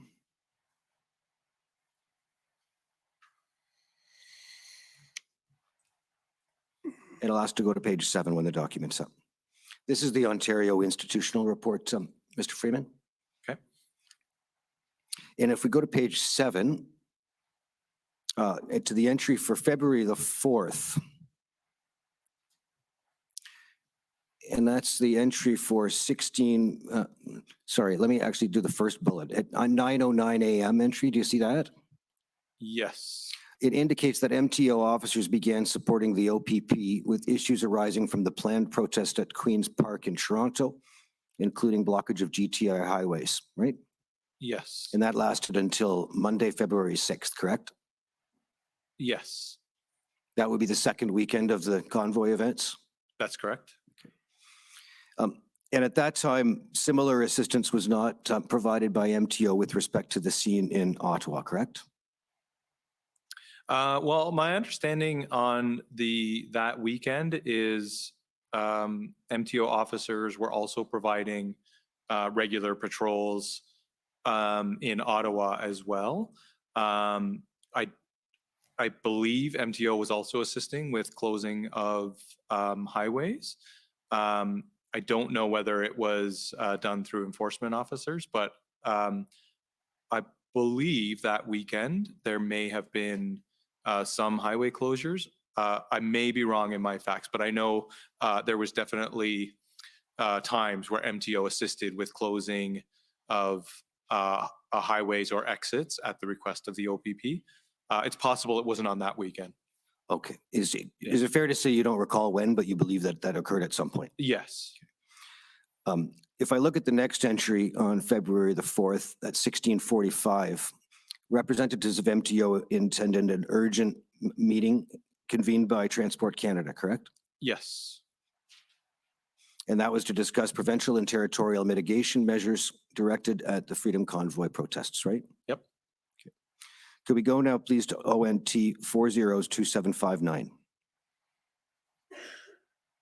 And just to be clear, you did not attend the February 4th meeting, correct? Correct.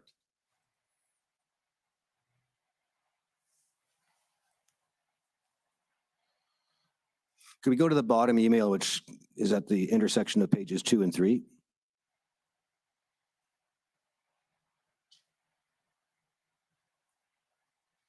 There we go. You see there's an email here from Aaron at Transport Canada.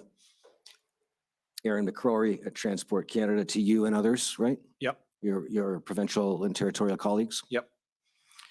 And Transport Canada here is again apologizing for the late evening email, but hoping to have a follow-up discussion tomorrow, that is to say Saturday the 5th at 11:30 in the morning, right? Yes. And I guess that's Central Time, so 12:30 here. Yes, And you attended that meeting? I did. If you go up page 2 to see your report onward from the meeting. There we go. Just go a little further up, we can see where it starts. Okay, so let's just see, you're reporting out to your staff, I believe. Could we just go to the email header? Reporting out to your staff, correct? One was my staff, two were AD, Assistant Deputy Minister colleagues. I see. Okay, to your colleagues and staff. Yeah. And you're reporting on what happened at the meeting from your perspective. Yes. If you just go a little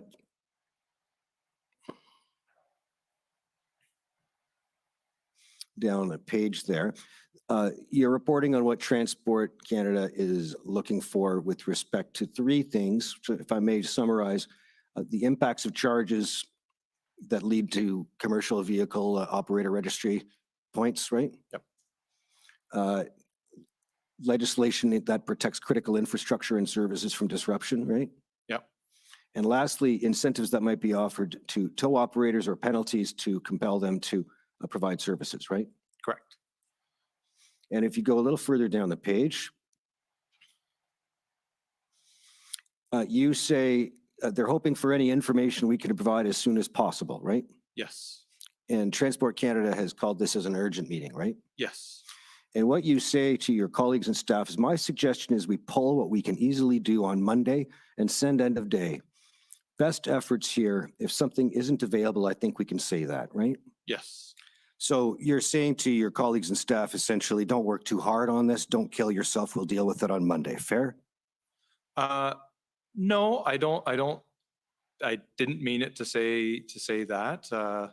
I think people, it's a Saturday, and they would need to engage other people to try and find these things out. So I was suggesting that we would have something to them by end of day Monday. Can we go to ONT 403842?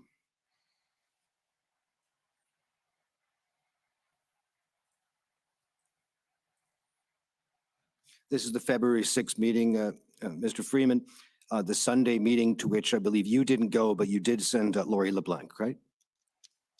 She's the deputy minister, so I don't send her, just to be clear. Excuse me, I've got the it's my boss. roles reversed. Yeah. If we go to page 6, please. If we go under where Mr. Keenan is speaking, he's got 3 bullet points summarized. And he notes at the last bullet point that the Wellington encampments, that is, say, the Ottawa occupation, is the spiritual source of the protest movement, right? Yes. And it's inspiring, in short, other protest activities that have begun to be seen in locations as far away as Coutts, right? Yes. It creates the spiritual fuel that will sustain the actions of the various encampments, right? Yep. And if I look at Ms. LeBlanc's response,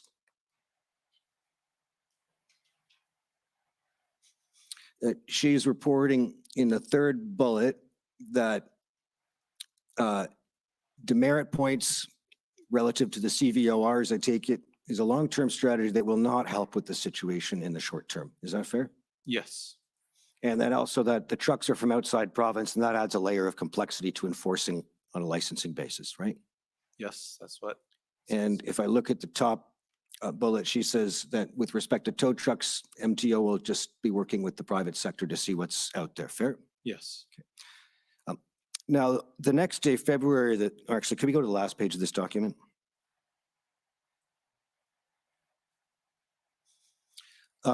You see there, the second last speaker noted is Jody Thomas, the National Security Intelligence Advisor. Yes? Yes. And she says she regrets ending on this point, asking, would the province be looking to the federal government if this protest was happening outside of the city of Ottawa for example, another place like Kingston, right? Mhm. And perhaps this is a question we can ask tomorrow, but it appears Deputy Solicitor General Di Tommaso says this is a protest and encampment movement against the federal mandate on trucks. They came to Ottawa from across the country for that purpose, right? That's what it says, yeah. Does that reflect Ontario's attitude at that point towards the Ottawa protest as a federal responsibility? I don't know if I can speak for all of Ontario. I was just being brought into this from the federal government at this time to look at options. I don't know that we thought this to be purely a federal problem. I do think we understood the movement was against the federal mandate, but in our minds, this was a policing issue, not necessarily a federal versus provincial issue. Can we go to ssm.can.405289?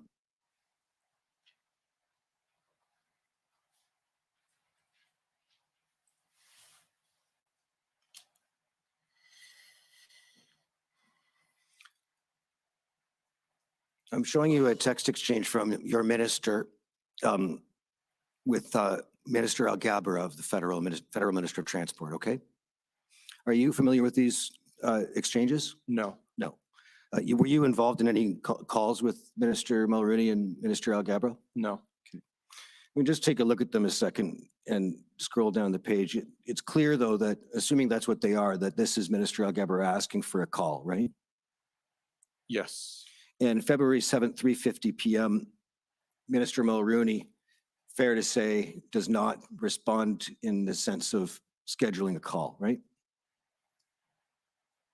Yep, it sounds like she's waiting for an update. Yeah, fair enough. And if you look at the bottom of the text exchange, you see that Minister Alghabra reports on February 7th at 8:23 p.m. that the Ambassador Bridge is now blocked, right? Yes. If we go now to ssm.can.405290, the exchange continues.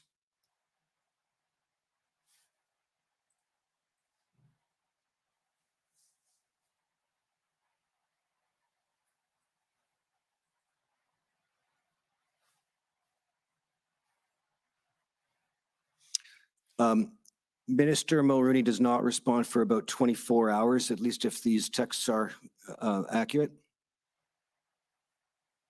Correct. And she refers to a letter from Laurie LeBlanc being what addresses the ideas that have been suggested, right? That's what she says, yes. Go further on down the page. And Minister Alghabra says he'll look at it, but would be good to speak tomorrow, right? Yes. Go to ssm.can405291. Mr. Commissioner, I think I've just hit my 20 minutes on my clock. May I have another 4 or 5 minutes to complete this area? Yeah, go ahead.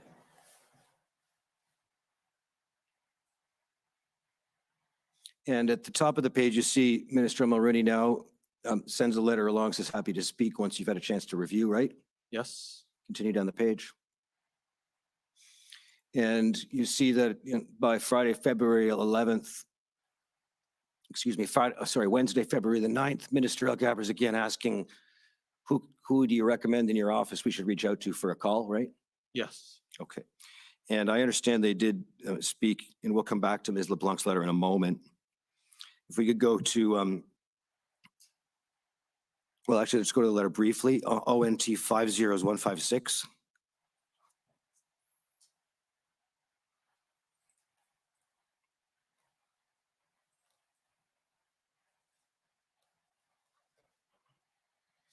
This is the letter February 8th from Ms. LeBlanc, right? Yes. If you go to the third paragraph on the page.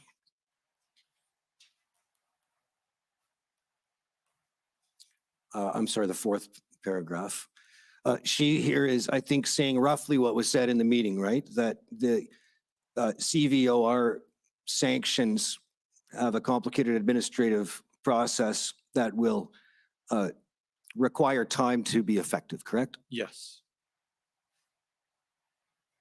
And if you go to to page 2 of the document. She says, I know we all have empathy for the people of Ottawa that are enduring this protest while also respecting and recognizing the right to peaceful protest. And the MTO will continue to work with SolGen, right? Yes. So no additional contribution from MTO from a regulatory perspective is communicated here? Not here, no, but, we did, maybe this isn't your question, but just in case this is helpful, we did, immediately move from this to develop options, which ultimately became later that same week, in the emergency order. Could we go to ssm.can.401001?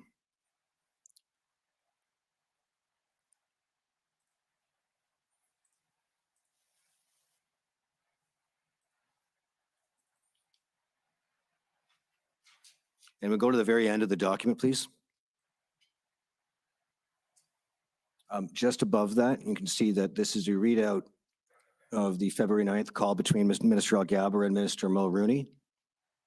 Okay. Yes. And the indication here is that Mulroney's message to us is that they see these as federal trade corridors. They want us to take the lead. Minister Alghabra pushed on this and said that that would need to be a formal ask. They have said they don't have the ability to do more from MTO. They agreed to work with our department to see if there's anything else that can be done. Overall, I'd say the tone was difficult and they were trying to put this on us. Were you present at that call? No. So if this is Minister Algabra's recollection of the call, I suppose you wouldn't be able to contest that? I don't know his recollection. Great. Now, sir, you know Huron Church Road in Windsor that leads to the Ambassador Bridge? Yes. You're aware that's a municipal road where the Windsor Police Service or alternatively the Ontario Provincial Police or Police of Jurisdiction? Yes. And that connects Highway 401 to the port of entry. And 401 is OPP and MTO jurisdiction, right? Yes. And similarly, just while we're at this, Wellington Street and the streets of downtown Ottawa under occupation by the Freedom Convoy, likewise, we're under the jurisdiction of the Ottawa Police Service or alternatively the Ontario Provincial Police and within the authority of MTO from a transport regulation perspective. Fair? Yes. Now, on February 11th, the Premier Ford declared a state of emergency and invoked the Ontario Emergency Management and Civil Protection Act. Yes. And that was followed by regulations that actually implemented the measures, which did not happen until the 12th, correct?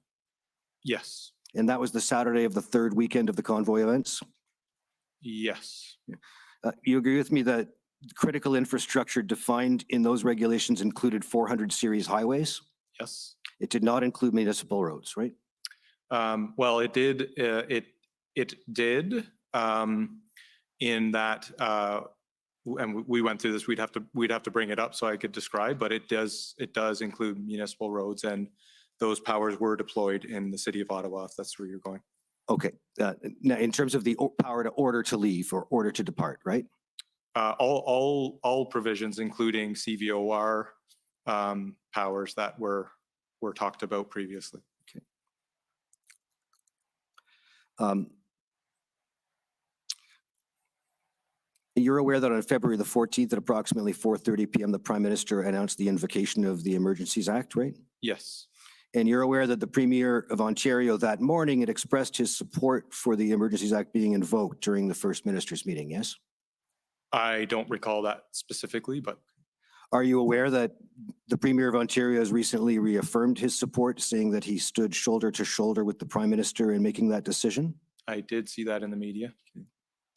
Okay. And if we just go back very briefly to ont.ir.701.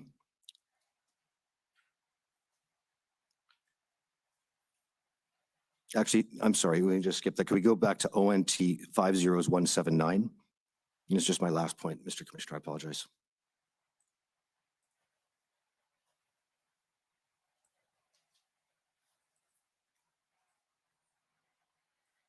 If we just go to page 2, please, the top of the page. And if you want to look at the header, this is an email which refers to the 10 tow trucks you indicated were sourced for Ottawa when you corrected your witness statement at the beginning of your examination today, correct? Yes. And you'll see if you go down to page 3 in the bullet points, which is an email from earlier on the same day, February 16. There's a third bullet point there that says, important, all three towing companies have requested a letter that the province will cover costs, indemnity from other damage and claims for vehicles that are towed and so forth, right? Yes. And it says that's because their insurance companies have specifically told them that they will not cover those risks, right? Correct. And if you go then finally back to the top of the page 2, this is the evening of February the 16th. It indicates that one of the three towing companies has in fact dropped out, which is what gets you to the number 10 instead of 13 that you thought you had earlier that day, right? Yes. And then by now you know about the EA, and the first bullet says, need a letter from the OPP requesting these two companies to provide services and stating that the federal act, that's the Emergencies Act, will cover any damage and indemnity, correct? Yep. And if we go to the very, very top, you see that Jason Beaupre is reporting that he's told them, being the towing operators, that this letter will come tomorrow and that they are moving tonight based upon him and Steve's commitment and credibility in the absence of that letter, correct? Yes. And we've been through that letter with Commissioner Carrique. Thank you, sir. Those are my questions. Thank you for your indulgence, Mr. Commissioner. Okay, thank you. Next is the City of Windsor.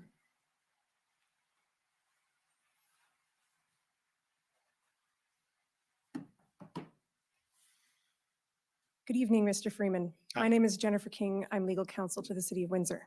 Hi.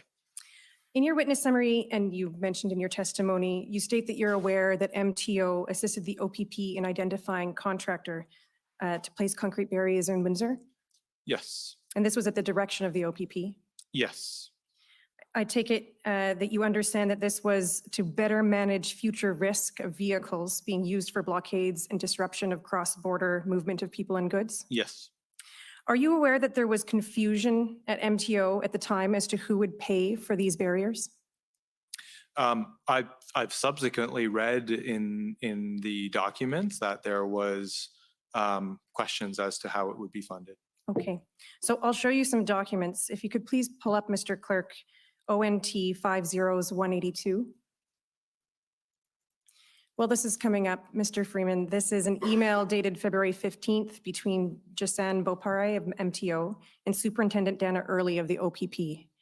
And the commissioners heard this week that Superintendent Early shared joint command of the police response to the blockade with Superintendent Crowley of the Windsor Police. Okay. And you'll see, if you could scroll down just a little bit, the first bullet, you'll see that it says, upon request by the OPP, MTO has supplied temporary concrete barriers through a contractor. And if you go to the sub bullets, and you can see here, partway down, you'll see, since these TCBs are being installed along a municipal roadway, MTO has requested the OPP to advise how compensation to the contractor can be arranged. Next bullet states, preliminary thought from the OPP is that compensation would be through federal funds available to support the emergency response to reopen the Windsor-Detroit crossing. Do you see that? Yes. Were you aware of that at the time? No, I didn't have any involvement in this at the time. Okay. And if you could just scroll up a bit, you'll see that the estimate for the work is $1.3 million. Yes. Okay. If you could please turn up ONT 50438. This is an internal email exchange at MTO dated February 16th, Mr. Freeman. And it's involving Doug Jones. And by February 16th, he is Deputy Minister. Yes, likely his first week on the job. Okay, if you could scroll to page 3, please.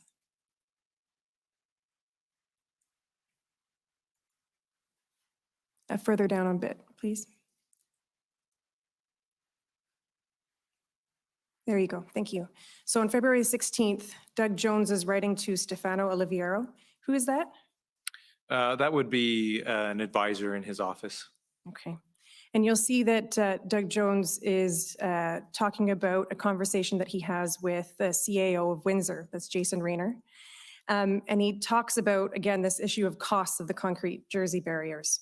and a concern that has been raised by Jason Rayner about how much the city would be responsible to cover.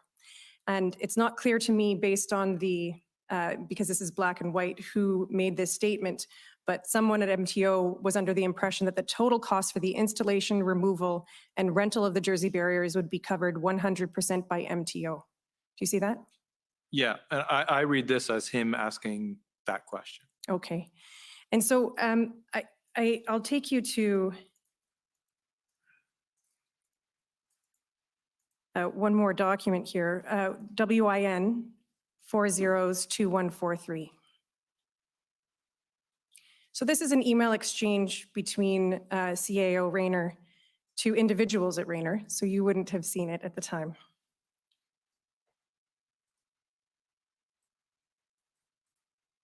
Thank you. And if you could scroll all the way to the bottom, Mr. Clerk. Okay. And you'll see here that he's reporting to individuals at Windsor on February the 17th. Just a quick update that I had a good call with Deputy Minister Doug Jones, MTO, who is helping to coordinate a planning table with MTO, Solgen, OPP, WPS, and Windsor to discuss the long-term needs to protect our international crossings. I'll let you know once I hear more. And he continues, the deputy also indicated that he understood but was confirming that costs like the Jersey barriers that were authorized by MTO staff at OPP's request would be paid for by the province. You see that? So if you can scroll up, Mr. Clerk. And you'll see an email from Mr. Rayner to the same group the next day, and it states, it would appear that the new Deputy Minister MTO is finding out just how the province works. He stepped back from both items today that we discussed earlier in the week. MTO will not be covering the cost of the barriers, although he said he would not be surprised to see an application for the province to assist with those costs and others ? At some point. No commitment to pay, though, at this time. The argument is that we are the road authority and we approve the deployment of the barriers, so therefore are responsible for the costs. Do you see that? Yes. The commission heard from the mayor of Windsor that Windsor has requested that the province reimburse their costs, including the cost of these barriers, but has not received a response. Do you have any information as to whether or not the province will be reimbursing Windsor's costs? I haven't seen the request and I don't have any information. I'm sorry. Okay. And if further down in the next paragraph, Mr. Rayner writes, in terms of the intergovernmental planning table proposal, there's no interest at this time given the ongoing situation in Ottawa. I won't take it to you, but the commissioner heard on Monday from Mayor Dilkins, who testified that he sent a letter in March requesting that all levels of government sit down to discuss working together to protect important international border crossings. It's my understanding that there's been no response from the province to this request. Are you aware of any response to Windsor's request? I'm not. I haven't seen the request either, and nor would I in my current position. Okay. Do you know if the Ministry of Transportation is planning to meet with appropriate agencies at all levels of government to discuss protecting critical border crossings in Ontario, such as the Ambassador Bridge? I'm not aware of what the ministry intends in this regard. Again, in my current position as in corporate services, it's not something that I would be aware of. I do know that the province ultimately did pass further legislation, and I can't speak to who was consulted on that. Okay, so you don't know if the municipality of Windsor was consulted on that legislation? I wasn't involved in it, so I can't say. Okay. I only have a few questions left for you. Do you know if the ministry has an emergency plan pursuant to the Ontario Emergency Management and Civil Protection Act? Yes, we do have. Okay. plans. Which assistant deputy minister at the Ministry of Transportation is responsible for that emergency plan? I expect it would be Eric Deutsch. Okay, and what's his title? He's the Assistant Deputy Minister of our Operations Division. Okay. Do you know if the ministry's emergency plan addresses threats to critical transportation infrastructure like the Ambassador Bridge? I don't know the full scope of the plan, so I can't answer whether it does or not. Okay, thank you very much. Those are my questions. Okay, thank you. Next is the City of Ottawa.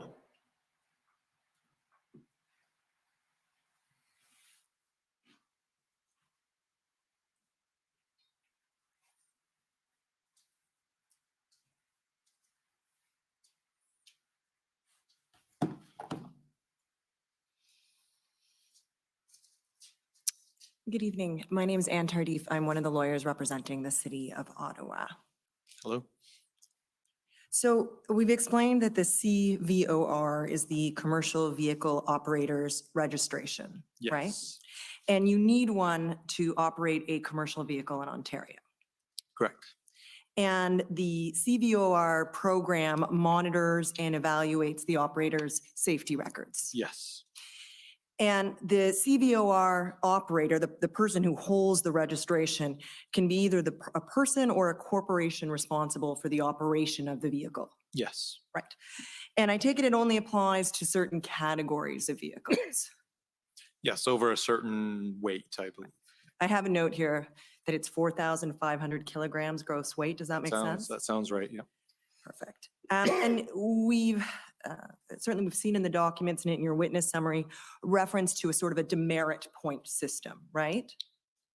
Yes. And I take it the CVOR tracks the operator's collisions, right? Yes. Infractions. Or Yes, convictions. convictions, yep. Convictions. Yep. And any findings on safety inspections. That's right. And over time, they rack up points until you get to a state where they have so many points that the ministry may issue notice of the intent to either suspend or revoke the CVOR. Correct. The only thing, maybe the only thing I would just add to that is there's other interventions before it gets to that point. That's the end of the process. Yes. Right. And you've talked about the notice requirements, the due process, and the appeal rights that are embedded within the suspension. Yes. Right. And I take it we can agree that certainly some of the large trucks that participated in the convoy in Ottawa had CVORs. They were of that size. Yes. And that at least some of them were involved or were committing or had committed as part of their convoy activities, potentially offenses under the Highway Traffic Act and possibly other statutes and bylaws, right? I would expect so. Right. And if convicted, some of those offenses would end up on their carrier record, right? Yes. And contribute to that escalation of points that we've talked about. Yes. And I heard you explain that that process takes time, and that's why the ministry thought it's not really a short-term solution, right? That's part of it. It's not only that it takes time, it also allows for appeals, hearings, so I guess that's part of taking time, but it doesn't allow us to take direct, immediate action. Right. You could issue notice of an infraction, for example, under the Highway Traffic Act today, but it would take perhaps several months, if not longer, to get a conviction for that to be reflected on the carrier record. And you'd need several convictions before you got to the point in time where notice of a suspension would issue. Likely, yeah. Right. Now, I understand that. But you also mentioned, and it was in one of the documents we saw, I can turn it up if I need to, that there was significant considerations with the use of the CVOR for non-roadside enforcement purposes. And in fairness to you, I wrote down that you said earlier today that you didn't want to use that process, the CVOR process, to try and do something else, and that there was concern about affecting the legitimacy of the process. Do you remember saying something to that effect? Yep, something to that effect, yeah. Can you help me understand or help us understand what you mean by that? I understand the timing concern, but the other concern, this notion that you shouldn't be using the CVOR process, the normal process, for what you perhaps viewed as an illegitimate or end to which it was not suited. I think it was just as what you've just said there is the legal analysis and the deputy registrar view, the experts in the ministry, was that if we start to use this for something that it wasn't intended for, or we had no process for which, it questions the ministry's thinking that maybe that applies to other actions that we take in the future. So, the next time there's a conviction, there's an action taken by the ministry, have we shown history of constantly using our processes and legislation consistently and, as they were intended for? I think there was a worry of that as well. Was the concern, just so I understand, was the concern that if there was a conviction for an offense, for example, under the Highway Traffic Act, that occurred during the convoy, and that ended up on a carrier's record, and at some point in the future formed part of notice of suspension or grounds for a suspension of their CVOR, was that a concern to the No. ministry? No. Okay. So it was just a bypassing your normal process that was a concern to the ministry. Yes, bypassing the normal process and using it for something that, you know, has never been used in the past or intended to be. What is that something? That's, I think, what I'm struggling to understand. To try and address a protest or a civil unrest situation, not to address specifically a case where we have a well-documented safety record and, you know, police records to us requesting certain activities. Understood. Thank you. Could we pull up ONT 50111?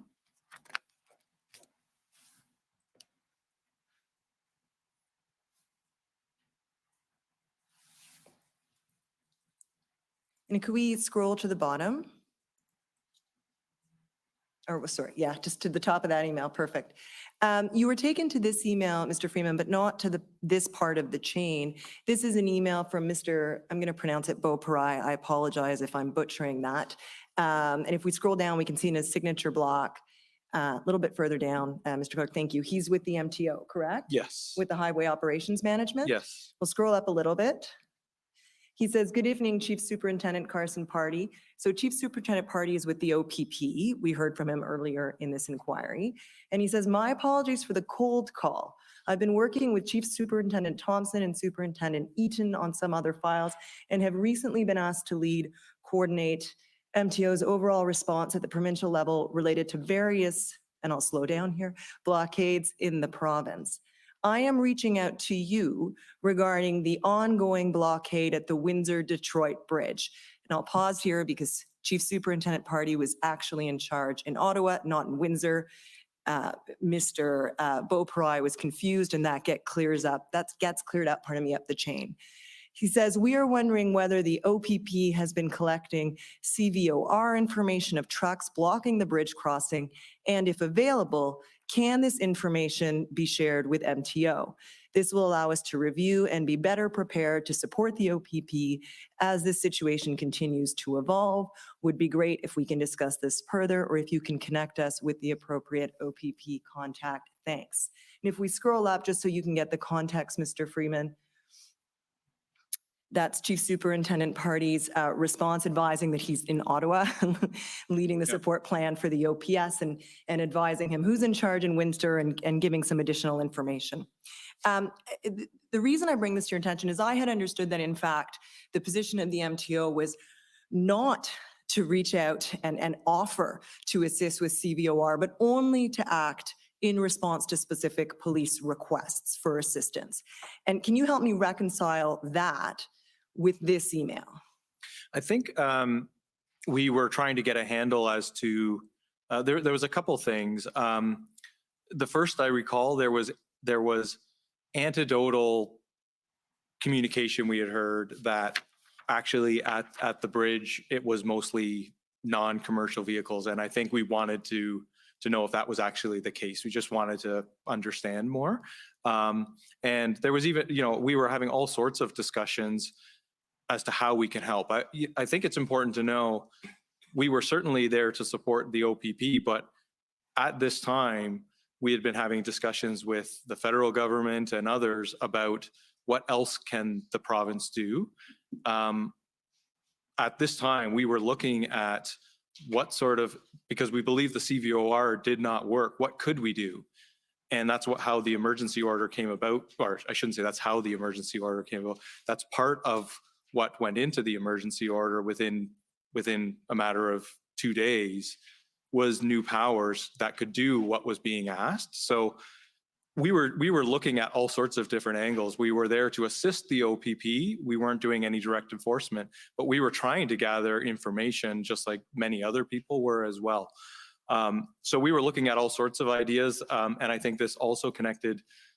There was just a question like, could we start calling CVOR operators to tell them that their truck might be there.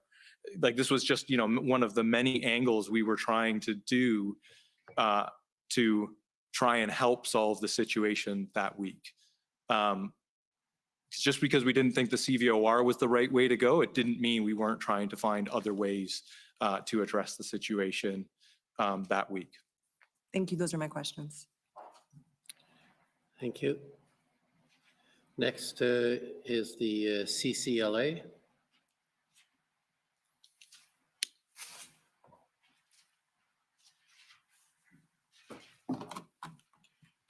Good evening, Mr. Freeman. My name is Eva Krajewska, and I'm counsel for the Canadian Civil Liberties Association. Hi. Mr. Freeman, let me just start off with respect to what is the MTO's role in public protests or public demonstrations when they block highways or roads. Would you say that it's typical that, or not unusual for public demonstrations to create or inhibit traffic? They can, certainly. And the ministry's role would be the same as I've described, to assist police as requested. Right. And would it also be fair to say that you would also create signage and divert traffic as necessary in order to facilitate the demonstration? Yes, as requested by police. So you would be guided by the OPP or the police of the jurisdiction to provide that assistance? Yes. To facilitate the protest? Yes. And as would it then be also consistent, we looked at the MTO's plan with respect to the Freedom Convoy. My friend for the Government of Canada took you to the fact that the MTO suspended the inspections of trucks through the convoy. Was that also kind of part of facilitating the protest at the time? I don't know if it was intended to facilitate a protest. I think it was based on the direction from the OPP to not engage in that way. I just don't know if the intent was, as you've described, to facilitate a protest or not. Okay, but other than with respect to direction from the OPP or police forces, the MTO would not take enforcement measures against a demonstration. Correct. And I know many of us have covered the CVOR issue. And if I could just go back to that again, the letter to Michael Keenan that you were taken to earlier, it's clear that the enforcement under CVOR, the purpose is public safety, correct? No, the purpose is highway and safety of traveling public. Right, and to sanction non-compliant safety behavior. Yes. And as you told my friend, Ms. Tardif, your concern or the MTO's concern about using the CVOR was that you did not want it to be used in relation to civil disobedience. It wasn't so much that we didn't want to, it was that it wasn't intended or ever used in that way, nor do the procedures or the policies that it's the practical application of it was ever intended for it to be used that way. The Highway Traffic Act as legislation is about safety for traveling public and motor vehicles, not about public order or protest. It was never that's not its purpose. And was there also a concern of setting a precedent to use the CVOR as a method of enforcement against civil disobedience? I don't know if it was so much that it was a precedent, a worry of a precedent. It was a worry that it didn't actually do what people were asking it to do. Was there also concern that you would delegitimize the process that exists with respect to the CVOR and how it's understood by both the government and industry participants? Yeah, that was a concern.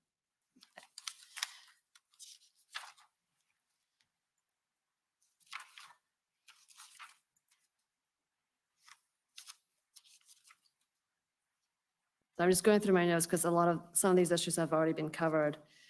And my friend for the Government of Canada took you to the fact that the Ontario Declaration of Emergency was declared on February 11th, 2022. But the letters with respect to this, I'll call it the CVOR enforcement under the EMPCA, were not issued until February 17th. And you stated that that was an OPP decision as to when to issue those letters, when to issue those warnings? I don't know if it was OPP, but it was a policing decision. It was not an MTO decision. Correct. And Mr. Freeman, did you have input to Minister Mulroney into what the MTO would be requesting under the EMPCA? Did you provide input as to what cabinet should consider before the EMPCA was relied upon? We provided, yes. So after we determined that the CVOR was not the appropriate mechanism, we began to develop options that could potentially be used. We did brief the minister on that. Ultimately, we provided input into what the Ministry of the Solicitor General was developing, for which they used. And can you provide just kind of an outline of the options that you provided to your minister and to the Solicitor General?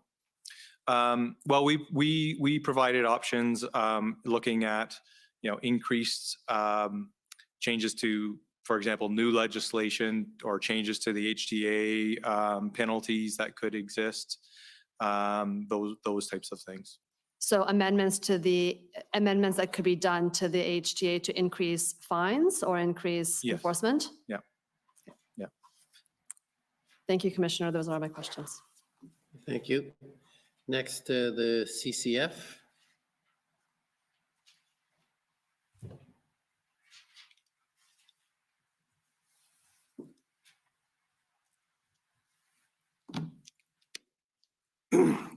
Mr. Freeman, good afternoon. My name is Ajit Chaudhary. I'm with the CCF. I have some questions for you about tow trucks. Okay. And the legal tools to compel the provision of tow truck services. So I'd first asked the registrar to put up the emergency measures regulations under the Emergencies Act, and I have a document code for that, although I imagine it would be on speed dial here. So it's SSM.can.401911_REL.301. So while we're waiting for it to come up, I take it you're familiar with the emergency measures regulations? I'm familiar, but by no means an expert. You referred to them in an answer to a question posed by my friend from the commission, though. Yeah. So could we go to page 8, please? So if we could just scroll down, please, to, Mr. Registrar, to 7.1, that's good. So would you agree, if you could just have a look at section 7 sub 1. Have you seen that section before? Yes. Okay, so would you agree that section 7 sub 1 in substance says that a person must make available and provide tow truck services if requested by the Minister of Public Safety and Emergency Preparedness or the RCMP Commissioner or a designate? Correct? Yes. Good. Okay. So could we go down then to the next page, please? To 10 sub 2. And so could you just have a look at that, please? Have you seen this provision before?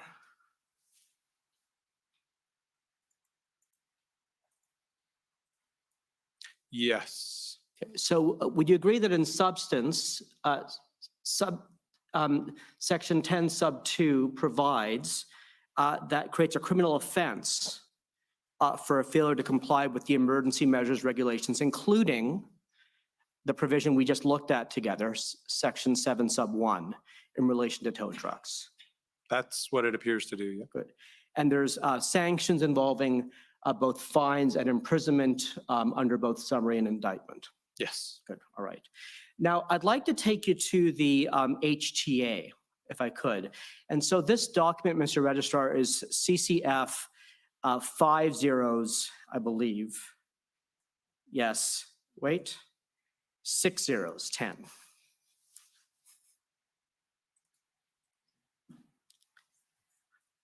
And while we're waiting for it to come up, Mr. Freeman, you stated in your evidence this morning, or earlier today, I should say, that the HTA is a key act.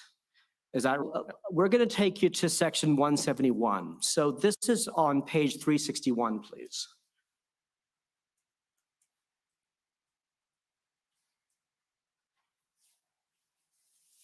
If we could scroll down just a bit. Okay, so if we could stop there. So this section is entitled tow truck services. Are you familiar with this section? Not in great detail, but I can understand it. Okay, so I'd like to ask you a question that's about section sub 3.1, which is on the next page. Let's stop there. So this says, so the title for this subsection is other prohibited activities, and it says no driver of a tow truck or other person who is in charge of a tow truck shall engage in an activity prohibited by regulation. Is that right? That's what it says, yes. Good, okay, now let's go down a bit further to subsection 6. Stop there, please. And so subsection 6 says that the Lieutenant Governor in Council or the provincial cabinet has the power under subsection B to prescribe prohibited activities for the purposes of subsection 3.1. Is that right? Yes. And that seems to be quite a broad grant of authority to the provincial cabinet, correct? You're getting a little out of my depth in terms of legal interpretation here, whether it's broad or not. But it says that it doesn't say what sorts of activities can be prescribed. It just says prescribed activities. Prescribing prohibitive activities, yes. Correct, correct. Yeah. Okay, so for the that- purposes of what's above, but you know, I just want to refrain from trying to interpret this too much here. It's beyond my expertise. Okay, good. And then let's go up a little. I promise you, this is the last subsection we'll look at together. So if you could scroll up, please, Mr. Registrar, to subsection 4.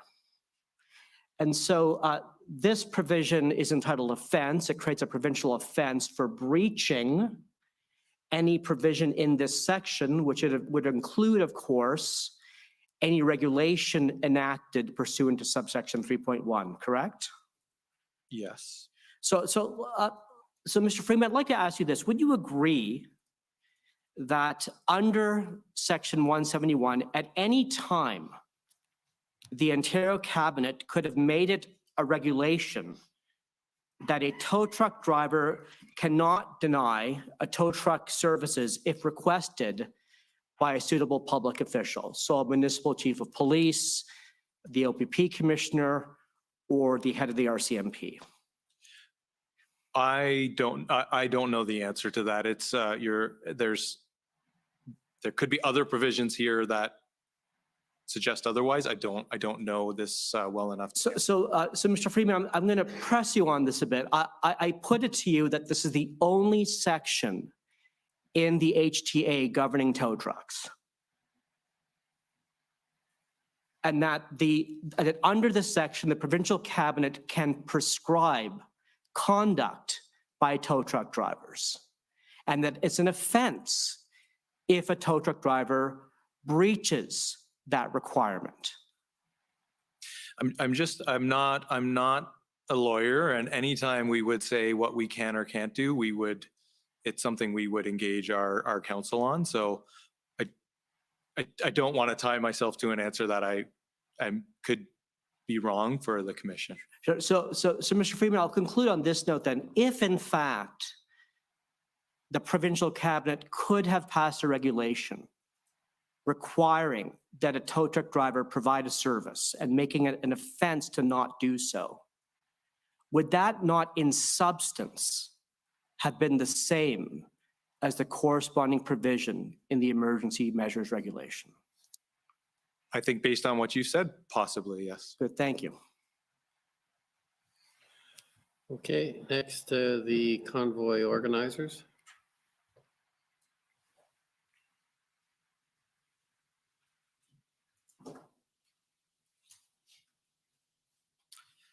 Good evening. My name is Brendan Miller, and I'm counsel for Freedom Corp, which is the organization that represents the protesters that were in Ottawa in February and January of 2022. Just have a couple of questions for you, sir.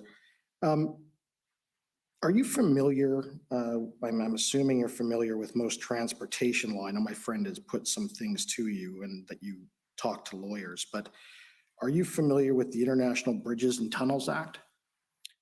Not in any sort of depth. Okay, but you're familiar of its existence? Yes, And that's a federal law? it's my understanding. Right. And I understand it that that law is governed by the Federal Minister of Transportation. Is that correct? That I don't know. Okay. Are you aware that under that act, that at any time for the purpose of safety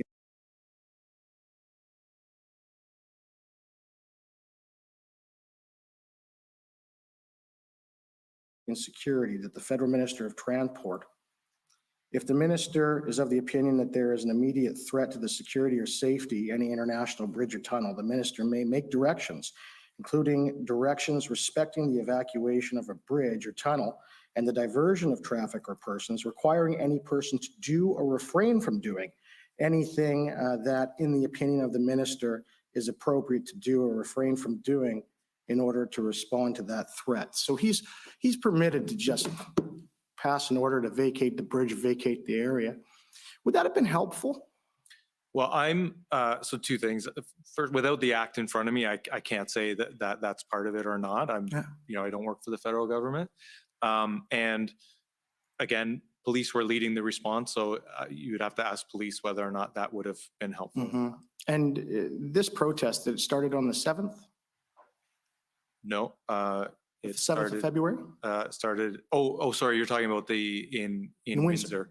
I believe that's the date. Right, and they cleared it on the 12th. 12th and 13th, I believe, yes. Before the Emergencies Act. Yes. And at no time did the minister pass a regulation in order to vacate that bridge. The federal minister? Yeah. Not to my knowledge. Thank you. Okay, next, the Ottawa Residents Coalition. Good evening, Commissioner Emily Tamman for the Ottawa Coalition of Residents and Businesses. We don't have any questions. Thank you. Okay, the Windsor Police Service. Good evening, Mr. Commissioner. Tom McRae for the Windsor Police Service. We have no questions. Okay, the Ottawa Police Service.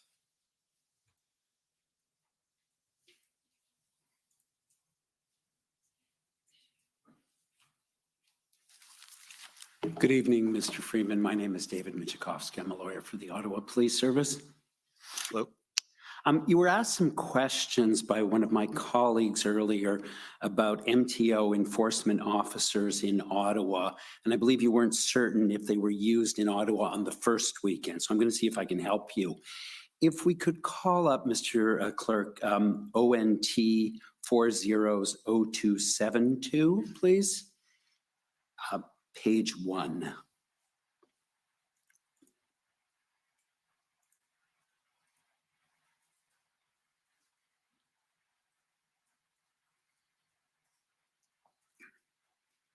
At the bottom of page 1. These are situational reports that the MTO puts out. And you'll see at the bottom of page 1, so this is January 28th. This would be the Friday. And we see convoy arrived in Ottawa starting at approximately 1. And it says MTO officers will assist as usual practice if requested by OPP. No current request for assistance. And so I'll take you to then the one for the following day, which would be the Saturday. Okay. And if we go to ONT 400273, please, on page 2.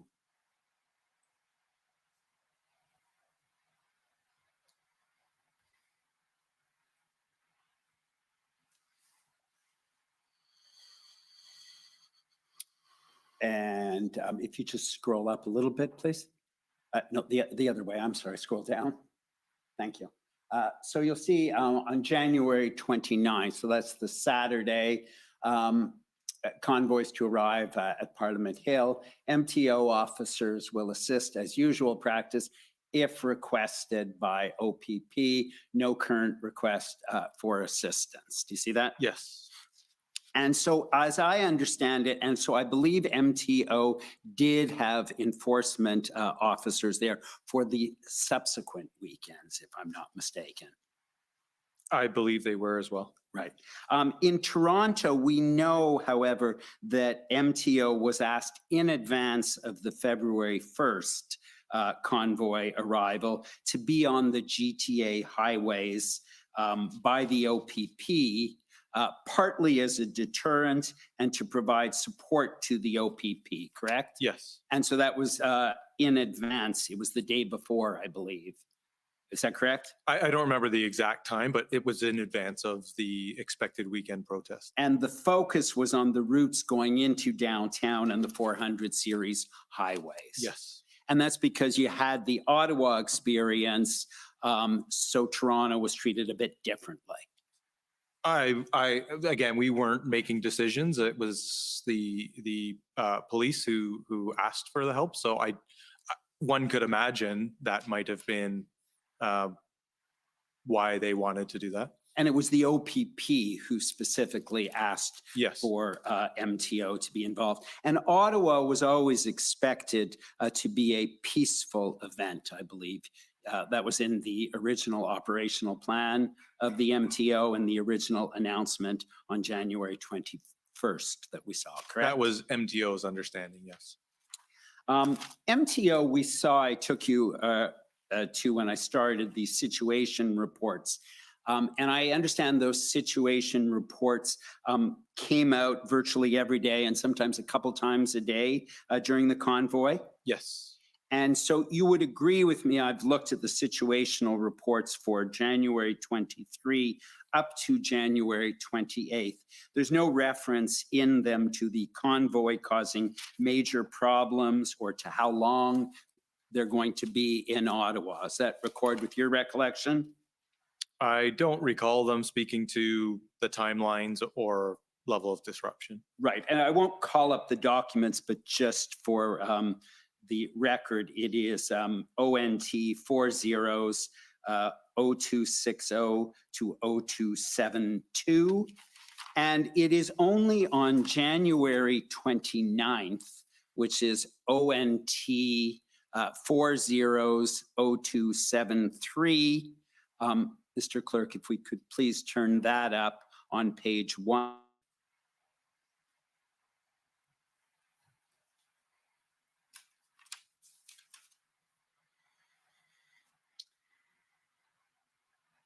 And if we could just scroll down, please.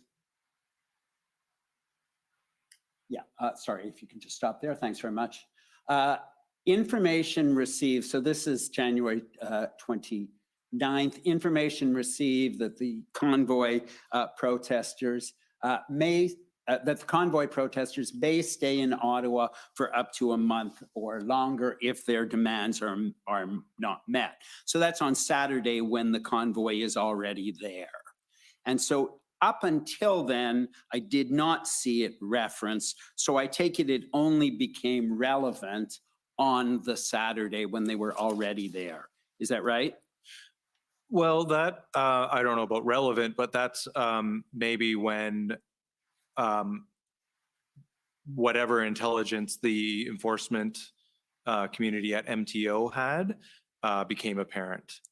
And if I look at all of the operational updates prior to January 29th, all of them refer to the convoy, but don't note any particular concerns. There's a heading on those documents called operational updates and impacts, and there's nothing of particular concern raised in any of them. Is that fair? I would have to look at them, but I don't recall that being the case. And probably consistent with MTO's role for protests is we don't get the same level of intelligence that police do. So that might have been the understanding of those who were involved at the time. Sure. I believe I've used my time, Mr. Commissioner. If I might have another, just a couple minutes. Sure. Thank you very much. And I know on January 26, and I can call it up if you need it, but on the January 26 operational update, I saw on page 1, and it was ONT 400267. There's mention that one of the convoys there is about 135 kilometers length, but there doesn't seem to be any particular concern noted. Do you recall reading it? That it's actually in the third paragraph. I'm sorry. And there doesn't seem to be any concern noted. MTO wasn't trying to stop it on the highway or slow it down or divert it. Well, MTO wouldn't have that role again in a protest situation.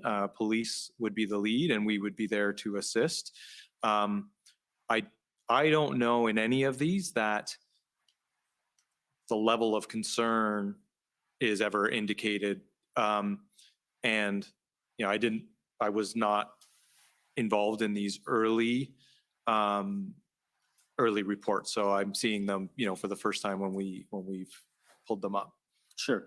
In fact, the operational plan of the MTO says officers will not be involved in the commercial vehicle traffic stops of people in the convoy, correct? That was the direction you had from the OPP? Yes. MTO, I believe, says in their plans that they recognize the right to peaceful protest, which is what this was supposed to be, correct? That's what we understood it to be. I won't call it up, but there's reference to, and I don't believe you were at the meeting, but there was a tripartite meeting, and it's SSM-can.nsc 402676. On page 2 of 4, one of the issues raised, and I believe it was raised by Mayor Watson, was a request that the MTO, at that point, it was February 10th, get more involved, and noted that the MTO always sets up blitzes on 400 highways, but haven't done so in this case. Is that correct?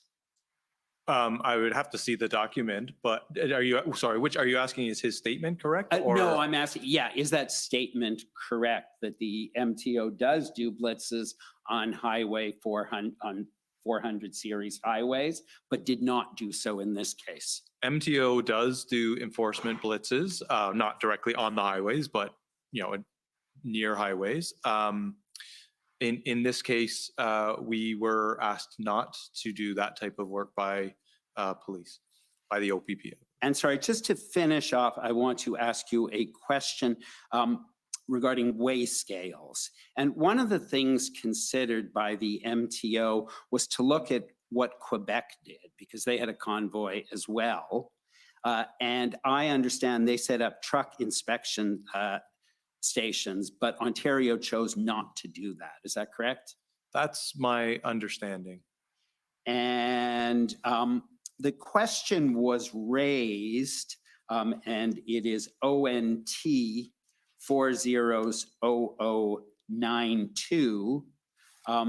The question was raised about whether weigh scales could be used to slow down the convoy, as was done in Quebec. But a decision was made not to do that in Ontario, correct? Yes, that's my understanding. And it's on page 2, actually. Yeah.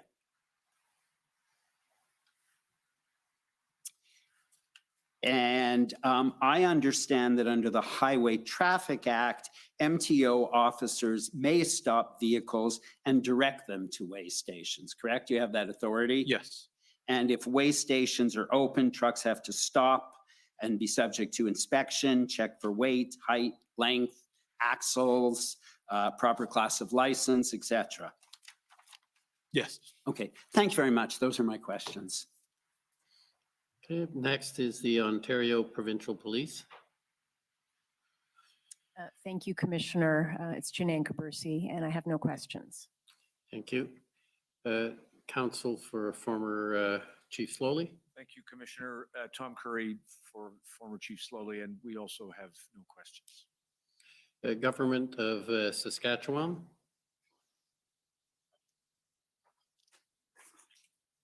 Good evening, Mr. Freeman. Can you hear me? Yes. Thank you. My name is Mike Morris, and I'm counsel for the Government of Saskatchewan. I just have a few questions for you. Sure. Mr. Freeman, I expect you're familiar with the Council of Ministers responsible for transportation and highway safety? Yes. And I understand that that council involves federal, provincial, and territorial ministers and officials. Is that correct? Yes. And there is an ADM level table for that council, correct? Yes. Yep. And do you sit on that ADM level table? I don't in my current role, but I did in the role that I was in during the time of the protests. And I'm interested in February of 2022 during the protests. So you did participate in that table at that time, correct? Yes. And am I correct that officials from the Government of Saskatchewan also participated in that table at that time? Yes.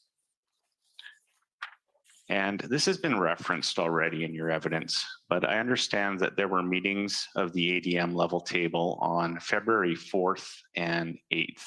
Does that accord with your recollection? Yes.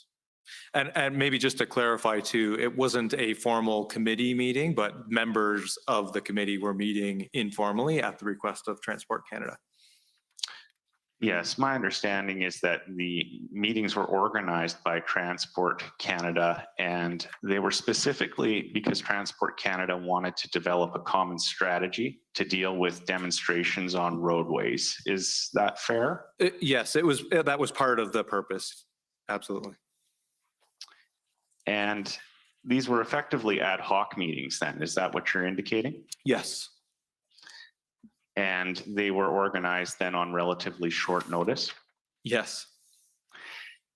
And then in your experience, such FPT meetings can be set up on very short notice. Is that fair? Yes. And can they even be set up on weekends if needed? They had certainly people can ask to meet on the weekend. Again, I don't know that formal committee meetings would ever occur, but informal meetings I could imagine could be called at any time. And during those meetings on February 4th and February 8th that were set up on short notice and which were ad hoc meetings, you had good participation from the FPT representatives, did you not? That's my recollection, yes. I also understand that there was discussion at those meetings about, of course, this common strategy to deal with demonstrations on roadways, but that discussion was really about what might be accomplished with existing provincial and federal law. Is that fair to say? Yes, that would be part of the conversation as well. You'll correct me if I'm wrong, but my understanding is that there was no discussion of the federal government potentially invoking the Emergencies Act at those meetings on February 4th or 8th, was there? I don't recall it or see it in any meeting summaries, no. That would have been a big deal if there was discussion of that nature, wouldn't it? And maybe to clarify, this is ministries of transportation typically, so something like that might not be raised at that meeting because it's not necessarily a transportation tool, but yes, I would think it would be something we would remember and would report back on. And in your view, would those meetings have been an appropriate forum for the potential invocation of the Federal Emergencies Act to be discussed? And I'm thinking particularly because you have MTO officers that may need to exercise certain responsibilities if the federal law was used and new responsibilities were placed on them. I don't know. I don't know if I can answer whether it's fair or not. Certainly having time and awareness would be well, but I also know it's a, this is a very big instrument for the federal government to use. And I don't know that they would start with that group to speak to first.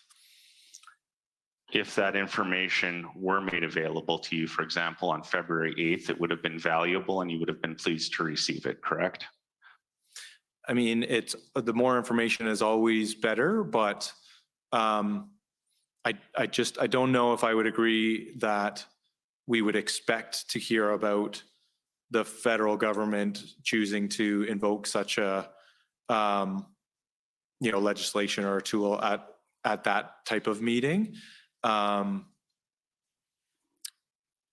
would be my sense. I don't know. I wouldn't expect to hear something like that in that committee.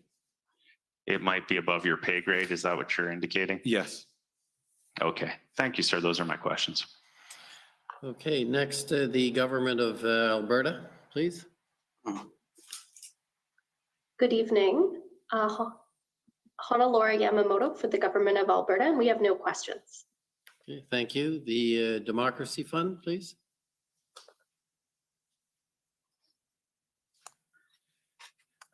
Good evening. It's Alan Honor for the Democracy Fund. Can you hear me? Yes. Thank you. I'd just like to ask you a few questions about tow trucks. Can we pull up ONT.403842? This is a document that my friend from the Government of Canada showed you earlier today.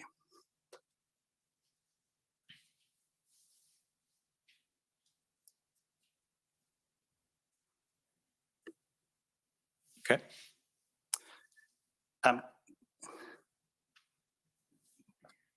Pardon me, I'm sorry, I think that's not the right document.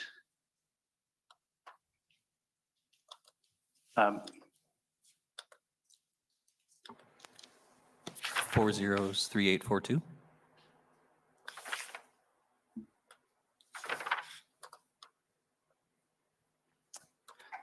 I'm sorry, just bear with me for a moment, please.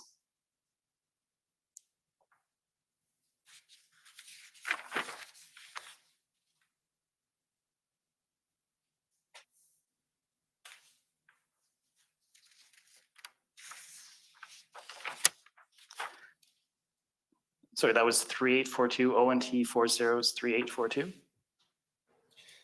Yes, that's correct. Sorry, can we try ONT 50179? I'm looking for an email here from Jason Oparazzi.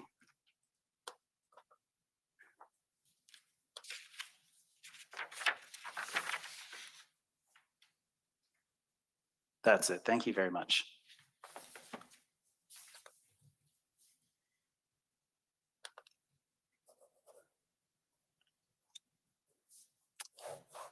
Okay, so as I was saying, this is a document that my friend from the Government of Canada showed you earlier today.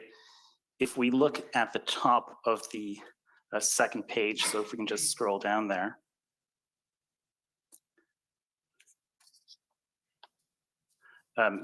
What we see here, and actually, if you can just scroll up a little bit.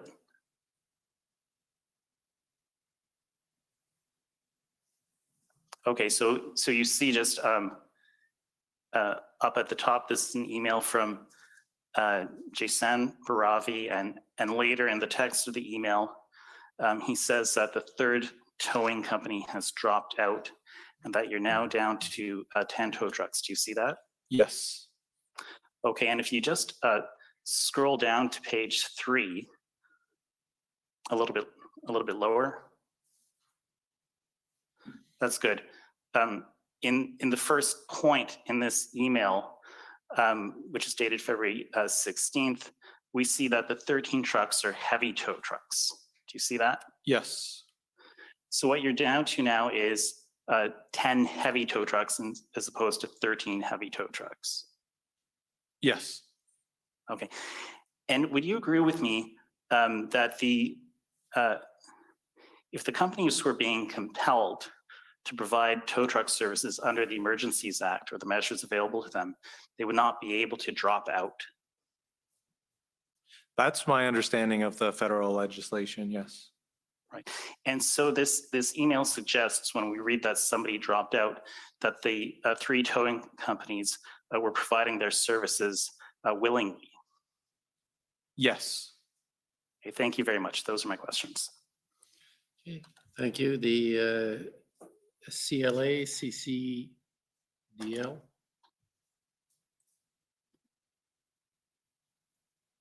Good evening. Mr. Freeman, can you hear me all right? I can. My name is Colleen McEwen, and I'm counsel to the Criminal Lawyers Association and the Canadian Council of Criminal Defense Lawyers, 2 organizations with joint standing. I know I'm standing between everyone and dinner, so I'd like to ask you just a few questions about the role and the limitations of the Highway Traffic Act and the CVOR system.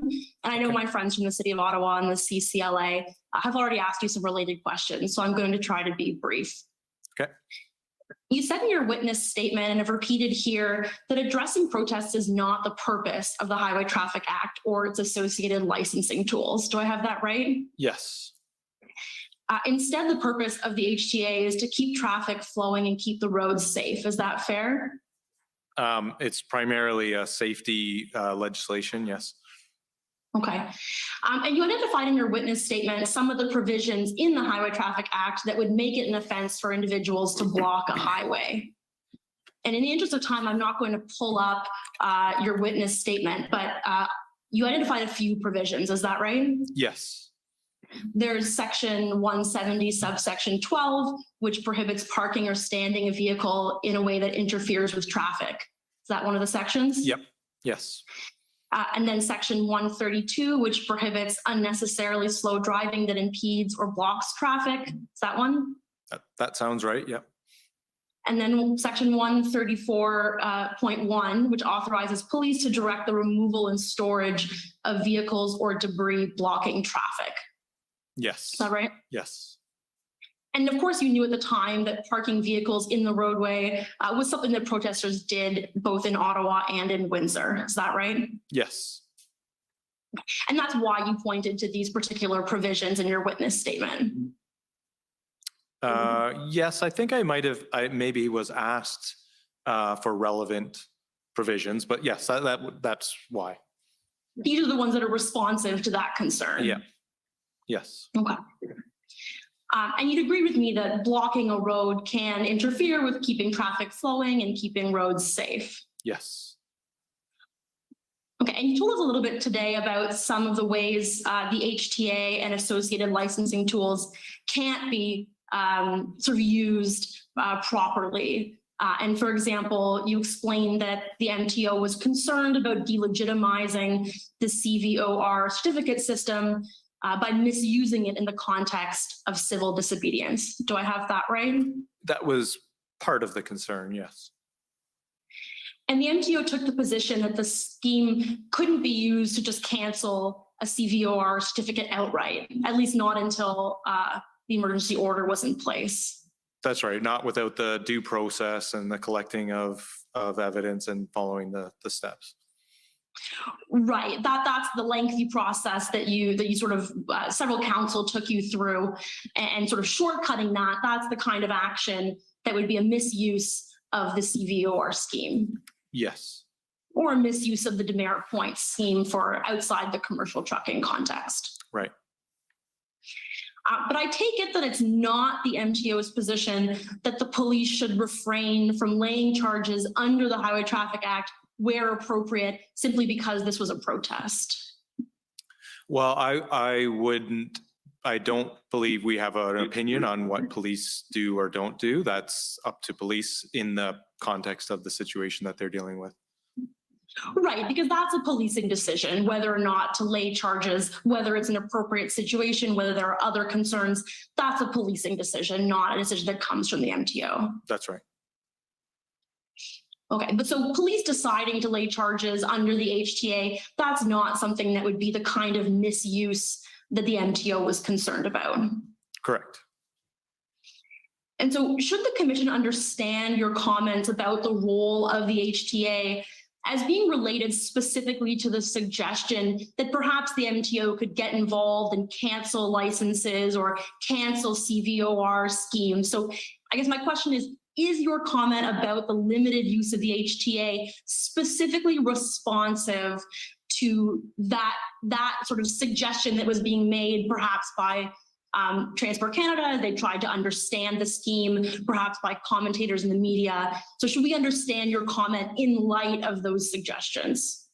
Yes, it was more specific to what MTO should do, not an opinion on what police should or shouldn't do. Okay, thank you very much. Those are my questions. Thank you. Any re-examination? No. Okay, well, I just have a couple of quick questions. Just in terms of the demerit system, you talked about the problem that the regulation of trucks and their CVROR is provincial. Yes. Is there no mechanism for transferring demerit points from one province to another if a vehicle from another province, a truck, incurs offenses of some sort? No, there is. So my understanding is convictions that would happen in one jurisdiction are shared with the home jurisdiction and would go on their record there. What doesn't happen is the points that are accumulated on our on Ontario carrier, there's no, sorry, I'm not doing a very good job explaining this. To really quickly to better answer the question, if there's a conviction that happens in Ontario, another jurisdiction would report that on their carrier's record. So I'm trying to understand what the problem was because of trucks from outside of Ontario. You'd mentioned that was a problem, and I'm not understanding it. Well, so if we took action specifically, we can only take action from a sanctioning action on Ontario carriers, meaning we can only suspend Ontario carriers CVOR. We don't have the ability to remove or suspend the licensing of an out-of-province carrier. We can, if police make lay charges and there's convictions in Ontario, that would go on their home record. But what that province does and how that impacts their license in that jurisdiction, Ontario has no control over. Does that help clarify? It doesn't. I would expect the consequences are probably fairly similar from one province to another if there are an accumulation of offenses. Absolutely. I would think that they would be somewhat similar from province to province, although I can't speak to what other provinces have. The suggestion was more in response to, at the time, there was a suggestion, well, why don't we just cancel their or suspend their CVORs or equivalent in other provinces? And the point that was being made is Ontario doesn't have the power to suspend or cancel other provinces' abilities to operate. I understand that, but I think I also understood you to say Ontario didn't have that power either without going through charges and et cetera. So yeah. This is true. I don't know that we were trying to say anything other than that it's, we have control over the Ontario population of carriers. We do not have oversight of out of province carriers. I guess I might not agree in the sense that you have the same oversight. You're supposed to supervise and charge them and make sure that they're behaving in the same way an Ontario carrier would. Well, police would lay charges or our enforcement officers for specific infractions, but the role of the registrar or the deputy registrar in sanctioning them only applies to Ontario carriers. Maybe that's a better way to describe it. Okay, I understand that. Now, one of the things I wanted to also understand is the emergency regulation in Ontario.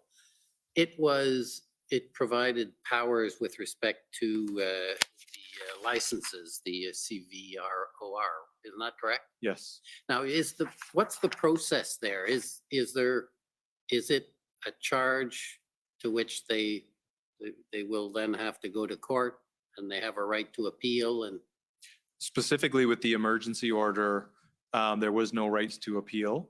It was a direct sanction that the registrar could apply. so it's suspension immediate, which is the difference with a That's right. process of, and the emergency order, you said at one point that there was no provision with respect to tow trucks in Ontario's order. Related, I think specifically, I think I was referring to direct that tow truck Yes. must comply or any sort of indemnification. Yeah, so there was nothing in the emergency order in Ontario? Correct. And do you know if if your ministry had requested that be included? I don't recall a request on that. Do you know if anyone else requested, any other ministry or police requested? I don't know.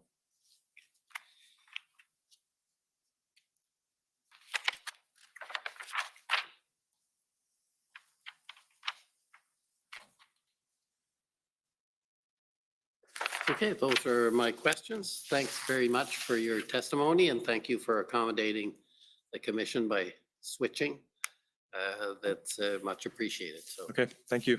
thank you. So we are complete for today and we will come back tomorrow morning at 9:30 and we hope well, it'll be a fairly long day tomorrow again, but nothing new there. Adjourn till tomorrow morning at 9:30.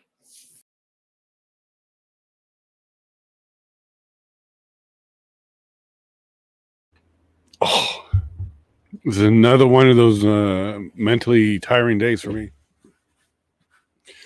I don't like listening to authoritative conversation, dictatorships, tyrannical wording. I don't like listening to any of that. It's so boring. And at the end there, that's all we heard from the commissioner there. Why can't Ontario enforce its rules on out-of-province people? Why can't we enforce it on other provinces? You forget there's also American drivers that come up there, Commissioner. Do you want to start enforcing on Americans too? Like what he was saying there. What he was saying there was the corporate portion of the truckers' business, their license to be commercial. He wanted to try and cancel that, like without process. That's all they were speaking about. That one government lawyer. They were talking about how unfortunate it was going to take time to do due process. Innocent until proven guilty. How that gets in the way. How that process takes too much time. They just want to say you're guilty, and then here's your punishment. And judge, jury, juror, prosecutor, executioner, all in one. That is dictatorship talk. That is tyrannical talk. That is... I don't like listening to that. Centralized database for driving, on a surface, maybe it sounds fine, but look how they would have abused it on this.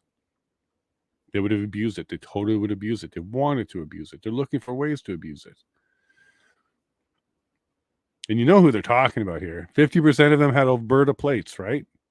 That's who they're talking about. They're talking about us. They're talking about us with those red and white plates, or orange, or whatever the color is. They're talking about us. We couldn't punish them in our property because they didn't do enough in our point system, and we can't, and blah, blah, it takes 6 months, and blah, blah. You guys are crazy. You guys are crazy. You're insane. I think it's official now. We're now watching the public order emergency insanity. That's what this is. International Bridges and Tunnels Act. We'll get to that in a second. Slowly OPP now. Okay, that was the end of another one. Sorry about that piece. Yeah, you kind of just got left in there. Show another faint. Oh, we're talking about the delay, so we can just let that go. Okay. Yeah. So at one point, this witness was asked, "Are you aware of any other laws except EA to clear a blockade?" I'm not aware.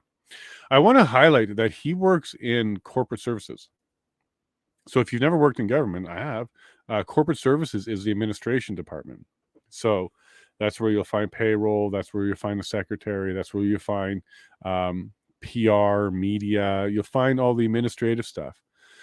Under that, or kind of parallel to that, parallel to that, is the departments themselves. So, for example, United Counties SD&G, there's a roads, there was library, there was GIS, there was maintenance, there was snow. There was a lot of little departments that were underneath or parallel to corporate services, where the directors would all go meet with the CAO. This guy wasn't the CAO. So he wasn't the minister, of course, or the deputy minister. In fact, when the government of Canada referred to the deputy minister, referred to her as if it was a subordinate to him, because in his mind, he should be talking to like the top person there. But as he quickly corrected, like, no, that's my boss. So there's a minister, deputy minister, and then this guy's involved. But he's not the CAO. He's in corporate services. So he could have been like PR. He could have been public relations. It's also why he didn't know enough. He didn't know enough. There's stuff that he didn't know. And he would have if it was a minister, deputy minister of Ministry of Transportation. So just wanted to highlight there that we kind of had the wrong person here. Why are they just offering up like number 4, number 5 in command when you really need number 1 or 2? Inspector, you didn't like that either. Blitz outside of convoy activity sounded like there's 2 things here, Clay. That one, so the check your papers, let's bother you. And did you see how they wanted, at least the government was trying to say MTO should have used the way stations as a way to irritate and frustrate and slow down the truckers? But the MTO didn't do it. But Quebec did something similar. We heard all of that testimony. You know what they're doing there? They're being bullies and harassing. Just that's what they're asking them to do because, well, this is a service. The way stations are there. And at worst, what it would do would be to slow them down a bit, forcing them to go to every way station along the way so they're not breaking the law. Or if they pass it, then go pull them over, say you broke the law. And what are they doing? Are they going to find broken equipment, which is what the inspection stations are for? Are they going to find overweight equipment? Well, if you went from the first way station and you passed it, unless you picked up a load and started overloading yourself, that weight's not really changing other than your diesel, but the weight is not changing. And then what's the inspection? Do you really need to inspect all trucks again over and over and over again? No, they were trying to be bullies. They wanted the government to use government resources, assets, services to harass law-abiding Canadians. They're saying that. There's a certain level when you get into your mind where you don't even realize that you are sounding like a dictator right now, because that is how you see the world. Why can't we just take away their license to be a commercial truck? Why do we have to go through this pesky thing called due process? Because sometimes you're wrong and people have the right to defend themselves, and you're talking about taking away livelihood, which will then take away, the ability to provide for themselves and families and employees. And dude, your dictatorship is very weird. And maybe you should see how it would look on you. Maybe we should have the mechanism to revoke licenses from lawyers the moment one provable lie is mentioned out of their mouth. How about that? The moment that there's one lie and we can prove it definitively, license is gone like that. No due process. Think about it, lawyers. You're asking for things you wouldn't want. Sorry, it bothers me that they want to be dictators. I guess a few of them admire China like JT did. Remember that one quote? He admires China because they can turn things around through dictatorship. This guy is giving a good demonstration of how big the overreach was, isn't he? He's not only talking about overreach, he's talking about abuse of federal and provincial and systems and processes and all the more reason not to give them more federal power. They're bragging about not being able to abuse the ones that they can't abuse. And they're taking shots at this guy for not abusing his power. Whoa. This is happening in real time right before our eyes. Photos of drivers. Yeah, they're abusing that too. Taking photos of drivers for later charges. No warrants or anything. You're right, Prairie. And later on, you understand that under the Emergency Act, there's no appeal process too. Now, do know appeal process does imply that you still had your first process. You just can't appeal it. But in either case, still no appeal process. I don't like when the government removes any piece of our due process. Appeals at all. Yep. Bail is one of them too there, Jeremy. I don't like when they remove parts of our due process for whatever reason. And that was for Jeremy Diaglong, right? You're still being held without bail. Gosh, Mackenzie, man, I'm sorry, bud. All I can say to that one is I don't know the whole story, so maybe there's a completely justifiable reason for it. But the timing and everything we do know about it just doesn't fit. Born in Peace River, but they tore the building down. Huh? This is for Freeland. So we did look it up. She was born in Peace River, Alberta. But she's not a very rooted Albertan anymore. She doesn't care about where she came from. And Eleanor, joke or not, I think that's hilarious.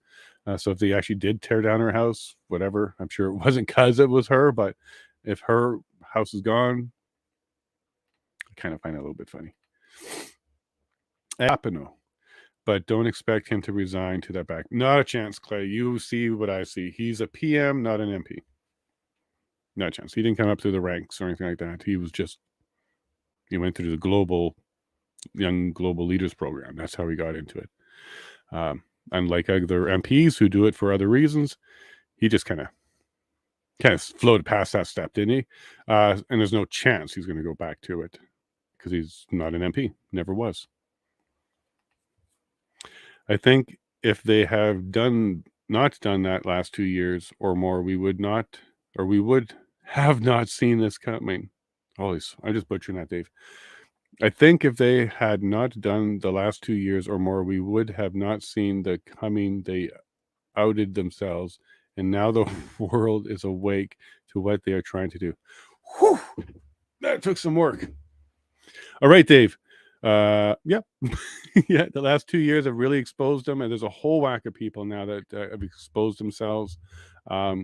Anybody that called out for not even allowing vax people to go to the hospital, calling out vax people to be taxed, calling out vax people to be segregated, everyone, all of them that ever said anything like that, you're outed. You're outed. Dave saw you. He's taking notes. We're not going to attack you, but boy, won't we ever wonder how we'll have a conversation with you. Critical race theory is something you're teaching. Civility should be something we start teaching again. You've kind of forgot your civil duties, guys and gals and other.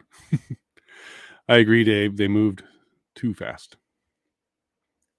Nice to see you. What you don't know is staggering. Independent agree 100%. Okay, so here, Ninja, let's talk about this. 110%. So whenever somebody comes and says, hey, I totally like this, expect a however or a but. It's going to come. Respectfully disagree on path forward. Yeah, look, I have a little bit of naivety in me still, Ninja. Goose, whatever your name is tomorrow. I still think, because I still think our system can work. It's just got some bad apples in it. And we can tweak a couple things, but I still believe the system will work. I do believe I can get voted in. I do believe a few of us can make change. We don't need a whole whack of us, but enough of us that could be loud and proud can do it. But let me be in that little bubble for a bit longer there, Goose, because there's a couple indicators I'm waiting for to see if it's true, that's still good. Peckford, his case has got to work its way through. There's a couple other matters before the courts, federal. I still have faith. And C11, I want to see what the Senate's doing on that one. Oh, boy, buddy. But it's so easy to jump into the cynical side. It's so easy because it's just so many signs. Everything looks all arrows are leading there, right? We should play our own game, which is local communities. Okay, here's where I totally agree. I'm a homesteader, right? I totally agree. Grassroots again. We gotta be grassroots again. We don't need government. Look, and I think you know this, Goose. In order for a mandate to actually happen, you need voluntary cooperation. Right? Mandate's not a law. You can't get locked up for it. You need voluntary cooperation, and we had a lot of that. Donald Best has this tagline: "Compliance is the enemy," or something like that. That's so true. Just the simple fact of us complying with whatever we're told, even though it's not legal and we don't agree with it, is a major part of this problem, for sure. And I think that was part of the breeding of us over the last few generations to be more passive and more compliant. In fact, they use that as one of the indicators on social credit score, your level of compliance. So it's definitely a well-known thing, and humans can be controlled that way. But I agree with Ninja here, Goose, or Willett, is that French for goose? Grassroots, 100% grassroots. We don't need government as much as they tell us we need them. Outside forces, rogue states, yes. Federal government, army, borders, protect us. That's about it. That's about it. It's going to be very hard to convince me we need a whole lot more than that. But yeah, I would love that, Goose. And that's why I'm a homesteader, right? This is why I have to run up for the generator, because I don't have a hydropower. It's why we got to clean off the solar panels, because that's our access to it. But still, we wouldn't change it for the world. Goose, I love your little ASCII guys. You are very good at that, Goose. Wherever you're getting them from, ASCII art's really neat. Railroaded. BBS days, we did a lot of that. I totally agree, Goose, on getting back to communities. Agree too. Yeah, Clay. Rebuild from the bottom up. I don't know if everything needs to be rebuilt. But we need to definitely look back at ourselves instead of looking for others to take care of us. Starting at the top creates a vacuum. You're right. As soon as you remove leadership or do anything like that, you saw that in Afghanistan. You see that everywhere. A vacuum will create. For those fools to creep back up. Kind of how they were saying about the truckers, right? Once we move the truck, another one would move in, and they're all worried about replacement and all that kind of stuff. Well, that happens in a vacuum. And you're right, Clay. And Dave, they had an email not to engage with enforcement. Yeah, like they're not doing all the steps that they can. They're not using all the laws that they can. They're not doing what they can. They quite literally just needed to go get the minister to say, all right, clear that bridge, and then it would have been done. We'll get to that. Okay, we'll get to that. Thank you, Brendan, for bringing that back up. And by the way, Brendan, that's exactly what I want you to do. Every single time. That's exactly what I want you to do. I want you to go up there and get the witness to point to a law, to agree that it was available, to say the EA was helpful but not necessary, to say that there was no coup attempt or anything along those lines. Just keep doing that, Brendan. Worth every penny. And what would you have done, Mr. Gov? You wanted to be used. There we go. We talked about this. He was sitting there literally asking him, why didn't you abuse innocent truck drivers with the systems that we've given you? And the answer was very good out of the MTO guy, because that would discredit the system. Of course, you're misusing it. You're abusing it. And why was this such a confusing answer? Oh, these people, their mindset, man.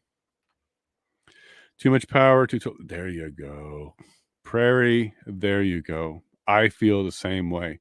Just because you can doesn't mean you should. Simple as that. And for them to think you should have done illegal things too and ruin your reputation because we wanted you to, or we think you should have. I'm glad there's still people around there that will say no. Okay. And it does look like MTO did say no to this kind of request. And OPP did something too, right? They said no to OPS on a few things. So it's good to see some of that still there. Because could you imagine if even MTO and OPP just said yes to everything that was being asked for, even if they didn't think it was right? Keep in mind, our army said no. Imagine they didn't. Okay, so I'm glad that there's still parts of our system. Okay, I still may be naive, but this is kind of why, because I see little glimmers of hope like this, where certain groups are standing up and saying no when they're supposed to. Not all of them are, but some are. That's why I still have a glimmer of hope. Hey, Dave. No, this isn't very good, but one thing for sure, forever watching as they are showing how much control they have. Not good for us, but it shows how much of an overreach they have. You see it, Dave, completely. And this is all I keep talking about. Why didn't you overreach? Well, I was going to overreach, but I didn't overreach far enough. And sometimes I don't want to overreach, and sometimes overreach looks bad. Well, you could always overreach. Quebec overreaches. Why don't you overreach? Imagine we made them say those words instead of all the different ones they're using. It would sound ridiculous, but then maybe it would hit home. Not good for us at all. Prairie, yeah, this is the kind of stuff that bothers me when they talk like that. When they talk like that. Like, you didn't hear him once say to MTO. So, do you think you could have put up signs and then helped them go the right ways, and let's give them routes around, and let's help them not congest? And did you come up with plans as an MTO to help move the protesters to different areas and stuff like that? You didn't hear anything about cooperating with protesters. All you heard about was hitting them with sticks. Hitting with sticks. What stick did you not hit them with is all we heard about. It's so funny, insane. Like, it's crazy. Am I the only one seeing that? I don't think so. I think if they had canceled insurance, it would have had a bigger problem than they had. Okay, Dave, I think you're dead right on this one. Bank freezes, where everybody else would have pushed back. So as soon as insurance is no longer a certainty for you, and as soon as insurance can be something that goes away, you lose your faith in insurance as a whole, because that's what it's there for. That's why you buy into it. That's why you pay premiums for it. It's because it can't be gone. It can't just vanish on you. You'll lose the trust of the system. So yeah, you're right, Dave. Had they started messing around and canceling insurance like that against processes, due process, you're allowed to have warrant. One of the things that even this MTO guy didn't mention is one of the things that is in our due process system is the ability to fix the situation. Okay, so there's a lot of laws that are just absolute, where you just get them, there's not much you can do about it. But there are other ones where you can explain what happened, correct the situation, move the truck, things like that. They like to skip that step. Anyways, you're 100% right, Dave. Had they messed around with insurance, it would have shaken the system. It's a financial mechanism, as you learned. It's in the Ministry of Finance. And that's something that it would have been like the bank run. The insurance companies would have been freaking out and saying, stop it. There's no way we want our customers thinking we can cancel based on your order, just like the banks would have done. That actually might have been a conversation with the insurance companies. And they said, no, no, we don't do that. We can't do that. Would have rocked the entire industry. Banks maybe not as strong, gave in a bit more, but it would have been the same thing, Dave. That would have been horrible. It would have been a big mistake. Okay, I'm going to jump to the live, see what we got going here quick. All the bad boys are in Alberta. Bad boys. We're bad boys now, peace. We're strong, we're hardy, and there's a lot of us across Canada. Okay, by the way, it's not just Albertan. The strong, hardy freedom lover is all over Canada. We're in every single neighborhood, every single community. We're all over the place.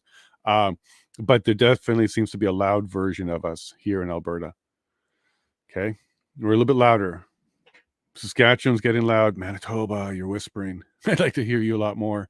BC, you're kind of just waiting with your coffees and chilling for a bit. Some of you are not, but some of you are.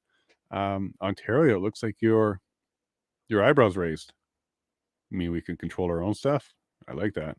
Your eyebrows raised, so let's go for it. But yeah, bad boys in Alberta, double-edged sword. We're hard to corral, just like cats. You can't hurt us like the cats. I worked in multiple Western provinces. Any tickets or photo writer goes to the license holder province. You're treated the same. Sure. Yeah, sure. But what they were trying to get at, I think, is national penalty. Didn't like where they were going with that. Right now, the way it works is there's agreements between transportation bodies, and that includes in states. So there's even some states where they have agreements in place where they can check the driver's license database. They can do things like that. They can pull up driver abstracts. They can do that. Some states you can't. They opted out. They're not doing that. I'm okay with that. I'm okay with communities working together. I don't want national, international, global systems to replace cooperation. They will haul you to jail if proper paperwork isn't present. For what? For jail for what? Don't know what you're talking about there, Dale. Are you saying your truck? If there's something, no, they don't haul you to jail. You have to do a crime, and even being hauled to jail, it depends on what kind of crime. I don't know what you're talking about there, Dale. Maybe you can give us an example. Issued owner never know who's driving. It varies both. Okay, you're both right and wrong. It depends on what it is and where you are. Okay, for example, photo radar, they issue the owner. If you're actually pulled over and they know who the driver is, they issue the driver. And each province may be slightly different on that. They might always issue the owner, regardless on who the driver is, or depending on the charge. It varies. It varies. But if we're sticking with just trucks, I think it's more the owners. Like if the commercial trucks, because you have vicarious liability.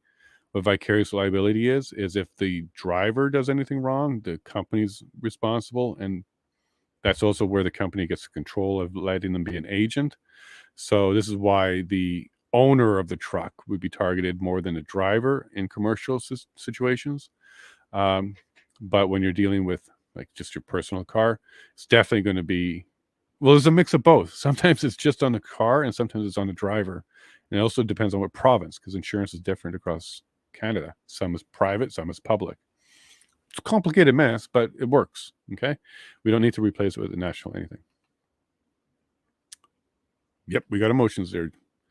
She's nasty. I think this was the last lady. We had a couple of good lawyers, though. Why didn't the government use the bridges? And we're going to get to that. Hey, let's go get to that. Okay, let's go get to that. So James, I think they wanted indemnity because they knew about the police sabotage. That's a stretch, James. They're not worried about the police doing stuff. They're actually more worried about complaints after the fact, I would think. Truck drivers complaining that you damaged my stuff and it doesn't start anymore because of you, stuff like that. I don't think they were worried about on the site anything because there's plenty of security and there was also no attacks going on. So they weren't worried about that. They might have just been worried about being sued after the fact because they did participate. And it just crossed my mind. It just crossed my mind. If it turns out to be a charter violation and the EA itself is a violation, just like the banks are about to find out that their immunity may or may not be any good, tow truck drivers might have been worried about, well, this isn't legal and we're infringing charter rights, and the charter rights might be an issue for us later. Maybe. Maybe they are definitely that smart to say, we have one ultimate law which says your rights are your rights and nothing can take those away except for the notwithstanding clause in the test. We can get to that another time. And they wouldn't have agreed with it, maybe. Or maybe their lawyers said you can't. That would be charter violations. In either case, they wanted extra protection from being sued later. That's what indemnity is. You're going to be taken and sued later, and your partner is going to be the one that pays for it and fights for you. And in this case, it would be the province. By the way, when that came out, the province had it in their Provincial Emergencies Act that indemnification was there. Okay, so they had a way to do it. They didn't need the federal one. Azario, this is gold under the provincial. There it is, right. So we were at this part of the testimony. Provincial EMA. It's like she got a longer name than that. The EMCPA. That's the full provincial one for Ontario. EMCPA. Invocation, they had the ability to compel tow truck operators. They didn't. No need for the Fed. Okay, so yes and no. So Azario, yes, they had the ability to indemnify them, but when the conversation was there, and we heard this from, I want to say it was an OPP witness who was part of the process of drafting the use of the EMCPA. Tow truck compelling was something he asked for. Tow truck compelling didn't make it into the final version. Now, it doesn't mean they couldn't compel through other ways. It just meant that the EMA wasn't specifically, couldn't have specifically been used for it, but it did provide the indemnification. So we heard a whole whack of times that indemnification was an important use of the EA in addition to compelling. So that one's gone. Indemnification's gone because province could have done it. But they also had the opportunity to put that compelling into the provincial one, and they didn't. It got cut. And the commissioner asked at one point about that, not today, a couple weeks ago about that. So I think he took a note on that. Dave, let me just turn down this heat here. I'm actually warm because I put on my hoodie because I was outside doing the septic now. Never ends around here. Not to target people. They tried to force them to target drivers, and the MTO said no. Oh yeah, we got through this. And they're the ones who stood up to the feds because if something went wrong, they could be sued. Yeah, well, you're doing the simple finger pointing and problems. Like being sued isn't really something that ministries and stuff really consider when they're doing their stuff. It would be their job that they'd be worried about. And it doesn't look like they stood up to the feds. It looks like they stood up to maybe the feds. I don't even know if anybody asked them. It was just the questions out of the lawyer implying that this was something you could have done. I'm not sure who they stood up to there, but I'm glad that they didn't misuse or abuse their power there. They were targeting people, peace, and it still are. And we even heard like 350 charges were after the fact. That was made possible by MTO cameras and license plate pictures and et cetera, et cetera. So yeah, they did get some people that way. Hey, James, this guy has misspoken a few times now. I don't know if he actually knows some of the words he has attempted to use. Yeah, but he's not a top dog in the organization. Maybe yet. Maybe one day he will be. So he's misusing for sure. He was also letting some stuff out that he probably shouldn't have. I don't know why they sent him. He might have been like number 5 or number 6. Maybe he knew a lot about what was going on, but I think it was the wrong witness. The good old bridge. Here we go. Yeah, here we go. There's the act, and let's go look at it. It's hilarious. Thank you very much, Brendan, for bringing that back up to us. Where we want the International Bridge. There you are. So the first thing to notice, it's federal. Okay. So this is a federal act. This is not provincial. Okay. Federal act. International bridges and tunnels. Well, that sounds like what the Ambassador Bridge is. It's an international bridge, right? It covers tunnels too. And if we just go through it quickly, there's not much to really go through, but let me go to the table of contents. Security and safety. It's a neat little section. Funny it didn't bring us there this time, but I'll take us there. Security and safety. Maintenance and repair. There we go. Security and safety. And this is what Brendan read out. Okay. If the minister, and this would be transportation, is of the opinion that there is an immediate threat to the security or safety of any international bridge or tunnel, not sure why they don't have road, just bridge and tunnel, but not actual land. Wait a minute. Isn't it called a land bridge? Anyways, maybe that's still covered. International bridge or tunnel, the minister may make directions, which means he doesn't need a process. He doesn't have to go through a bunch of anything. Doesn't have to go through the court or anything. He can make a direction. It's just a piece of paper that he signs, including directions respecting the evacuation of the bridge or tunnel and the diversion of traffic or persons. That's incredibly important. So clear the tunnel or bridge and divert traffic or persons. That doesn't just mean going to the bridge. That also means on the bridge. You will direct and divert them. So get off traffic and persons. Requiring a person to do so or to refrain from doing so. Anything that in the opinion of the minister, again, opinion, he doesn't even have to get judicial review. It is appropriate to do or refrain from doing in order to respond to the threat. We're hearing international national security threat. Here's an existing law from 2007 specifically targeting the Ambassador Bridge. Okay. Very next section says they can authorize officers to make emergency direction.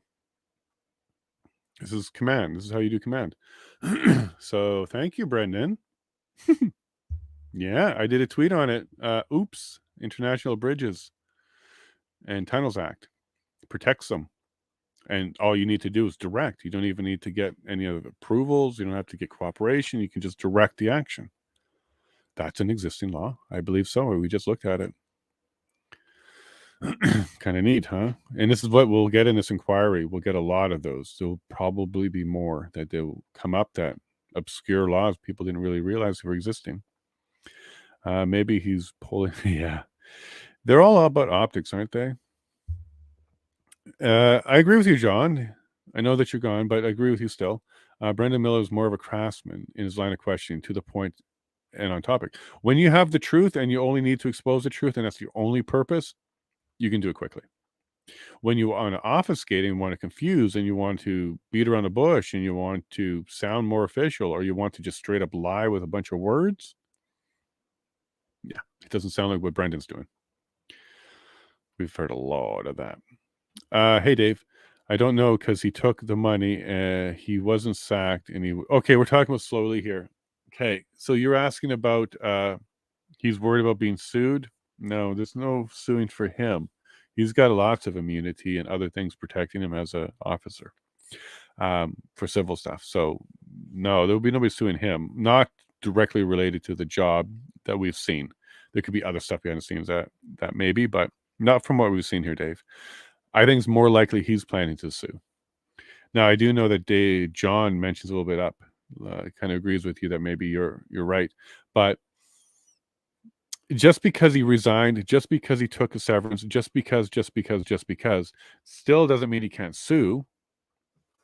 Okay? The whole point of suing is when you find out later about something, then you can take action. So if it was constructive dismissal, and some of that may not have been known to him at the time, and some of that's coming out in this inquiry, if it did turn out to be constructive dismissal, it doesn't matter what he signed. It really doesn't, because all of those signatures are done in good faith. And if the employer wasn't acting in good faith, meaning they did constructively dismiss him and then just use that as a process to get rid of him, well, you don't have to hold them to those contracts. So they can be vitiated and they can be sued for a heck of a lot more. I'm not saying he's doing that. I don't have any information that says he's doing that. And we're already past the point of his testimony. So what else is his lawyer doing? I think that's what he's doing. I think he's going to be looking for as many examples of ways to find how his dismissal was constructive, because that's wrongful dismissal. You can sue for that. It's valid tort. So I think that's why he's there. All the other ones also, not all the others, some of the other witnesses had lawyers too, but they were only there for when they were there. It's Slowly is the only one that has a lawyer that's kicking around for everything. So, and I guess Paul Champ, you can say him too. But he's not a witness. Paul Champ is not representing a witness. Oh, wait, never mind. Lexi Lee and the other one. So I guess so. Yeah. Okay. So just like Paul Champ, Tom Curry's there for everybody. We can debate it, Dave. I don't really know the answer. It's my suspicion. I think he's suing them, planning to. John agrees with you because he ran away and he was offered a resignation and PSA, Public Services Administrative. What is that PSA? It's Tribunal, Police Services Administrative Body, something along those lines. And he had his history of behavior. Yeah, but John, he can still sue if he finds new evidence and new information. You'll just have 2 years from the time he finds out that new information to file a lawsuit. You can do that. It's all dependent on when you get that new piece of information. And maybe through here, that's what they're looking for. Oh yeah, I like Saskatchewan's questions. Weren't they awesome? And this wouldn't be possible with a national system. I just want to remind you, one of the checks and balances we have is the fact that each province handles certain things a certain way, and then each province can call out and say, hey, like they did here, hey, we are fully aware that we have ways to clear roads and protesters because we all work on this stuff together, right? Remember these meetings, right?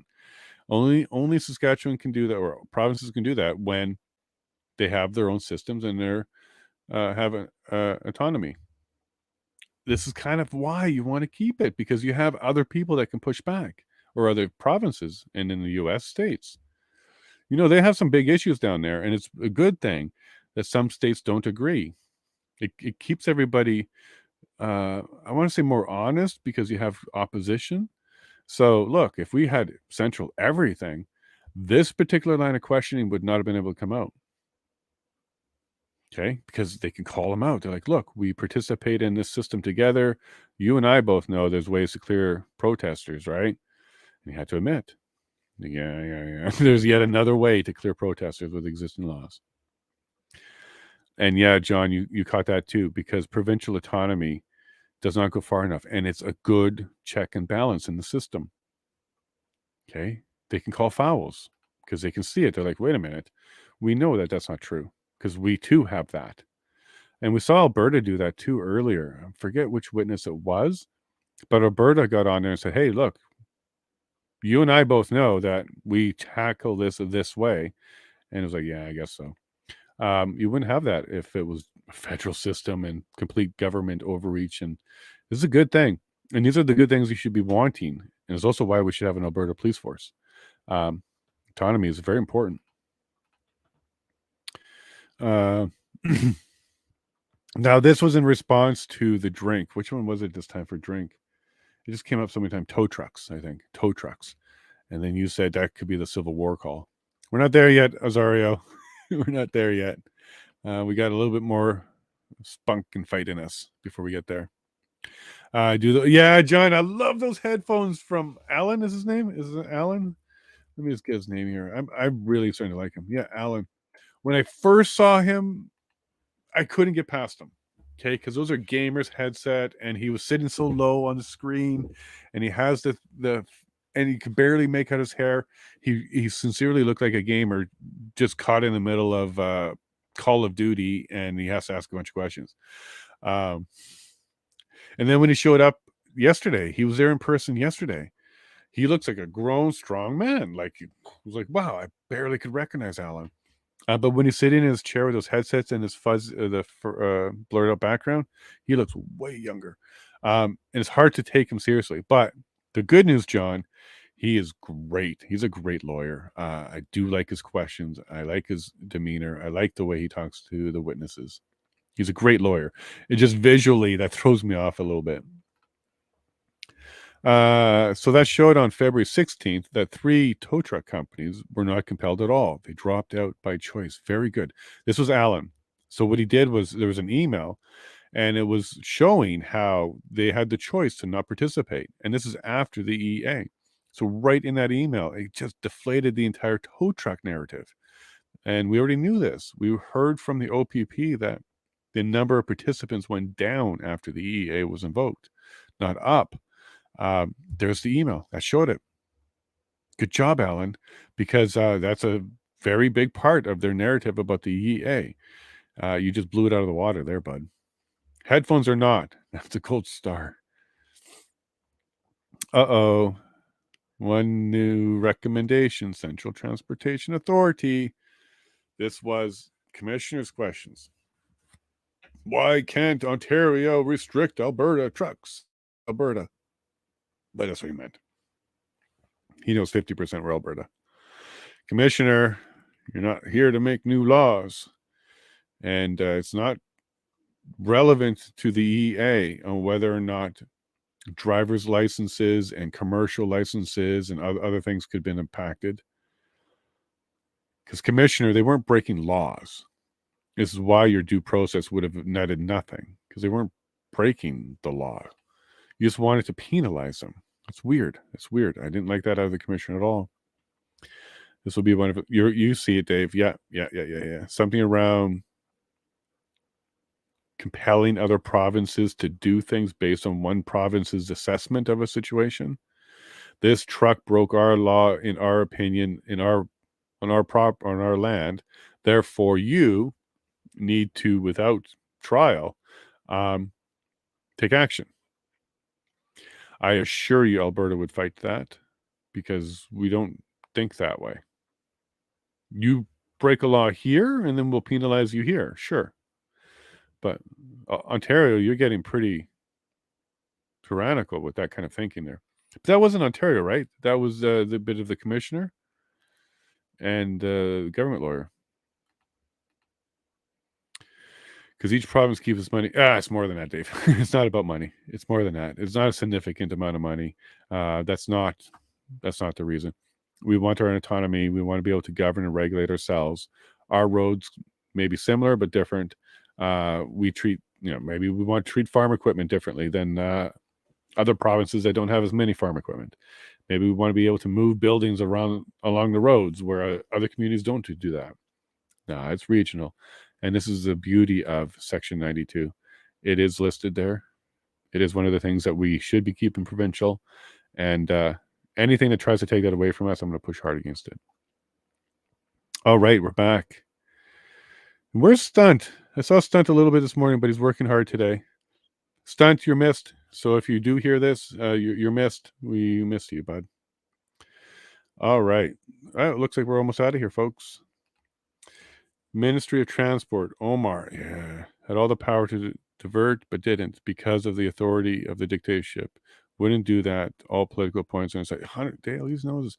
And Marco, we also heard that Marco could have actually declared it, just like Omar could have declared that bridge to be cleared. Marco, public safety, could have declared the protest itself as unlawful. There was a process for that. And as soon as it was declared as unlawful by him, signed a piece of paper, there was more tools available to them. Would have cleared it out. Why didn't he? There's a couple things, Dale, about Marco. That first, he called the mayor in Windsor when that's not proper procedure, and he didn't sign a declaration for unlawful assembly. Again, a stroke of a pen. Now we know two ministers could stroke their pen and clear up things, and they didn't, and they're part of the cabinet, right? Federal. These are his buddies. So look into that all you want. That's right, Charlie. 6 types of banks close in Ottawa after the freeze stop, Jason. 6 types of banks close in Ottawa after the freeze stop. I don't know what that means. Maybe 6 banks closed, or I'm not sure what that means, Mr. Green. Mr. Green, I don't know what that means. 6 type of banks closed in Ottawa after the freeze stop. Are you saying that some banks collapsed? Was there a run on the smaller ones? I don't know what that means. That again later. Take care, Charlie. I don't know if you're leaving there. Good night, Charlie. Okay. Well, Railroad thought you were. Catch you on here and there. Yeah, take care. Thanks, Railroad. TD, Scotia, CFC, MTD, Montreal. Oh, who the heck is MTD? Bank of Montreal. Even Chinese business closed after. What do you mean by that close? Did they close their doors because they didn't want to run? Maybe that's what you mean? Like they closed their doors to not let people do a run? If you did, well, I don't blame them because that collapses a bank pretty quick. Hey, folks, like, sub. Oh, yeah, please do. That all helps. I'm not one for soliciting that out of you because I'm just glad that you're even here. But please, if you can, go ahead. That does help. Thank you, Railroad, for reminding everyone. And here are the links to my social. Yeah, and I'll put Discord on there soon, too. So if you want to find me on Getter and Gab and the other ones, go ahead. I'm there, too. I do my best for responding there as well. Thumbs up for truth. Yeah, let's do it for truth. Let's do it for the run I had to do across the yard. Okay, folks? Boy, did I sprint. And I haven't sprinted since track in high school.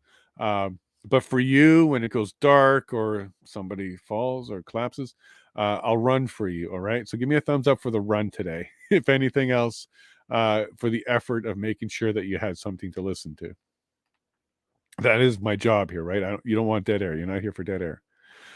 Is that a privately owned bridge? It is, Prairie, but it is covered under the international tunnels. It is covered, private or public. It doesn't matter. They're covered because it's an international bridge. That's why it's classified that way. Doesn't matter who owns it. But before Prairie, we were talking about whether or not it was deemed essential infrastructure, national secured, or anything like that. If it is essential, it can't be private. So that bridge has been determined to be highly useful and important, maybe one step below essential, but not essential, because then it has to be public. Yes, Clay. How do you sue a cop? You fill out the form. Okay. Don't get intimidated. You can still sue a whole bunch of things. But what do you mean? Like, are you suing them for damages, civil, something they did to you? Are you suing them for inaction? It really depends what you think they did wrong, is what the next step will be. Some guy, I don't know, breaks into your backyard, causes a bunch of damage to your gazebo, happens to be a cop. No difference. You can sue them. Actually, that would be criminal too, cause damage on purpose. But the question here, Prairie, is for what? But the answer is, yeah, you can sue them. But there are some things under their job. So if they're performing a job under orders, goodwill, best intentions, all that kind of stuff, they're pretty immune to a lot of things. Okay. And I know in the States, that's something that they're challenging and fighting on whether or not the police can keep that kind of level of immunity. It's going to be really tough to get officers working hard for you if they're fearful of everything they do. So it's one of those double-edged swords, Prairie. Damned if we do, damned if we don't. I kind of prefer to have cops willing to take risks for us than to be thinking and second guessing and not helping me when I need it. I'd rather them ask for forgiveness than for permission. Sometimes there's no time. But it's a double-edged sword, Prairie. It's so tough to make one answer for this one. I can just imagine if we come down so hard on cops that they don't even feel comfortable working anymore, what are we going to be left with? We're going to be left with the cops that will break all the rules and take orders because they don't care. That's what we'll be left with. And that's certainly not the police force we want. Trust me. We want good guys still in there. Oh, sorry, Azario. Thank you. Another good day. Enjoy the chat. Me too, Azario. I'm going to go back and listen to it. I really like talking to you. You're a lot of fun. And I like the way you make me think. It helps me get good perspectives. They got a run on them. They shut down. Okay, yeah. Okay, so that's what, yeah. Okay, we're on the same page now, Mr. Green. So yeah, and that makes sense because if they are completely run, they do collapse. It'd be a big surprise if like one of the big ones could collapse, but they certainly were scared of that. Great day, Jay. Thanks. Hey, Eleanor. Yeah, it was a weird one. We had to react to a situation, and that witness will be coming back, and they will be finishing with that witness. There's no way that they're now off the list.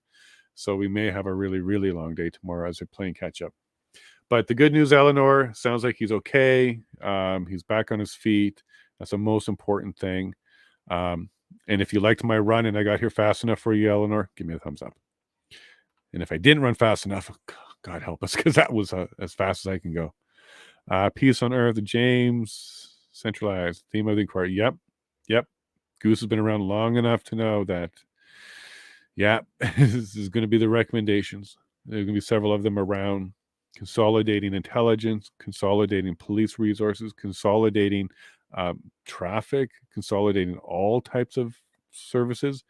And the scariest ones for me so far, Goose and Peace and James, is around commandeering local police stations. There's already mechanisms where local police stations can call out for help, but they want to force help on them. So that's without their consent. It would be commandeering police stations. That one worries me the most, that we would even have any laws going in that direction, because the day that it's ever tried to be used, I assure you that police station is not interested in your paperwork at that point. So I don't think it would be a good day. Good night, all. Some drama today. Great stream as always. Thank you. No problem, Goose. You take care. Hope you can work out your account, but it doesn't matter. We love you no matter what your name is. Maybe you want to get an image though. Get yourself a some sort of image that you can use on all your accounts so we can recognize you quickly. Have a good night, everybody. Thanks, Jason. You take care, Clay and Prairie. You all take care. Well, we're at the end of the list. Prairie snuck another one in there. Was just about it when you said immune. Was just asking about it when you said immune. Okay, Prairie, let me go back up to your thing. How do you sue a cop? Right. So it depends what they did. Like if it's inside of the job, they're under orders and they're doing goodwill and they're not going, extreme on anything, they've got lots of protection. But if they did something against you personally and infringed on your rights and outside of duty, then yeah, they're just a normal person. You can sue them. So it really depends on what they did. Great question, though. Night, Goose and Clay. Catch you here or there. ESYARB. Everyone say yes and really come back. I don't know what it means there. Railroad it. Okay, but thank you all. 19 of you stuck around to the end of my list. Stars are done. Chat is done. We're done for the day. I'm going to now go check and see if what I did on the septic worked. You said duty. Clay. I'm glad we all have a sense of humor after today. Thank you again, Terry, for sharing your story with us this morning. Thank you for trusting us in that fashion. We love you. God bless your family. You'll be on our prayers. And Terry, you take care. And to everybody else that stuck around, thank you all very much. And tomorrow's Thursday, and it may be the end of the week, we think. But I'll let you know about Friday night. It might be a 4-hour window for Friday night. We'll do something fun if that's the case. So you all take care. Have yourself a good night. Drive safe. Honk honk. And God bless.